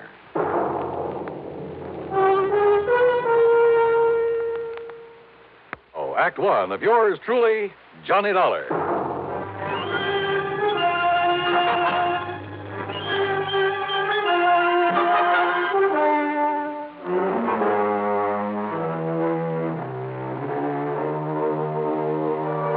expense account submitted by Special Investigator Johnny Dollar to the Greater Southwest Insurance Company, Home Office, Los Angeles, California.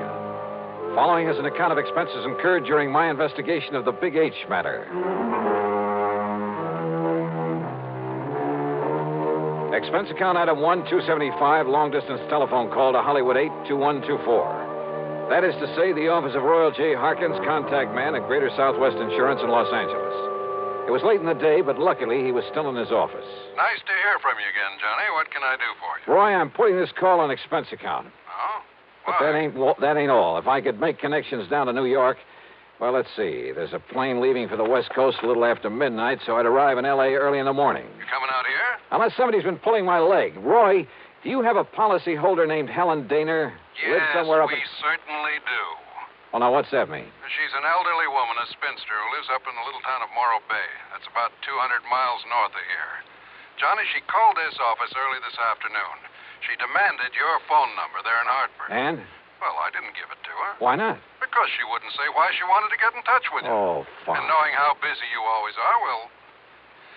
But then, just a few minutes ago, I began to wonder about it. Yes?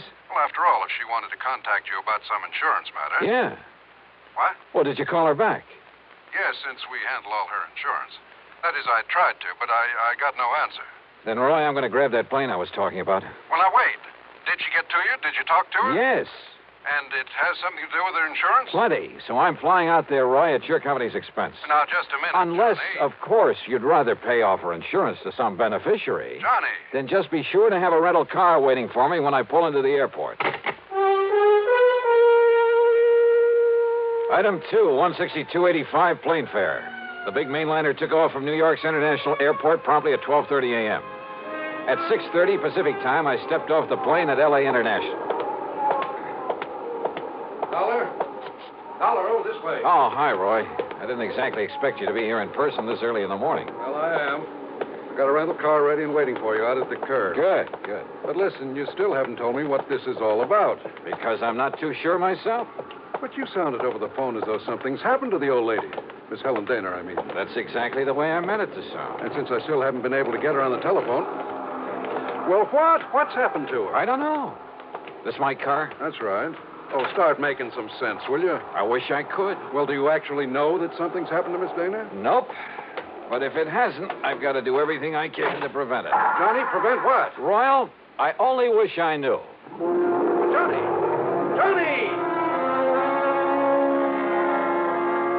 Thanks to an excellent highway and light traffic, I made good time through Santa Monica, then Santa Barbara, even past the famous Pismo Beach. It was just afternoon when I pulled into Morro Bay. When I stopped for gas, that's item 3, 420, I looked up Miss Helen Daner's address in the local phone book. It turned out to be a modest little frame house about half a mile south of Morro Rock on the landward side of the bay. It had some nice, well-kept flower beds in front, and at the back I could see a small, rather decrepit dock that stuck out into the bay. A brand-new, expensive automobile was parked in the street in front of the place. Hardly the kind of car you'd expect a sweet old lady to be driving along. Well, there was only one way to find out.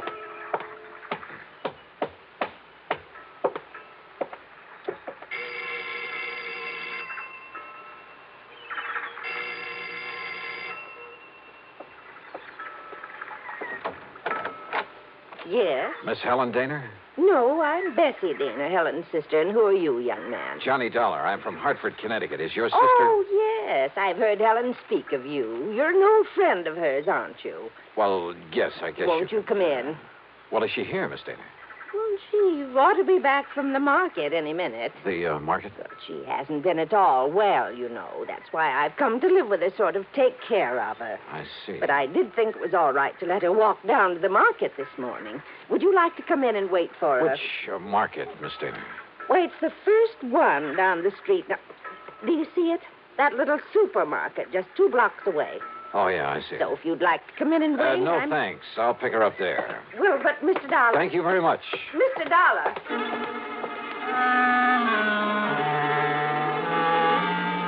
There was something very funny here, but I wasn't sure just what.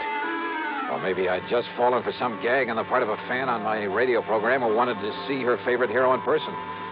In any event, there was one sure way to find out, from Miss Helen Daner herself. And if she was still at the market. But as it turned out, I got that well-known kick in the face. Why, of course I know Miss Eleanor well, sir. Then will you please point her out to me? Miss Helen Daner? That's right. Oh, but she isn't here, sir. Oh. Then perhaps she went to some other store. Most certainly not, sir. What? We deliver everything that she orders to her little house up the street. Well, that still doesn't prove Well, you anything. see, Miss Helen hasn't been out of that house for weeks, hasn't budged. You're sure of that? Why, of course I'm... Why, what's the matter, sir?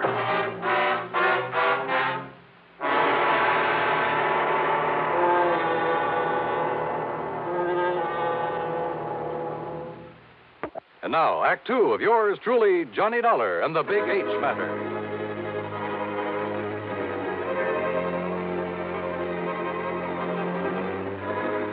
If old Miss Helen Daner, who telephoned me in Hartford, asked me to come out here to Morro Bay in California, if Miss Daner hadn't budged from her little house in weeks, why had her sister told me she was at the market? Could all this somehow tie in with the people, the terrible people she tried to tell me about on the telephone? I jumped into my car and drove back to the little home on the bay.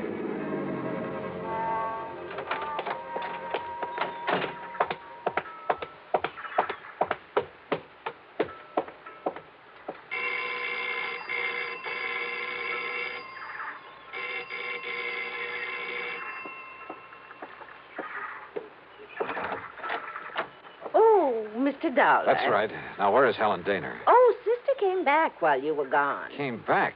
Without my seeing her? Now, listen, I was... Yes? Well, the manager of that market said she hasn't been out of this house for weeks. What? Oh, you must have gone to the supermarket. Well, where else? And just because she isn't shopping there anymore... Oh, now, look, Miss Daner, you told me... Won't you come in? I think she'll be terribly disappointed if you don't. You see, she's told me all about you now. In the couple of minutes I was away from here? An insurance investigator. I think it's awfully thrilling. But now come in and see her. I think she's been kind of expecting you. Yeah. And if you'd like to know what I think, Miss... Good Lord.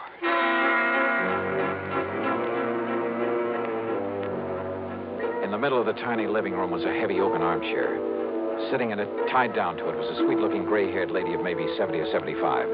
A handkerchief was lashed tightly across her mouth, and the eyes behind her old-fashioned steel-rimmed glasses were filled with tears and a look of utter despair. I swung around to her so-called sister and was struck by two things. She seemed to have suddenly lost about 20 years. Her face wore an unpleasant smirk, and in her right hand was a .38 aimed at me. Don't move, Mr. Dollar. This gun is not only loaded, but cocked, and it has a hair trigger. Stand perfectly still, because it'll be right in the middle of your back. So, while I take away your gun... All right. Now, sit over there in that chair against the wall. You'd better do as I say, Mr. Dollar.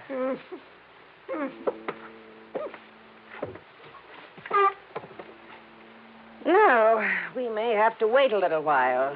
So get one thing straight. Any move, any tricks, and I pull this trigger. Mind telling me what we're waiting for? You'll see. And why you've tied her up that way? That is Helen Daner, isn't it?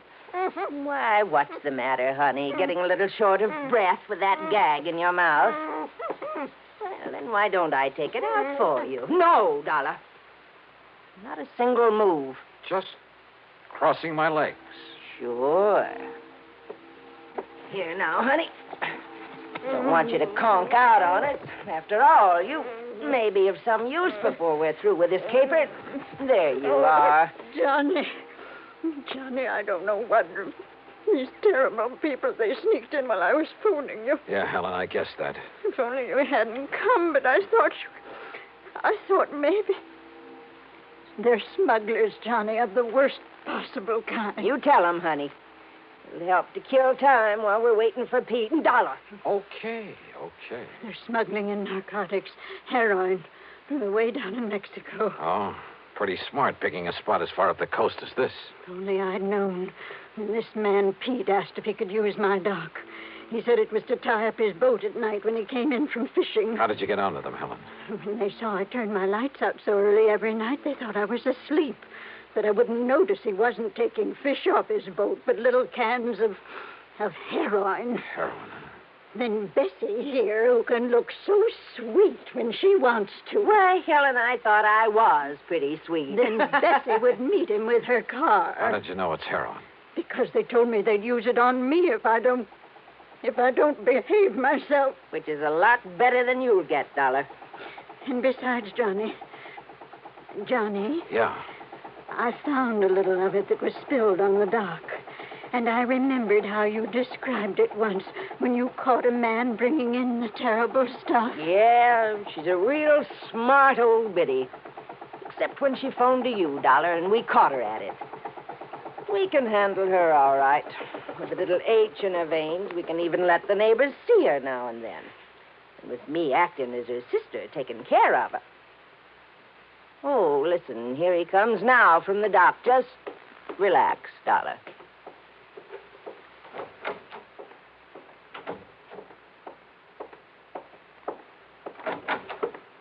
Well, what a charming little party. Johnny, this is...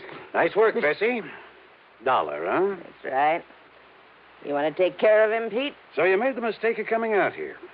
Believe me, mister, it was a mistake. I said, are you going to take care of him? Why, of course, right away. We don't want him lying around here. Which is to say, Dollar, we're going to do something I haven't thought of since the old days in Chicago. You and I are going to take a little ride. Well, Act 3 of yours truly, Johnny Dollar.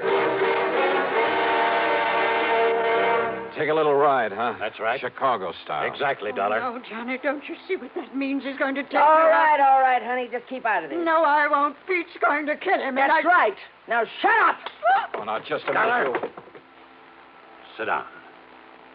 Bessie, be sure you keep the gun on him. Oh, don't worry, Pete.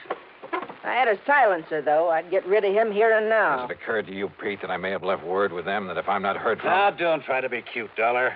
Sure, it occurred to me. I dismissed it. For the simple reason that you couldn't possibly have had any reason to know what you were getting into out here. So forget it. What are you going to do with him, Pete? Well, whatever it is, it'll have to wait till after dark, when this one-horse town closes up for the night. Well, then what? Well, I've got to be sure that Dollar's body won't be found until No. Shut up. until we're through with this operation. That means a week or... Wait, I got it. What, Pete? Up on Cayucas Beach. Cayucas? Yeah, that little town 5 or 6 miles north of here. There's a big pile of rocks, a big cave in them. Nobody'd ever think of looking in there. So, as soon as... Oh, what are you doing? Just digging out a cigarette, if you don't mind. No, sure, go ahead. But this is one time the condemned man won't enjoy a hearty meal.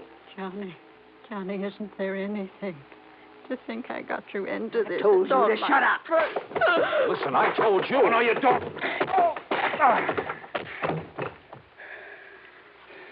Finish him off, Pete. No.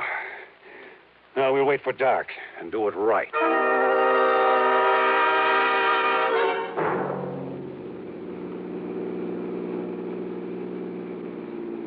I guess he had really slugged me, because by the time I fully came to, it was night.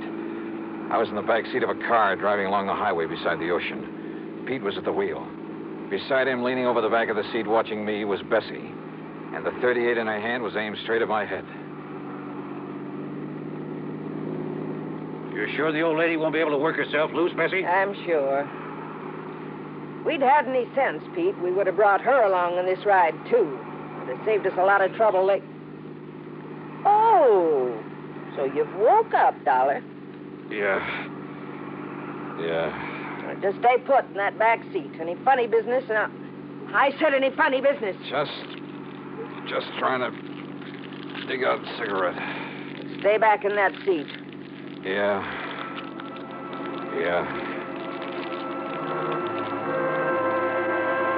She didn't take her eyes off me for a second, or the gun either. As clumsily as possible, I struggled with a pack of cigarettes, rolling and squeezing it, and hoping the tobacco was plenty dry. Then, having apparently failed to pull out a cigarette, I turned the pack upside down over my hand. And yeah, the fine tobacco poured into it.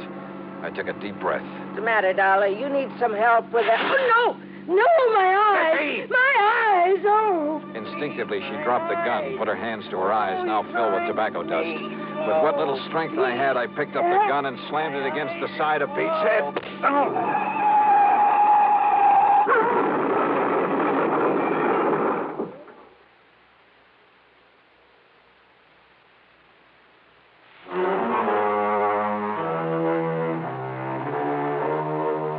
It was a commercial trucker driving one of those big interstate trailer jobs who pulled off the highway to give us a hand. Yes, somehow those boys are always around when you need them. And he used his head. When he found my credentials in my pocket, he saw the whole picture in a flash.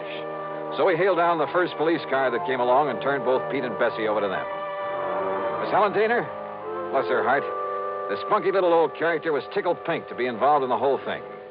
Yeah, she just can't wait to go to court and testify against those two. Expense account total, including the trip back to Hartford, $447.45. Yours truly, Johnny Dollar.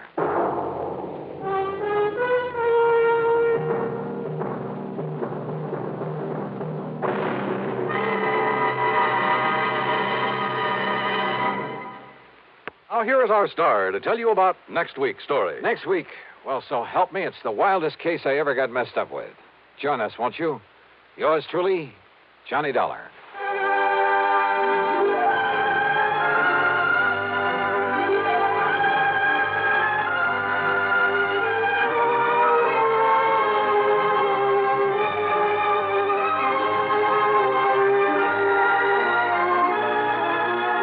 Yours truly, Johnny Dollar, starring Bob Bailey, originates in Hollywood and is written, produced, and directed by Jack Johnstone. Heard in our cast were Peggy Weber, Virginia Gregg, Bartlett Robinson, Joseph Kearns, and Russell Thorson. Be sure to join us next week, same time and station, for another exciting story of yours truly, Johnny Dollar.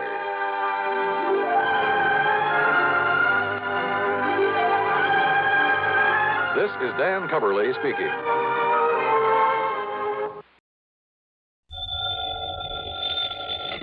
Johnny Dollar. Johnny, you better come flying out here just about as fast as you can. Who's that? Johnny, this is Red. Yeah, Red who? Well, you know, your favorite fishing guide. Red Barrett? That's right. Lake Mojave Resort out in Arizona? Yes, sir. Well, Red, you old scalawag. How are you, and how's the fishing? Just great. That is, if you know where the good holes are. And believe me, you do. Now, that's really fact, Johnny. I really do. I guess I'm the best fishing guide this country ever saw. Yeah, and I suppose you think it's time I made another trip out there and tangle with some of those beautiful lunker bass. Well, now, Johnny. It's no good, Red. I just can't do it. Now, you listen. The way the work is piled up on me, I'm just about going crazy. I've been trying to get away for some kind of a vacation for weeks now, but I just can't do it. Sounds to me like you need it, too. Yeah, it's been a tough year, no let up at all. Pat McCracken over at Universal Adjustment Bureau, half a dozen of my other contacts. They've been begging me to take some time off, but I just can't, Red. I'm not on a regular payroll. I'm a freelance, so I have to take on every assignment that's handed me, whether I like it or not. Look, you mentioned Mr. No use, Red, so don't make me feel any worse by talking about it. Me? That was your idea. Huh? Did I say anything about fishing until you did? Oh, now, wait. You mean there's some insurance matter I ought to look into out there? It was this Pat McCracken you mentioned that said I better call you. Oh, great. And he's the one who's been after me to take a rest. So, what's happened out there? That's the thing. It ain't what has, but what's going to happen. Yeah? Like what? Come on, get to the point, Red. Well, Johnny, when it does happen, well, it's going to be pretty tragic for Lake Mojave Resort. You mean somebody's trying to wreck the place? Something like that? Much worse, Johnny. Much worse. Well, what is it?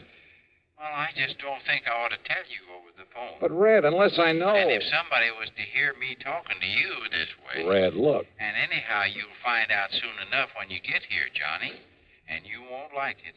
No, sir. Red, quit stalling, will you? Of course, if you just want to sit around up there in Hartford and let a terrible thing like this happen without even raising a finger... Well, I just can't believe you'd do that. Look, will you stop beating around the bush and... Red? Red? I can't tell you over the phone. It's too awful. Now listen, you old goat. But, Johnny, they say there's an airplane leaves New York City just about 12 o'clock noon. So what? So it'll get you in Las Vegas about 9:45 tonight. okay? What do you mean, okay? I mean, just you be sure and be on it. And I know you will. Oh, now look, I can't... Goodbye, Johnny. Red! Oh, if that crazy old coot thinks I'm going to fly all the way out there just because he... And yet, if he was serious...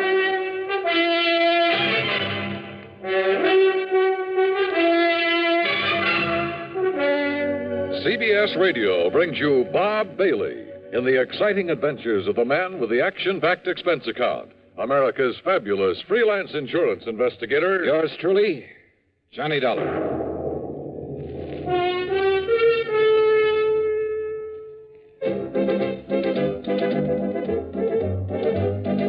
Winston tastes good like a cigarette should. Winston tastes good like a cigarette should. Winston gives you real flavor, full, rich tobacco flavor. Winston's easy drawing too. The flavor comes right through to you. Winston tastes good like a cigarette should. A modern filter? Sure, Winston has it. But that's only the beginning of a Winston. Up front, up where it really counts, Winston packs exclusive filter blend. Light, flavorful tobaccos, specially selected and specially processed for filter smoking. Filter blend. That's why it's fun to smoke Winston, America's best-selling filter cigarette. Winston tastes good like a cigarette should. And now, Act One of yours truly, Johnny Dollar.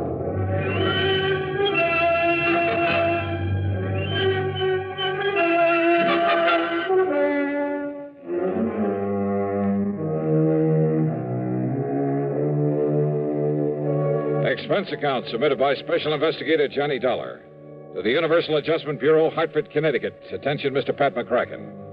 Following is an account of expenses incurred during my investigation of the Red Mystery matter.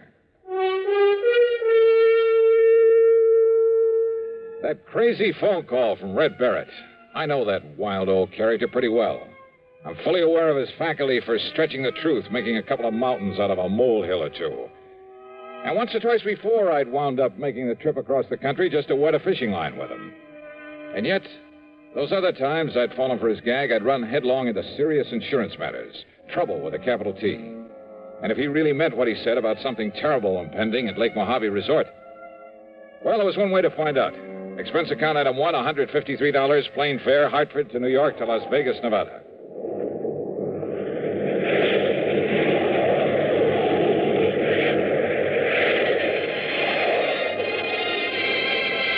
The awesome beauty of the clear night sky over the desert, with its billions of stars twinkling in the black sky above, is something I'll never tire of. The stars seem close enough to reach out and touch them. As the plane hit the glide path down to the landing strip at the south end of Las Vegas, the myriad, many-colored lights of the city winked and sparkled like the lights on a gigantic Christmas tree. Yeah, from the air, Las Vegas, the fabulous city of chance, is just plain beautiful. I'd like to have stuck around Vegas for a while and tried my hand at some of the casinos and clubs along the gambler's alley they call the Strip, but I had other things to do. So, item 2 was $50 deposited on a rental car. And within minutes after the plane landed, I was heading south and east across the desert, down toward Davis Dam, down to Lake Mojave Resort.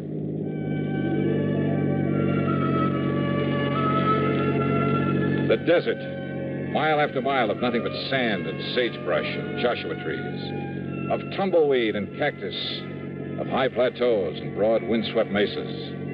Here and there, the skeleton of some animal was perished in the remorseless, terrible summer sun. And then suddenly in the middle of it, the life-giving waters of Lake Mojave. At the south end of the lake, just above Davis Dam, is the resort, with its clean, comfortable motel, a good restaurant, tackle shop, and dock. Everything to warm the heart of a fisherman. Yeah, and in the bright light of the moon, I could see the lake itself, calm as a mill pond. That meant that unlike the cold and snow I'd left back east, here it was warm and perfect weather for fishing. It took a bit of self-control to keep from driving right on down to the dock. Instead, I circled the driveway to the office. As I pulled up to a stop, in spite of the hour, someone came out to greet me. It was my old friend Buster Favor, general factotum at the resort. Yes, sir. Can I help you? Yeah, Buster, I think you can. What? Why, it's Johnny Dollar. Yeah, none other. Hiya, Buster. Johnny, it's a miracle. I don't see why. When I get word there's trouble around here. Oh, then you know, huh? Buster, I only know that something is But about even the police haven't had a chance to get over here yet. The police? Johnny, I sure hope he's all right, that you can find him. Yeah, find who? Why, Red. Red Barrett? You mean you didn't know? Buster, what's happened to him? Johnny, Red has... Well, he's disappeared. Oh? And I could be awfully wrong, but from the looks of things, Johnny... Wait a minute. You think somebody could have murdered him? Come on. Take you over to his room. You can see for yourself. Look, Red phoned me in Hartford, Buster. He told me that... Think he had some premonition that something was going to happen to him? Well, that's just it. He didn't seem worried about himself. All he would say Well, was... it sure looks like he should have been worried, Johnny. Here now. Holy. Yeah? The room, a housekeeping unit, was a shambles. Clothing pulled out of the drawers and closet, as though somebody had ransacked the place looking for something. That stuff's all part of the uniform as he was wearing while he was working, Johnny. How much personal clothing stuff he had, I don't exactly know. So, if anything is The furniture, though none of it was actually broken, was overturned and cluttering up the floor. On the electric range in the kitchenette were the pots and pans he'd apparently used to cook his dinner. Some fish bones lay on a plate on the table. Probably one of the bass he caught this afternoon. Poor old fellow went out fishing as usual, not realizing what was going to happen to him after he came back here and had his supper. Now, wait a minute, Buster. Yeah, Johnny? That he left here in a hurry is pretty obvious. Or his body was hauled out of here. But I still don't see anything to indicate he was murdered or even badly hurt. Well, look here, then. Look, Buster, you know as well as I do how unpredictable Red is. Well, I know, always but... getting restless, always talking about going somewhere else, doing something else. I know, Johnny, Look, he's told me a dozen times about a gold mine he hoped to go to back there and work someday, 50 or 60 miles north of here, up near Lake Mead. He's told me about offers to work as a guide for other fishing spots. Johnny... So what makes you think he didn't just pack up and leave for some other place, some other job? Without letting us know? And leaving things this way? Red? Sure he would. So unless you can show me some good... Oh. Yeah, Johnny. It's blood there on the floor. I'm sure of it. Yeah. It's blood, all right. It still hasn't even dried either. Yeah, I see. All right. When did you find he was missing? When Ham Pratt... Well, you remember Ham. The manager of this place? Sure. Well, after supper, Ham came over here to talk to him, and, well, this is what he found. Do you know of any enemies he may have had? Red? Oh, no, sir. Of course, all of us used to get out of patience with him now and then. Some of the crazy things he'd do, the wild stories he'd tell, but there wasn't one of us didn't love the crusty old coot. Same thing applied to everybody else who knew him. Then why? Why would anybody want to do him in? I don't know. I can't figure it out. But it sure looks like somebody did, Johnny. You can see the evidence yourself. Yeah, maybe. What do you mean by that? Red's phone call that brought me out here. If he'd thought that he himself was in danger, don't you think he would have said so? Yeah, I guess Red would have built it up, too. Would have made it sound real dramatic. Sure he would. But instead he told me something tragic was going to happen to the resort.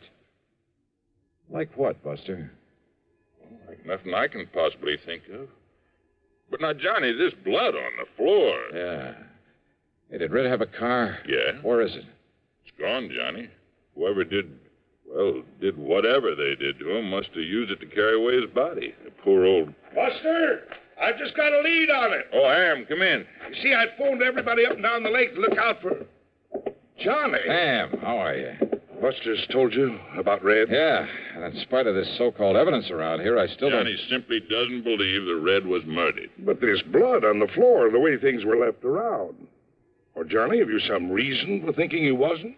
First, I want some definite reason why he was. But now, Johnny. If you want the truth, I think you've both gone overboard about this. Are you kidding? Give me a reason. A reason for killing him, for anybody killing him. Just one good reason. Well, now, Johnny... Johnny, this blood on the floor. Yeah. Yeah, this. What is it, Johnny? Johnny? You, haven't called in the police yet? Oh, I was just about to when you arrived. Don't you think I'd better call them then right away? Well, yeah, Johnny, why don't you do that? No. No? I've done something better, Johnny. I spread the word up and down the lake, all the way up the Colorado River by telephone. And listen, it's paid off. And that's what I came in here to tell you about. Well? I just got word that a car, same description as Red Barrett's, that it was seen pulling off Highway 93 about 33 miles this side of Boulder City. Oops. What? What, Johnny? You want me to find poor old Red, huh? Well, of course, if the poor old fella's still alive. And maybe I will. And when I do, I have a sneaking suspicion I may have a score to settle with you two. Now, just a minute, Johnny. If you mean to imply that either of us did him... I didn't say that. Well, Johnny, what do you mean?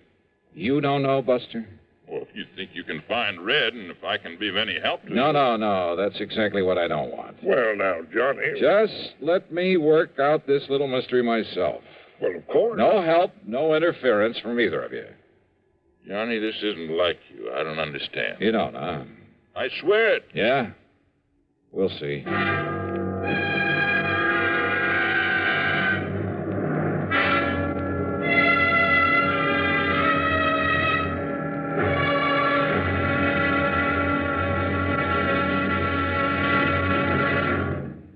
Act two of yours truly, Johnny Dollar, in a moment. Welcome, recording star Mel Torme. It's terrible trying to sing with a bad cold. So I always take 4-way cold tablets to relieve cold miseries fast. Good idea. Tests of all the leading cold tablets proved 4-way fastest acting. 4-way starts in minutes to relieve muscular pains, headache, reduce fever, calm upset stomach, also overcomes irregularity. When you catch cold, try my way. Take 4-way cold tablets. The fast way to relieve cold distress and feel better quickly. 4-way, only 29 cents. Now, here's a word about another fine product of Grove Laboratories. To get rid of embarrassing dandruff in 3 minutes, change to Fitch Dandruff Remover Shampoo. 3 minutes with Fitch regularly is guaranteed to keep unsightly dandruff away forever. Apply Fitch before wetting hair, rub in 1 minute. Add water, lather 1 minute. Then rinse 1 minute. Every trace of dandruff goes down the drain. 3 minutes with Fitch and embarrassing dandruff's gone. At the same time, Fitch can brighten hair up to 35%. Get Fitch Dandruff Remover Shampoo today. And now, Act Two of yours truly, Johnny Dollar and the Red Mystery Matter. Suddenly, things had begun to add up. Yeah, from right in the beginning, when Red had mentioned over the phone that he'd talked with Pat McCracken at Universal Adjustment Bureau. Had Red called Pat, or vice versa? And there was the lamp there in Red's room, apparently knocked to the floor in a struggle. But not even the bulb was broken. The clothes that were left, only the uniforms he'd worn while at work. Was that supposed to mean that the only personal things he had were those he was wearing when he disappeared? Hardly. Then there was that spot of blood on the floor. A fish scale, a single scale in the middle of it. I had no microscope to examine that blood, probably wouldn't have known how to use it anyway. But I had a sneaking suspicion there was something very, yeah. And knowing Red and Ham and Buster and Pat McCracken pretty well. Okay. The first thing I did after Ham and Buster left me alone was to look over the room again. And yes, one parcel of equipment that should have been there was conspicuously absent. I went down to the boat dock and found the old Arkansas Traveler that Red had always used to fish in. It was empty. Absolutely empty of the stuff I knew he always kept in it.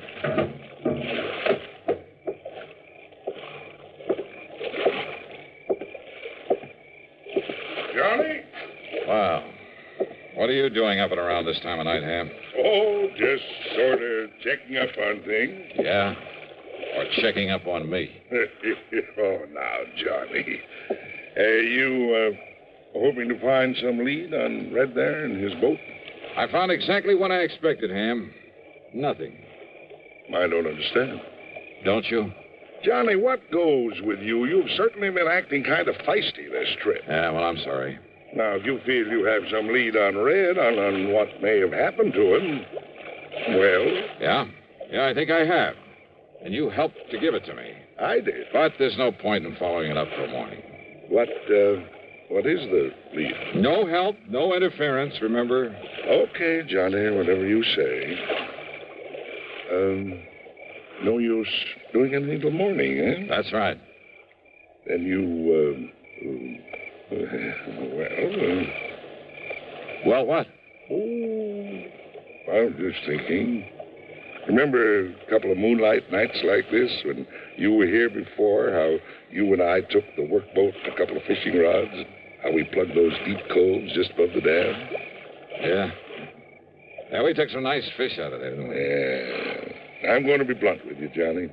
You aren't yourself. You're a bundle of nerves. Been working too hard? Yeah, much too hard. Well, one great cure for that. Why don't we go out there and pick us up a couple of nice bass? Okay. Why not? Unless, of course, you feel you ought to do something more about finding Red. I told you, no more until morning. I also told you I'm sorry. Let's go fishing. Sure, Johnny. I understand. Yeah, I guess you do.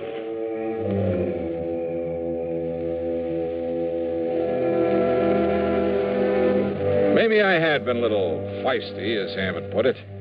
And he was right about the fishing out there in the smooth black water with the bright moonlight overhead.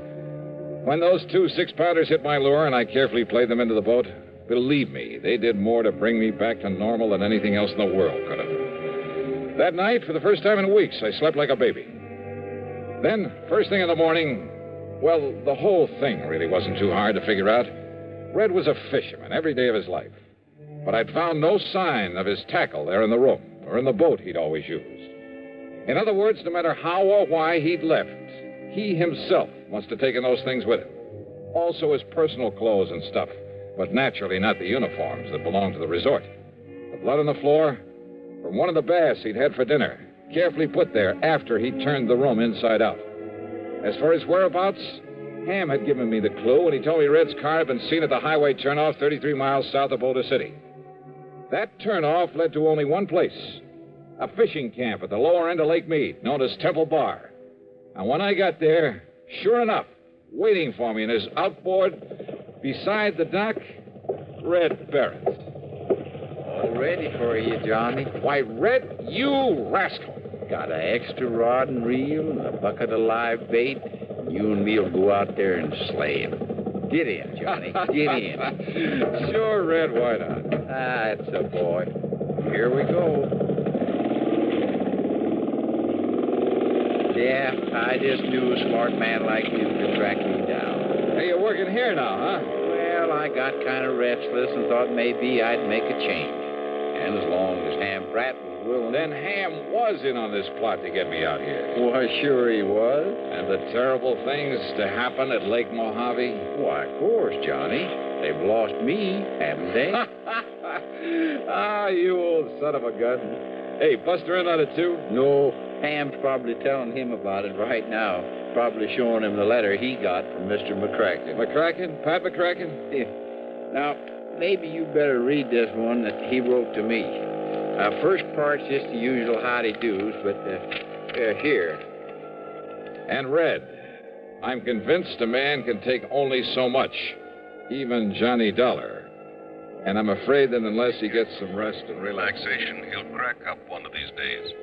So if you and Ham Pratt can somehow contrive to get him out there for some of that fishing he loves so much, go to it. If he catches on, if he starts worrying about the expense, tell him it's on the house. Tell him Merry Christmas. Sincerely yours. Well, God bless Pat McCracken. As for you, Red, you old reprobate... Johnny, there's a hole over near the gyp beds where there's an old 10-pounder laying under a rock, just waiting for you and me. Brother, let's go.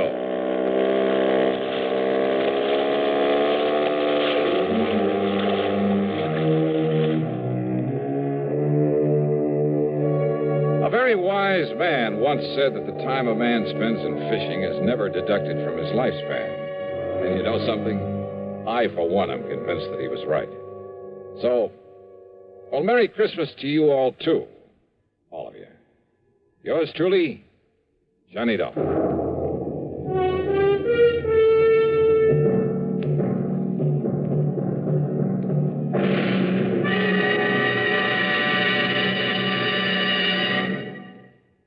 star will return in just a moment. Every year, some Christmas celebrations are ruined by fire. A little precaution can prevent a Christmas fire from happening in your home. First of all, make sure your tree is on a firm foundation so it can't fall over. Then be sure to use only approved lighting. Wiring that's frayed may be dangerous. Replace it. Never use lighted candles. Let all the glow of Christmas come from within, not from fire. With a safe Christmas plan, here's an idea for Christmas giving. Almost Christmas, no time to lose. Lots and lots of gifts to choose. Give him, Give her a gift set by Yardley. for her an array of all new Yardley gifts, $1.50 to $13.50. A Yardley Red Roses spray mist and soap set, $3.50. All prices plus tax. Yardley. Give him, Give her a gift set by Yardley.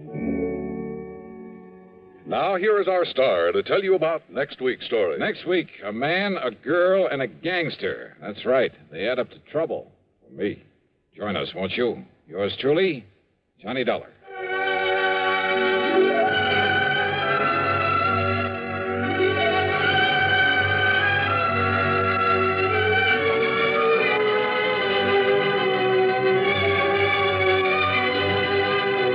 Yours truly, Johnny Dollar, starring Bob Bailey, originates in Hollywood and is written, produced, and directed by Jack Johnstone. Heard in our cast were Forrest Lewis, Barney Phillips, Alan Reed Sr., and Lawrence Dobkin. Be sure to join us next week, same time and station, for another exciting story of yours truly, Johnny Dollar. This is Dan Coverly speaking. Now stay tuned for Suspense, which follows next on the CBS Radio Network.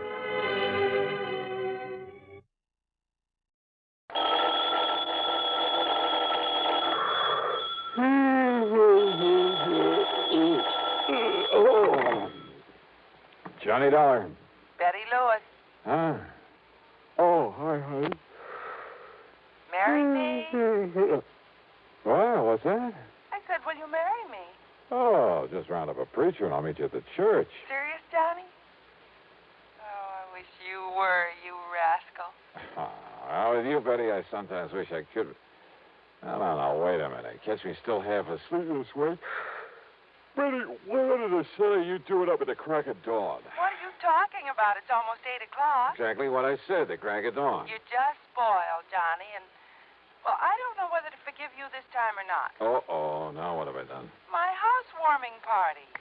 Oh, no. Oh, yes. It took me 3 months of hard work to get my new little house fixed up out here. No visitors, no fun, no nothing Betty. to work. And then when I do invite you, and you accept, Betty, honest, listen. This is crazy business of mine. better be good, Johnny. Well, I was out in Eugene, Oregon, and there was no way... Eugene, Oregon. Yeah, one of those last-minute things, insurance investigation. There was no way I could get out of it. Honest? Honest. I only got back late last night. But I'll make it up to you. I swear I will. Well... let's see. Today is, What? Betty. Hello, Betty. What's the matter, Johnny? You're asking me those gunshots. And if I suddenly groaned and dropped the telephone, would you come running out here? Are you kidding? What? Only I cannot tell a lie. That was just some hot rod kid with a cut-down convertible. Oh, backfire, huh? Yes. Every morning at exactly 8 o'clock. You could set your watch by it. Are you sure that's all it was? Well, if you don't believe it, why don't you come over here and see for yourself? Tomorrow, maybe? At 8 o'clock in the morning? Sure. And, honey, I'll cook you the greatest breakfast you ever had. Yeah, but... Maybe even convince you that married life isn't such a bad idea after all. On the strength of a platter of ham and eggs? Tomorrow. Johnny. Hey, look, why don't we go somewhere tonight? I'll take you out to dinner and... No. If you're really sorry about missing the party, if you really do want to see me... Well, sure I do. All right, then. Tomorrow morning for breakfast. Betty. Bye, honey. So, why not?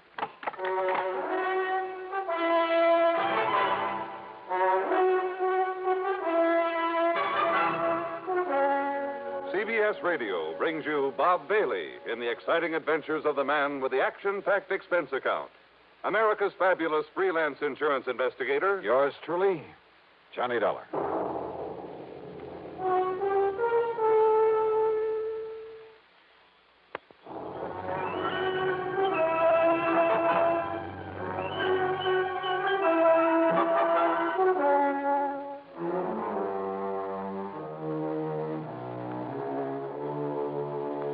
Expense account submitted by Special Investigator Johnny Dollar to the Universal Adjustment Bureau, Hartford, Connecticut. Attention, Mr. Pat McCracken. Following is an account of expenses incurred during my investigation of the backfire that backfired matter. I know, Pat, you haven't assigned me to a case. I also know I hadn't the least idea that having breakfast with my best gal was to be only the beginning of an insurance investigation. That before it was over, I'd be lucky to get out of the whole mess alive. But believe me, that's the way it worked out. So if there's any question about your company paying this expense account, well, just read on. Okay, then. Expense account item 1 the following morning, that is, $4.25 for a tank full of gas for my car. By the unearthly hour of 7:40 a.m., I was on my way to far out beyond the edge of town to 11325 East Maple Drive and the newly acquired domicile of my date for breakfast, Betty Lewis. Now, I'm not used to this early morning stuff and was kind of surprised to find so much of the world wide awake. It was warm and pleasant, too early for the scorching summer sun. Front lawns of the rather nice homes in this section glistened with dew. The fields and trees were filled with millions of birds, all singing their heads off, with squirrels chattering away. Yep, real pleasant.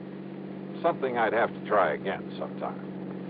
Betty's place, which I hadn't seen before, turned out to be a very cute one-story affair, coral roof and shutters to match. It was set comfortably in between a couple of somewhat larger homes. As for Betty, who stood there at the front door waiting for me, well, I don't know how she does it, but that ever-loving doll, even at this hour, looked as smart and attractive as any man could want. I just can't believe it. And it's still a full 6 minutes before 8 o'clock. Hi, honey. Mwah. Yeah, so early in the morning? You mind? I do not. Come here, yeah. Oh, Johnny. Gee, what this morning air does for you. Come in, huh? Said the spider to the fly? Oh, sure. I make no bones about it. Your neighbors used to seeing this sort of thing? Oh, sure. I've been having strange men in for breakfast every day. Uh-huh. You know, just so the neighbors wouldn't be shocked when I finally dragged you into my trap. How do you like it, Johnny? Oh, yeah. Hey, looks real nice, Betty. Of course, if I had some nice guy to share it with. If you had any sense, you'd marry me, you know. Yeah. And if I had any sense, I'd get out of this crazy business of mine. Then maybe I could settle down to something like a normal life. 9 to 5 in some air-conditioned office, a nice home to come home to, maybe raise a family. Johnny, you know darn well you'd never be happy with that kind of a routine, humdrum existence. Oh, no? You know it as well as I do. And I guess a gal could get pretty miserable wondering where you are, if you're getting slugged or shot at, maybe dead somewhere. But we do have fun together. And I'm all for it. That is, when you're not standing me up for some glamorous redhead on an excuse you're working an insurance case. Betty, so help me. On a stack of Bibles. Oh, sure. But come on, or your eggs will be overcooked. Now, you sit right there when you can look out the window and drink your juice. Yes, ma'am. You really like my country estate? Yeah. Hey, who lives in that big house across the road? Oh, old Mr. Barton J. Robinson. Used to be an attorney. Robinson, sure. He's the one who prosecuted that big insurance fraud a few years ago for one of the companies I served. See him there eating his breakfast? Bachelor, isn't he? Yes, he lives all alone. I think I'd better warn him to stay away from you, that you're my property. He's the most punctual man I've ever seen. If he isn't there when I'm eating my breakfast, I know I've overslept. Here, now. And if you want some toast... Got it. Hey, Betty, I've been thinking. Yes? Well, maybe it's just my crazy criminal mind, but... Thinking about what, Jimmy? About that. Holy smoke. No, I've got so used to it morning after morning. 2 of them. No, crazy kids. You know who they are? Oh, somebody had the police come out here a couple of mornings, but of course they didn't show up then. And I guess everybody else has just got used to them the way I have. Now, let's eat. Funny, though. What? A crazy backfire. Once they get past here, they stop it. Well, don't worry about it. But I should have. I should have worried plenty about it. Perhaps if I'd been a mystery writer instead of insurance investigator who's used to solving mysteries after they've happened, well, I would have had sense enough to act right then, immediately. Or maybe, maybe there was still time.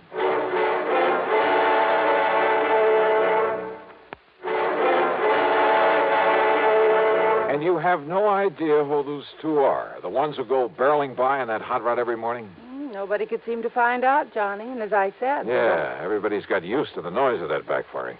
But listen, Betty... Why don't you eat your breakfast, honey? You call them kids, but they aren't. Honey, please. I thought we were just going to have breakfast and talk and sort of make up for lost time. Yeah, I'm sorry for them. But now look... Honestly, do you have to dream up a lot of mystery and intrigue about even the most normal things that happen? They cut the backfiring just as soon as they got around that curve.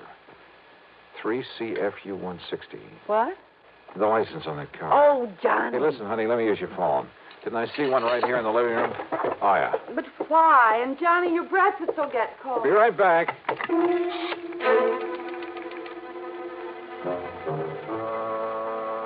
My phone call was to Jerry Wilson, who worked in the Department of Motor Vehicles. It took him a few minutes to dig into the files for me, but when he came back to the phone, his answer was short and to the point.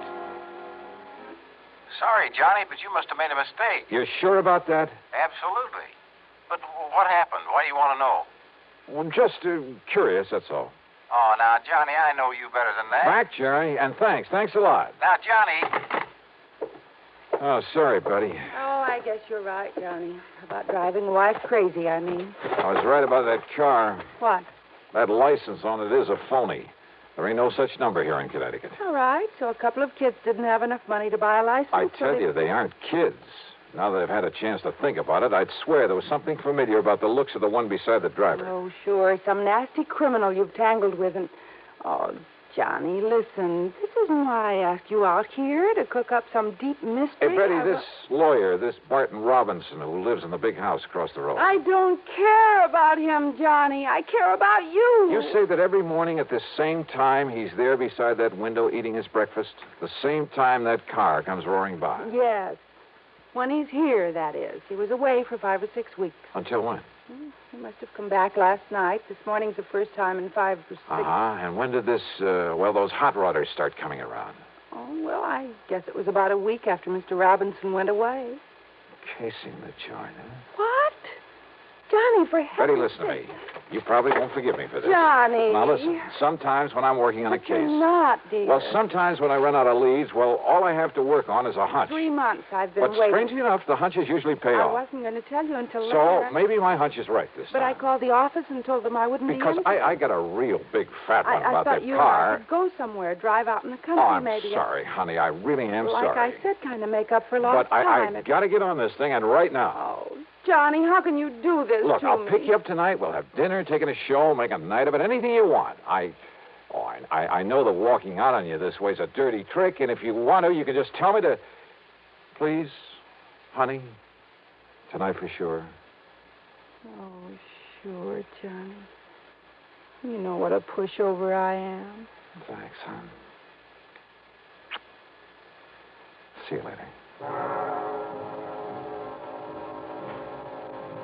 I set out to find that car, who owned it, and why the big backfire racket in that particular spot day after day. There was a purpose there, I was sure of it. Not just a couple of kids out on a tear. Besides, they weren't kids. I'd seen that for myself. Because of the way the car had taken the curve down the road, it left a very clear set of tire marks. So I started a careful inspection of driveways, even asked the people who lived along there what they knew about that car. And it took me most of the day. Expense account item 2, by the way, is $1.25 for a late afternoon lunch at a roadside tavern. It was there I finally got some information. You want another bottle of beer, huh, Charlie?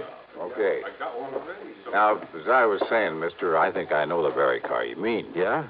At a 1941, tied down with straight pipes.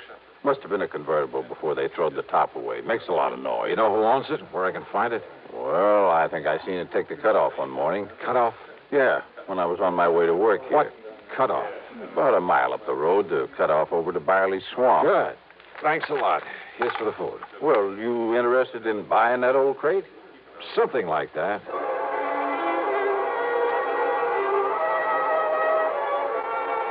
The cutoff to Barley Swamp wasn't much more than a pair of wagon tracks through the woods. But the tire marks I was looking for stuck out like a sore thumb. And they finally led off to an old shack half hidden by a heavy thicket. Behind it, sure enough, was the car I'd been looking for.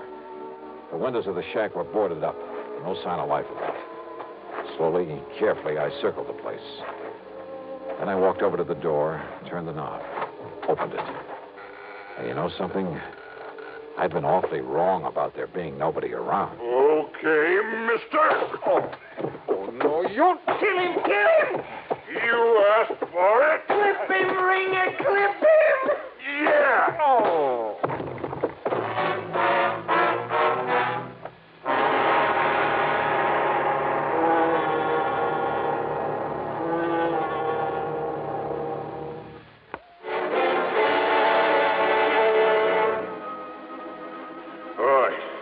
All right, get some water, Gil.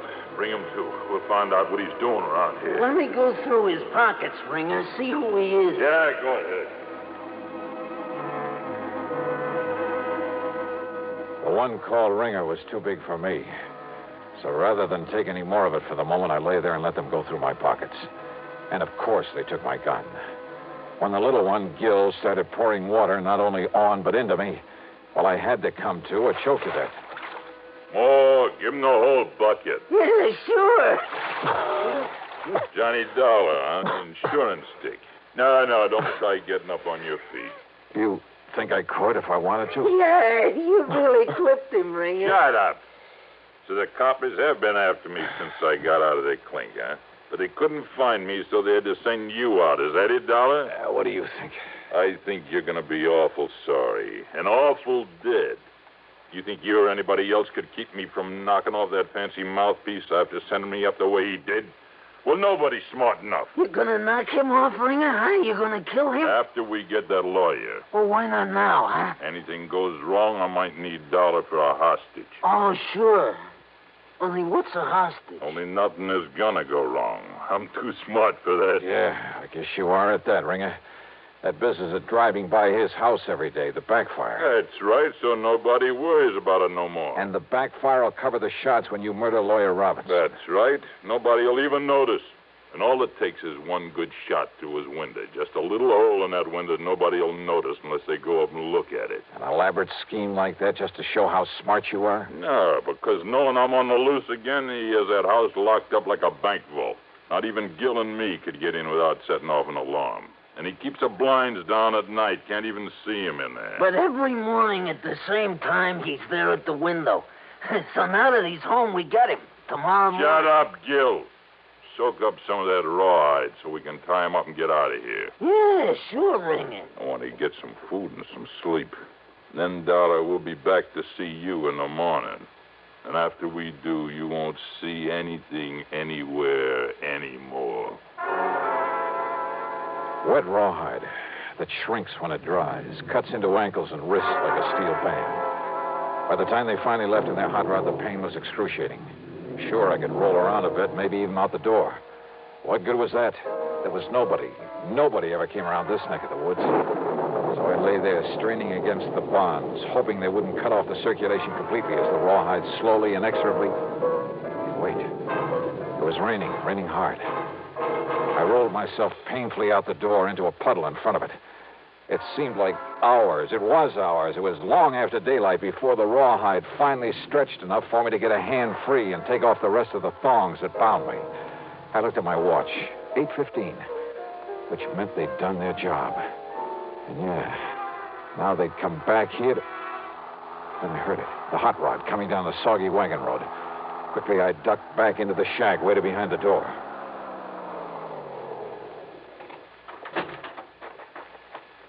So he wasn't there. We had the storm to cover us, too. I don't get it, Ringer. So he wasn't there at that window means somebody warned him. Means that Johnny Dollar warned him. That means we're taking care of Dollar right now. No, wait. Listen. What? That car coming down the road. Yeah. Yeah, I see it. It's a girl that lives across the street from that mouthpiece. What's she doing out here? I don't know. If she pulls in here, we start shooting first and find out afterwards. Hey, she is. Here she comes. Look out! Shoot! Let her have it! Yeah!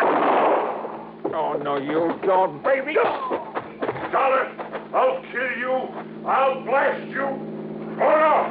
No! Betty. Johnny, if I hadn't run into him, he would have killed me. That's okay, honey. You did the right thing. Johnny, when you didn't come last night, and this morning when the man at the roadhouse told me where he'd sent you to find that hot rod. Honey, now. So I told Mr. Robinson to stay away from his window, and I came as fast as... Oh, are you all right, honey? Are you all right? Yeah, sure. A little wet and tired. Johnny, I was so worried. I was so worried about you. I'm sure glad you were. Thanks, honey. Oh, do that again. That's the sweetest kiss. Run over me. Try to kill me. Oh, shut up, Ringer. You think I'm gonna... Yeah. Oh. Can't you see I'm busy? Yes. More, Johnny.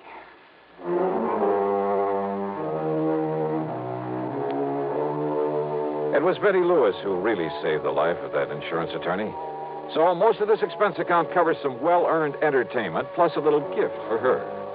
No, not an engagement ring, but a big jug of my sin. But I must admit, she certainly makes me think about the merits of... yeah. Expense account total $450 even. Yours truly, Johnny Dollar.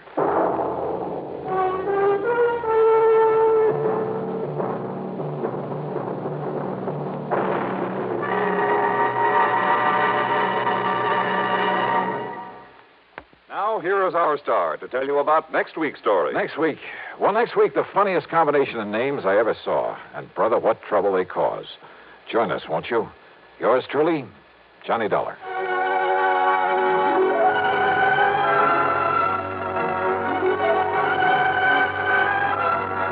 Yours truly, Johnny Dollar, starring Bob Bailey, originates in Hollywood and is written, produced, and directed by Jack Johnstone. Heard in our cast were Virginia Gregg, Forrest Lewis, Barney Phillips, and Tom Holland. This is Jim Matthews speaking. Johnny Dollar. Hi, Mr. Dollar. Hi, yourself. Who's that? You know, Jimmy. Jimmy? Sure, up here in East North Weldon. East North what? And I saved up the money for this long-distance call from my newspapers. Use my own money, because it's very, very important. Oh, well, I'm sure it is. But now you haven't told me Jimmy who. Jimmy Carter. You remember the artist. Artist? I helped you solve that case about the crook you were looking for up here. Remember? Oh, sure, in East North Weldon, Massachusetts. Yes, sir. Well, what are you calling about, Jimmy? I can help you solve another case, Mr. Dollar. Can you? What kind? Well, it's murder, Mr. Dollar. What? Yes, sir. Murder.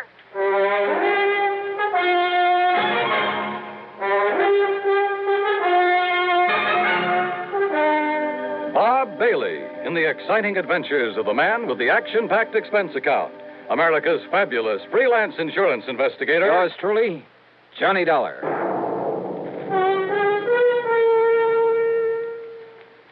The station to which you're listening right now is an affiliate of the CBS radio network. That fact makes several important differences in the kind of radio service you receive whenever your dial is set here. Take the matter of news. Over this station, you hear frequent reports gathered by the foremost broadcast news organization, CBS News. Reports supplemented by the perspective commentary of such distinguished newsmen as Edward R. Murrow, Lowell Thomas, and Eric Severide. In addition, of course, this station provides you with late local news so that you may keep up with what's happening in your community. You hear top dramatic programs, comedy, variety, and music to fit your every mood. In addition, this station provides you with further listening entertainment, courtesy of your favorite local broadcast personalities, plus the cream of today's crop of top songs. Well-balanced, highly listenable broadcast fare can come to you only through teamwork, the kind of teamwork made possible by the combined resources of CBS Radio and this station. And now, Act One of yours truly, Johnny Dollar.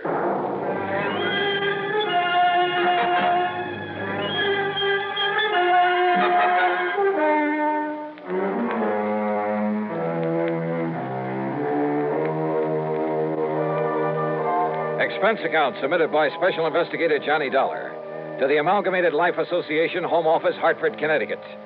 Following is an account of expenses incurred during my investigation of the Jimmy Carter matter. It was only last fall that I'd gone to the sleepy little town of East North Weldon up in Massachusetts to run down a heavily bearded man who'd stolen some money a while back from a furniture plant.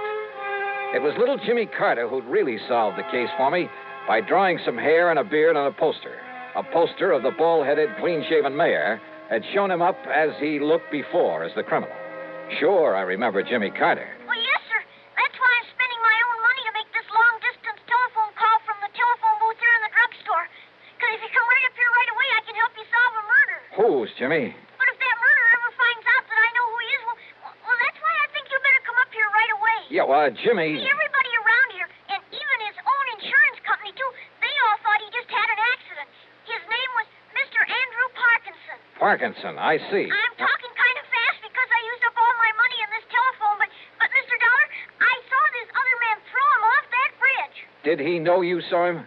Oh, I don't see how he could help it, but he didn't do anything about it, so, well, maybe he didn't see me after all. All right, what's the name of this other man, the killer? Well, his name is... I'm sorry, sir, but your 3 minutes are up. What? But, gee, there's all the money I have. I'm sorry. Operator. Okay, I'll hang up then. The name, Jimmy. Goodbye, Mr. Dollar. Will you hurry up and come? The name of the killer. Goodbye, sir. No, reverse the charges. Jimmy. Operator. Operator.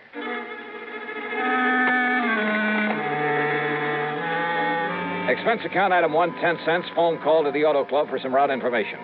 Item 2, another dime for a call to Pat McCracken at Universal Adjustment Bureau.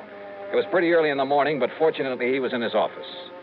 Yes, Johnny? Hey, Pat, listen. I'm driving up to Massachusetts fast as I can. Well, good for you. Listen, will you? What? Andrew Parkinson. Get that? Yeah, Andrew Parkinson. What about him? Well, he died that is... He what? He died, and, well, it was supposed to be an accident, but well, anyhow, he's dead. Johnny, easy. What's this all about? I want to know who his insurance company is. You're a clearinghouse for that sort of information. That's right. Well, will you see if they have a representative or an office up in East North Weldon, Mass? East North Weldon? That's right. It's just east of North Weldon. Oh, no. You know, up north of Fitchburg. Oh, that place I have heard of. Well, somebody in that company called it accidental. But listen, I have reason to think it wasn't.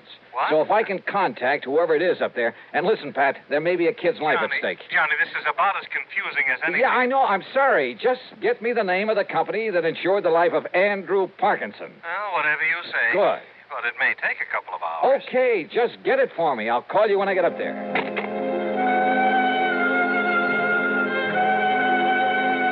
Item 3, $4 even for a tank full of gas. By the time I got to Fitchburg, it was a little afternoon, thanks to a slight argument with a highway policeman along the way. I made another phone call. Item 4, 55 cents. Pat McCracken. Did you find out that insurance company for me? Oh, Johnny? That's right. Ah, yes. It's one of the smaller outfits, Johnny. Does a lot of rural business. Amalgamated Life Association. Okay, thanks. Policy on Andrew Parkinson was issued by their local representative, Mr. Waldo Bottomley. They're in East North Weldon? That's right. Good. And the company's report on Parkinson says that his death was accidental. It's already been reported? Mm-hmm. Well, when did he die, Pat? Day before yesterday. And a claim's been filed? Yes. $10,000 with a double indemnity clause. Wait a minute. Who's the beneficiary? Lucius R. Weatherby, same town. Okay, thanks a lot. No, wait a minute, Johnny. Tell me what all Wait, nothing. I tell you, a kid's life may be in danger. What does a kid have to do? Sorry, Pat, I gotta hit the road.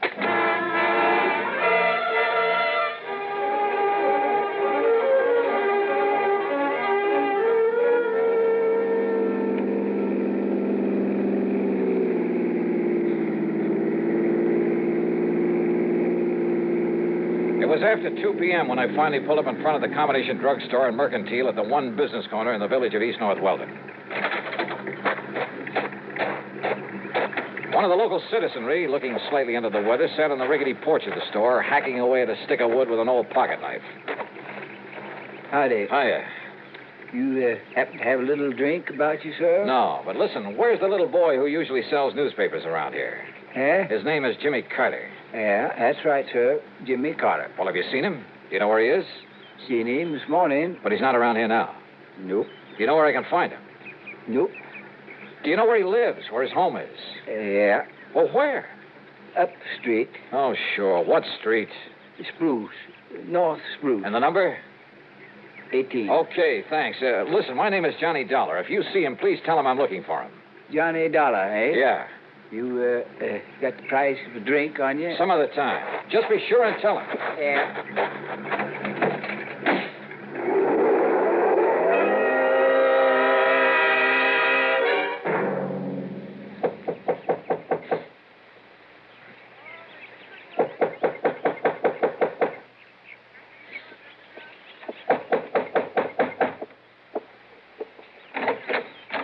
Yes, Mrs. Carter, that's right. my name is Johnny Dollar. Mr. Dollar, where is he? What have you done with him? What?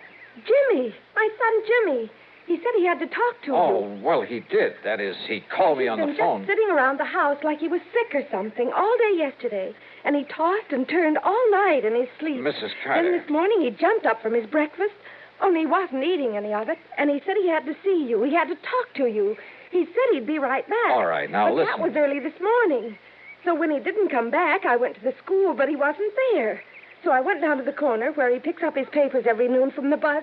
But he hadn't been there. You're sure? The papers, the bundle of papers, they were all still there. Now, listen, Mrs. And he Carter. hasn't come back here. Something's happened to him, Mr. Dollar. Something's happened to Jimmy.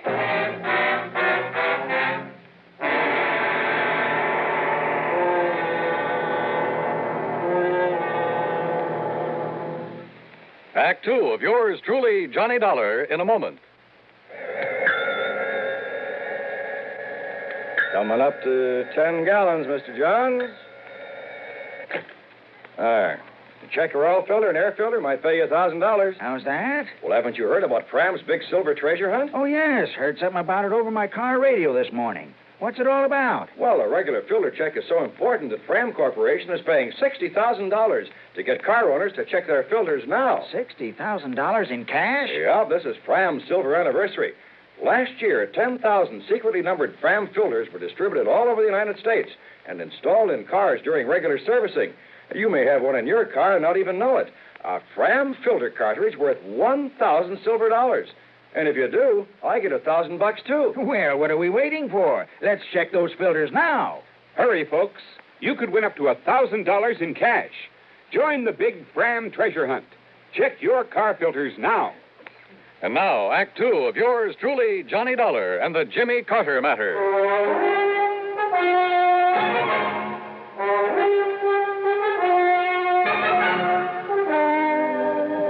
Jimmy Carter, the cute little kid who'd helped me solve an embezzlement case up in the small New England town with the unlikely name of East North Weldon, who'd call me on the phone to report a murder. But when I got there, Jimmy was gone, disappeared. Jimmy said he was going to talk to you, Mr. Dollar. But that was early this morning, and he hasn't come back. What did you do with him, Mr. Dollar? Where is he? Well, I haven't seen him, Mrs. Carter. But he said Well, that he he, was he telephoned to me down in Hartford, asked me to come up here and see him because he asked me to come up and see him. He idolized you, Mr. Dollar, ever since you were up here last fall. And when he said he had to talk to you, I thought you were already in town again. But I wonder what he was so anxious to see you about. Oh, well... And he's been acting very strangely the last day or two. Ever since poor old Mr. Parkinson fell off the bridge and was killed the other night. How well did he know this man, Parkinson? Oh, as well as he knew everybody in town, Mr. You don't think his disappearance this way could have anything to do with Mr. Parkinson being killed? Oh, well, what? How? How could it? I'm sure I don't know. Doesn't everybody say Mr. Parkinson's death was an accident? Yes. Yes, they do. Still. Oh, now stop worrying, Mrs. Carter. Jimmy will show up. If he doesn't, I'll find him for you. Oh, dear. Sure. Jimmy's okay. He'd better be. Jimmy had said he was calling me from a booth at the drugstore. As I drove back to it, I noticed the name of the proprietor on the sign over the fly-specked window. Waldo Bottomley, the man who Pat had said was local representative for the insurance company. There you are, Mrs. Atterbury. You just tell him to take one of these every 2 hours. By tomorrow, he'll be all right again. Yes, sir? Mr. Bottomley? Yes, sir. My name is Johnny Dollar. I'm an insurance investigator. I've heard of you, sir. All right, good. Now, look. But if you're here in connection with the death of Mr. Parkinson... Yeah? Well, in addition to representing Amalgamated Life Association, and the claim on Mr. Parkinson's insurance has already been sent down to Hartford. I know that. Well, I'm also the coroner hereabouts. Then it was you who pronounced his death as accidental? Yep, after Dr. Herbert examined the body for me. All right, now listen to me. Mr. Parkinson was an old man, Mr. Dollar. Had trouble with his feet. Eyesight wasn't so good either. Mr. Bottomley. So when he tripped against that old railing on the bridge the other night, and the railing gave way and he fell to the rocks below... Did anybody you know of actually see him trip and fall? Well, no, sir. Well, I think that Parkinson was murdered. And if I can find little Jimmy Carter... Jimmy? Have you seen him today? Do you know where he is? Well, now that you mention him, Mr. Dollar, he should be back from school by now and selling his papers. I asked you, have you seen him at all today?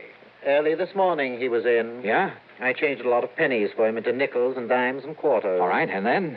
And then he left. Hey, haven't you got a...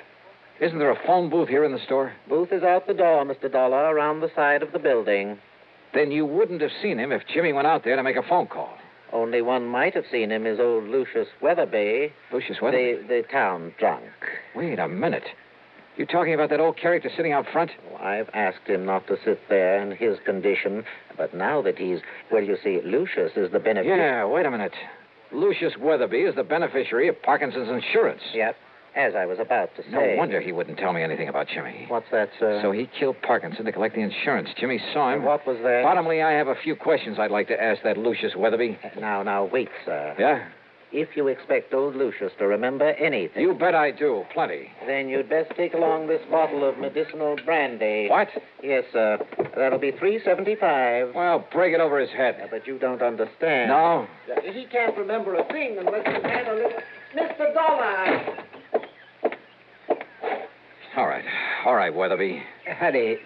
You changed your mind about buying me a little... Oh. Where's Jimmy Carter? What did you do with him? If you don't mind letting go of my collar, sir. Come on, start talking. Jimmy? That's right. Where is he? Well, sir, I seen him this morning. You told me that before. Now, what did you do with him? Well, nothing, sir. I swear. He came out of the store this morning, went into that phone booth. Yeah, he did do that. Yeah, and then what? What did you do? Now, sir, if I had a little drink, I could remember better. Come on, you old son, answer me. Well, he went off in that car. Car? What car? Well, he didn't want to, but... Who? Well, who made him go off in a car? Well, if I could just remember, it was a man. Come on, who? Somebody I know. Yeah? I'm sure I could remember if I had a little drink. Now, you listen to me, you lion. He's telling you the truth, Mr. Dollar. Oh, sure he is. Yes, sir. But if you give him a bit of this medicinal brandy to refresh his memory, truly... Okay, let me have it. That'll be $3.75, if you please. Okay, here. I'll get you the change. Don't bother. Because if this doesn't bring the truth out of him, so help me, I'll... Act 3 of yours truly, Johnny Dollar, in a moment. Be sociable, look smart, keep up to date with Pepsi. Drink light, refreshing Pepsi. Stay young and fair and debonair. Be sociable, have a Pepsi. When friends drop in, let your hospitality show you're sociable in the modern manner. Pepsi, you know, is the favorite of the smart and young at heart. Be sociable, look smart, keep up to date with Pepsi. Drink light, refreshing Pepsi. Stay young and fair and debonair. Be sociable, have a Pepsi. Have you tried a Pepsi lately? And now, Act 3 of yours truly, Johnny Dollar. The town drunk, who could only remember things with a drink under his belt. If you ask me, that's a lot of hooey. Nonetheless, item 5, $3.75 for the bottle of what the local druggists call medicinal brandy. Old Lucius Weatherby started lapping it up. Mighty fine, sir. Mighty fine. All right, now listen. You listen to me. I'd better let him have a little more, Mr. Dollar, if he's to remember properly. Yeah, a little more. Oh, and here's your change from the Lucius, $5. you say that when Jimmy walked out of the phone booth, he drove away with somebody. Yeah. Against his will. Yeah. Your change, Mr. Dollar. Forced little Jimmy right in his car. Who forced him? Well, now let me... Let me see. His name was, Yeah? Oh, you know him, Bottomley. Think, Lucius. Think hard. Come on. Yeah. Now, listen, you old sod. I want to... Harvey. Huh? It was Harvey. Harvey who? Bottomley, you know everybody. Harvey Willman? Harvey, Willman, yeah. Who is he? Well, he's not one of our more respected people, Mr. Dollar. Respected. Yeah? And come to think of it, I believe he was a distant relative of Mr. Parkinson. What does he do? Where does he live? He does nothing, really. He was always trying to beg money from Mr. Parkinson. Never got it, though. Anybody else? I asked you, where can I find him? Where does he live? Winter. That's right. On the old farm out on Winter Avenue. You can tell it by all the new machinery out front. Okay, I'll see you later. Oh, your change, Mr. Dollar.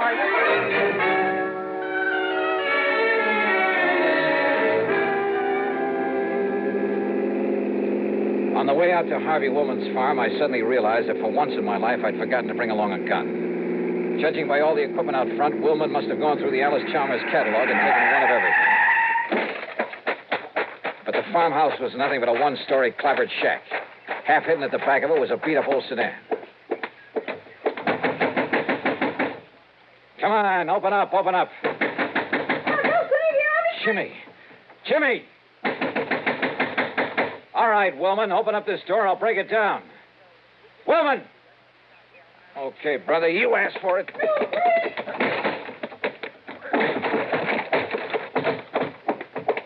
Hey, Jimmy.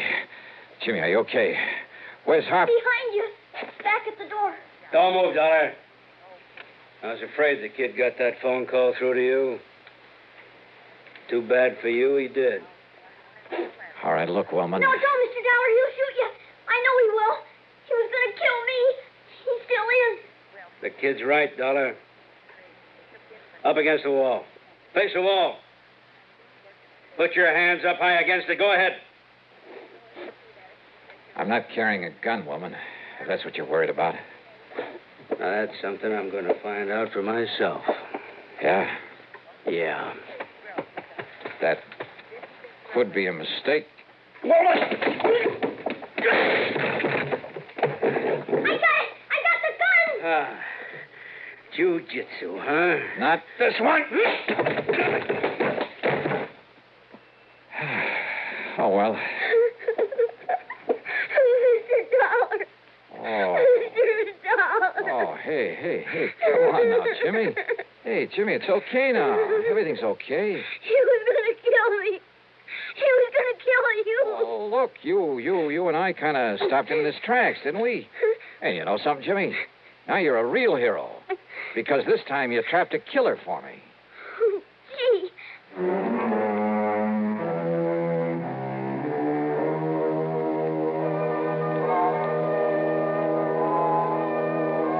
Item 6, $48.50 for a new sports jacket without holes in it.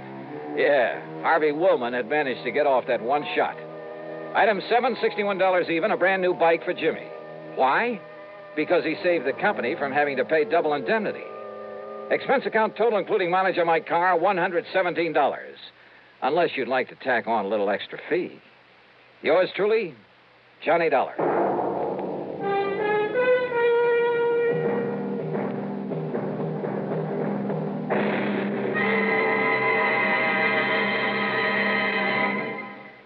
Our star will return in just a moment.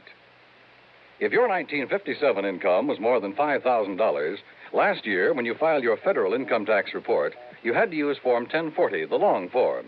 Those who earned $5,000 or less were permitted to use the short form, Form 1040A, if they chose. This year, the Internal Revenue Service is offering taxpayers a new Form 1040A, a simplified form with only 15 lines to fill out.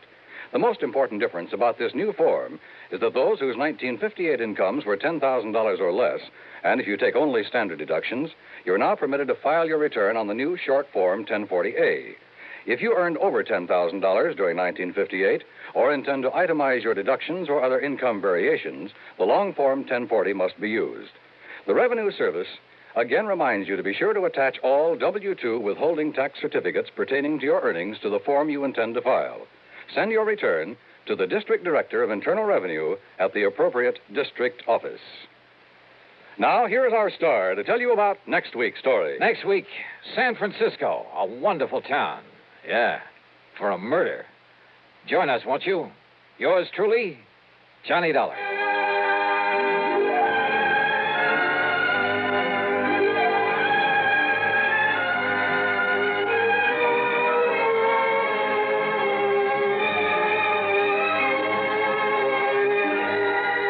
Yours truly, Johnny Dollar, starring Bob Bailey, originates in Hollywood and is written, produced, and directed by Jack Johnstone.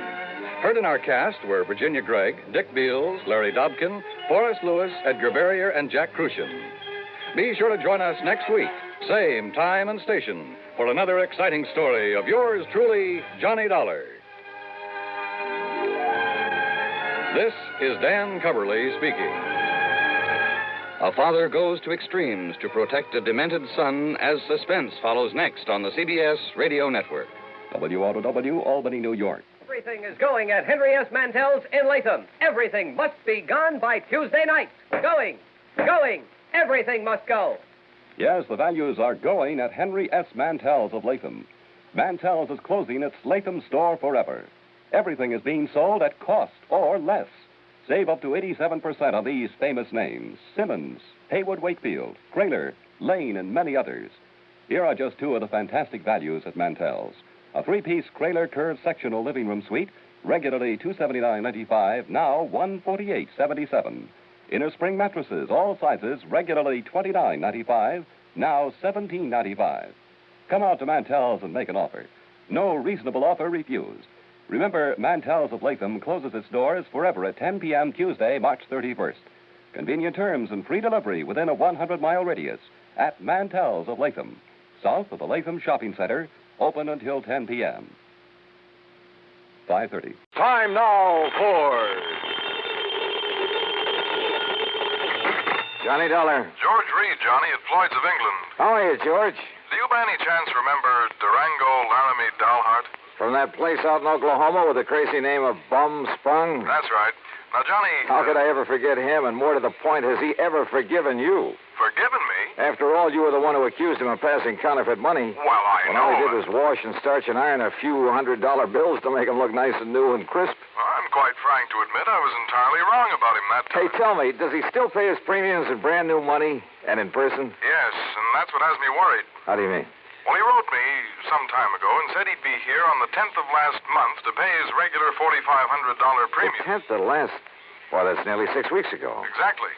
And he hasn't appeared. Well, did you write or wire him to see what's holding him up? I got no answer. Johnny, I think something's happened to him. After all, with the way he flashes money around, it's a wonder somebody hasn't knocked him off long before this. George, if anything's happened to old Durango Laramie Dalhart.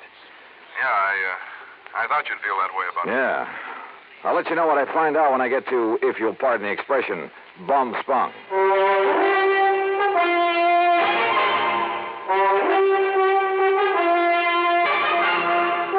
Bob Bailey, in the exciting adventures of the man with the action-packed expense account, America's fabulous freelance insurance investigator. Yours truly, Johnny Dollar. And now, Act One of yours truly, Johnny Dollar.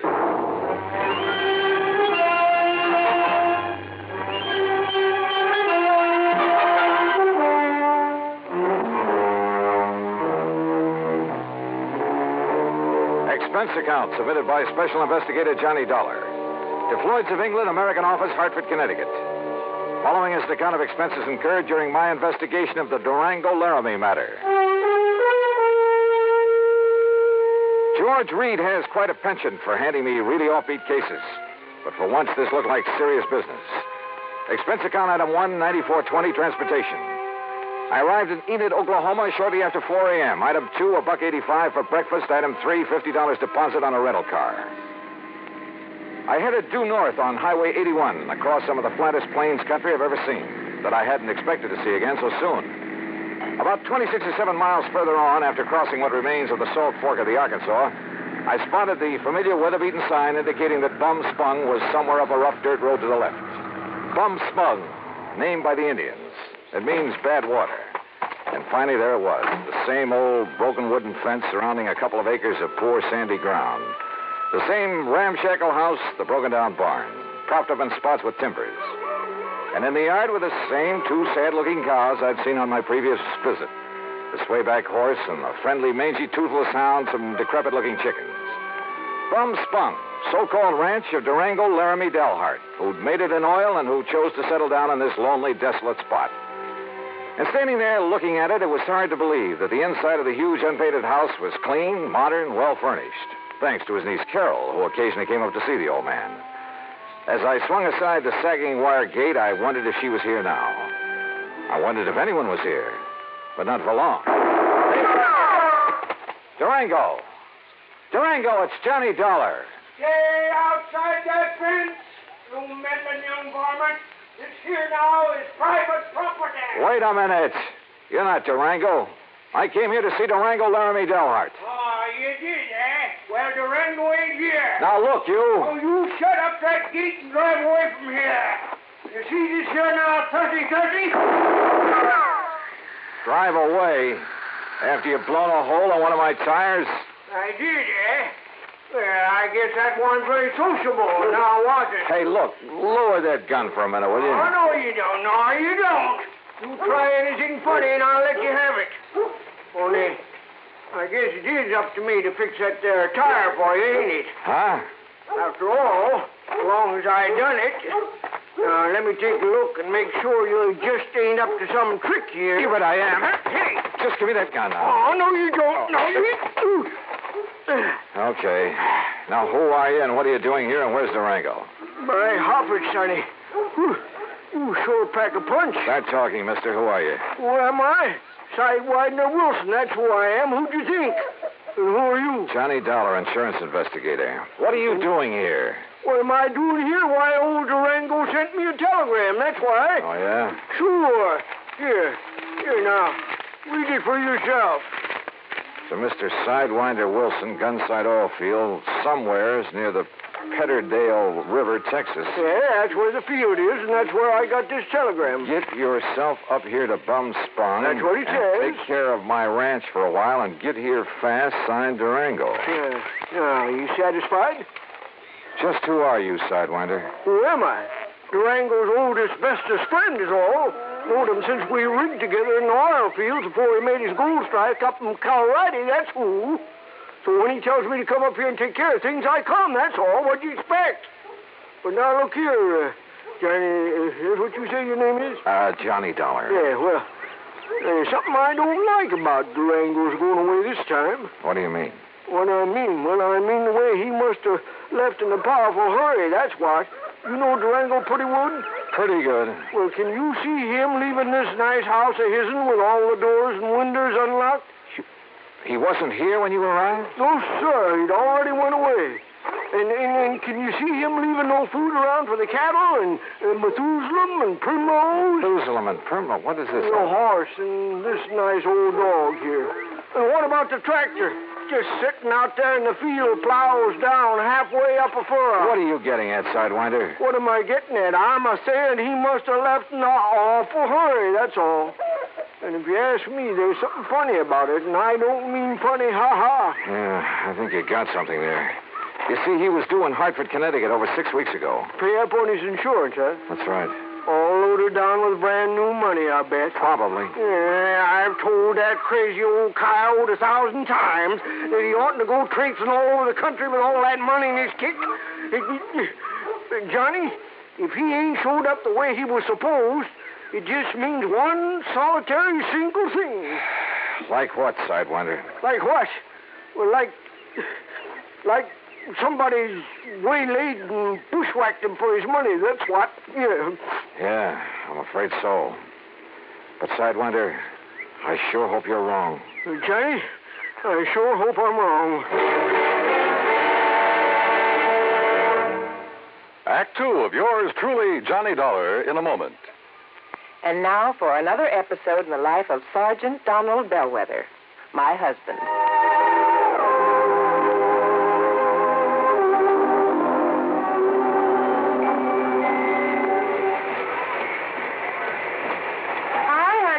Fix the windshield wipers? I sure did, Reba. How's that? Oh, you fixed them. Good for you, Donald. Thank you, my dear. Well, that's that. Now, if it rains, we're prepared for it, huh? I feel better now. Oh, me too. A driver has to see the danger if he expects to avoid it. That's right. And also keep the back and side windows clear in rain and snowy weather. That's right. Oh, how about the horn? The horn? The horn doesn't work, Sergeant. Aren't you going to fix it? No, I don't think so. Frankly, Reba, I hate horns. Whenever there's a traffic jam, the first thing some guys do is blow their horn. Which does absolutely no good. Of course not. All it does is jar everyone's nerves. No, I don't think I'll fix the horn. Oh, but now wait a minute, Don. Look, supposing we're driving along and suddenly we see a youngster on his bicycle headed right out into the street. Sounding that horn will warn him and possibly avoid a tragic accident. Yes, that's true, but... Or supposing we're driving on the highway, and just as we're about to pass a car, that car decides to pull out into our lane and pass the car ahead of him. He obviously doesn't see us, and he won't hear us shout. But one little beep on that horn, and he'll automatically scoot back and avoid a collision. Reba, you've convinced me. Even though it can be a nuisance, the automobile horn is a necessity. Then you'll repair it? Immediately. Oh, that's my Donald. That's my doll.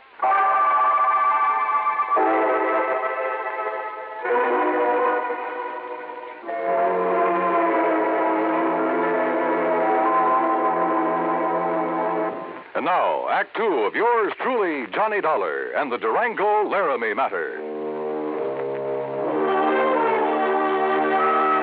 Durango Laramie Delharts, cradle character from Bumspung, Oklahoma, gone, disappeared. His pal, Sidewinder Wilson, a bit of a character himself, had no idea what might have happened to him, but feared the worst. And I had to agree that his fears were justified. But tell me this, Sidewinder, have you heard anything from Durango's niece, Carol? You mean that pretty little gal fixed up this place for him so nice, kind of looks after him? That's the one. Well, say, don't she live down to Enid?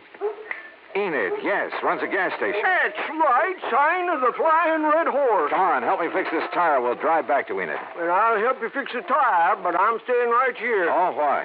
Why? Because Durango's trusted me to take care of the place. And if he does turn up, God willing, I'll be here to have him get in touch with you. Okay, now let's get this tire fixed. No, wait. Look. Huh? See that fancy convertible coming up the road?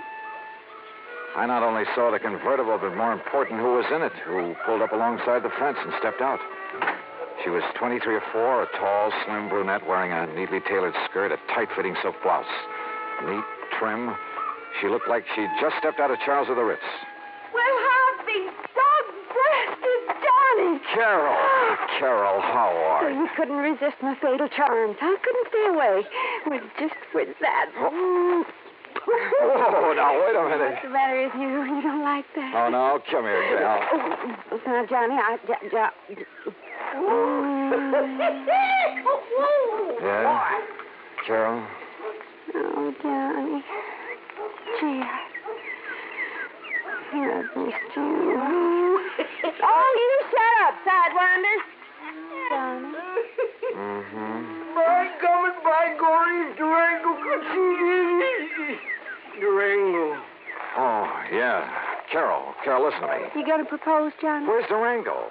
Have you heard anything from him since he left here 6 weeks ago? He went to Hartford. But he hasn't arrived there. Oh, now don't you start worrying none about old Uncle Durango or anything. You sure, Johnny? I'm sure. That crazy old goot setting out across the country with over $50,000 in money in his pants. He ought to know better than to... Oh, Johnny, do you think something's happened to him? Yes, me. I think somebody's killed him for that money. Oh, no. You haven't heard from him since he left? Only a postcard from Chicago where he stayed overnight at some fancy hotel. And, Johnny, that wasn't like him. What do you mean? Oh, it was before he went straight to Hartford. That real estate man was from Chicago, Carol. What real estate man? Oh, he used to come out here looking for people with oil money. Tried to get Durango to invest in real estate, Florida, New England. Well, what did his postcard say? Nothing, really. Just that he was staying overnight. And before he come back, he was going to look at Ong's hat. Who is Ong? Oh, he was always writing silly stuff like that. I don't know. Ong. Oh, Johnny, what'll we do? Where's the nearest phone? Back in Enid. Then come on, that's where we're going.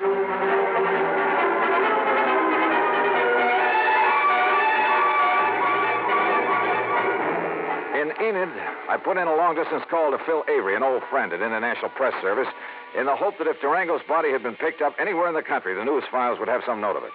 Durango Laramie Dalhart? That's a man's name? Yeah, Phil. Does it mean anything to you? I'll say this, Johnny. If a name like that had ever come in over the wires, I'd certainly remembered it. But it hasn't. Not to my knowledge. Incidentally, what's this all about? Oh, he left here loaded with cash. Now he's disappeared. No clues? Only that he's planned to see some guy named Ong. Ong? For some crazy reason, he's interested in Ong's hat. Well, that's about as silly as... Ong's hat, did you say?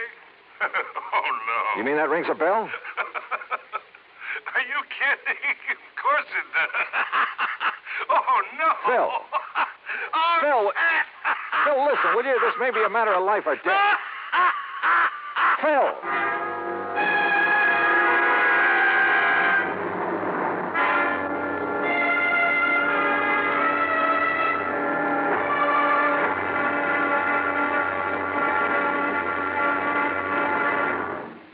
Act 3 of yours truly, Johnny Dollar, in a moment. And now for another episode in the life of Sergeant Donald Bellweather, my husband.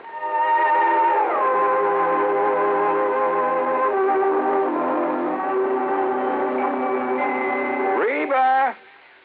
Reba! What is it, Donald? Confound it, Reba, I can't find the fountain pen. I've looked all through this desk. Here it is, dear. Here it is. You must have used it as a marker when you were reading this book. Let's see, this great literary classic, Six-Gun Showdown at Powder River Gulch. All right, never mind about my reading habits. Just look at the coverage we're going to get with this new auto accident policy. Let's see. We have collision. $50 deductible. Fire, theft, public liability, property damage, medical benefits. In other words, we have complete coverage. That's right. Of course, it's going to cost us money. I'm sending the company a check right now. Gee, it's too bad we don't live in Rhode Island. Rhode Island? Why? Oh, because then our rates would be lower. Rhode Island has less accidents per capita than any other state. Oh. Well, which state has the highest? Let me see. Here it is, Nevada. No, by golly, Nevada's second highest. Alaska has the most. Really? I didn't know that. Mm-hmm. You know, it's just too bad we can't eliminate traffic accidents completely. Not only would it save life and limb, but it'd be a lot less strain on the pocketbook. Yeah, that's for sure. These automobile accident policies get more expensive every year, just because there's so many costly accidents. Well, I'm glad we've got some good insurance coverage, Donald, but just remember one thing. Oh, what's that, honey? Well, some auto accidents ruin a fender, and some ruin a family. Yeah, that's true. Very true. Well, as far as I'm concerned, I don't want any of your old insurance money. I want you here at home, safe and sound. You'll always drive carefully, won't you? Yes, I will, dear. Oh, that's my Donald. That's my doll.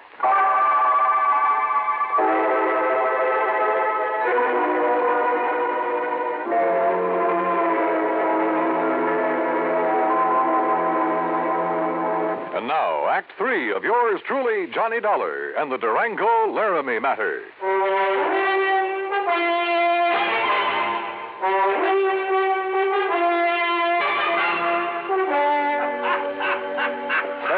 Will you stop that howling and make some sense? This could be a matter of life or death. Ong, did you say? That's right. You know who he is. Ong's hand? Oh, no. Do you know him? No, I don't know the Ong, but I know what it is. Huh? Ong's hat, New Jersey. What? Sure. down in the pine and cranberry bog country.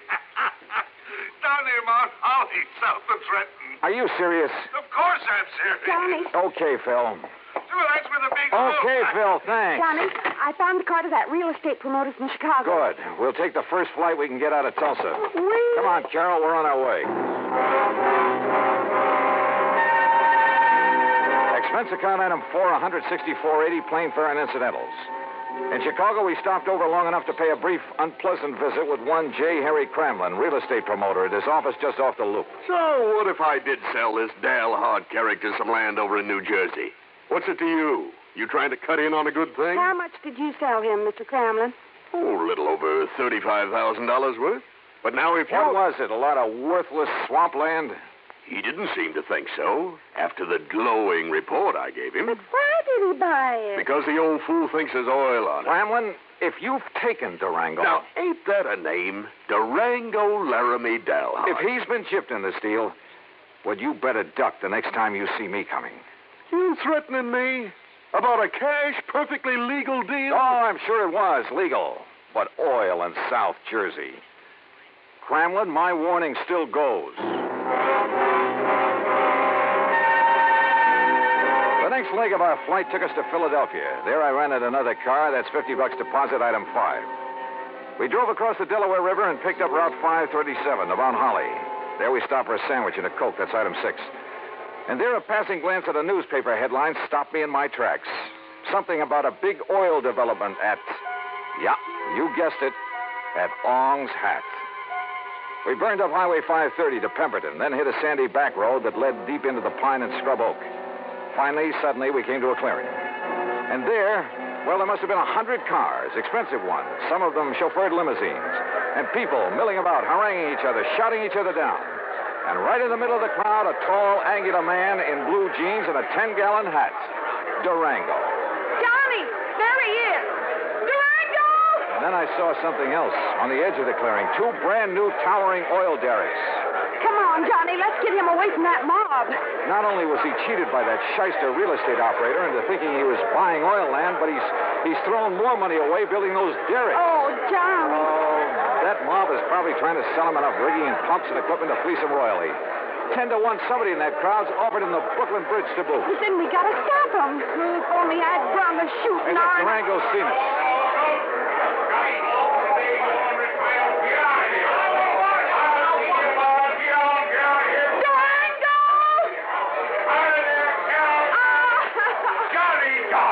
Durango. Well, what's the dog-blasted tarnation ever rung you out for this godforsaken country, huh? Oh, Durango, you old skunk, you're all okay. Why, sure I am. Come on in this shack here so we can get away from this blasted crowd. Come on.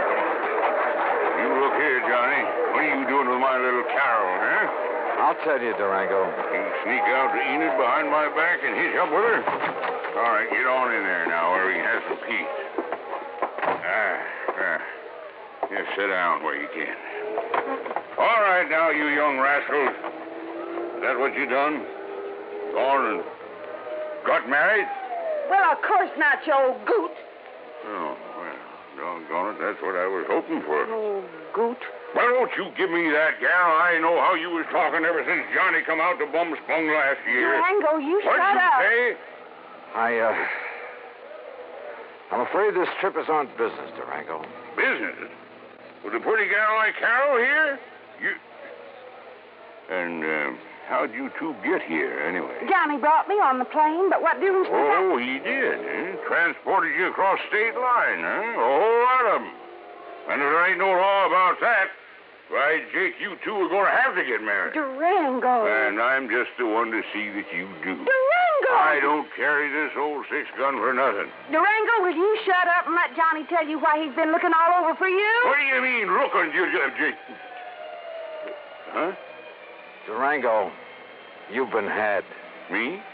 By the crook who told you this was oil land. Ah, Johnny, I knowed it weren't the minute I seen it. But you put up derricks, and they must have cost Why, you... sure, they cost me plenty. It just, a funny thing happened. Oh, now, wait a minute. Yes, sir, the minute the folks got wind of me, a millionaire oil man from Texas and Oklahoma putting up the derrick, Johnny, on my word of honor, I've told every one of them people, I've told them that there ain't no oil here. You mean you Yes, already... sir, I've told them till I was blue in the face. Durango. But would that stop them? That wouldn't stop them from wanting to buy this land away from me, no, sir. And you've been selling it? Why, sure. I told them it was no good, but I just couldn't stop them. And so far, I've come out a mite over $65,000 to the good. Wait a minute, I say. Yeah? Johnny Dollar, are you here to buy a piece of my land or to marry my little Carol here? Oh, no. Durango. Believe you me, it better be both. Now, how about it?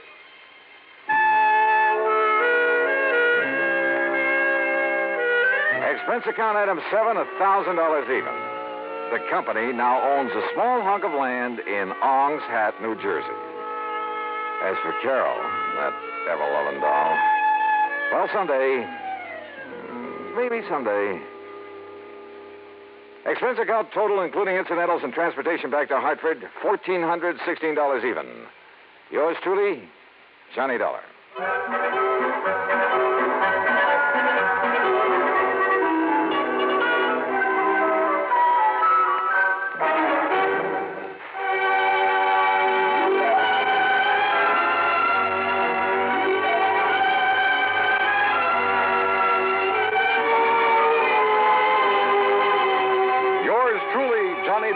Starring Bob Bailey, originates in Hollywood and is produced and directed by Jack Johnstone, who also wrote today's story. Heard in our cast were Virginia Gregg, G. Stanley Jones, Junius Matthews, Alan Reed, Frank Nelson, and John McIntyre. Be sure to join us next week, same time and station, for another exciting story of yours truly, Johnny Dollar. This is Dan Cubberly speaking.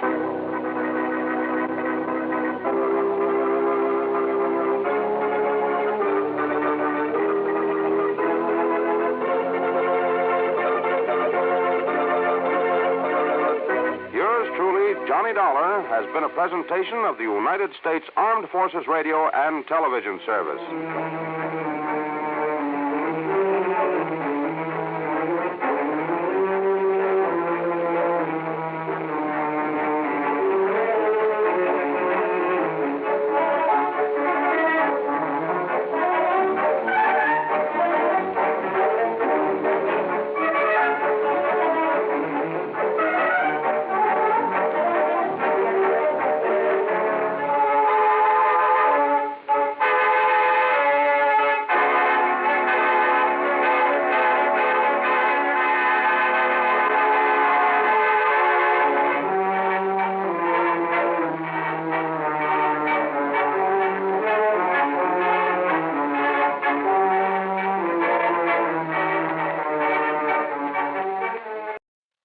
From Hollywood, it's time now for Johnny Dollar. Earl Foreman, Johnny. Earl, I just left you down in Florida. Where are you? Right where you left me, right here in Sarasota. Oh, well, if you're worried about my expense account for that case we cleaned up together, I was just about to mail it to you. Why don't you bring it down here instead? Huh? A couple of hours after you hopped aboard your plane back to Hartford, I got a phone call from Bill Hall. Remember him? Fellow who runs that men's shop on the Tamiami Trail? That's right, Webb. Bill owns the place. Sure. I bought a sport jacket and a couple of pair of slacks there at Webb's. Well, somebody cleaned him out of about $10,000 worth of merchandise last night. Oh? And you'd insured it for him? Yes, I'd also issued a $10,000 policy on the man he had there as a night watchman. Earl. Yeah, Johnny. The police think he was murdered. Okay. I'll grab the first plane I can.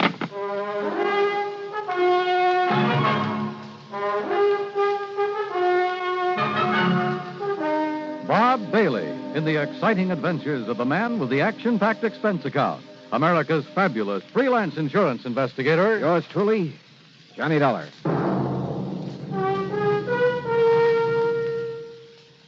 And now, Act One of yours truly, Johnny Dollar.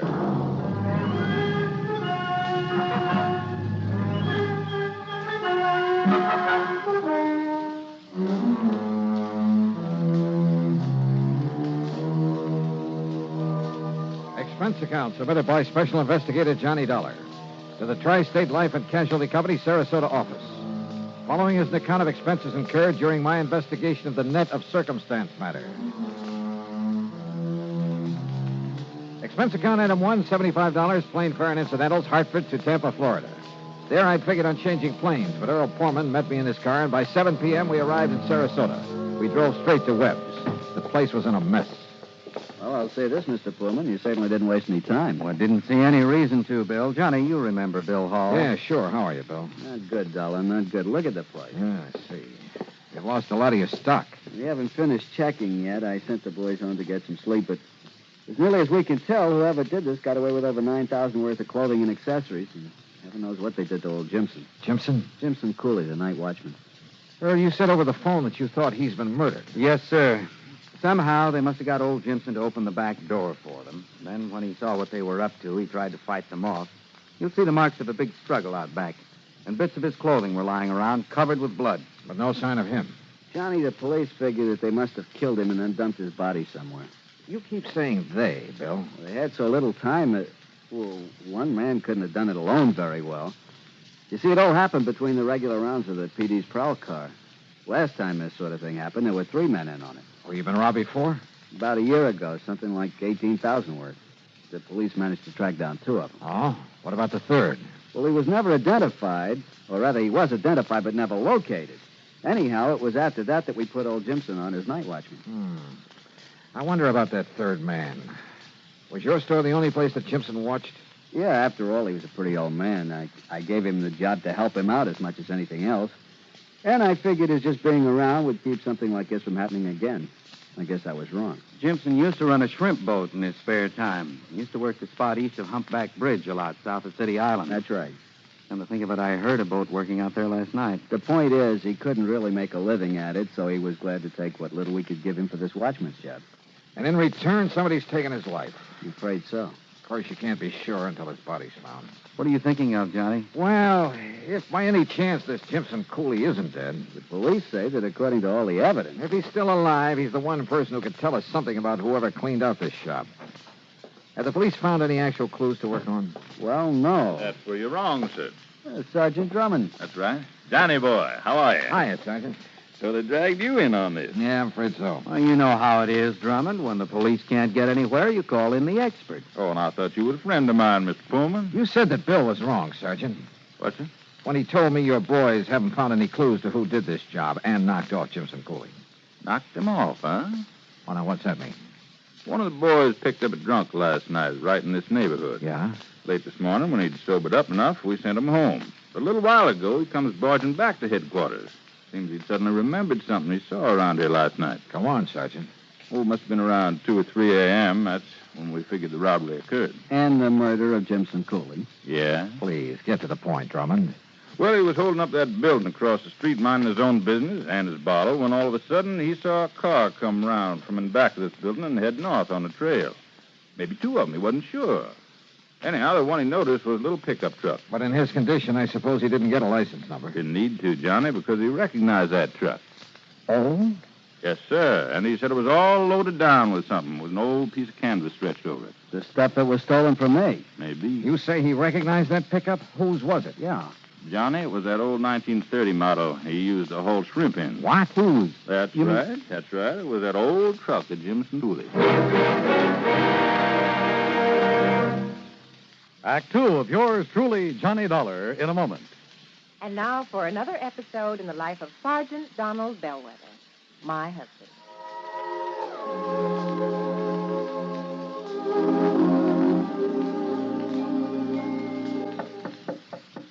Good morning, Mrs. Bellweather.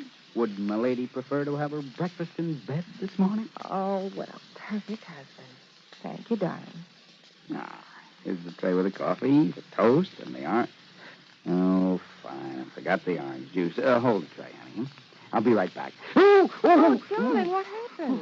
Oh, I stubbed my toe in the corner of the dresser. The National Safety Council was right. The what? Last night I read something in a National Safety Council pamphlet. Oh, Reba, how can you sit there talking about a pamphlet when I'm dying a slow, tortuous death? Oh, come over here, darling. I'm sorry. All right. Now, what's this about the National Safety Council? Did they predict I would stub my toe this morning? No, silly. It's just a coincidence. Only last night I read the statistics that prove that more home accidents occur in the bedroom of all places. Yeah? Not the bathroom or the kitchen or the home workshop. The bedroom. Yeah. Okay, from now on, when I walk around the bedroom, I'm going to wear my combat boots instead of these open-toed huaraches. Well, that might help, dear. But what everyone should be most careful of is taking medicine in the dark. Okay, my living safety encyclopedia. I will now fetch your orange. Oh, you're sweet. And it's just too bad that you nice men are so prone to accidents in the home. And the reason is because you brave men usually tackle the hazardous jobs around the house. Hey, I'll remember those kind words as I slowly limp back to the kitchen. One thing in your favor, though, Sarge. Married men stand a better chance of avoiding fatal accidents in the home. Now, is that a fact? Mm-hmm. You know, in one state, 75% of the men involved in home mishaps were unmarried. Well, I'm sure glad I'm married. Because the accident odds are better? Because I like my wife. Even when she first wakes up in the morning. That's my Donald. That's my doll.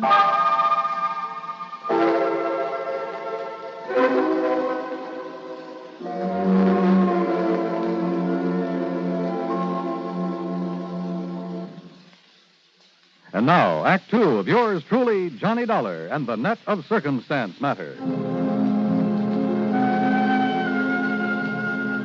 Yeah, everything indicated that whoever burglarized Webb's haberdashery there in Sarasota had murdered the night watchman, old Jimson Cooley. That is, until somebody reported having seen a loaded pickup truck at the time of the robbery pull away from the back of the store. And whose truck was it? Yes, sir. He swears it was that old 1930 pickup of Jimson Cooley's. And he says it went north on the Tamiami Trail. Yes, sir. Well, what have you done about it, Sergeant? Alerted every police department from here to the Georgia state line. Be on the lookout for him. Didn't you know that truck was missing from wherever Jimson lived? Well, we hadn't actually got around to checking on his place yet. You thought he was murdered, and you didn't even bother to check his home? Well, we called his wife, Johnny, and when she said he hadn't come home with all the evidence of a big fight out back of this store... Oh, fine. You can't blame him, Johnny. All the blood back there, bits of Jimson's clothing that were torn off on... Look, maybe it's just a wild hunch, but... Earl. Yes, Johnny? You suppose Doc Crutcher's at home? Probably. Lives just up the street from my house. Oh, we got a doctor connected with headquarters, you know, Johnny. Phil, how do we get out the back way? Why, right out here, Johnny. What's this hunch you've got? Tell you, Earl, and it'd probably turn out to be wrong. Here you are. Now, you can see for yourself, Dollar, why we figured him a dead one. Old Jimson, I mean. Yeah. This busted railing, blood spattered around, and look there, where somebody hit the dirt. A pool of blood there, too. He must have lost plenty. And also, we picked up a short length of lead pipe with blood on it. Is this the piece of cloth on the shirt he was wearing? Yeah, Johnny, it's from a shirt I gave him. Torn off in a fight. Oh, well, I guess we must have overlooked that little piece. Yeah. And maybe that isn't all. Mind if I keep it? Oh, sure, go ahead. Well, what do you mean? Come on, Earl. If you feel like driving me around a bit, there are a couple of people I'd like to see. Sure. No, wait a minute. We'll see you later. Yeah, it was a hunch. Nothing else. But I learned a long time ago that sometimes it pays to play a hunch for all it's worth. Particularly when you haven't anything real solid to work on. Ignoring Earl's questions, I had him drive me to Doc Crutcher's home out on St. Armand's Key. Fortunately, he was at home. Even better, we found him in his study, poring over a microscope. Oh, sure, Johnny. I'll be glad to, just as soon as I finish making this hemoglobin count. Well, there's no hurry, Doc. I'll drop by and check with you later. Jimson Cooley, huh? We'll see. Look, Johnny, do you mind telling me what this is all about? Not until I'm sure myself, Earl. Listen, do you think you can find out where old Jimson's wife lives? Well, sure, I guess I could. Don't you mean widow, Johnny? Maybe. Well, last I heard... Everything I've heard, well, it doesn't all tie up. But, Johnny, if Jimson's still alive... That's what I'm banking on. Come on, Earl.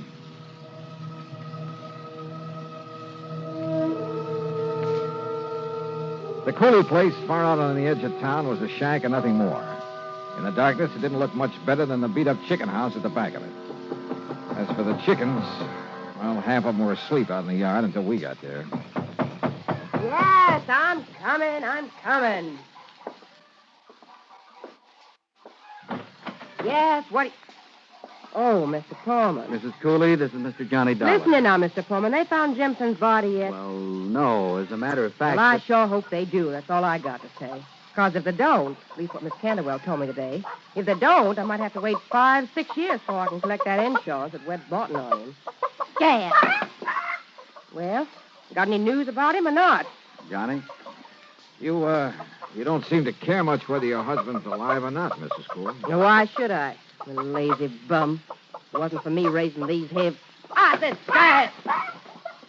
When he was shrimping and selling them for bait to them Yankees that come down to fish around the other winter, he done pretty good.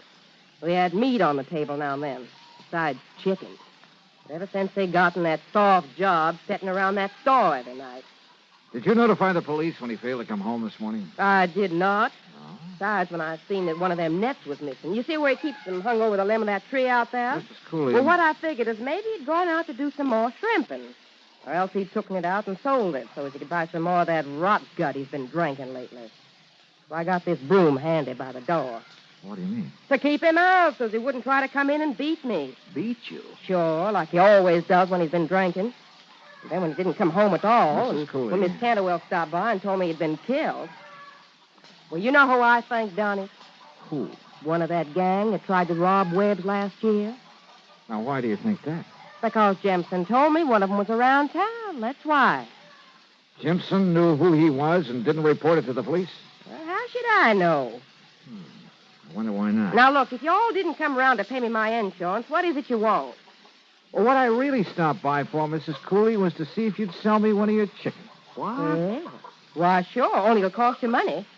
Maybe 75 cents? All right. Here. Here's $1, and we'll call it even. Well, thank you. Here, chick, chick, chick, chick, chick, chick. You look out for them fancy clothes of yours, and I'll wring its neck.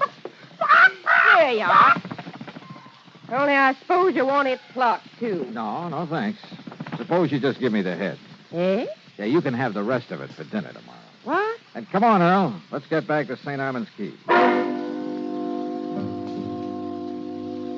I'm sorry, Johnny, but I really ought to have some of the materials down at my office for putting that specimen you gave me under the microscope.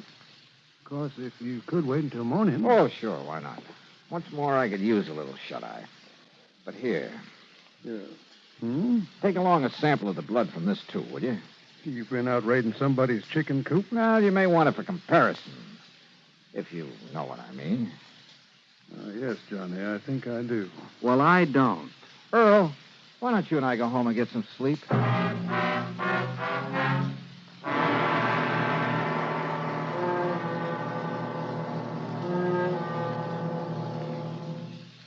Act 3 of yours truly, Johnny Dollar, in a moment. Do you know who said, "That man is free who is protected from injury"? Those words came from Daniel Webster, one of the most eloquent orators in American history. Webster knew that a man could not be free unless he lived in a country which recognized his right to freedom and created laws to protect that freedom. A slave state may say that its citizens are free, but as long as a single citizen can be harmed by the whim of a country's rulers, true freedom does not exist. A man is free only if his rights to freedom are protected. Remember the words of Daniel Webster. They are part of your American heritage. The free man must be protected from injury. And now, Act 3 of yours truly, Johnny Dollar.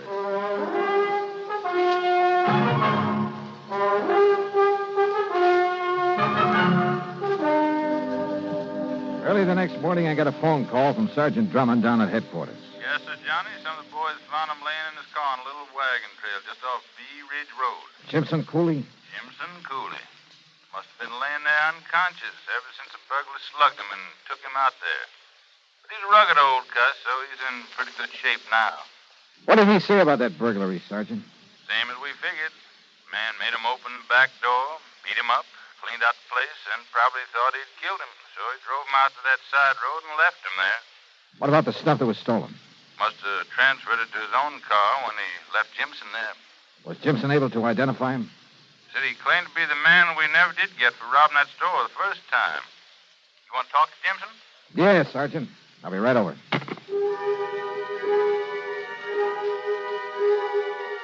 I had Earl drive me down to headquarters. I saw Jimson Cooley, talked to him, but learned nothing from him I didn't already know. He was a disagreeable old coot, the sort who would get drunk and beat his wife. He still wore his badly torn clothes, and yes, he had a couple of cuts and bad bruises. But were they enough to account for all the blood we'd found in back of the store? I asked Earl to drive me over to Doc Crutch's office. Well, just finished, Johnny. And? I'm sorry, but the blood that was spilled out in back of that store was not chicken blood. But... Well, now I see what you were driving at, Johnny. You figured maybe Jimson had done the robbery himself. Wait, Earl. Then he'd covered the place with chicken blood to back up that story of a fight with some burglar. Oh, I think he was in a fight, all right. Huh? But I don't think he lost. Doc? As I started to say, I wanted to check the blood on that piece of his shirt you brought me here in the office where I have a record of Jimson's blood type. I got it when I made his insurance examination. Or was it his? On the shirt? It was human blood, all right. but not Jimson coolies. All right, then. I guess his story of having been forced to open the store, then beat up and knocked out and left out there in his car by the burglar is true. Wrong, Earl. Well, what do you mean? Why not? Didn't you say you heard a shrimp boat out on the bay last night? Sure, but what's that got Cooley's wife said one of those heavy-weighted shrimp nets was missing, didn't she? Well, yes, I And remember this. Bill Hall said that one man wouldn't have had time to take all that stuff out of his store alone. So maybe there were two burglars, and I still don't Jimson said there was only one, so I think he was helping him. And, Earl, do you think for a minute that Jimson lost all the blood we saw out in back of that store? You saw him there at headquarters. Well, he didn't exactly look as though he Of course did. he didn't. But then, Johnny... First, we wanted to find Jimson's body, but then he turned up alive. Now we'd better find the body of this other man, whoever he is. You're right, Johnny. Then you'll really have a case. Sure. So, Earl, let's go fishing. Fishing? Well, you know how it is. When I'm really stuck in a case, everything all muddled up, well, it's time to relax and kind of let your head clear. Come on, let's go. Sure, Earl thought I was crazy. But we unhitched the boat from his private dock and headed up the bayou. Then passed under Humpback Bridge and into the outer end of Sarasota Bay. Out toward City Island, where WSPB has its radio tower. I tied on a heavy trolling rig and tossed the line overboard. Johnny, you're crazy to use that heavy rig out here. The water's real shallow. All it'll do is drag the bottom. A little slower, Earl. Here in the bay, we use live shrimp to get sea trout. You know, about a number 2 hook and no sinker, we bottom fish.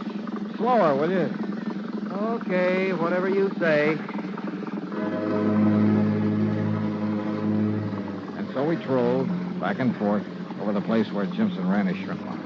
Johnny, it's no good fishing here with that heavy tackle. If this is where he got his shrimp, there ought to be fish or something. Maybe I'm after that something. I think you've gone nuts. 10, 15, maybe 20 times I had to reel in the line and take off a clump of seaweed that had gotten tangled in it. Bill began to get impatient. If we were really going to fish, why didn't we do it right? Then suddenly the old fluger started to sing. Hold it, Earl. Kill the engine. Yeah, what is it? Just hold your horses.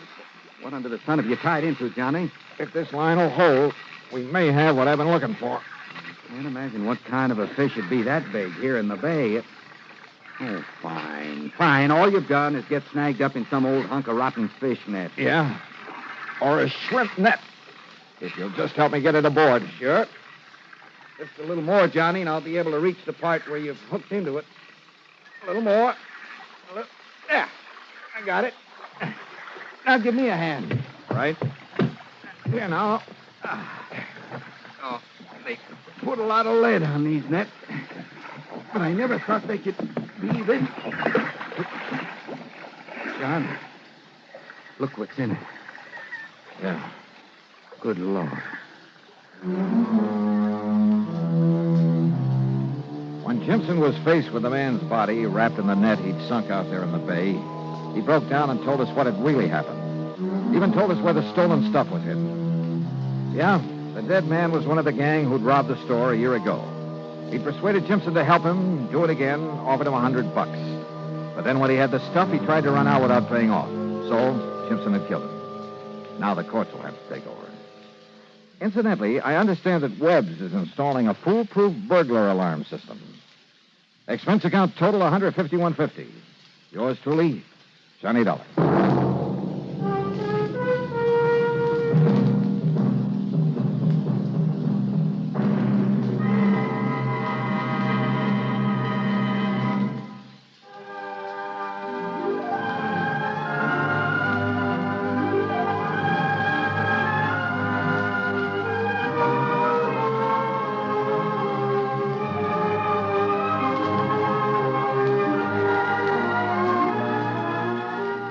Yours truly, Johnny Dollar, starring Bob Bailey, originates in Hollywood and is written, produced, and directed by Jack Johnstone. Heard in our cast were Lillian Baev, Vic Perlin, Harry Bartell, Barney Phillips, Bartlett Robinson, and Bill James. Be sure to join us next week, same time and station, for another exciting story of yours truly, Johnny Dollar. This is Dan Cubberly speaking.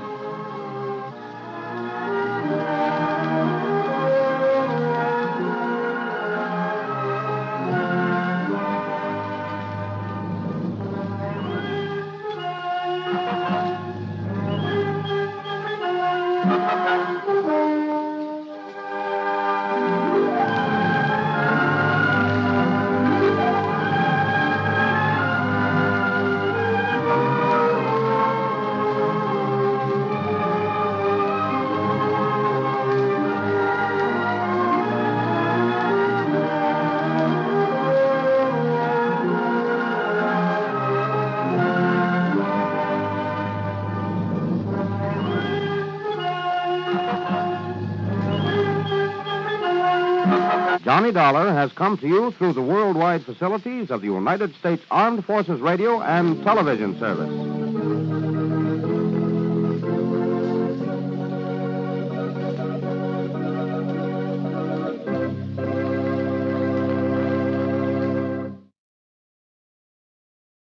From Hollywood, it's time now for...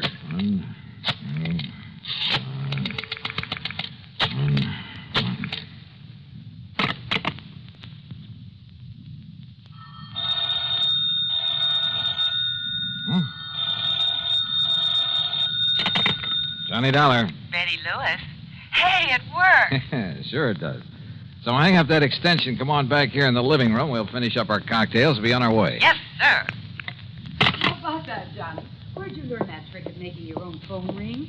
And the extension, too. From the man who put the extension to my apartment. Yeah, it's kind of a line check. You dial that number and hang up. Then if both phones ring, you know the extension is okay. Oh, what do you know? Yeah, there's another line check number that you can dial. I forgot what it is, and all you get is a busy signal. It could be an awfully cute gag sometime, you know, on somebody who didn't know about these numbers. Yeah. Oh, let's finish our cocktails and go... Huh? Oh, I'm sure you didn't make it ring this time. I kind of left your number with my call service. Oh, no, so Johnny. Maybe I'd better take it. Huh? Now, listen. If that's some insurance company, well, you can just tell them they'll have to wait until tomorrow. Sure. This is the third time in a week that we've tried to have dinner together. First, it was that Curly Waters who tried to kid you. Oh, no. Take it easy. Maybe this call's for you, one of your faithful boyfriends. Oh, well, then maybe I'd better answer it. Well, just leave it to me. I'll scare him off. Johnny Dollar. Burton Wells at Masters Insurance and Trust. Oh? I've got to see you, Johnny, here at the office, right away. Well, look, I have a date, Bert, so can't whatever's bothering you wait until some other time? Listen. Huh? You have a date, huh? Yeah, that's right. We're just about to go out for dinner. No. Johnny, unless you get over here right away, you may find you have another date. What? A date with death. Well? Okay, Bert.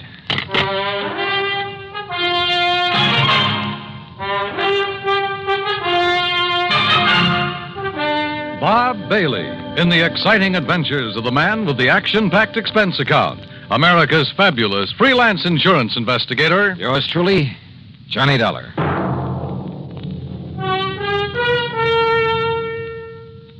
And now, Act One of yours truly, Johnny Dollar.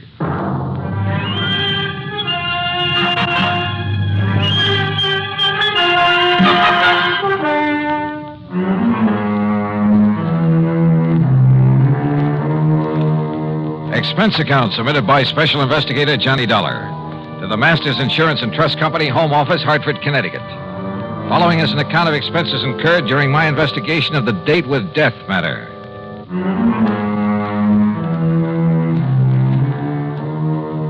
I told my date, Betty Lewis, to stay there in her apartment until I called her. Then I spent item one, $1.20 for a cab to Masters Insurance and Trust. Bert Wells was all alone in his office. Come in, Johnny. Sit down. Yeah, sure, Bert. Now, what's all the excitement? Curly Waters. Oh, I kind of had a hunch that was it. Lieutenant Howard Daly's on his way over from police headquarters. What's happened?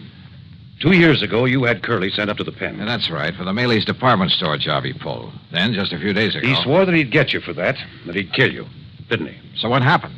When he escaped and came here to Hartford a few days ago... I know all about that from reading your report. Thanks to some quick thinking on your part, the police nabbed him instead. Plus the loot from the department store robbery. You know who deserves the real credit for that? The girl I had a date with tonight. Until you spoil things with your phone call. Johnny, as you know, either you or the police wounded Curly Waters, which is why he was taken to the hospital and placed under guard instead of being locked up. So? Well, Mr. Wells, I see you managed to locate him. Yes, Lieutenant. You okay, Dollar? Any reason why I shouldn't be, Howie? Has Mr. Wells told you what's happened? No, but I think I can guess. Curly Waters escaped from the hospital. Yes. I had 3 good men there watching over him, but he managed to get by them. How? With help. One of his old cronies. Gimpy Taylor? Yes. Gimpy created a disturbance out in the hall, and when they went after him, Curly crashed out through the window. When they went back in after him, Gimpy took it on the lam. 3 good men, did you say? Well, the odds were all with Curly and Gimpy. When the boys went out in the hall after Gimpy again, it was full of interns and nurses and stretchers with patients on them. If they'd fired a shot, they might have killed somebody. Well, what goes? Do you want me to go out and look for him? No, sir. Don't you see, Johnny? The reason I called you is because of the threat against your life. Of course. And, Johnny, I'm going to provide you with a bodyguard 24 hours a day until Curly is picked up. No, now, wait a minute. Listen, Howie. You listen. He almost got to you just a few days ago. Don't you forget that. And one way or another. The lieutenant's right, Johnny. You said yourself that if it wasn't for your girlfriend, this Betty Lewis... Uh-oh. Bert, let me use your... Here.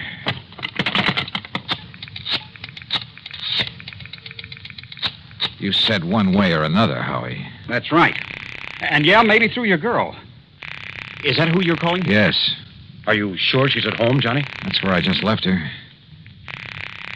And I told her to stay there, not to move until she heard from me. Johnny. Oh, if Curly Waters ever... Come on, Betty. Pick it up, pick it up.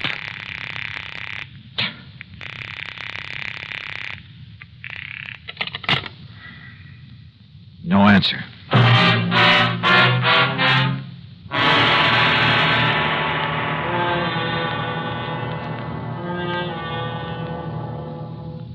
Act two of yours truly, Johnny Dollar, in a moment. And now, Act two of yours truly, Johnny Dollar, and the date with death matter.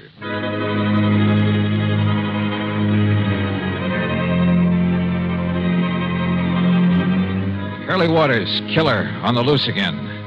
I left Betty in her apartment. I told her to stay there. But when I tried to call her on the phone, no answer. Lieutenant Howard Daly and I took the elevator down to the street to his prowl car.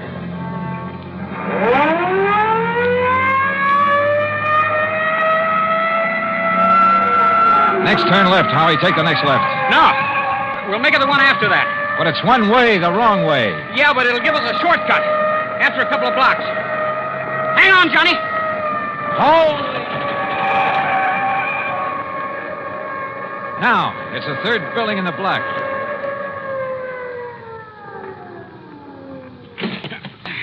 Lead the way, Johnny. Where's the elevator? Come on, forget it. The stairs are quicker. Johnny, if Curly has got to her... Don't say it. Haven't you got a key? I have not. Stand back, Johnny. I'll see if I can smash it open. Wait a minute. Betty. Betty. Wait, look, it's open. Betty. Betty, are you...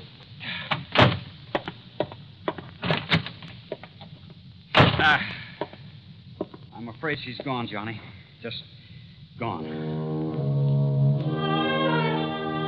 We went over the apartment with a fine-tooth comb, hoping to find some clue as to where she'd gone. Yeah, and how she'd gone. Curly was a desperate man, likely to do anything.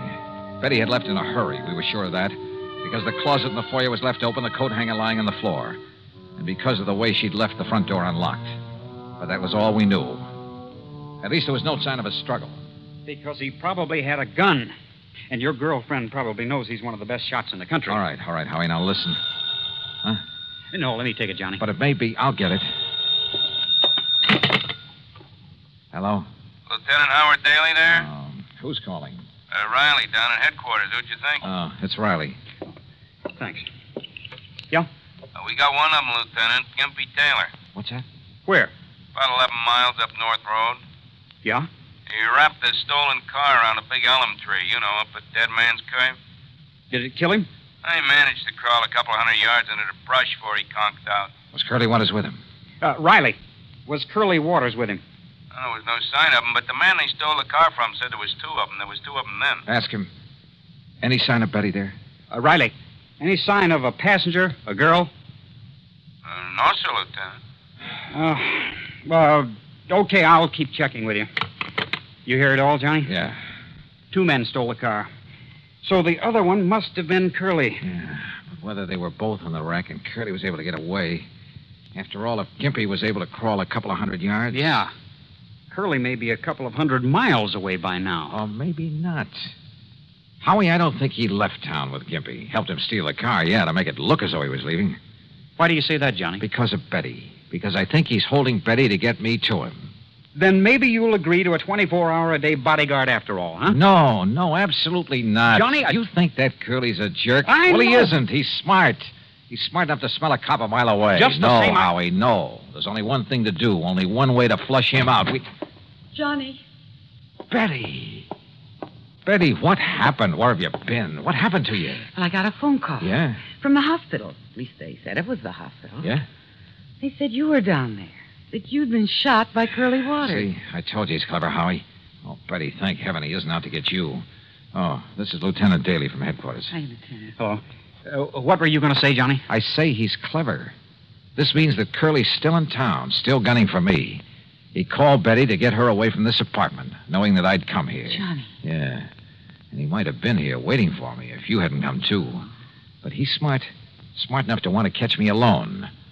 So, Howie, it means there's only one bait in the world that'll bring him out in the open. What's that, Johnny? Me. Alone. Johnny. All right. Betty, you're staying here. Howie, you're going back to headquarters. Me, I'm going to my apartment. I'm going to sit there and wait for him. Oh, Johnny, no. Okay. Sure, Johnny, you go right ahead. But I'll have enough men hidden away surrounding that place of yours. No, then you'll never get him. Then he'll have to skip out. Maybe skip the country. I'd like to see him try it. Howie, he's an actor, a good one. If that costume of a priest he was going to use before, he can... Well, in that, he could have walked right by you or me or anybody else and never have been recognized. And with a phony passport, which he already has, he'll skip the country, all right. But when he comes back, I won't know. I won't be ready for him.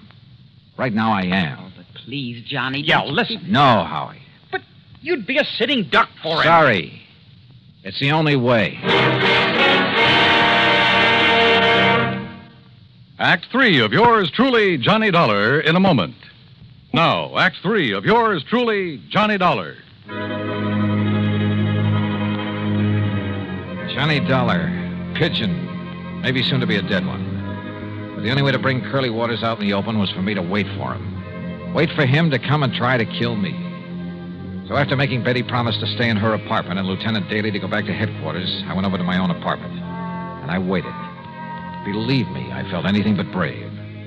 But I'd rather take my chances on having it out with him now than spend the rest of my life knowing he was still alive, somewhere, still gunning for me. That sooner or later he'd catch me off guard. 11 p.m., 12, 12:30. Huh? My impulse was to raise my gun and pull off a couple of shots right through that door. Yeah? Who was it? It's Howie. Open up. Oh. Oh, Howie, what the devil are you doing here? Just checking up, Johnny. Checking up. You got a bunch of your boys scattered around out there? No. Those bodyguards you were talking about? No, Johnny, but listen, will you? Sitting here alone, waiting for him, you're taking too much of a chance. Can't you get it through that thick skull of yours? I tell you, it's the only way to make him show himself. And I tell you, it's the surest way in the world to get murdered. You don't think I'm able to take care of myself, huh? I didn't say that. Well, then? I'm a cop, Johnny. I just can't let you do this. Oh? You mean you're worried that maybe you'll be set down to pounding a beat again? Oh, no, you crazy fool. I'm worried about you. Won't you change your mind? No. Now, you better leave, Howie, and for heaven's sake, don't come back again. But unless I do, how can I tell? How will I know? Oh, you'll know. If he does come, and I'm sure he will, if you don't scare him off. I hope and pray he doesn't. Well, when it's all over, I'll call you. Johnny, if he kills you... Oh, go on, Howie, will you? You're just holding things up.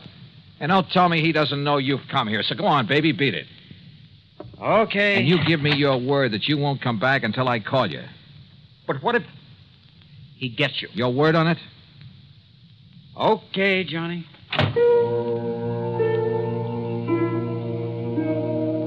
I went back into my little kitchen and brewed a pot of coffee, a big one. Fatigue was a possibility I hadn't thought of until right now. But maybe Curly Waters had. Yeah, he probably thought of a lot of things, a lot of tricks. Because at least one thing was sure, after what happened a few days ago, he knew that somehow he'd have to get me off guard. I hoped and prayed that Howie would keep his word, would keep his men away from the whole area. That he himself would stay away, not even call until this whole thing had come to a head. Then I heard it. It was at the back door of my apartment, the kitchen door that led to a fire escape. Fortunately, I'd turned the light off in the kitchen. I could sneak in without being seen. Johnny. Oh. Johnny. Betty, get in here quick. Oh, why did you come here? Oh, Johnny, I've been crazy with worry. Doesn't the lieutenant have brains enough to put some men around your place to keep an eye on you? I threw an old tin can out the window, and when they went to investigate, I sneaked out the back way through the alley. Betty, you're insane to have come here. Don't you see if Curly comes and there's a lot of shooting? You think I could just sit there knowing what might happen here any minute? Knowing that if Curly got lucky or something... honey, I don't know what to tell you. And I can't send you back without a police guide. And if the police come around, it'll only keep Curly away. I just been sitting here hoping that Howie will have sense enough not to come back again. Again? Oh, yeah, he got worried about me, too. And... Wait a minute. Johnny, it's Curly. Oh, Johnny. Yeah, maybe it is. All right. Go on into the bedroom here. Come on, Betty. Johnny. Now, stay there. No matter what happens, stay there. You understand? Stay there. Oh, please, dear. Yeah, who is it? It's Howie. Open up. Oh. I told you, Howie, you idiot. Just don't try to raise that gun, Dollar. Curly. Drop it. Drop it, Dollar. Now, over there. Sit in that chair. Yeah, I guessed right. You sent the cops away so I'd come after you, but I had to be sure. That's why I've been sitting in an empty apartment across the hall all afternoon, all night, to make sure. That's how I knew what the lieutenant's voice sounded like. Real clever boy, Curly. All right. I'm not going to waste any time. That dumb lieutenant might try coming back again, and I'd have to kill him, too. So, Dollar, I'm not even giving you time to pray. You're pretty sure there aren't any cops planted around here, aren't you? I'm not only sure, but Gimpy Taylor's wife has spotted where she can see him if they try to come around. Yeah? Just what do you think she could do about it? One shot into the alley across the street, and they'd forget all about you. Dumb cops. All right, tell me, Curly. Forget it. Goodbye, Dollar. No, don't answer. Not a word, Dollar. Not a word. Curly. Just hang it up slowly. Curly, listen. What? Who is that? How should I know? Curly, listen to me. Hand me that phone. And don't move. Move? With that gun on me here. Curly? Yeah? Who is it? Myrtle, Gimpy's wife. Myrtle? Now listen, Dollar isn't alone. He what? In the bedroom, waiting for you. Listen, is the door to that bedroom open? No, it isn't. What goes, Curly? Quiet. Now listen to me. If the door of that bedroom starts to open, don't wait. Start shooting. Hey, Dollar, hold this phone. Keep the line open. And don't move out of that chair. Mind telling me why? Quiet.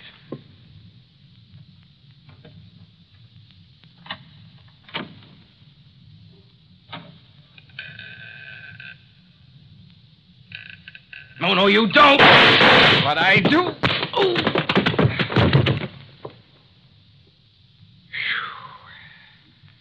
Okay, Betty. And thank heaven you remember the number to dial and make those phones ring. And how about the way I disguised my voice for him? Do you realize what a chance you were taking if he hadn't turned to fire when you kicked open that door? If I'd missed him when I threw that phone at him? It worked. That's all that counts. And look, one of his bullets nicked you right here on the arm. Nicked me? Oh, blood. Oh, hold me, Johnny. Oh, sure.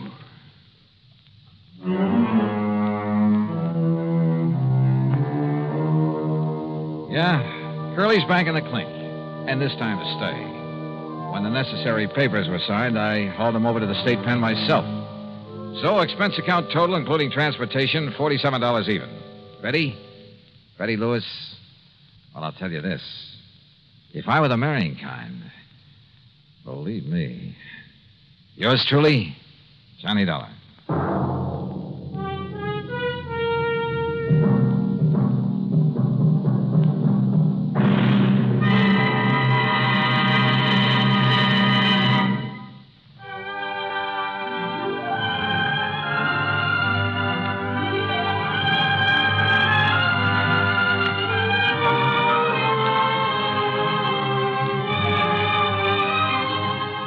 Yours truly, Johnny Dollar, starring Bob Bailey, originates in Hollywood and is written, produced, and directed by Jack Johnstone. Heard in our cast were Lucille Meredith, James McCallion, Russ Thorson, Sam Edwards, and Herb Vigran.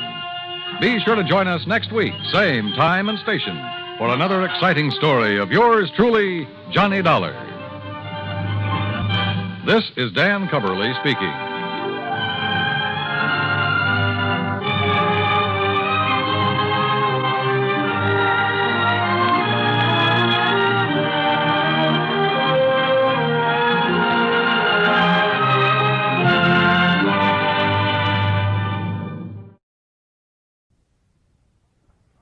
From Hollywood, it's time now for Johnny Dollar. I love you. Hello? I said I love you. Yeah. That does not please you?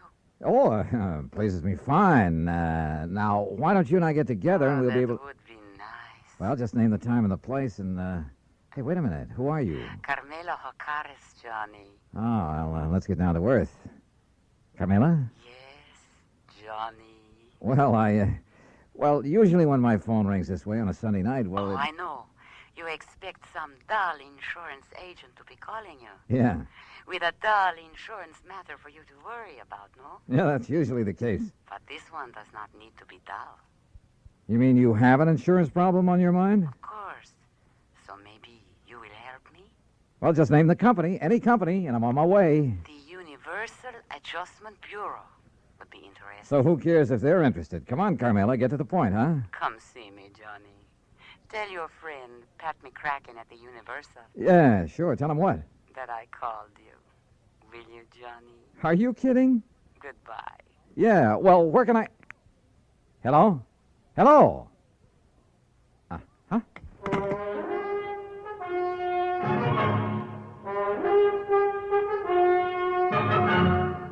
Bob Bailey in the exciting adventures of the man with the action-packed expense account, America's fabulous freelance insurance investigator. Yours truly, Johnny Dollar.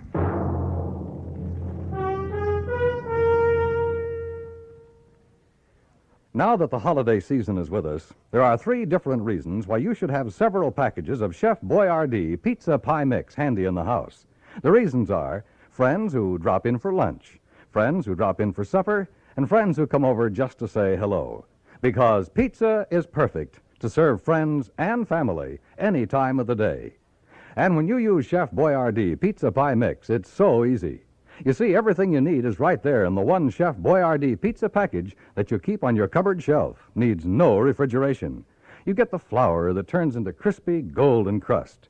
Chef's own pizza sauce, made according to the very same recipe Chef Boyardee brought with him from Italy. And even mellow Italian-style cheese, already grated to become a delicious, bubbling topping. Serve everybody pizza this holiday season. They'll love it.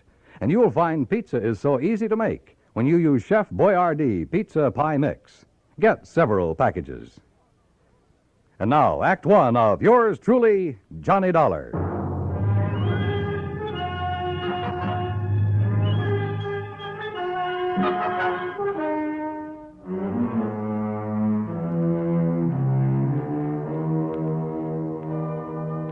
Expense account submitted by Special Investigator Johnny Dollar to the Home Office, Universal Adjustment Bureau, Hartford, Connecticut. Following is an account of expenses incurred during my investigation of the Latin Lovely matter. Expense account items 1, 2, 3, 4, and 5, 50 cents for phone calls early Monday morning trying to reach Pat McCracken. Item 6, $1, taxi fare to the offices of Universal Adjustment. Oh, hi, Johnny. Top of the morning to you. Yeah, where the Sam Hill have you been all morning, Pat? All morning? You kidding? Look, the clock on this desk says exactly 9:02. For me, that's the crack of dawn. Now, what's bothering you? Carmela. Oh, Carmela Jocares. Yeah, only it's Jocares. Oh, well. Might have known she'd call you direct. I should have warned you, Johnny. You know her, Pat? She's threatened to come down here and camp on my doorstep any minute. Oh, can you think of a nicer ornament to have around? If she's anything like she sounds on the phone. She is, Johnny, yeah. That's why I should have suggested that Special Investigator Martha Mayberry Balderdale help her. Balderdale? Now, how could an old battle axe like her know how to deal with a young, charming, beautiful... dancer like Carmela? Dancer? Is that what she is? Yes, yes. Not very good, but she's just as beautiful and seductive. No. No, maybe I better stick old Lady Balderdale on. All right, Pat, quit the kidding and tell me what it's all about. Who's kidding? Well, where do I find Carmela, her address? Now, you see, you're already emotionally involved with her. You haven't even met her. Emotionally, Client Pat? relationship in our business should be entirely objective, Johnny. How can I possibly expect you to look at Carmela's insurance problem with an unbiased mind? Pat, All what's... she'd have to do is bat those lovely big brown eyes at you a couple of times. Look, will you stop baiting me and tell me what this is all about? Emotion. All right. I got involved with this little Latin lovely as a favor to the company that issued her the policy, Surety Mutual and Trust. What kind of a policy? Retirement. Pays her $50,000 when she's 45. Meantime, if she dies, her beneficiary gets the $50,000. So what's the matter with it? Well, like I told you, Johnny, she's a dancer. Nightclubs. Always has a partner. Some good young kid who can make up for her shortcomings. Only a different partner every month or so. Well, what's that have to do with her insurance? Well, she has the company name her partner as beneficiary. Oh, I see. And if she keeps changing her policy... Right. And by now it has so many riders attached to it, the company's running out of filing space. And what's more important, the cost of servicing this one lousy policy and the time that's been wasted on it. And the last time... Well, she's been so insistent you'd think she was planning to die tomorrow. Well, maybe she is. Why doesn't the company just stall on making some of these changes? Well, they've tried that. So what happened? She's on the phone every day, 2 or 3 times a day. Nobody has any peace. That's why they finally turned to me in desperation. And you said you'd have me talk to her. I did not. She asked for you. Why? How'd she even know about me? Oh, newspapers, some of the radio programs about the cases you've handled. Johnny, you're her idol. You're her dream boy. Oh, yeah, sure. But what to do about this? Well, you get her to settle with one beneficiary. Get her married, something like that, so her policy will stay set for a while. Yeah, married, even if you have to... Oh, yeah. You? Huh? Yeah. Oh, no, you don't. Not me. Oh, no. It's a great idea. Johnny, her address is 624 East 47th Street, New York. Now, you look, But just Pat... remember one thing. Universal Adjustment Bureau will not pay for your defense in a breach of promise suit, John. It's all the way or nothing. Oh, yeah, sure. Call me up sometime when you have a case for me. Sucker. Me, that is. Because of Item 7, 1940, plane fare and incidentals to New York City, taxi from the airport to 624 East 47th Street, a nice modern apartment building complete with a uniformed doorman. Miss O'Carra's? That's right. Can I have your name, sir? Johnny Dollar. Oh, yes, of course. So, if you'll just give me her apartment number... May I see your credentials, please? My credentials? Oh, sure. Why not? Here, take a good look. Seems all right. Thank you, sir. Now, look, she's expecting me. I know, sir. Then what's all this fuss about? Will you step into the lobby, please? Oh, sure. Now, what's the number of her apartment? One moment, please.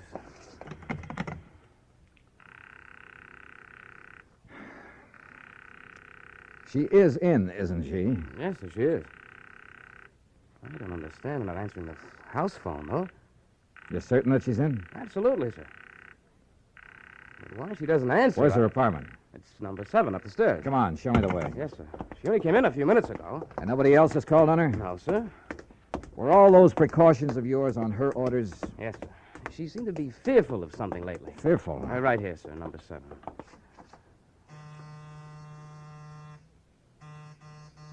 That's funny. Miss O'Connors. Miss O'Connors. Carmela.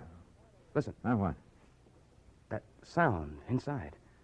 Well, there must be somebody You in got a there. passkey? Well, yes, sir. Come on, give it to me quick. But unless you have some authority, Mr. Dollar. I have all I need.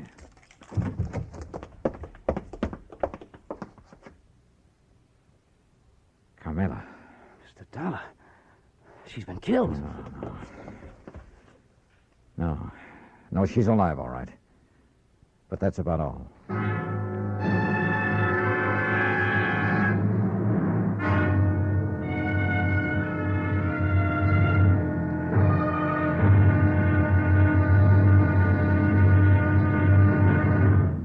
Act 2 of yours truly, Johnny Dollar, in a moment. There is a difference, a great big difference in Vicks medicated cough drops. There is a difference, a great big difference. Get relief with every single drop. Yes, there is a big difference in Vicks medicated cough drops. The medication makes the difference.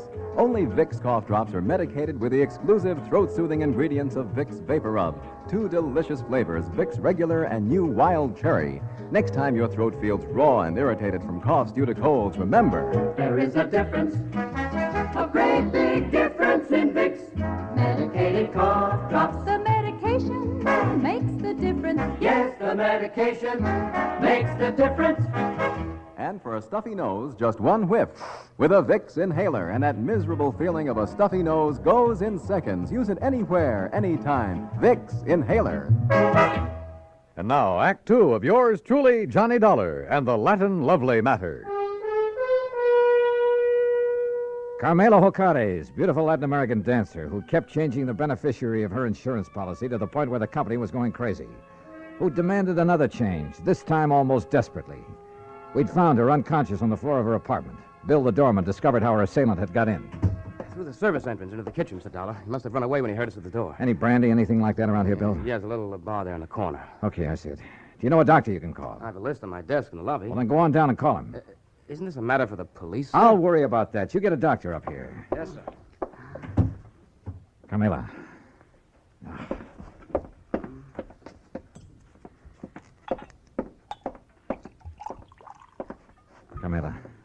Carmela, here. See if you can drink this. What? Oh, Johnny. That's right. Come on now, drink this. That's good. A little more now. Come on. Oh, no.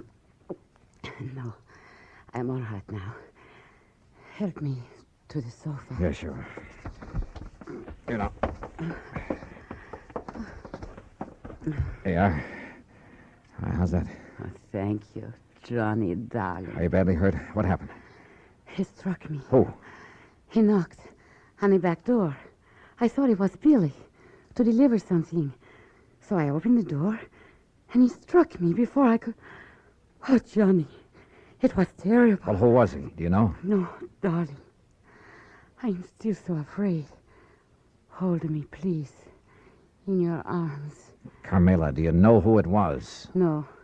It was then he heard you and Billy at the front door. And you have no idea who it could have been? Well, he was short and dark and... Johnny. Yeah? The man who has been calling me. First from Mexico, and then from here in New York. Threatening me. Well, who? I do not know, darling. Threatening about what?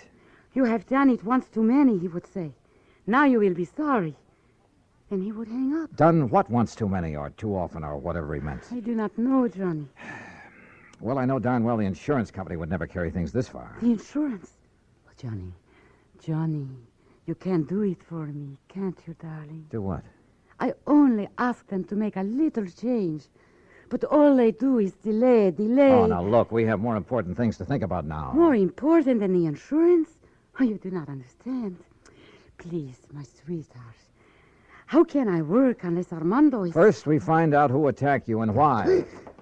Oh, Billy, darling. The doctor says he'll be here in 15 to 20 minutes. No, not the doctor. I love you, Billy, but you're a nice boy, but not the doctor. Why not? Because I am all right now. You're sure about that? Carmela? Oh, yes, I am all right. You know, you recovered pretty fast. No marks on you. What do you mean? I wonder just how much of a beating you really took. Johnny, my darling, my love. Surely you do not think... No, I'm not sure what I think. Okay, Billy. Call off the doctor until I can find out what's what. Oh, thank you, my sweet. You do care about me. I love you. Oh, yeah, sure. And, Billy boy, you stay here until I get back. Yes, sir. My Juanito, where are you going? You know something, Carmela? I wish I knew.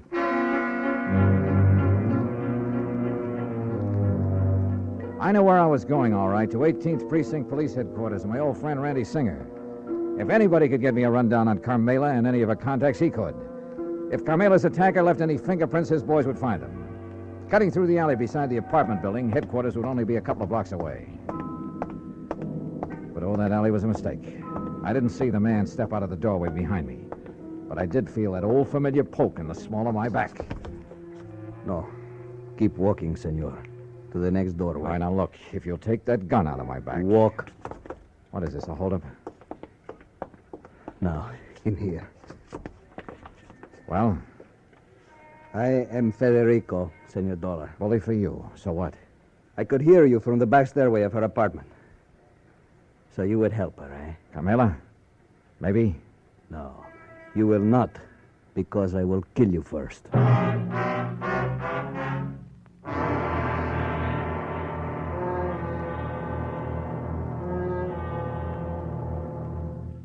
Act 3 of yours truly, Johnny Dollar, in a moment. Smoke Kent, Smoke Kent, Smoke Kent with the micronite filter. Remember this, Kent filters best of all the leading filter cigarettes. So get the mild Kent cigarette. Smoke Kent with the micronite filter.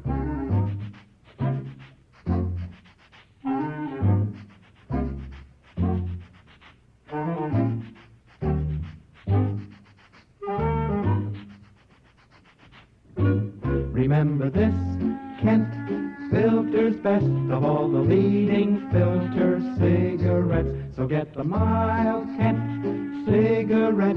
Smoke Kent, Smoke Kent, Smoke Kent. What a wonderful feeling. Smoke Kent. And now, Act 3 of yours truly, Johnny Dollar, and the Latin Lovely Matter.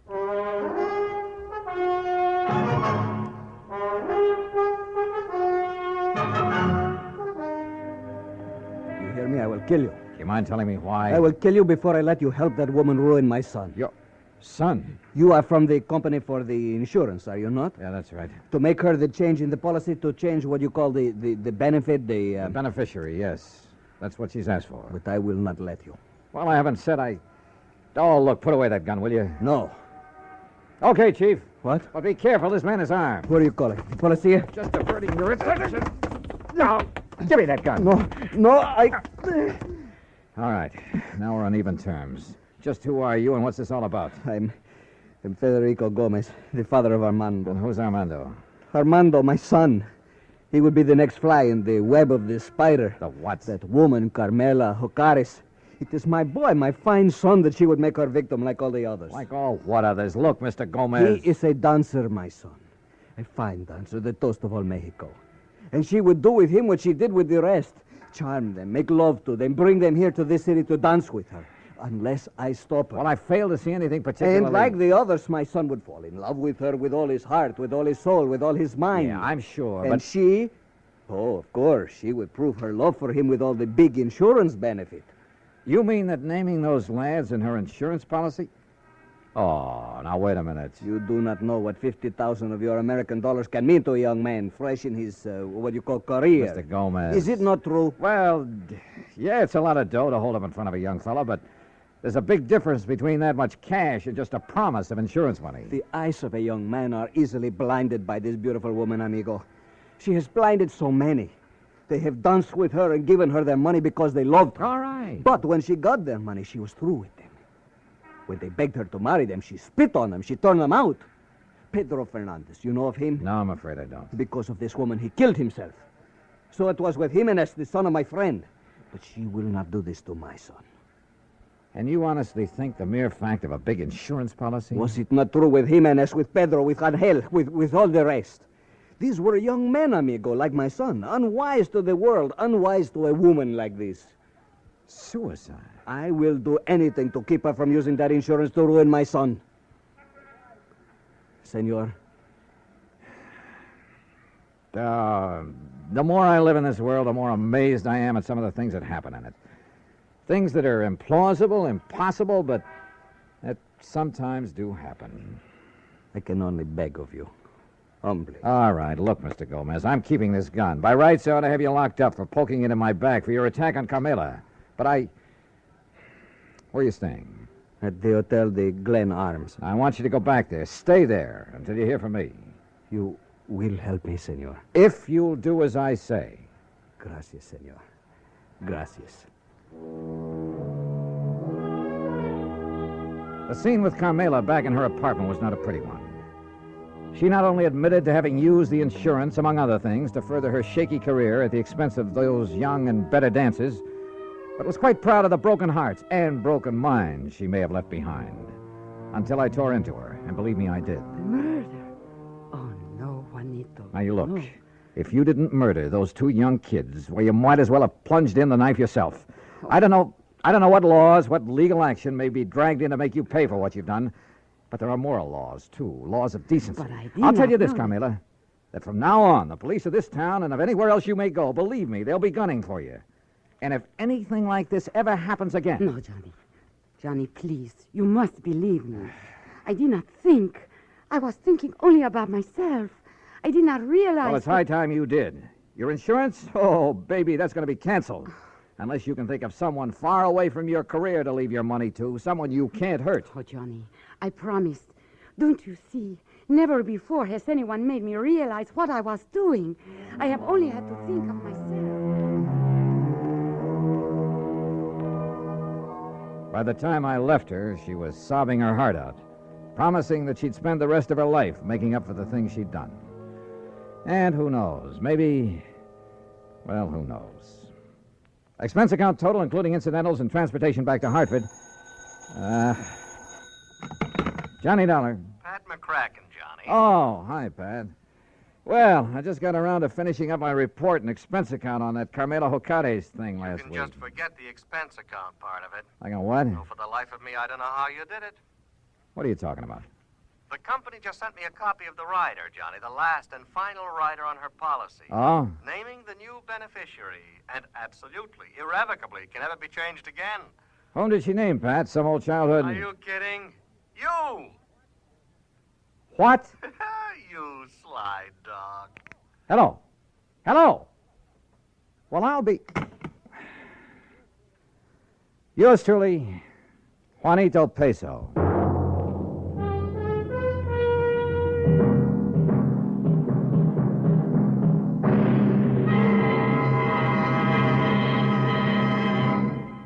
Our star will return in just a moment. Meet movie star Dorothy Lamour. Actresses can't perform with a rotten cold, so I take Four-Way, the fastest way to stop terrible cold distress and feel better quick. Right. Of all leading cold tablets tested, Four-Way's the fastest acting brand. In minutes, Amazing Four-Way starts to relieve aches, pains, headache, reduce fever, calm upset stomach, overcome irregularity. When you catch cold, remember my advice.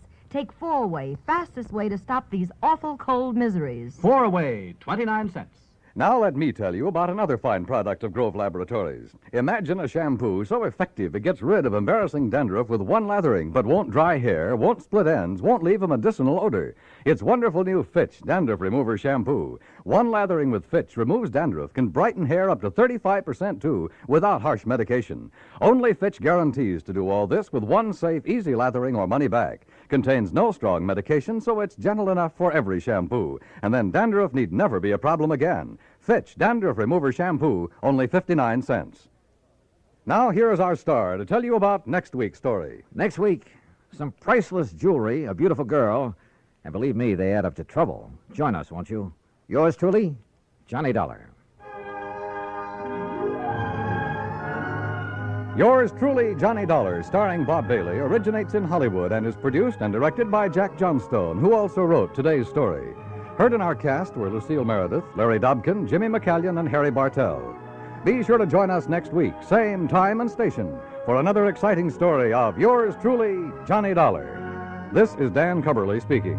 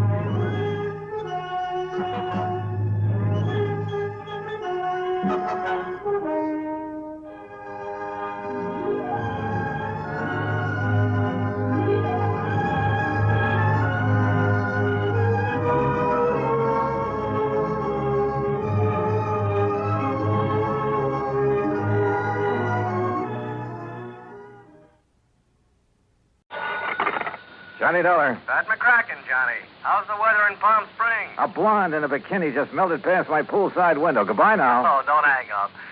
Johnny, this job's just a few miles north of where you are. It'll take maybe a day to clear it up. Yeah, you said that last Christmas, Pat, and I got trapped in a blizzard. This season, I soak in the sun. Happy New Year. John boy, we have a bonus list in this office. Your name could be on it. Near where I am, huh? It's a ghost town named Calico. An old prospector named Kringle is breathing his last up there. I thought old prospectors never died. He wants to change the beneficiary on his $50,000 policy, but a nephew, Ned Kringle, threatened suit if we let him. So you contact our agent, Gene Craig, in Barstow. Who's the new beneficiary? Carmen Kringle. Carmen? A borough. A borough? Yeah. If I don't hear from you, Johnny, Merry Christmas.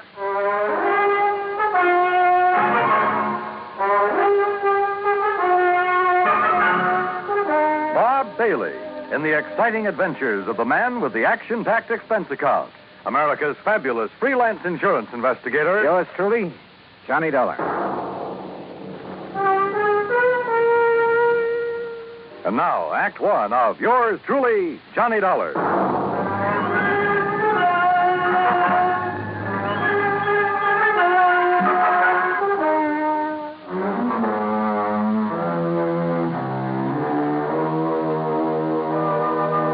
Expense account submitted by Special Investigator Johnny Dollar to the Home Office, Universal Adjustment Bureau, Hartford, Connecticut. Following is an account of expenses incurred during my investigation of the Carmen Kringle matter. Expense account item 1, $1.40. Telegram to Gene Craig in Barstow telling him where and when to meet me. Item 2, $50 even to Al Sterner for his charter plane to the ghost town of Calico. The guidebook says there's something about desert country that's good for the soul. And in spite of the air bumps, I got a panoramic view of the Great Mojave that took my breath away. The sun's setting rays hit the weird mineral stratas of the Calico Range and turned them into a patchwork of beauty. Night comes quickly in this country, and I turned to Al when a Christmas tree cluster of blinking lights appeared under our wings. By way of answer, he put the plane into a glide and set us down on the smooth surface of a dry lake bed.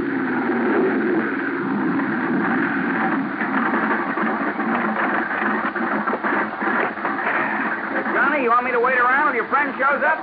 No, thanks. Well, there seems to be plenty of company. That's just an old coyote. Don't stand too long or you'll freeze to the spot. Okay. Good luck. Call me when you want to be picked up.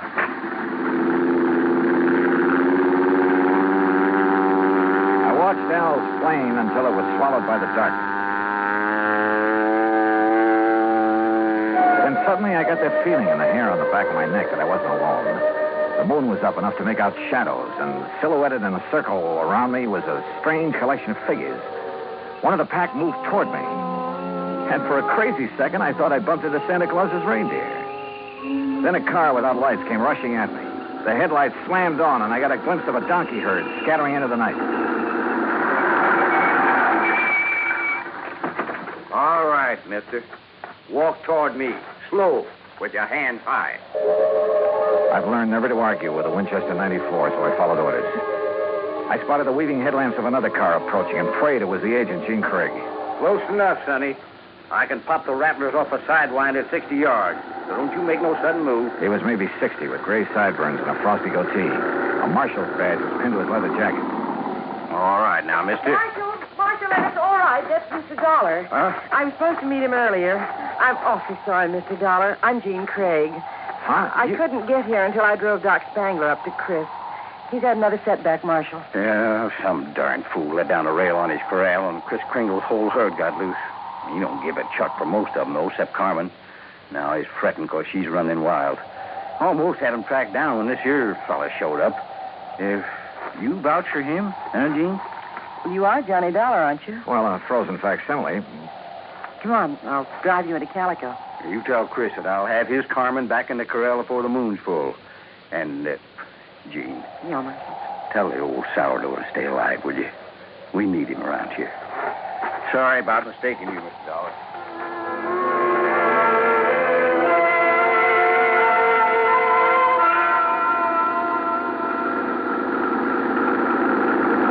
Gene Craig, with a J, knew her way around. She was strictly business and filled me in fast on the old prospector with the odd name and his desire to change the beneficiary of his policy.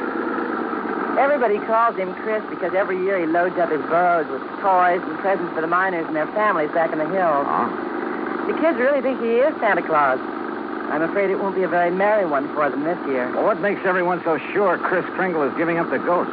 Doc Spangler says there's nothing apparently wrong with him. It's more like he's given up. Oh, what's with this Scrooge character, the nephew? Ned Kringle seems all right. It's the man with him, Willie D'Agostino. He does the talking for Ned. You'd think he was going to inherit the money. Well, maybe he's expecting to. You know, you're making a good case for Carmen. Can a burro be a beneficiary, Johnny? Chris can leave it to a three-masted schooner if he wants, providing a trust is set up. Could the people of Calico be that trust if they promise to take care of Carmen? Yeah, I guess so. Why? That's the way Chris wants it. That way there'll always be a Christmas in Calico. What happens when Carmen goes to donkey heaven? Or is it burros that never die? There'll always be burros in Calico, Johnny. And one of them could always be named Carmen.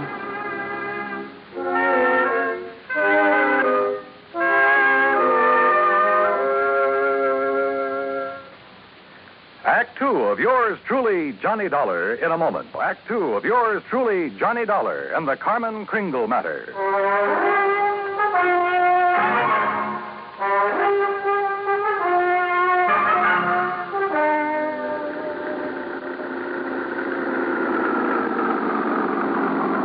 Well, here we are, Johnny. Calico, once the richest silver city in the West. It was unbelievable. Like seeing a page from the past. Walter Knott, famed creator of Knott's Berry Farm and Western historian, had bought the old ghost town's battered remnants and restored it to the way it must have appeared in the wild and fevered days of the Silver Lode. I could make out signs nailed to weathered batten boards that told of a flourishing and colorful past. Joe's Saloon, The Last Chance, Hyena House Hotel, Lane's Mercantile, the Calico Prince. High on a hill at the edge of town, people were gathered at the entrance to a cave that was illuminated by hundreds of miners' lamps. Kind of gets you, huh? Almost like it was planned. They're rehearsing for the Christmas Eve pageant. Maybe you can spend Christmas Eve with us, Johnny. If you don't have other plans. I have a day with a steam-heated swimming pool. What? Come on. Let's meet the old man. Expense account item 3, $100 for a quart of perfume or a mink scarf, anything to wipe the hurt look off of Jean Craig's face. She led me up the steps to the rickety porch of Kris Kringle's wooden shack. A tall figure carrying a black bag stepped toward us out of the shadows. Jeannie, I'm glad to see you. Will you drive me back to town? Why, certainly, Doc. Oh, this is Mr. Dollar. Hi, son. Hi. Chris, is he still all right? I couldn't say. Been sitting out here waiting for you. You haven't seen the patients? The medical man owes a duty and all that, but I'm too old to talk back to a gun. They wouldn't let you in? Tired of it. Well, I'm not a medical man. Well, please be careful, Johnny. I told you, Starbone, stay away and leave the old man to... Well, if it ain't little Jeannie, the policy fixer. And who are you, mister? Willie D'Agostino. This is Johnny Dollar. He's from the insurance company to see about changing the policy. Who is it, Wooly? Who are you talking Relax, will you, and let him give us some tourist directions back to Barstow. There'll be no policy changing at this late date, mister. Ned Kringle is very bereaved at the imminence of his uncle's demise. Just family admitted at this sad hour, so mosey along, folks. I'll leave the young man to his grief. Your foot is in the door, mister. I don't like your foot, and I don't like you. His hand moved to his shoulder holster, but Jean was standing right beside me. It was Doc who suddenly shouldered past D'Agostino and fled up the stairs that gave him my chance. I kicked the door wide.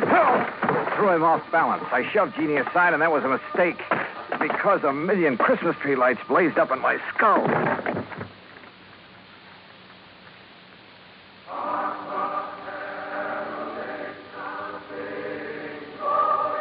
Then slowly the tree lights faded away, and I saw Jeannie fussing over me and looking worried.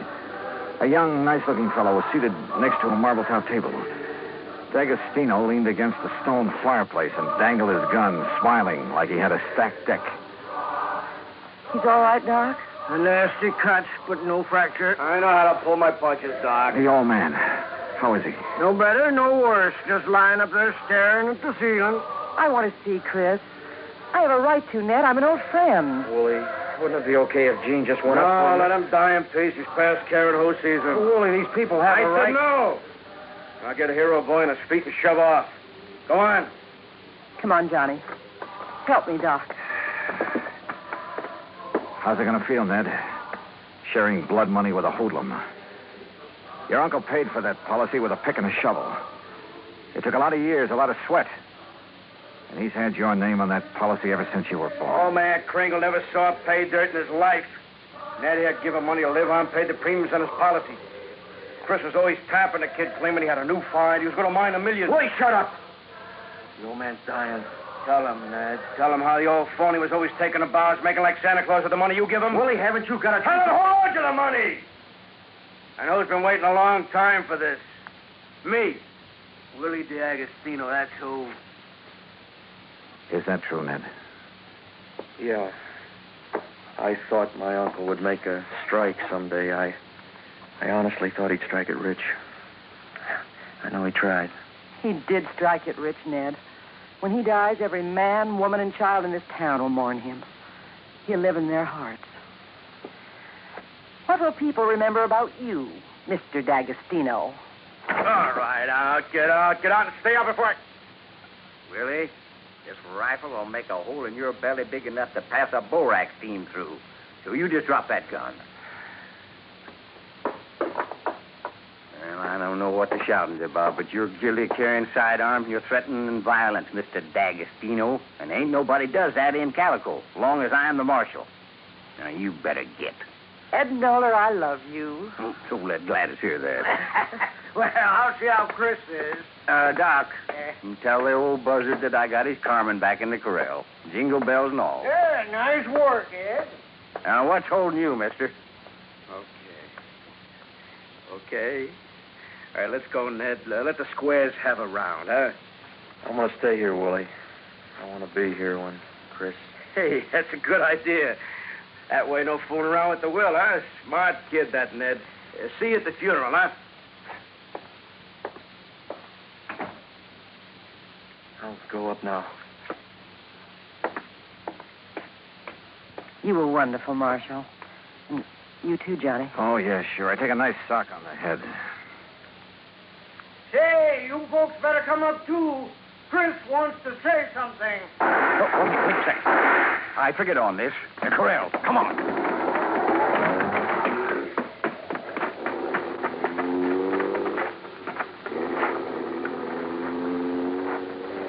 D'Agostino must have had another gun in his car. One of the bullets had found the mark he intended. Willie Boy wasn't taking any chances that Carmen Kringle would inherit $50,000. We found the burro lying on her side, quite dead. Jingle bells and all.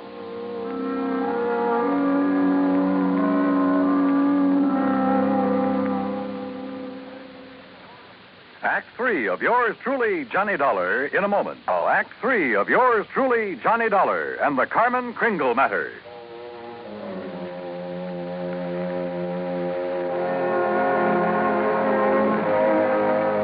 Oh, Marshal.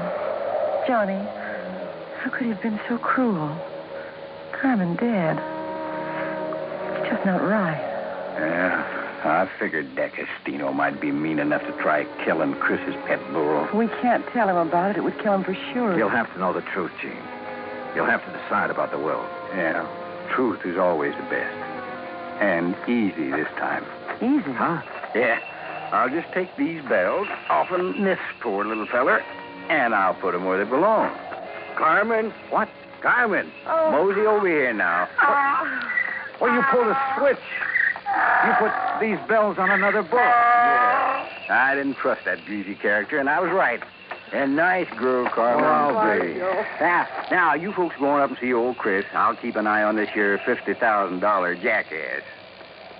That's the way it's going to be, ain't it, Johnny? Yes, sir. That's the way it's going to be. But I was wrong. The roly-poly little old man on the four-poster bed with his white whiskers resting on the quilt changed his mind again. Even after hearing about how the marshal saved Carmen. I wasn't going to scratch Ned's name off of that insurance, Mr. Dollar. I tried to shake that D'Agostino, figuring he'd take his hooks off of Ned if he thought my Carmen was going to get the money. Oh, I was scared for a while that I just might have to up and die to square my nephew's gambling debts. I'm sorry, Chris. I'll work my fingers raw paying every cent I owe, but I'll pay him back with interest. I want you around. Yeah. Hey, Mr. Dollar. Yeah, Chris. Lift the lid on that footlocker and fetch me one of them bags in there. They're pretty heavy, but you look strong. Oh, they're sure heavy enough. You got them stuffed with silver? It's better than silver. Open it up there. Yeah, that's it there. Yes, recognize the dot? Yeah. Maybe you'd better have a good sleep, Chris. This here is plain old gravel. Oh, plain gravel. It's uranium dust, huh? The last batch assayed at $900 a ton. And I got a mountain of it staked out. In both our names, Ned. You don't say why, Chris. Mr. Dollar, if you and Jeannie check with the Barstow Bank, you'll find that they'll extend credit on the strength of that assay. You reckon you can spend 2 days buying enough presents so as we won't disappoint the folks hereabouts?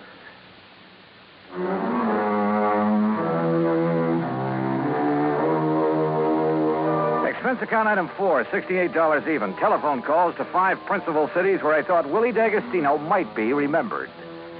The police departments had a long list of reasons why they remembered Willie. That was my Christmas present to them. Expense account item 5, another $50. Truck rental to haul the presents we bought for Ned to give away come Christmas morning.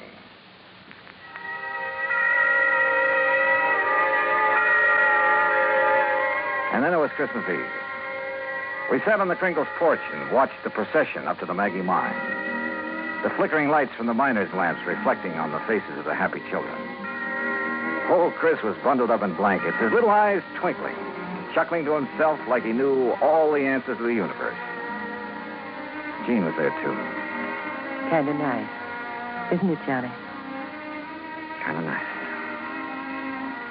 Marshal Ed Noller was one of the wise men in the procession. I recognized the sideburns. And Doc Spangler couldn't hide his height. Oh, he wore an awful beard. Ned Kringle led the burro that carried the Blessed Mother. Yeah, you guessed it. The burro was Carmen Kringle. Expense account total, including return to Palm Springs and incidentals, $229.75. But forget it, Pat. This is the best holiday I ever had. And I was only cold at the start. From all of us to all of you, may this be your very merriest Christmas ever. Yours truly, Johnny Dollar.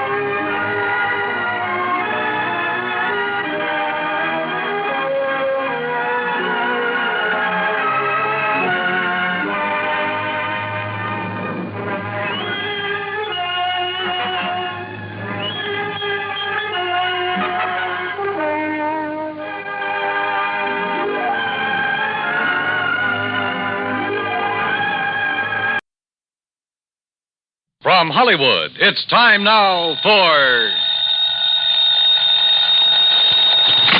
Johnny Dollar. George Reed here, Johnny. Well, George, I'm really glad to talk to you. Oh? Why do you say it that way? Because every insurance case I handle for that company of yours pays me a nice fat fee. And right now I can use a little extra cash. Well, now, Johnny... So tell me all. What's Floyd's of England upset about this time? Well, I'm not sure. Uh-oh, here we go again. But, Johnny, I just received a transatlantic telephone call from Paris, France, from a man who wanted to contact you but didn't know where to call you. and he identified himself only as Le Chat Gris. Oh? Le Chat Gris. It's French, Johnny. No. And I believe it means the gray cat. Yeah. And George, the name fits him. You know him, then? His real name is de Marsac. He probably knows more about the dark alleys and back streets of Paris. Oh? Yeah, and about the people. In other words, the underworld. What did he call about? He mentioned the Blue Madonna. The what? It's a painting, Johnny, a small oil painting by a modern artist named Vincent Bardot. It's owned by a Mr. Kingsley Holland down in Philadelphia. Yeah? It hangs in the Gavin Galleries, and we've insured it for $12,000. Well, what did he have to say about it? Only that you're to call him. His number there in Paris is Orleans 57722. Uh-huh. That he has some very interesting information for you about that painting. Oh, sure. That he'll be glad to give me for a price. Exactly. I can't for the life of me figure what his interest is in it. If there were anything amiss, I'm sure the gallery would have called me. George, if you knew that character as well as I do, you'd okay my expense account without even looking at it and be willing to pay me that big fee I was talking about. What do you mean? Want to make a bet? What kind of a bet? I'll give you odds of 10 to 1 that whatever's hanging in that gallery down there in Philadelphia is not the Blue Madonna. What? Now, look, Johnny, good heavens. George, I'll be talking to you.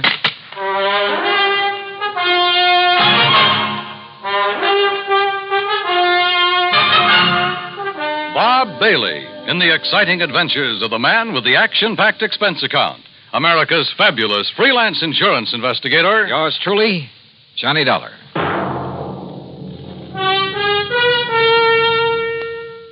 And now, Act One of yours truly, Johnny Dollar.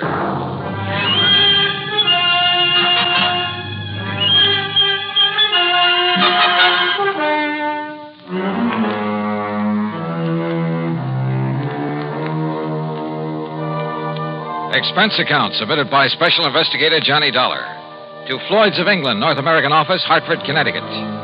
Following is an account of expenses incurred during my investigation of the Blue Madonna matter.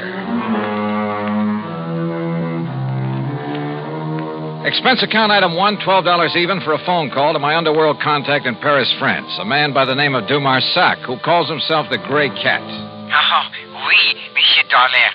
This is your very dear friend, Le Chat Gris? Very dear friend, huh? Now listen, you telephoned George Reed that you have some real hot information about a painting his company insured. Ah, oui, Le Madonna Bleu. What did you call the Blue Madonna? Okay. How much you want this time? Oh, monsieur, you touch me to the quick. Well, one might think that I slave and suffer and risk my life on your behalf only for money. How much, de Marsac? Say, $1,000. $1,000? Look, if your info's worth anything, I'll send you a check for $50. $50? No, 900. Okay, I'll make it 75. But, monsieur, 750. How about an even 100? 500. 2. 4. 3, that's final. Oh, please, 200. Okay, 200. Oui. Eh? No. It's all settled, $200. Now, what about the Blue Madonna?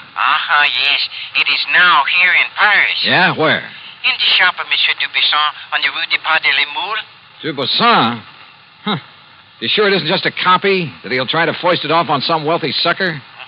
Dubuisson is a crook, an evil crook. But he's an honest one. Oh, sure. Yes, and he knows the works of art. Also, he's very clever. To get his price, he will wait until the real Madonna is discovered missing. If it really is. That's what I'll check on now. And then you will send me the $500, my very dear friend. 200, remember? Oui, I cheated myself. But, monsieur... Yeah? Suppose I could find out who smuggled the painting into him, eh? Fine. That would be worth a lot to you, no? Say, 1,000? We'll see. I'll be talking to you. Item 2, 420. I phoned to my old pal, Foster Harmon, down in Sarasota, Florida. Told him I'd pay his fare if he'd grab the first plane out and meet me in Philadelphia at the Bellevue Stratford Hotel. I knew that if anybody could identify the genuine painting, he could. Item 3, $9.40 for my own transportation to the city of brotherly love. Item 4, $9.50, cocktails and dinner for the two of us there at the Bellevue. Yes, the Blue Madonna is one of Vincent Bardot's best-known works. I don't think there's another living artist who could so effectively use various shades of just one color. But what about it, Johnny? Well, first thing in the morning, I want you to come along with me and take a look at it. It's in the Gavin Galleries, isn't it, up on Walnut Street? Yeah, at least it's supposed to be. Suppose? Now, all I want you to do is take a good look at it, then reserve any comments until after we get out of the place. And? That's all. Well, but Johnny... Meantime, I want to check with the owner of that painting. The telephone directory gave me Kingsley Holland's address. Item 4, 620 for a cab to a small apartment house out in West Philadelphia.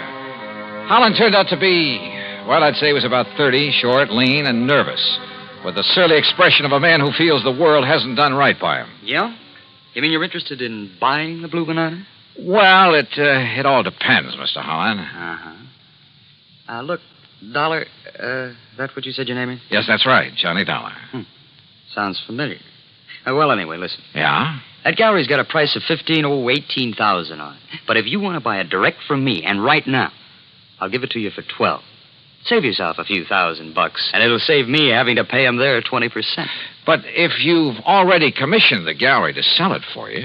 So I'll tell them I changed my mind, that I want to keep it. Then when they find out that I've sold it, well, let them try and catch up with me and collect.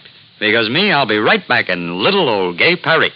Back in Paris? Sure, I'd be there still, only I ran out of money. $12,000, huh? That's exactly what it's insured for. And that's what they appraised it for when I got it from my uncle's estate.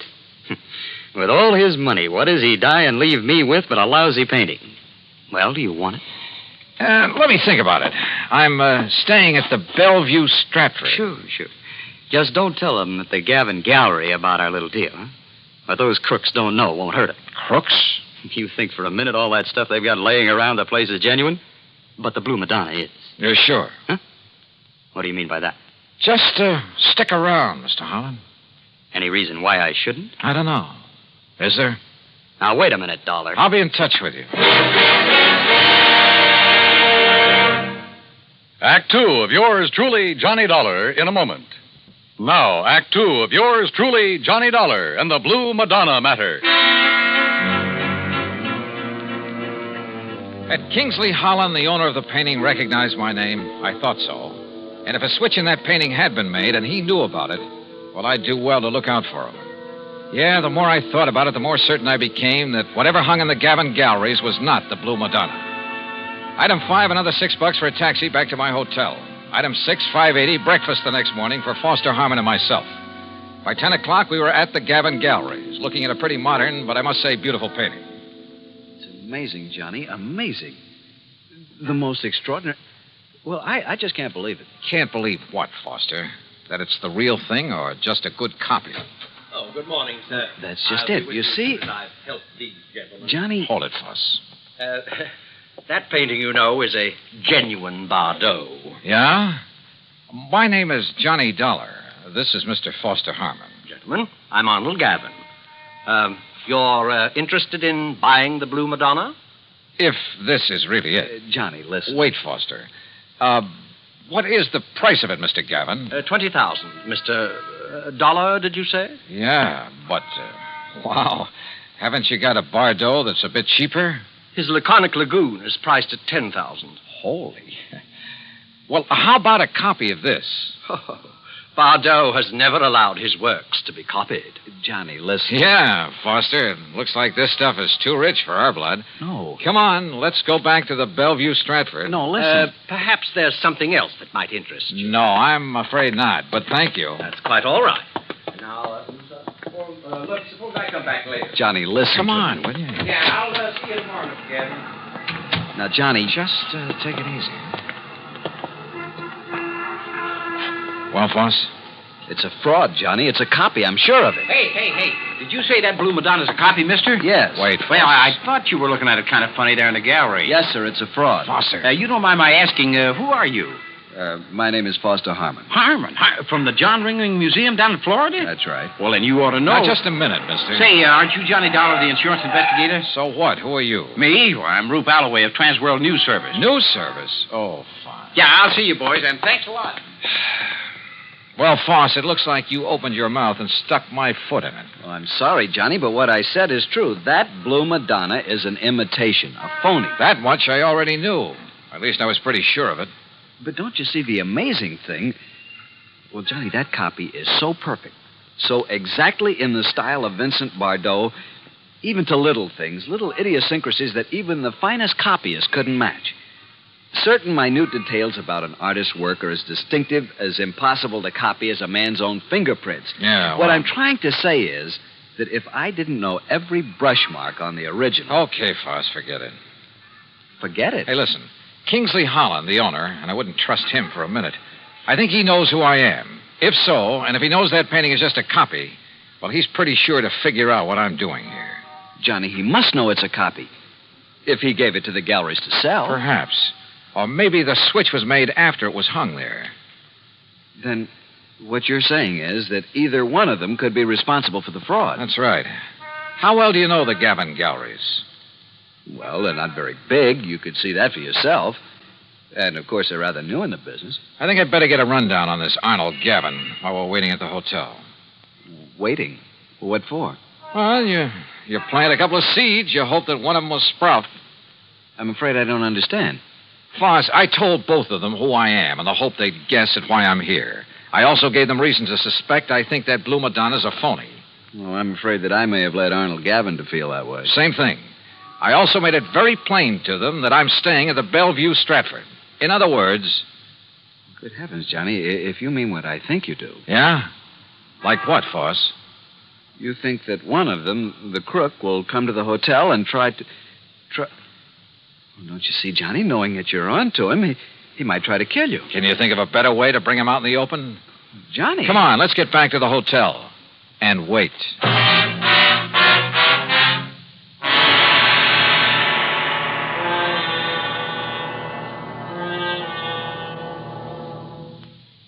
Act 3 of yours truly, Johnny Dollar, in a moment. And now, Act 3 of yours truly, Johnny Dollar. After all, there was no reason to drag Foster any further into this mess, although I knew he'd be game to see it through. So I paid him for all his expenses. That's item 7, 151 even, and sent him on back to Sarasota. Item 8, 10 cents for a phone call to Sergeant Jerry Hawkins at police headquarters. About mid-afternoon, he called me back.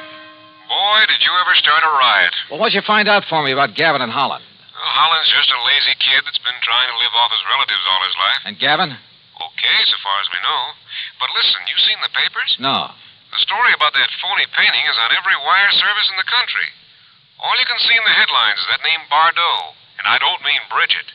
Johnny, you and that Foster Harmon ought to collect a publicity fee. Are you holding Gavin or Holland? Well, what on? Sure, the boys have questioned both of them, but unless we can show some evidence that one of them pulled the switch. Johnny, you got any ideas?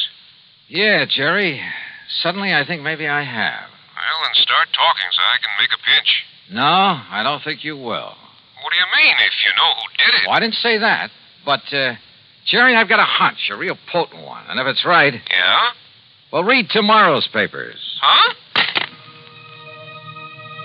Item 9, half a buck for an evening paper and a tip for the bellboy who brought it up to me. Yeah, the sergeant was right. This was the most free advertising any artist has had in years. Prices on genuine Bardots were skyrocketing. As for the fake Blue Madonna, I put in a fast call for Paris. But before the operator could get it through... Yeah? Arnold Gavin, Mr. Dollar. Well, Mr. Gavin... Do you see what has happened? Have you seen the papers? I sure have. And the police have closed my shop, my galleries. Can you blame them? But don't you understand? I've had offers of up to $30,000 for the Madonna. I've received wires offering me nearly $20,000 for the other Bardot, the real one. No kidding. Well, I'll show you how much I'm kidding. I've cabled Bardot to paint some more for me. Paint anything. Don't you see, after all this publicity, we'll make $1 million. So it was you that rigged this whole thing, huh, Gavin? I, Mr. Holland? Why, of course not. Sure, to raise the price of some of your lousy painting. Why, how can you say that? You who gave me that copy. Expert, huh? You trying to tell me you didn't know that was a copy? No. It was only this morning when the authority from Sarasota, when I called in the people from the museums here in Philadelphia. Do you know what they said? What? And it better be good. They said the only one who could have made that copy... Wait a minute. The only artist in the world who could have possibly... Hold it. Hold everything. Holland, you said you got that painting from your uncle's estate. That's right. It was willed to me. Where did your uncle get it? Why, Well, listen. I'm listening. Dollar, that Madonna was smuggled into it. Smuggled? That's right. But by whom?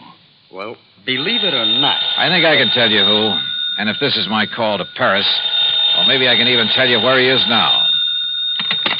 Johnny Dollar. This is your dear and faithful friend, Le Chagris. Good. Now listen. And for the information I can give you this time, you will have to pay me a vast sum of money. You're about to tell me that the Blue Madonna was smuggled into Paris by none other than the artist himself. What's this? By Vincent Bardot. Exactly. So that should be worth it, but how did you know? All right. All I want to know now is where is he? You know. He's not in Paris. Where is he? For $100? 150? 300. Oh, for that much I'll find out for myself. Goodbye. No. Okay, 200 or I hang up on you. Well, only for you, my best, my oldest friend. Where?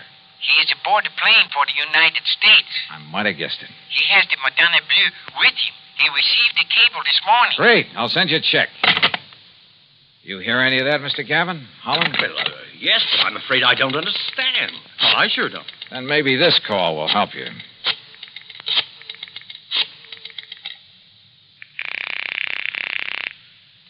Headquarters? Sergeant Jerry Hawkins. Yes, sir. Sergeant Hawkins. You can have the boys in New York pick him up or wait for his plane to arrive here in Philadelphia. Johnny. If you're sure you really have any charges against him. What? Yeah, he's on his way in from Paris. The guy who painted the copy of the Blue Madonna.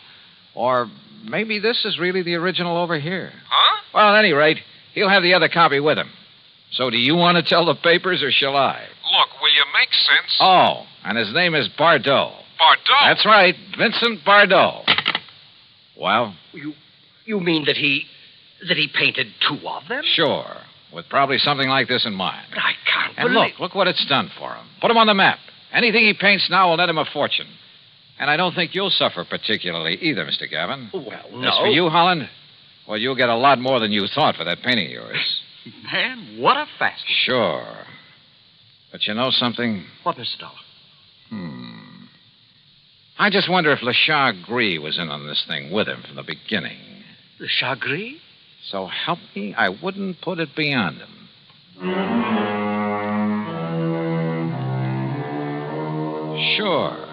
Sure he was in with Bardot. And probably collecting plenty from him. Anyhow, the insurance company isn't on anything. But I hope they'll be a lot more careful the next time they insure a painting. Any so-called original. Expense account total, including $400 for Le Chagris, the hotel, and the trip back to Hartford, $620 even. Yours truly, Johnny Dollar.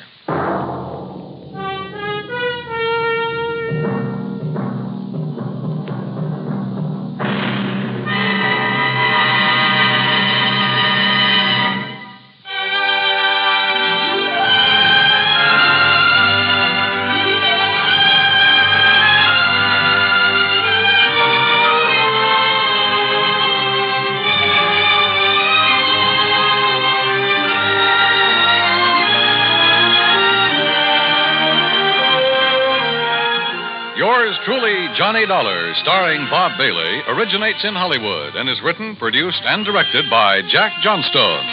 Heard in our cast were G. Stanley Jones, Forrest Lewis, Harry Bartell, Joseph Kearns, Bert Holland, and Byron Kane. Be sure to join us next week, same time and station, for another exciting story of yours truly, Johnny Dollar.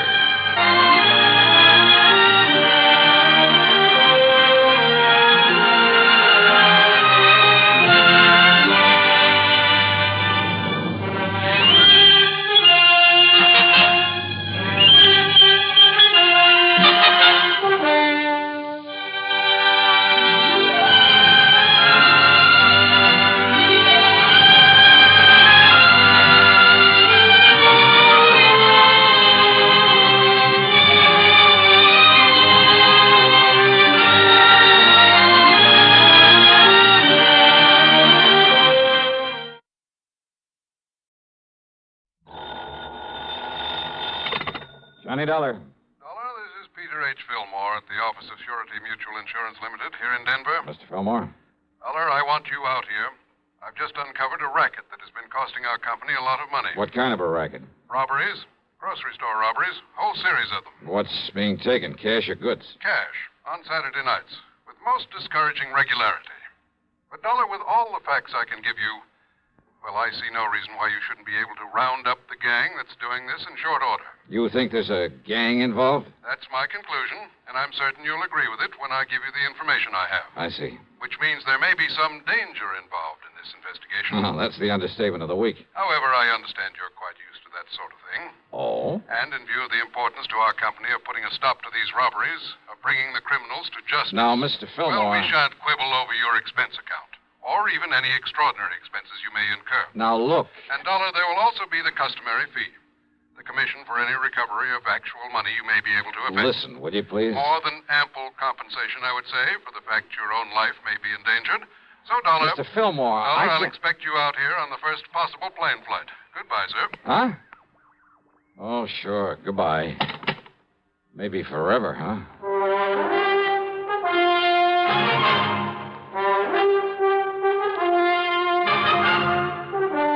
CBS Radio brings you Bob Bailey in the exciting adventures of the man with the action-packed expense account, America's fabulous freelance insurance investigator. Yours truly, Johnny Dollar. Thirsty people everywhere prefer ice-cold Pepsi-Cola. And because it's light, it refreshes without filling. Charlie, be sociable. I am, Kay. Pepsi is a favorite of thirsty people from Maine to Hawaii, from Alaska to Florida. Charlie. It's perfect for parties or picnics, so serve Pepsi to your guests. That's helpful, but... This is the sociable part. Keep plenty of Pepsi ice-cold and ready. Remember, it goes fast because everybody likes Pepsi. Singing still sounds more inviting. May I? Be sociable, look smart, keep up to date with Pepsi. Drink light, refreshing Pepsi. Stay young and fair and debonair. Be sociable, have a Pepsi. But singing doesn't say, pick up an extra carton of Pepsi today. Better yet, get a case. You do that. And now, Act One of yours truly, Johnny Dollar.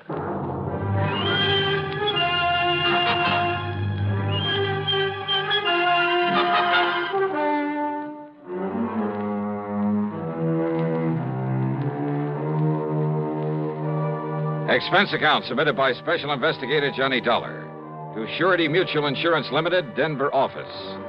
Following is an account of expenses incurred during my investigation of the Saturday night matter.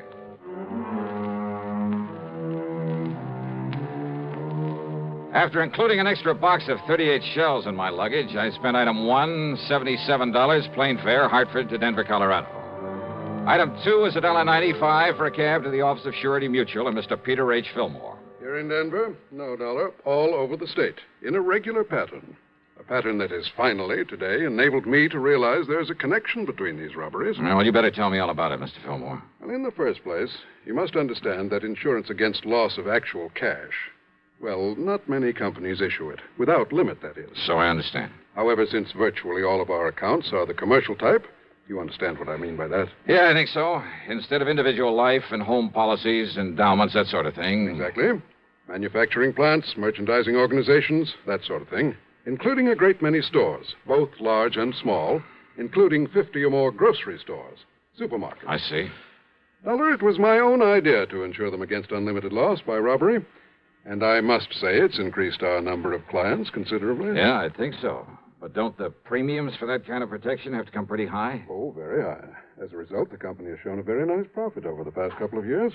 But, of course, if these robberies continue... Yeah, you say there's been a definite pattern to them. Yes. To begin with, Dollar, every one of them has occurred on a Saturday night. When the markets are likely to have more cash on hand than usual, huh? Exactly. How many robberies have there been? So far, 8. Well, that's about time you were catching up with them. Exactly. So, on with the pattern. The robbers have forced their way in at gunpoint, just as the owner, alone, was about to lock up and leave. In each case, there have been 2 of them, wearing nylon stockings over their faces by way of disguise. One of them, tall and husky, the other one, short and thin. That's about as much description as we've been able to learn from the store owners. And don't forget, Dollar, there's been no real coordination of police effort in these robberies. Because they've all occurred in different towns. Exactly. And that brings us to the important part of the pattern, which I only realized this morning. Whereupon I called you immediately. Well? The first was right here in Denver. The next in Pueblo, then Colorado Springs, Aurora, Lakewood, Englewood, Greeley. Last Saturday, a week ago tonight, the Casey market over in Boulder was robbed. True to pattern.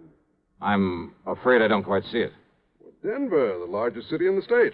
Then Pueblo, the next largest. I'll take your word for it. Then Colorado Springs, next in size to Pueblo. Then Aurora. And so on down the line? Exactly, Dollar.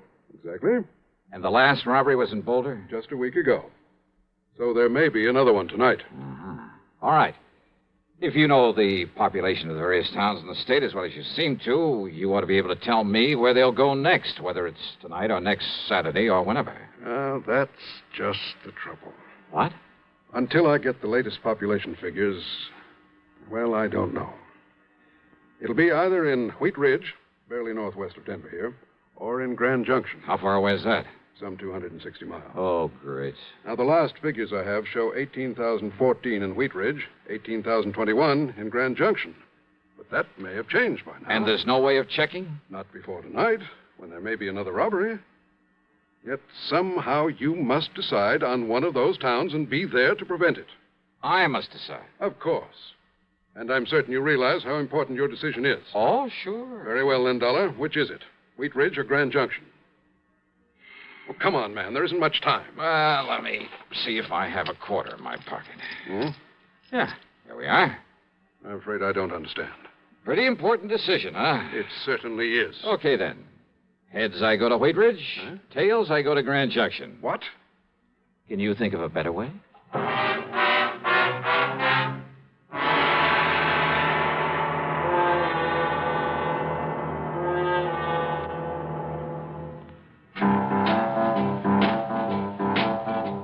Talk about best-selling records.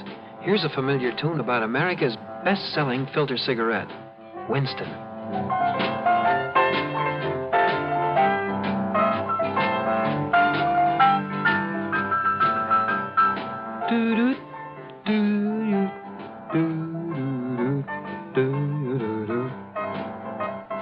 Winston gives you real flavor, full, rich tobacco flavor. And you know, that's because only Winston has filter blend up front. Choice, flavorful tobaccos, specially selected and specially processed for filter smoking. No wonder Winston tastes good, like a cigarette should. Smoke Winston. And now, Act Two of yours truly, Johnny Dollar, and the Saturday Night Matter.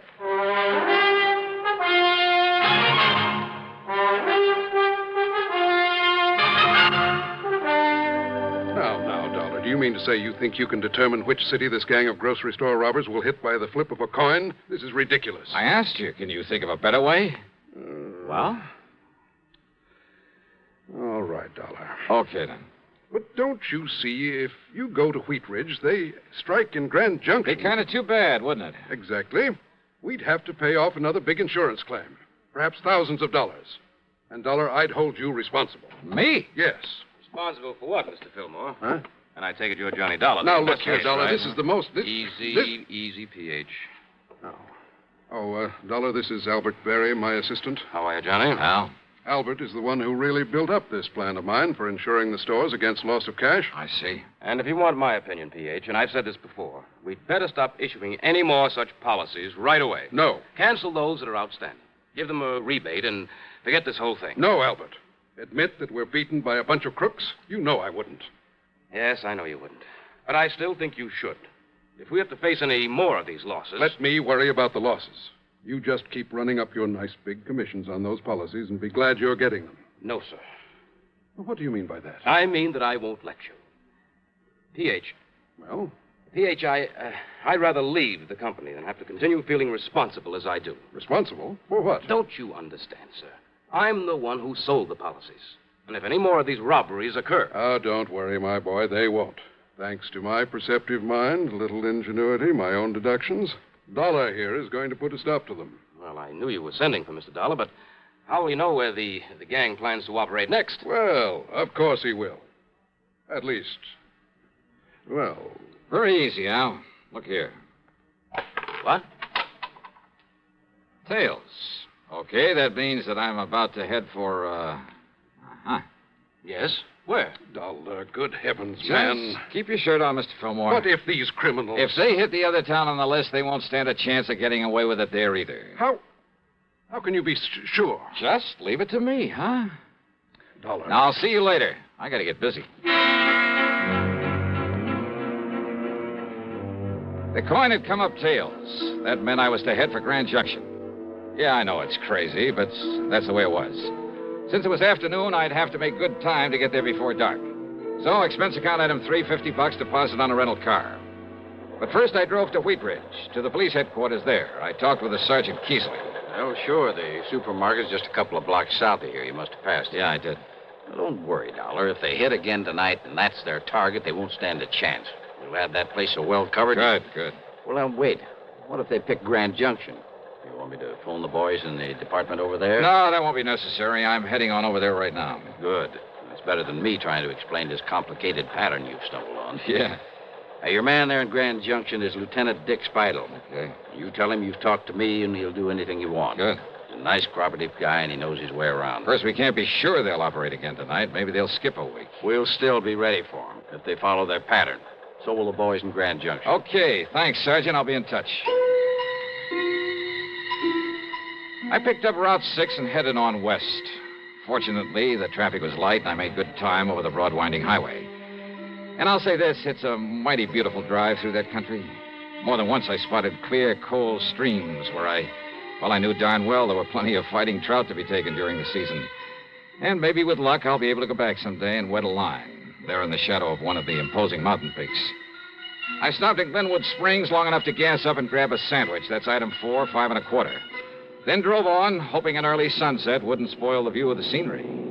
But you know something? Keeping at that scenery was my undoing. Yeah, too much attention to it had caused me to disregard another car on the road following me. And it finally caught up with me at the beginning of a short detour, only a few miles from Grand Junction, about where Asbury Creek joins the Colorado River. The highway was wet from the melted snow. It slowed down to cross a narrow temporary wooden bridge when the other car pulled up to me, then swung into my left rear and threw me into a skid. Hey, what the devil?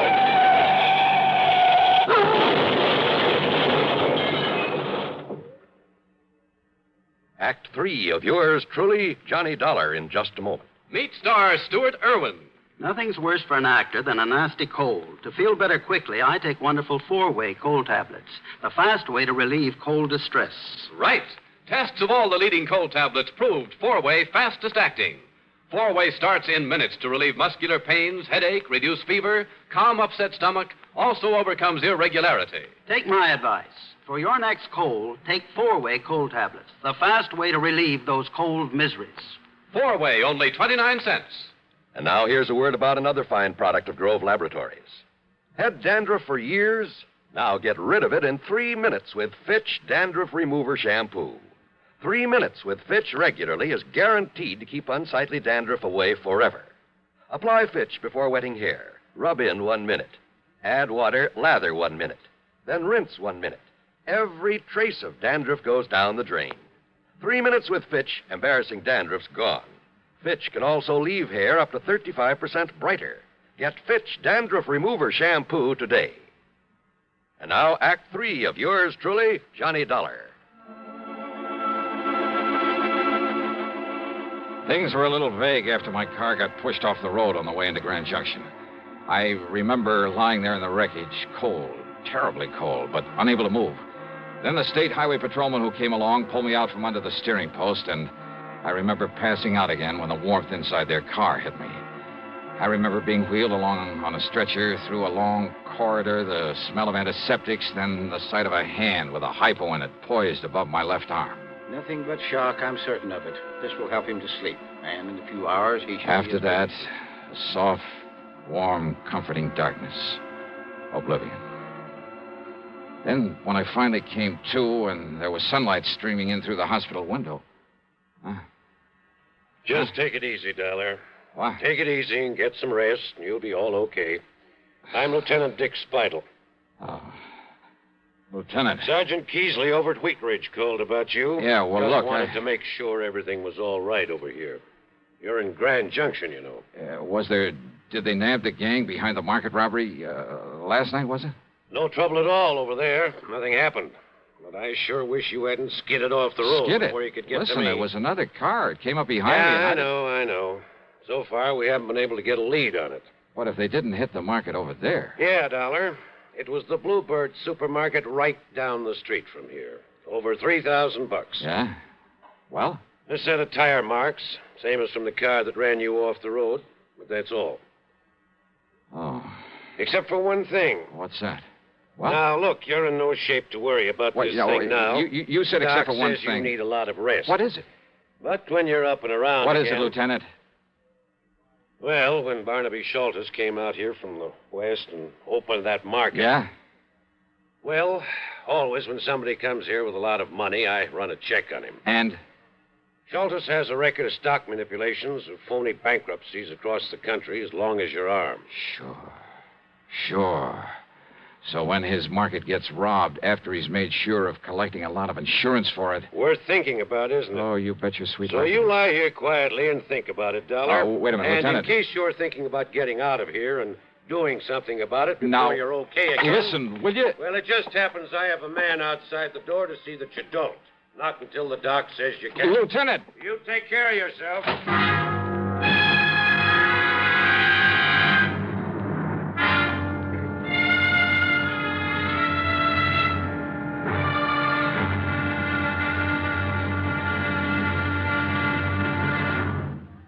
Munch, munch, munch a bunch of Fritos, corn chips. It's not polite to smack your lips, but you can't help it with Fritos, corn chips. Munch, munch, munch a bunch of Fritos, corn chips.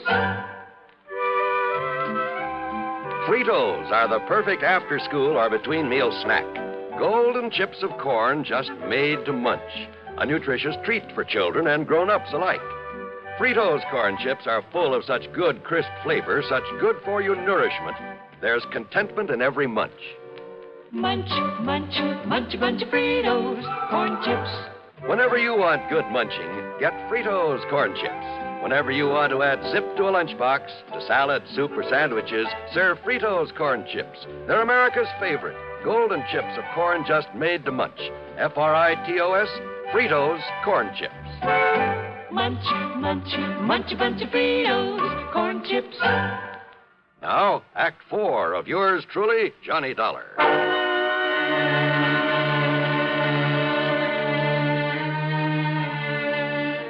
Early the next morning, I was out of the hospital and back in Denver at the office of Peter Fillmore. I was sure I had a lot of the answers to this case and told him so. Yes, go on, Dollar. Well, sure, it's an open invitation to robbery. Well, don't you see, the market owners could arrange these robberies themselves. Not only collect the insurance, but get a cut on whatever was taken. Good heavens. Yeah, sure. And look, didn't you tell me the owners couldn't seem to come up with a very good description of the crooks? Couldn't or wouldn't?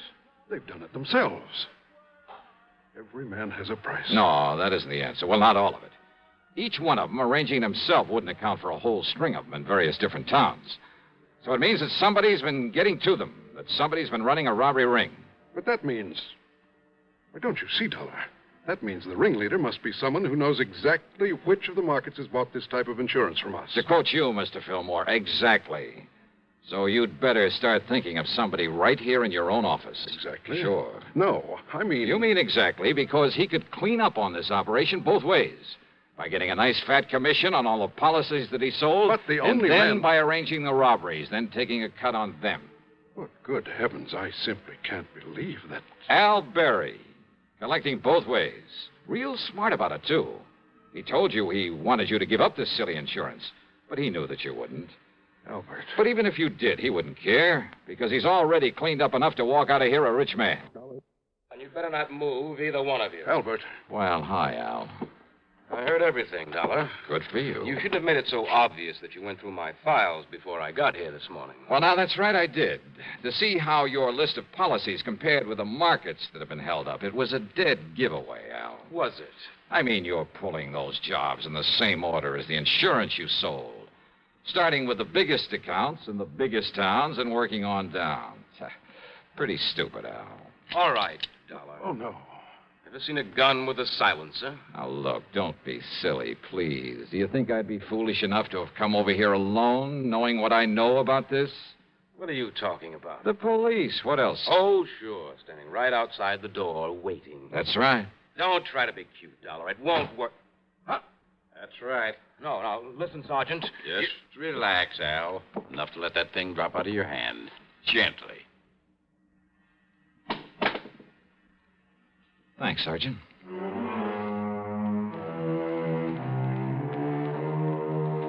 Sure. In the hope it might make things easier for him, Al produced the punks who'd been working with him, who'd actually pulled the jobs. And then he came up with most of the dough from the robberies. But you know something? I doubt if it'll do him any good, nor the store owners who'd played along with him. Expense account total, including hospital bill on the ride back to Hartford, $30101. And I'll leave the car that was wrecked to you. Yours truly, Johnny Dollar.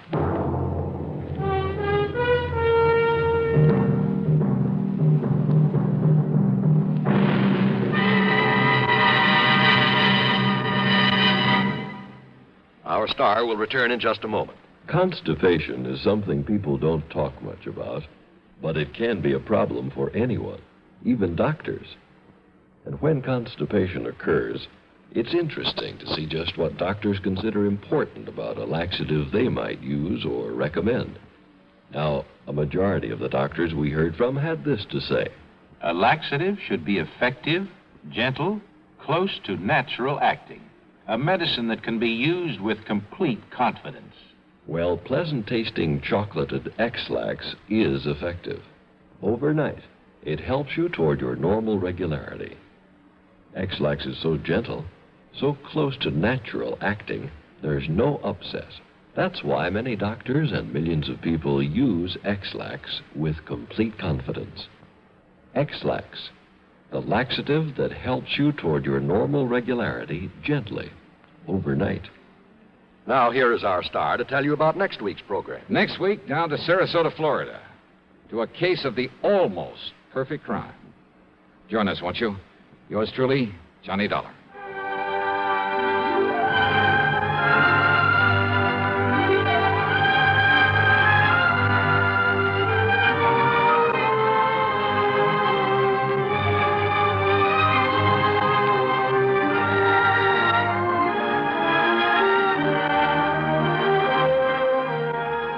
Yours truly, Johnny Dollar, starring Bob Bailey, originates in Hollywood and is written, produced, and directed by Jack Johnstone.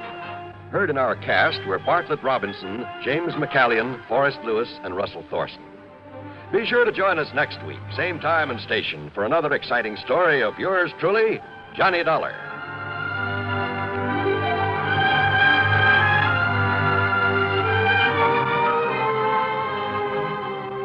This is John Wall speaking. This is the CBS Radio Network. This is Jim Amici, and this is 1960. Experts say it'll mark the beginning of the world's most productive years, a boom time, years of plenty. Well, that's good news for us in America, but let's remember that there are still millions in this small world who do not have enough to eat. People who need shelter, people who need medicines, people who need a kindly helping hand. So it's time to give like 60. This is the week of the Catholic Bishops' Relief Fund Drive, a time to renew the treasury of the worldwide organization which last year helped 40 million people in 40 different countries. This year, there's a new magic in giving. Every dollar you contribute to the Bishops' Fund releases $30 worth of stockpiled surplus supplies. Give now. Help the hungry and homeless overseas. Give through your local Catholic church or Bishop's Relief Fund, Empire State Building, New York. It's a small world. Let's make it a better one. Radio 59, Albany, New York. WROW, the Tri-Cities #1 station for news.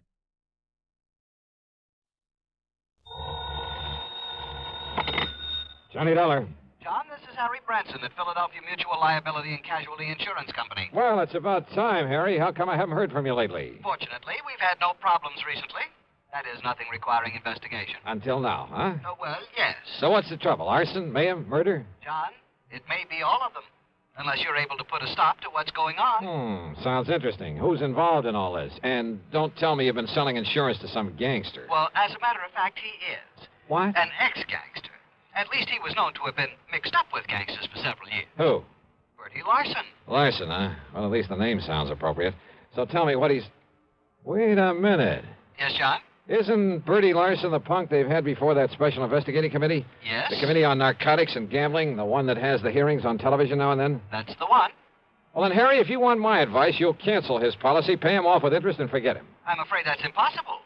What's more, since those hearings began, we've increased the face value of some of his policies. You have what? Yes. But now, in view of the threats he's been receiving, threats on his life, his home, his family, well, John... Baby, you're in trouble. John, do you think you can help us? And get my head blown off by some gunsel? Harry, this kind of stuff I shouldn't touch with a 10-foot pole. But don't you see... In spite of the big fee your company will have to pay me, in addition to my expense John, account. just a minute. At least it'll guarantee me a decent funeral. A funeral? But if that's the way you want it, as long as you're willing to pay through the nose for my services. But, John, I didn't say... John, that is... listen to me, John. Okay, keep your shirt on, Harry. I'll run on down there and see you.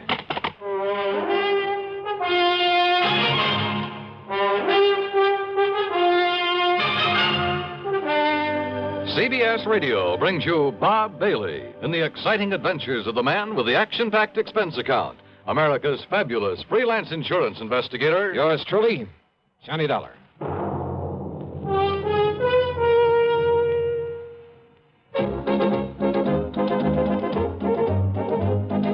Winston tastes good like a cigarette should. Winston tastes good like a cigarette should. Winston gives you real flavorful, rich tobacco flavor. Winston's easy drawing too. The flavor comes right through to you. Winston tastes good like a cigarette should.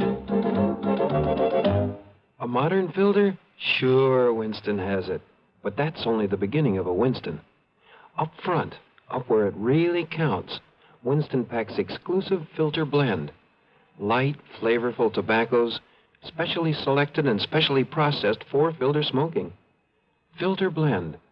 That's why it's fun to smoke Winston, America's best-selling filter cigarette. Winston tastes good like a cigarette should. And now, Act One of yours truly, Johnny Dollar.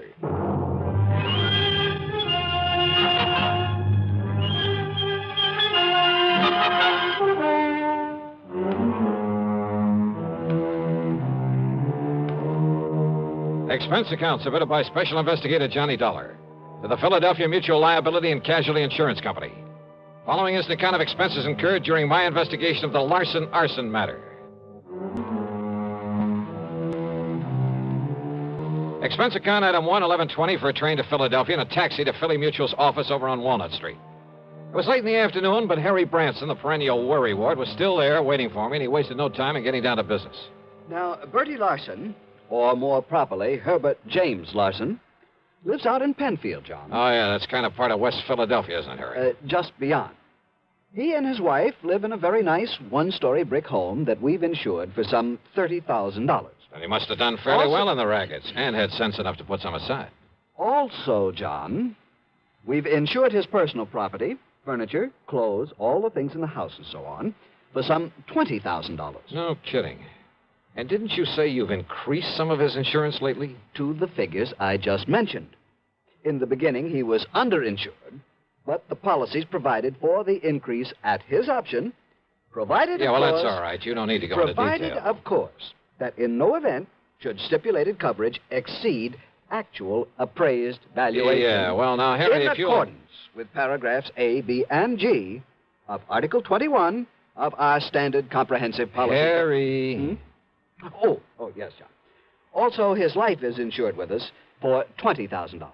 Making a total of $70,000. $70,000, yes. So if everything goes, including Bertie himself, somebody's liable to collect plenty. Exactly. Okay, who's the beneficiary? His wife, Nora. I see. And now you say that somebody's been threatening him. Oh, yes. Ever since he agreed to appear before this investigating committee. Uh-huh. What kind of threats? Over the telephone, he tells me, warning him that if he continues to testify, well, they haven't directly threatened his life, as I understand it, but they might as well have. And then last week... Wait a sec, Harry. Haven't the police been in on this? Oh, yes. Yes, they have. And for a while, they kept some men stationed about his place. So, naturally, nothing happened. But last week, John, when he returned from one of the hearings, he phoned me and said that he'd found a can of gasoline standing on his front doorstep. Ah, just a hint, huh, of what might happen if he doesn't clam up. Yeah, that's an old-style gang warning. Yes, a very obvious threat to burn up his home. But he's continued to appear at the hearings? Yes. And if he's killed off by these people, if his home is burned out from under him... By what people, Harry? Has he any idea who might be behind this monkey business? Well, of course. It must be someone who was involved with him in narcotics and illegal gambling at one time or another. But he doesn't know exactly who. Not specifically. He says he never recognized the voice on the phone, and, of course, it was probably well disguised. Do you suppose he's still involved in the rackets? Oh, apparently not, or we'd never have sold him insurance. But then who can be sure? The point is, John, that if anything does happen to him or to that home of his, the company will have to pay out sizable sums of money. Yeah. Naturally, we don't want to do that. No. And if he can be protected properly, well, John, that's why I telephoned to you. Yeah, but Harry, the kind of protection you seem to want for him is something for the police to provide. John, I am convinced that the protection they are giving Bertie Larson is wholly inadequate. You told them so? I most certainly have. But they simply refuse to listen to me. Well, that is why I called you. Oh, I'm sorry, Harry, but it seems to me that... Well, okay. Give me his address. Tell me who the police contact is, and I'll see what I can do for you. I dropped my bags at the Bellevue Stratford. Then, having missed my lunch, I spent item 2, 5 1/4 for a drink and some early dinner. Item 3, $50 deposit on a rental car, and I headed out through West Philadelphia to the address in Penfield. As Harry had said, it was a nice place, not large, but neat and modern, sitting at the end of a new street. Apparently, there was no one home. I looked around to see if there was a patrolman watching over the place. No one. Nothing. And the street itself was deserted. I was just about to swing around and head for police headquarters when I noticed a thin streak of light from one of the rear windows in spite of the drawn shades. Yeah, I suppose I'll learn one of these days not to be so curious. But I walked quietly up the driveway beside the house. And then I heard something. Just a little sound, as though someone had quietly opened or closed a door at the side of the garage in the rear. And I suddenly caught the smell of gas, of raw gasoline. It was coming from the garage. I carefully edged my way on back there, hoping I wouldn't trip over something in the darkness that would give me away. The smell of gasoline was stronger now, much stronger. My next step was into a puddle in front of the garage door. I remember bending over to sniff at it, and it was gasoline, all right. And I remember a flashlight stabbing through the darkness behind me.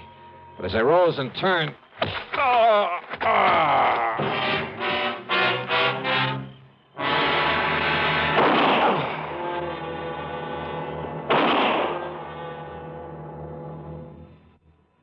Act 2 of yours truly, Johnny Dollar, in a moment. Question: where will you find the leading stars of the entertainment world? Answer, right here on CBS Radio. Gary Moore, Arthur Godfrey, Andy Griffith, Bob and Ray, Art Linkletter, Amos and Andy, and more. The gang's all here. You'll also find the New York Philharmonic and the Metropolitan Opera back on the air. Remember, the star's address, CBS Radio. And now, Act 2 of yours truly, Johnny Dollar, and the Larson Arson Matter.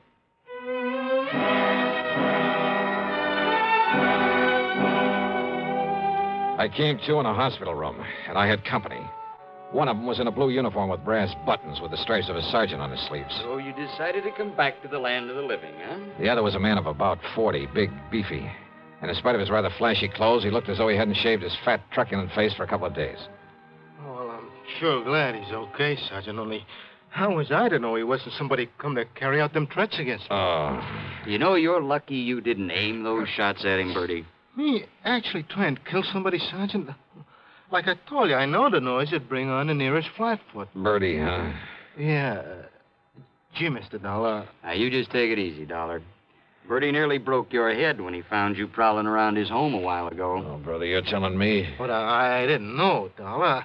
I didn't know who you was till me and a cop went through your pockets and seen your identification. Okay, now look. And I come home and seen you sneaking around and had gasoline all over my garage like somebody was going to put a torch to it. Okay, Bertie. So you can't blame me for slugging me. Yeah, now, But Bertie. I'm sure sorry I did it, Dollar. Dollar, the hospital bill's on me, so live it up, huh? Oh, yeah, sure. Okay, now, Bertie. Dollar's going to be all right, so you go along, huh? I'll check with you later. Oh, yeah, sure. Okay. Oh, I'm going up in the country to make sure my wife's all right. Up in the country? Yeah, up in the Catskills with a couple of relatives, Mac and Josie. Oh, you don't think I'd leave her stay around here with those people on the phone saying they're going to burn me out if I don't stop yapping at that committee? And you don't know who it is making the threats, huh? I sure wished I did. Okay, run along now, Bertie. No, wait, please. Well, what is it, Dollar? Well, I'd like to talk to Bertie some more. Well, sure. No, not until the medics say you're all right and let you out of here. And besides, I want to talk to you myself. Now, go along, Bertie. Yeah, sure. All right, now look, Sergeant. Just stay flat on the bed, Dollar. And now you're lucky Bertie didn't kill you. And I can't say I would have blamed him. Why didn't you come to me before trying to contact him? I could have given you all the information you need about this case. Now, look, Sergeant. Not only have saved you a lot of trouble, but kept you from getting banged on the head. Okay. All you private dicks are alike. Now, listen, will you? As for that nosy guy over at your insurance company who's been bothering me 3 and 4 times a day, well, now I've got 2 of you to keep from upsetting the apple cart. What's that supposed to mean? Bertie Larson isn't the man this investigating committee's after. What? Of course not. He's strictly small time. And he hasn't even been that since he served a stretch on a burglary arson rap. What about the narcotics and gambling that's under investigation? He was never any more than a messenger boy for the big shots. Well, now, what's the importance of these hearings? Now, don't you see, if the committee can hold him up as a guy who talks and doesn't get hurt by him, well, it'll help them flush out some of the others. And who knows? Maybe some of his information might have a little value, and he'd be glad to give it. Yeah? Why? Bertie's been trying to run a used car business. Legitimate, or is it cover-up or something else? Legitimate. You're sure of that? Dollar, that stupid punk has been so scared since he got out of the clink. Yep. And listen. I'm listening. The publicity that he's been getting from the hearings, because of cooperating with the committee, why, it's practically made a public hero out of him. Who knows?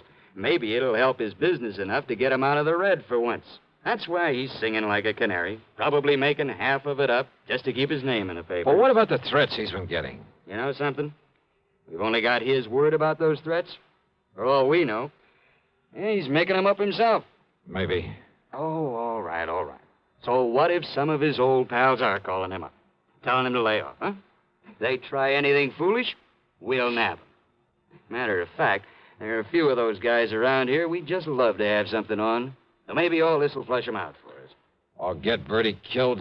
Ask me. I don't think anybody'd even bother to rub him out. I hope you're right, Sergeant. Sure. So, Dolly, that's that. When you're wait. up and around, come on over to the station and see me. But meantime, leave this to me, will you? Oh, wait a minute, will you? What about that gasoline he mentioned that was spilled all over his garage? Oh, one of those shots he fired. And now one of look. them drilled a hole in a can of gas he had lying around. Yeah? Sure, saw it there myself. Look, Sergeant. See you later, Dolly. Wait a minute, will you? Sergeant!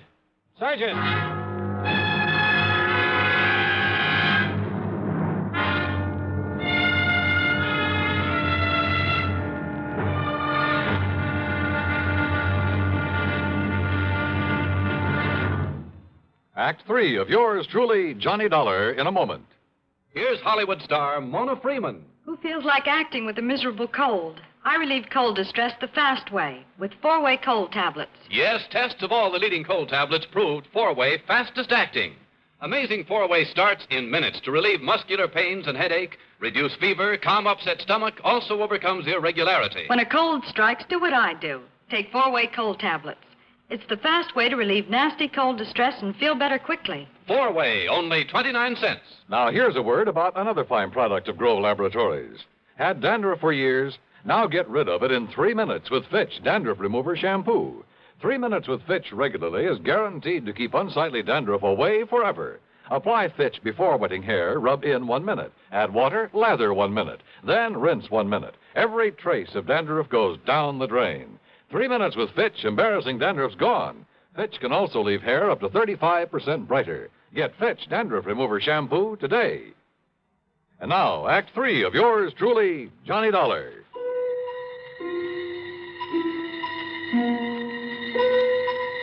There was something all wrong about the whole setup. I'd smelled the gasoline around that garage before Bertie Larson had slugged me.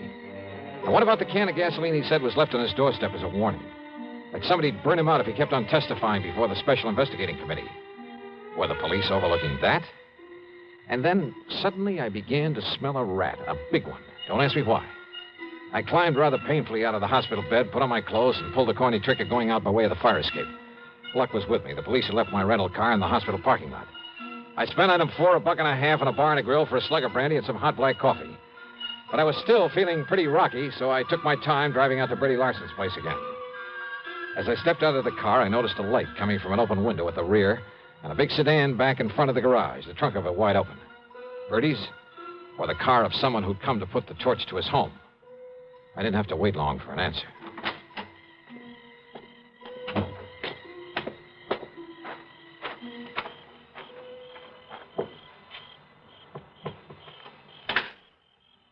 Bertie. Huh? Going up in the country, huh, to see your wife? Oh, Dollar. Yeah, that's right. Oh, say, listen, Dollar. It's lucky you come by here. Is it? Lucky for you or for me? Oh, no, listen, I come by to pick up some things, you know, to haul up to my wife.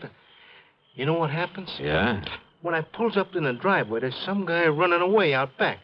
So I yells him to stop, but he keeps on going, and it's so dark I can't see where to throw a shot. And listen. I'm listening. Then I smell gasoline. It's coming from inside the house. So I unlock the door and go in, and you know what I find in there? Go on, Bertie. Come on inside, Dollar. I'll show you. Oh, it's lucky I come by here. That's all I got to say. Hey, wait a minute. Were you figuring on moving out of here? Huh? What do you mean? Well, now, don't tell me this is all the furniture you keep in this place. Of course not. I sent a lot up to Josie and Mac from while my wife is staying with them. But if the place burned down, you wouldn't hesitate to collect insurance on all the furnishings, would you? You're trying to be funny, Dollar. Now, look. Look here in my den. You see? You see where somebody dumped gas all over the rug? Lay them celluloid strips and out over the windowsill so as he could put a match to it from the outside? Yeah, I see, Bertie. Well, it's a guy I seen running away from you who was going to burn me out. You see how he broke in by forcing the screen on that window? I see where this screen was bashed out from the inside. What'd you say? And I fail to see any footprints in the flower bed below it. No wonder you served a term for arson, among other things. Huh? Oh, listen. I mean the sloppy setup you made here. What are you talking about? You've been losing your shirt in the used car business. So it looked like you might have to take a chance at the rackets again. Are you out of your mind? But then this investigating committee came along. Talking freely before them gave you an excuse to claim you were getting threats. Oh, now, listen. You filled up the insurance on this place to the limit. Then gave out the tale about gasoline left on your doorstep as a warning. Oh, listen. All of it. So that when your house went up in flames, everybody would think it was set by the mythical person who was supposed to be making the threats. You're crazy. Meantime, of course, you've carefully emptied the place of anything valuable. In storage with these pals of yours, Josie and Mac, up in the Catskills, if any such people really exist. Listen. This home and the garage would probably be nothing but ashes right now if I hadn't come along earlier. Could have killed you then, Dollar, so Killed maybe me? I better... I think you were just a lousy shot. Yeah? But when all that noise brought the police and you found out who I am, why, sure, you could use me to help build up your case for whenever you decided to fire this place. You thought. But it didn't work, Bertie, because... Oh, no, you don't. Come on, put your hand up. Come on, over your head. Reach, Bertie. Now, listen. Can't even pull a gun quickly, can you? You don't need to, Dollar. Huh, what? Don't move. I'm right in back of you. Drop the gun. Kill him. Yeah, Nora. Kill him. We'll fire the joint and get up in a country where Josie and Mac will swear we've been with him all the time. Yeah, Bertie. Yeah, that's what we'll do. And listen, we'll strip this guy after you knock him off. They'll find his bones after the fire, and they'll think it's me. That's another 20 grand of insurance to collect. No, Bertie. What? I'm leaving both of you here. You gone crazy? After this nice setup, I'd be crazy if I didn't take all I could get out of it. You ready, Bertie? Oh, Laura, listen! All right, darling, now it's you. Drop it, Nora. Where'd you come from, you dirty...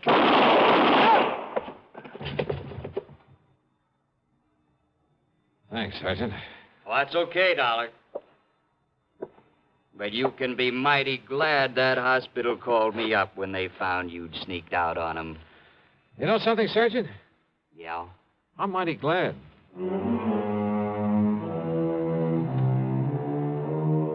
Expense account total, including my hospital bill, my room at the Bellevue, and a couple of meals, plus, of course, the trip back to Hartford, $79.75. Remarks? Why bother? From here on in, it's up to the company and the police to straighten things out. Yours truly, Johnny Dollar.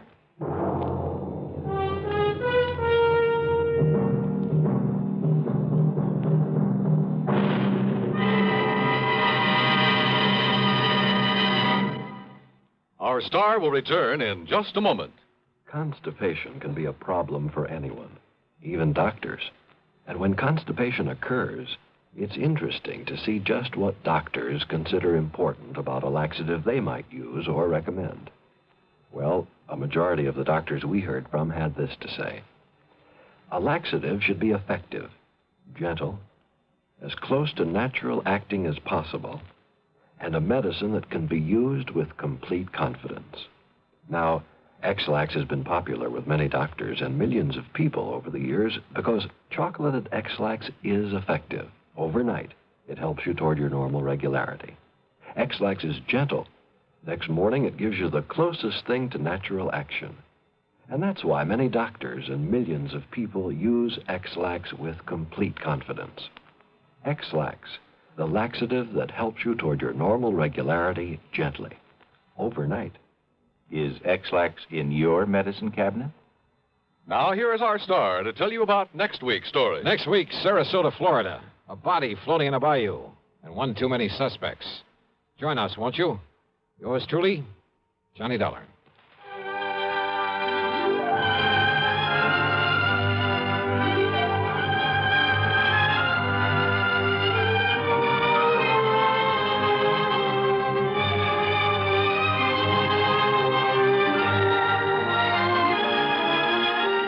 Yours truly, Johnny Dollar, starring Bob Bailey, originates in Hollywood and is written, produced, and directed by Jack Johnstone.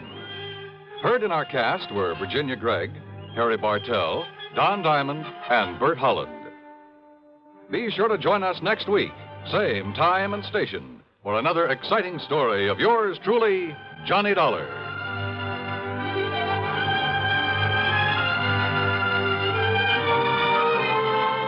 This is Dan Cubberly speaking.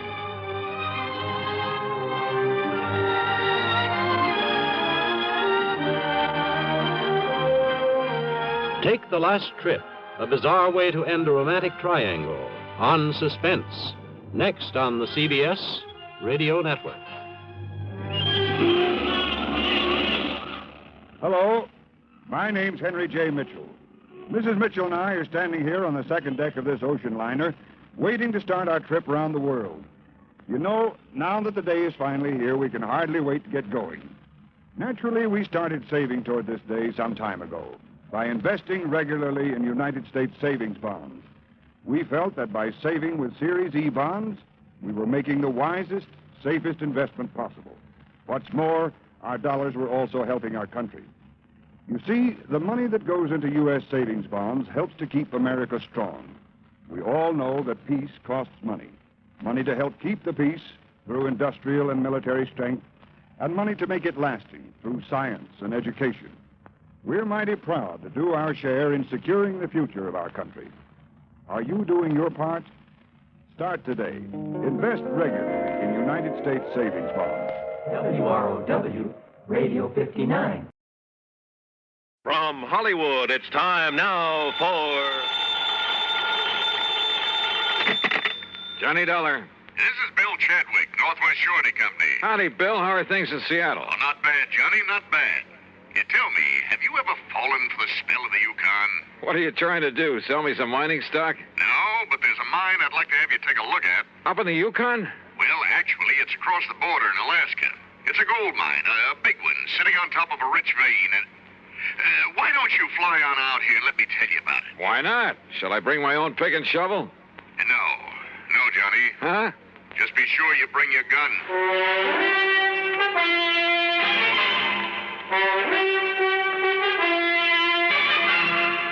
Bob Bailey in the exciting adventures of the man with the action-packed expense account, America's fabulous freelance insurance investigator. Yours truly, Johnny Dollar.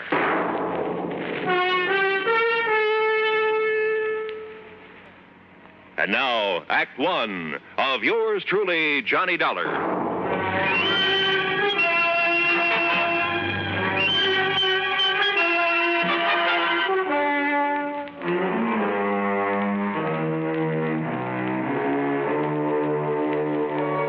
Expense account submitted by Special Investigator Johnny Dollar to the Northwest Surety Company, Seattle, Washington office. Following is an account of expenses incurred during my investigation of the Midnight Sun matter.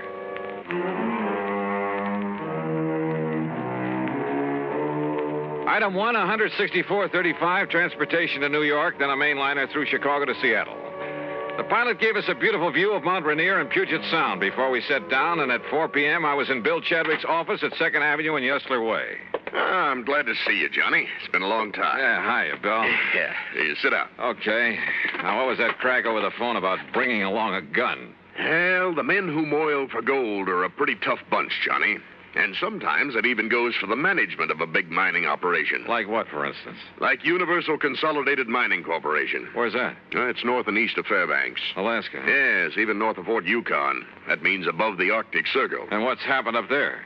The whole thing sits at the foot of a big glacier. Oh? No problem until recently. Now, through some freak of nature, that glacier is changing its course. No kidding. And from the look of things, maybe a couple of months, maybe a couple of years, or even 10 years.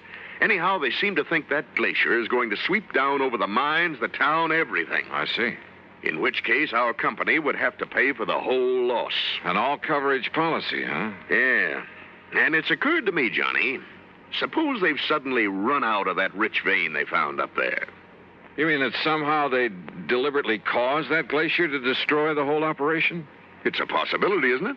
Well, a pretty far-fetched one, if you ask me.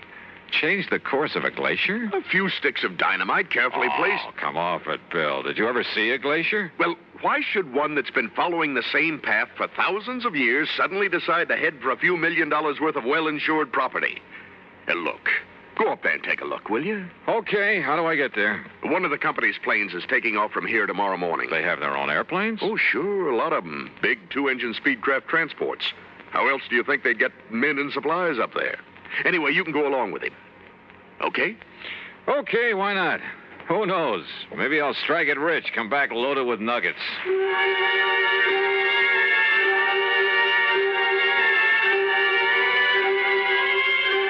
Item 2, $31 even for my room at the Benjamin Franklin and a night on the town. The following morning, well, I suppose I should have wondered why a big cargo plane should take off from a tiny airport far out of town with only the pilot and me on board. Yep, I should have wondered.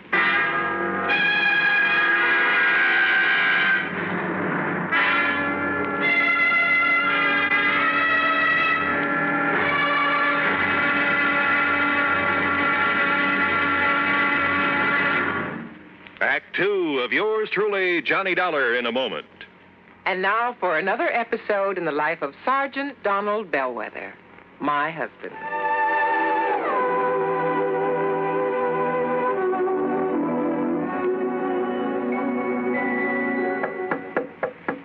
Good morning, Mrs. Bellweather. Would milady prefer to have her breakfast in bed this morning? Oh, what a perfect husband. Thank you, darling. Ah, here's the tray with the coffee, the toast, and the orange. Oh, Oh, fine. I forgot the orange juice. Hold the tray, honey. I'll be right back. Oh, darling, what happened? I stubbed my toe in the corner of the dresser. The National Safety Council was right. The what? Last night I read something in a National Safety Council pamphlet. Oh, Reba, how can you sit there talking about a pamphlet when I'm dying a slow, tortuous death? Oh, come over here, darling. I'm sorry. All right. Now, what's this about the National Safety Council? Did they predict I would stub my toe this morning? No, silly. It's just a coincidence. Only last night I read the statistics that prove that more home accidents occur in the bedroom of all places. Yeah? Not the bathroom or the kitchen or the home workshop. The bedroom. Okay. From now on, when I walk around the bedroom, I'm going to wear my combat boots instead of these open-toed huaraches. Well, that might help, dear. But what everyone should be most careful of is taking medicine in the dark. Okay, my living safety encyclopedia. I will now fetch your orange. Oh, you're sweet. And it's just too bad that you nice men are so prone to accidents in the home. And the reason is because you brave men usually tackle the hazardous jobs around the house. Hey, I'll remember those kind words as I slowly limp back to the kitchen. One thing in your favor, though, Sarge. Married men stand a better chance of avoiding fatal accidents in the home. Is that a fact? Mm-hmm. You know, in one state, 75% of the men involved in home mishaps were unmarried. Well, I'm sure glad I'm married. Because the accident odds are better?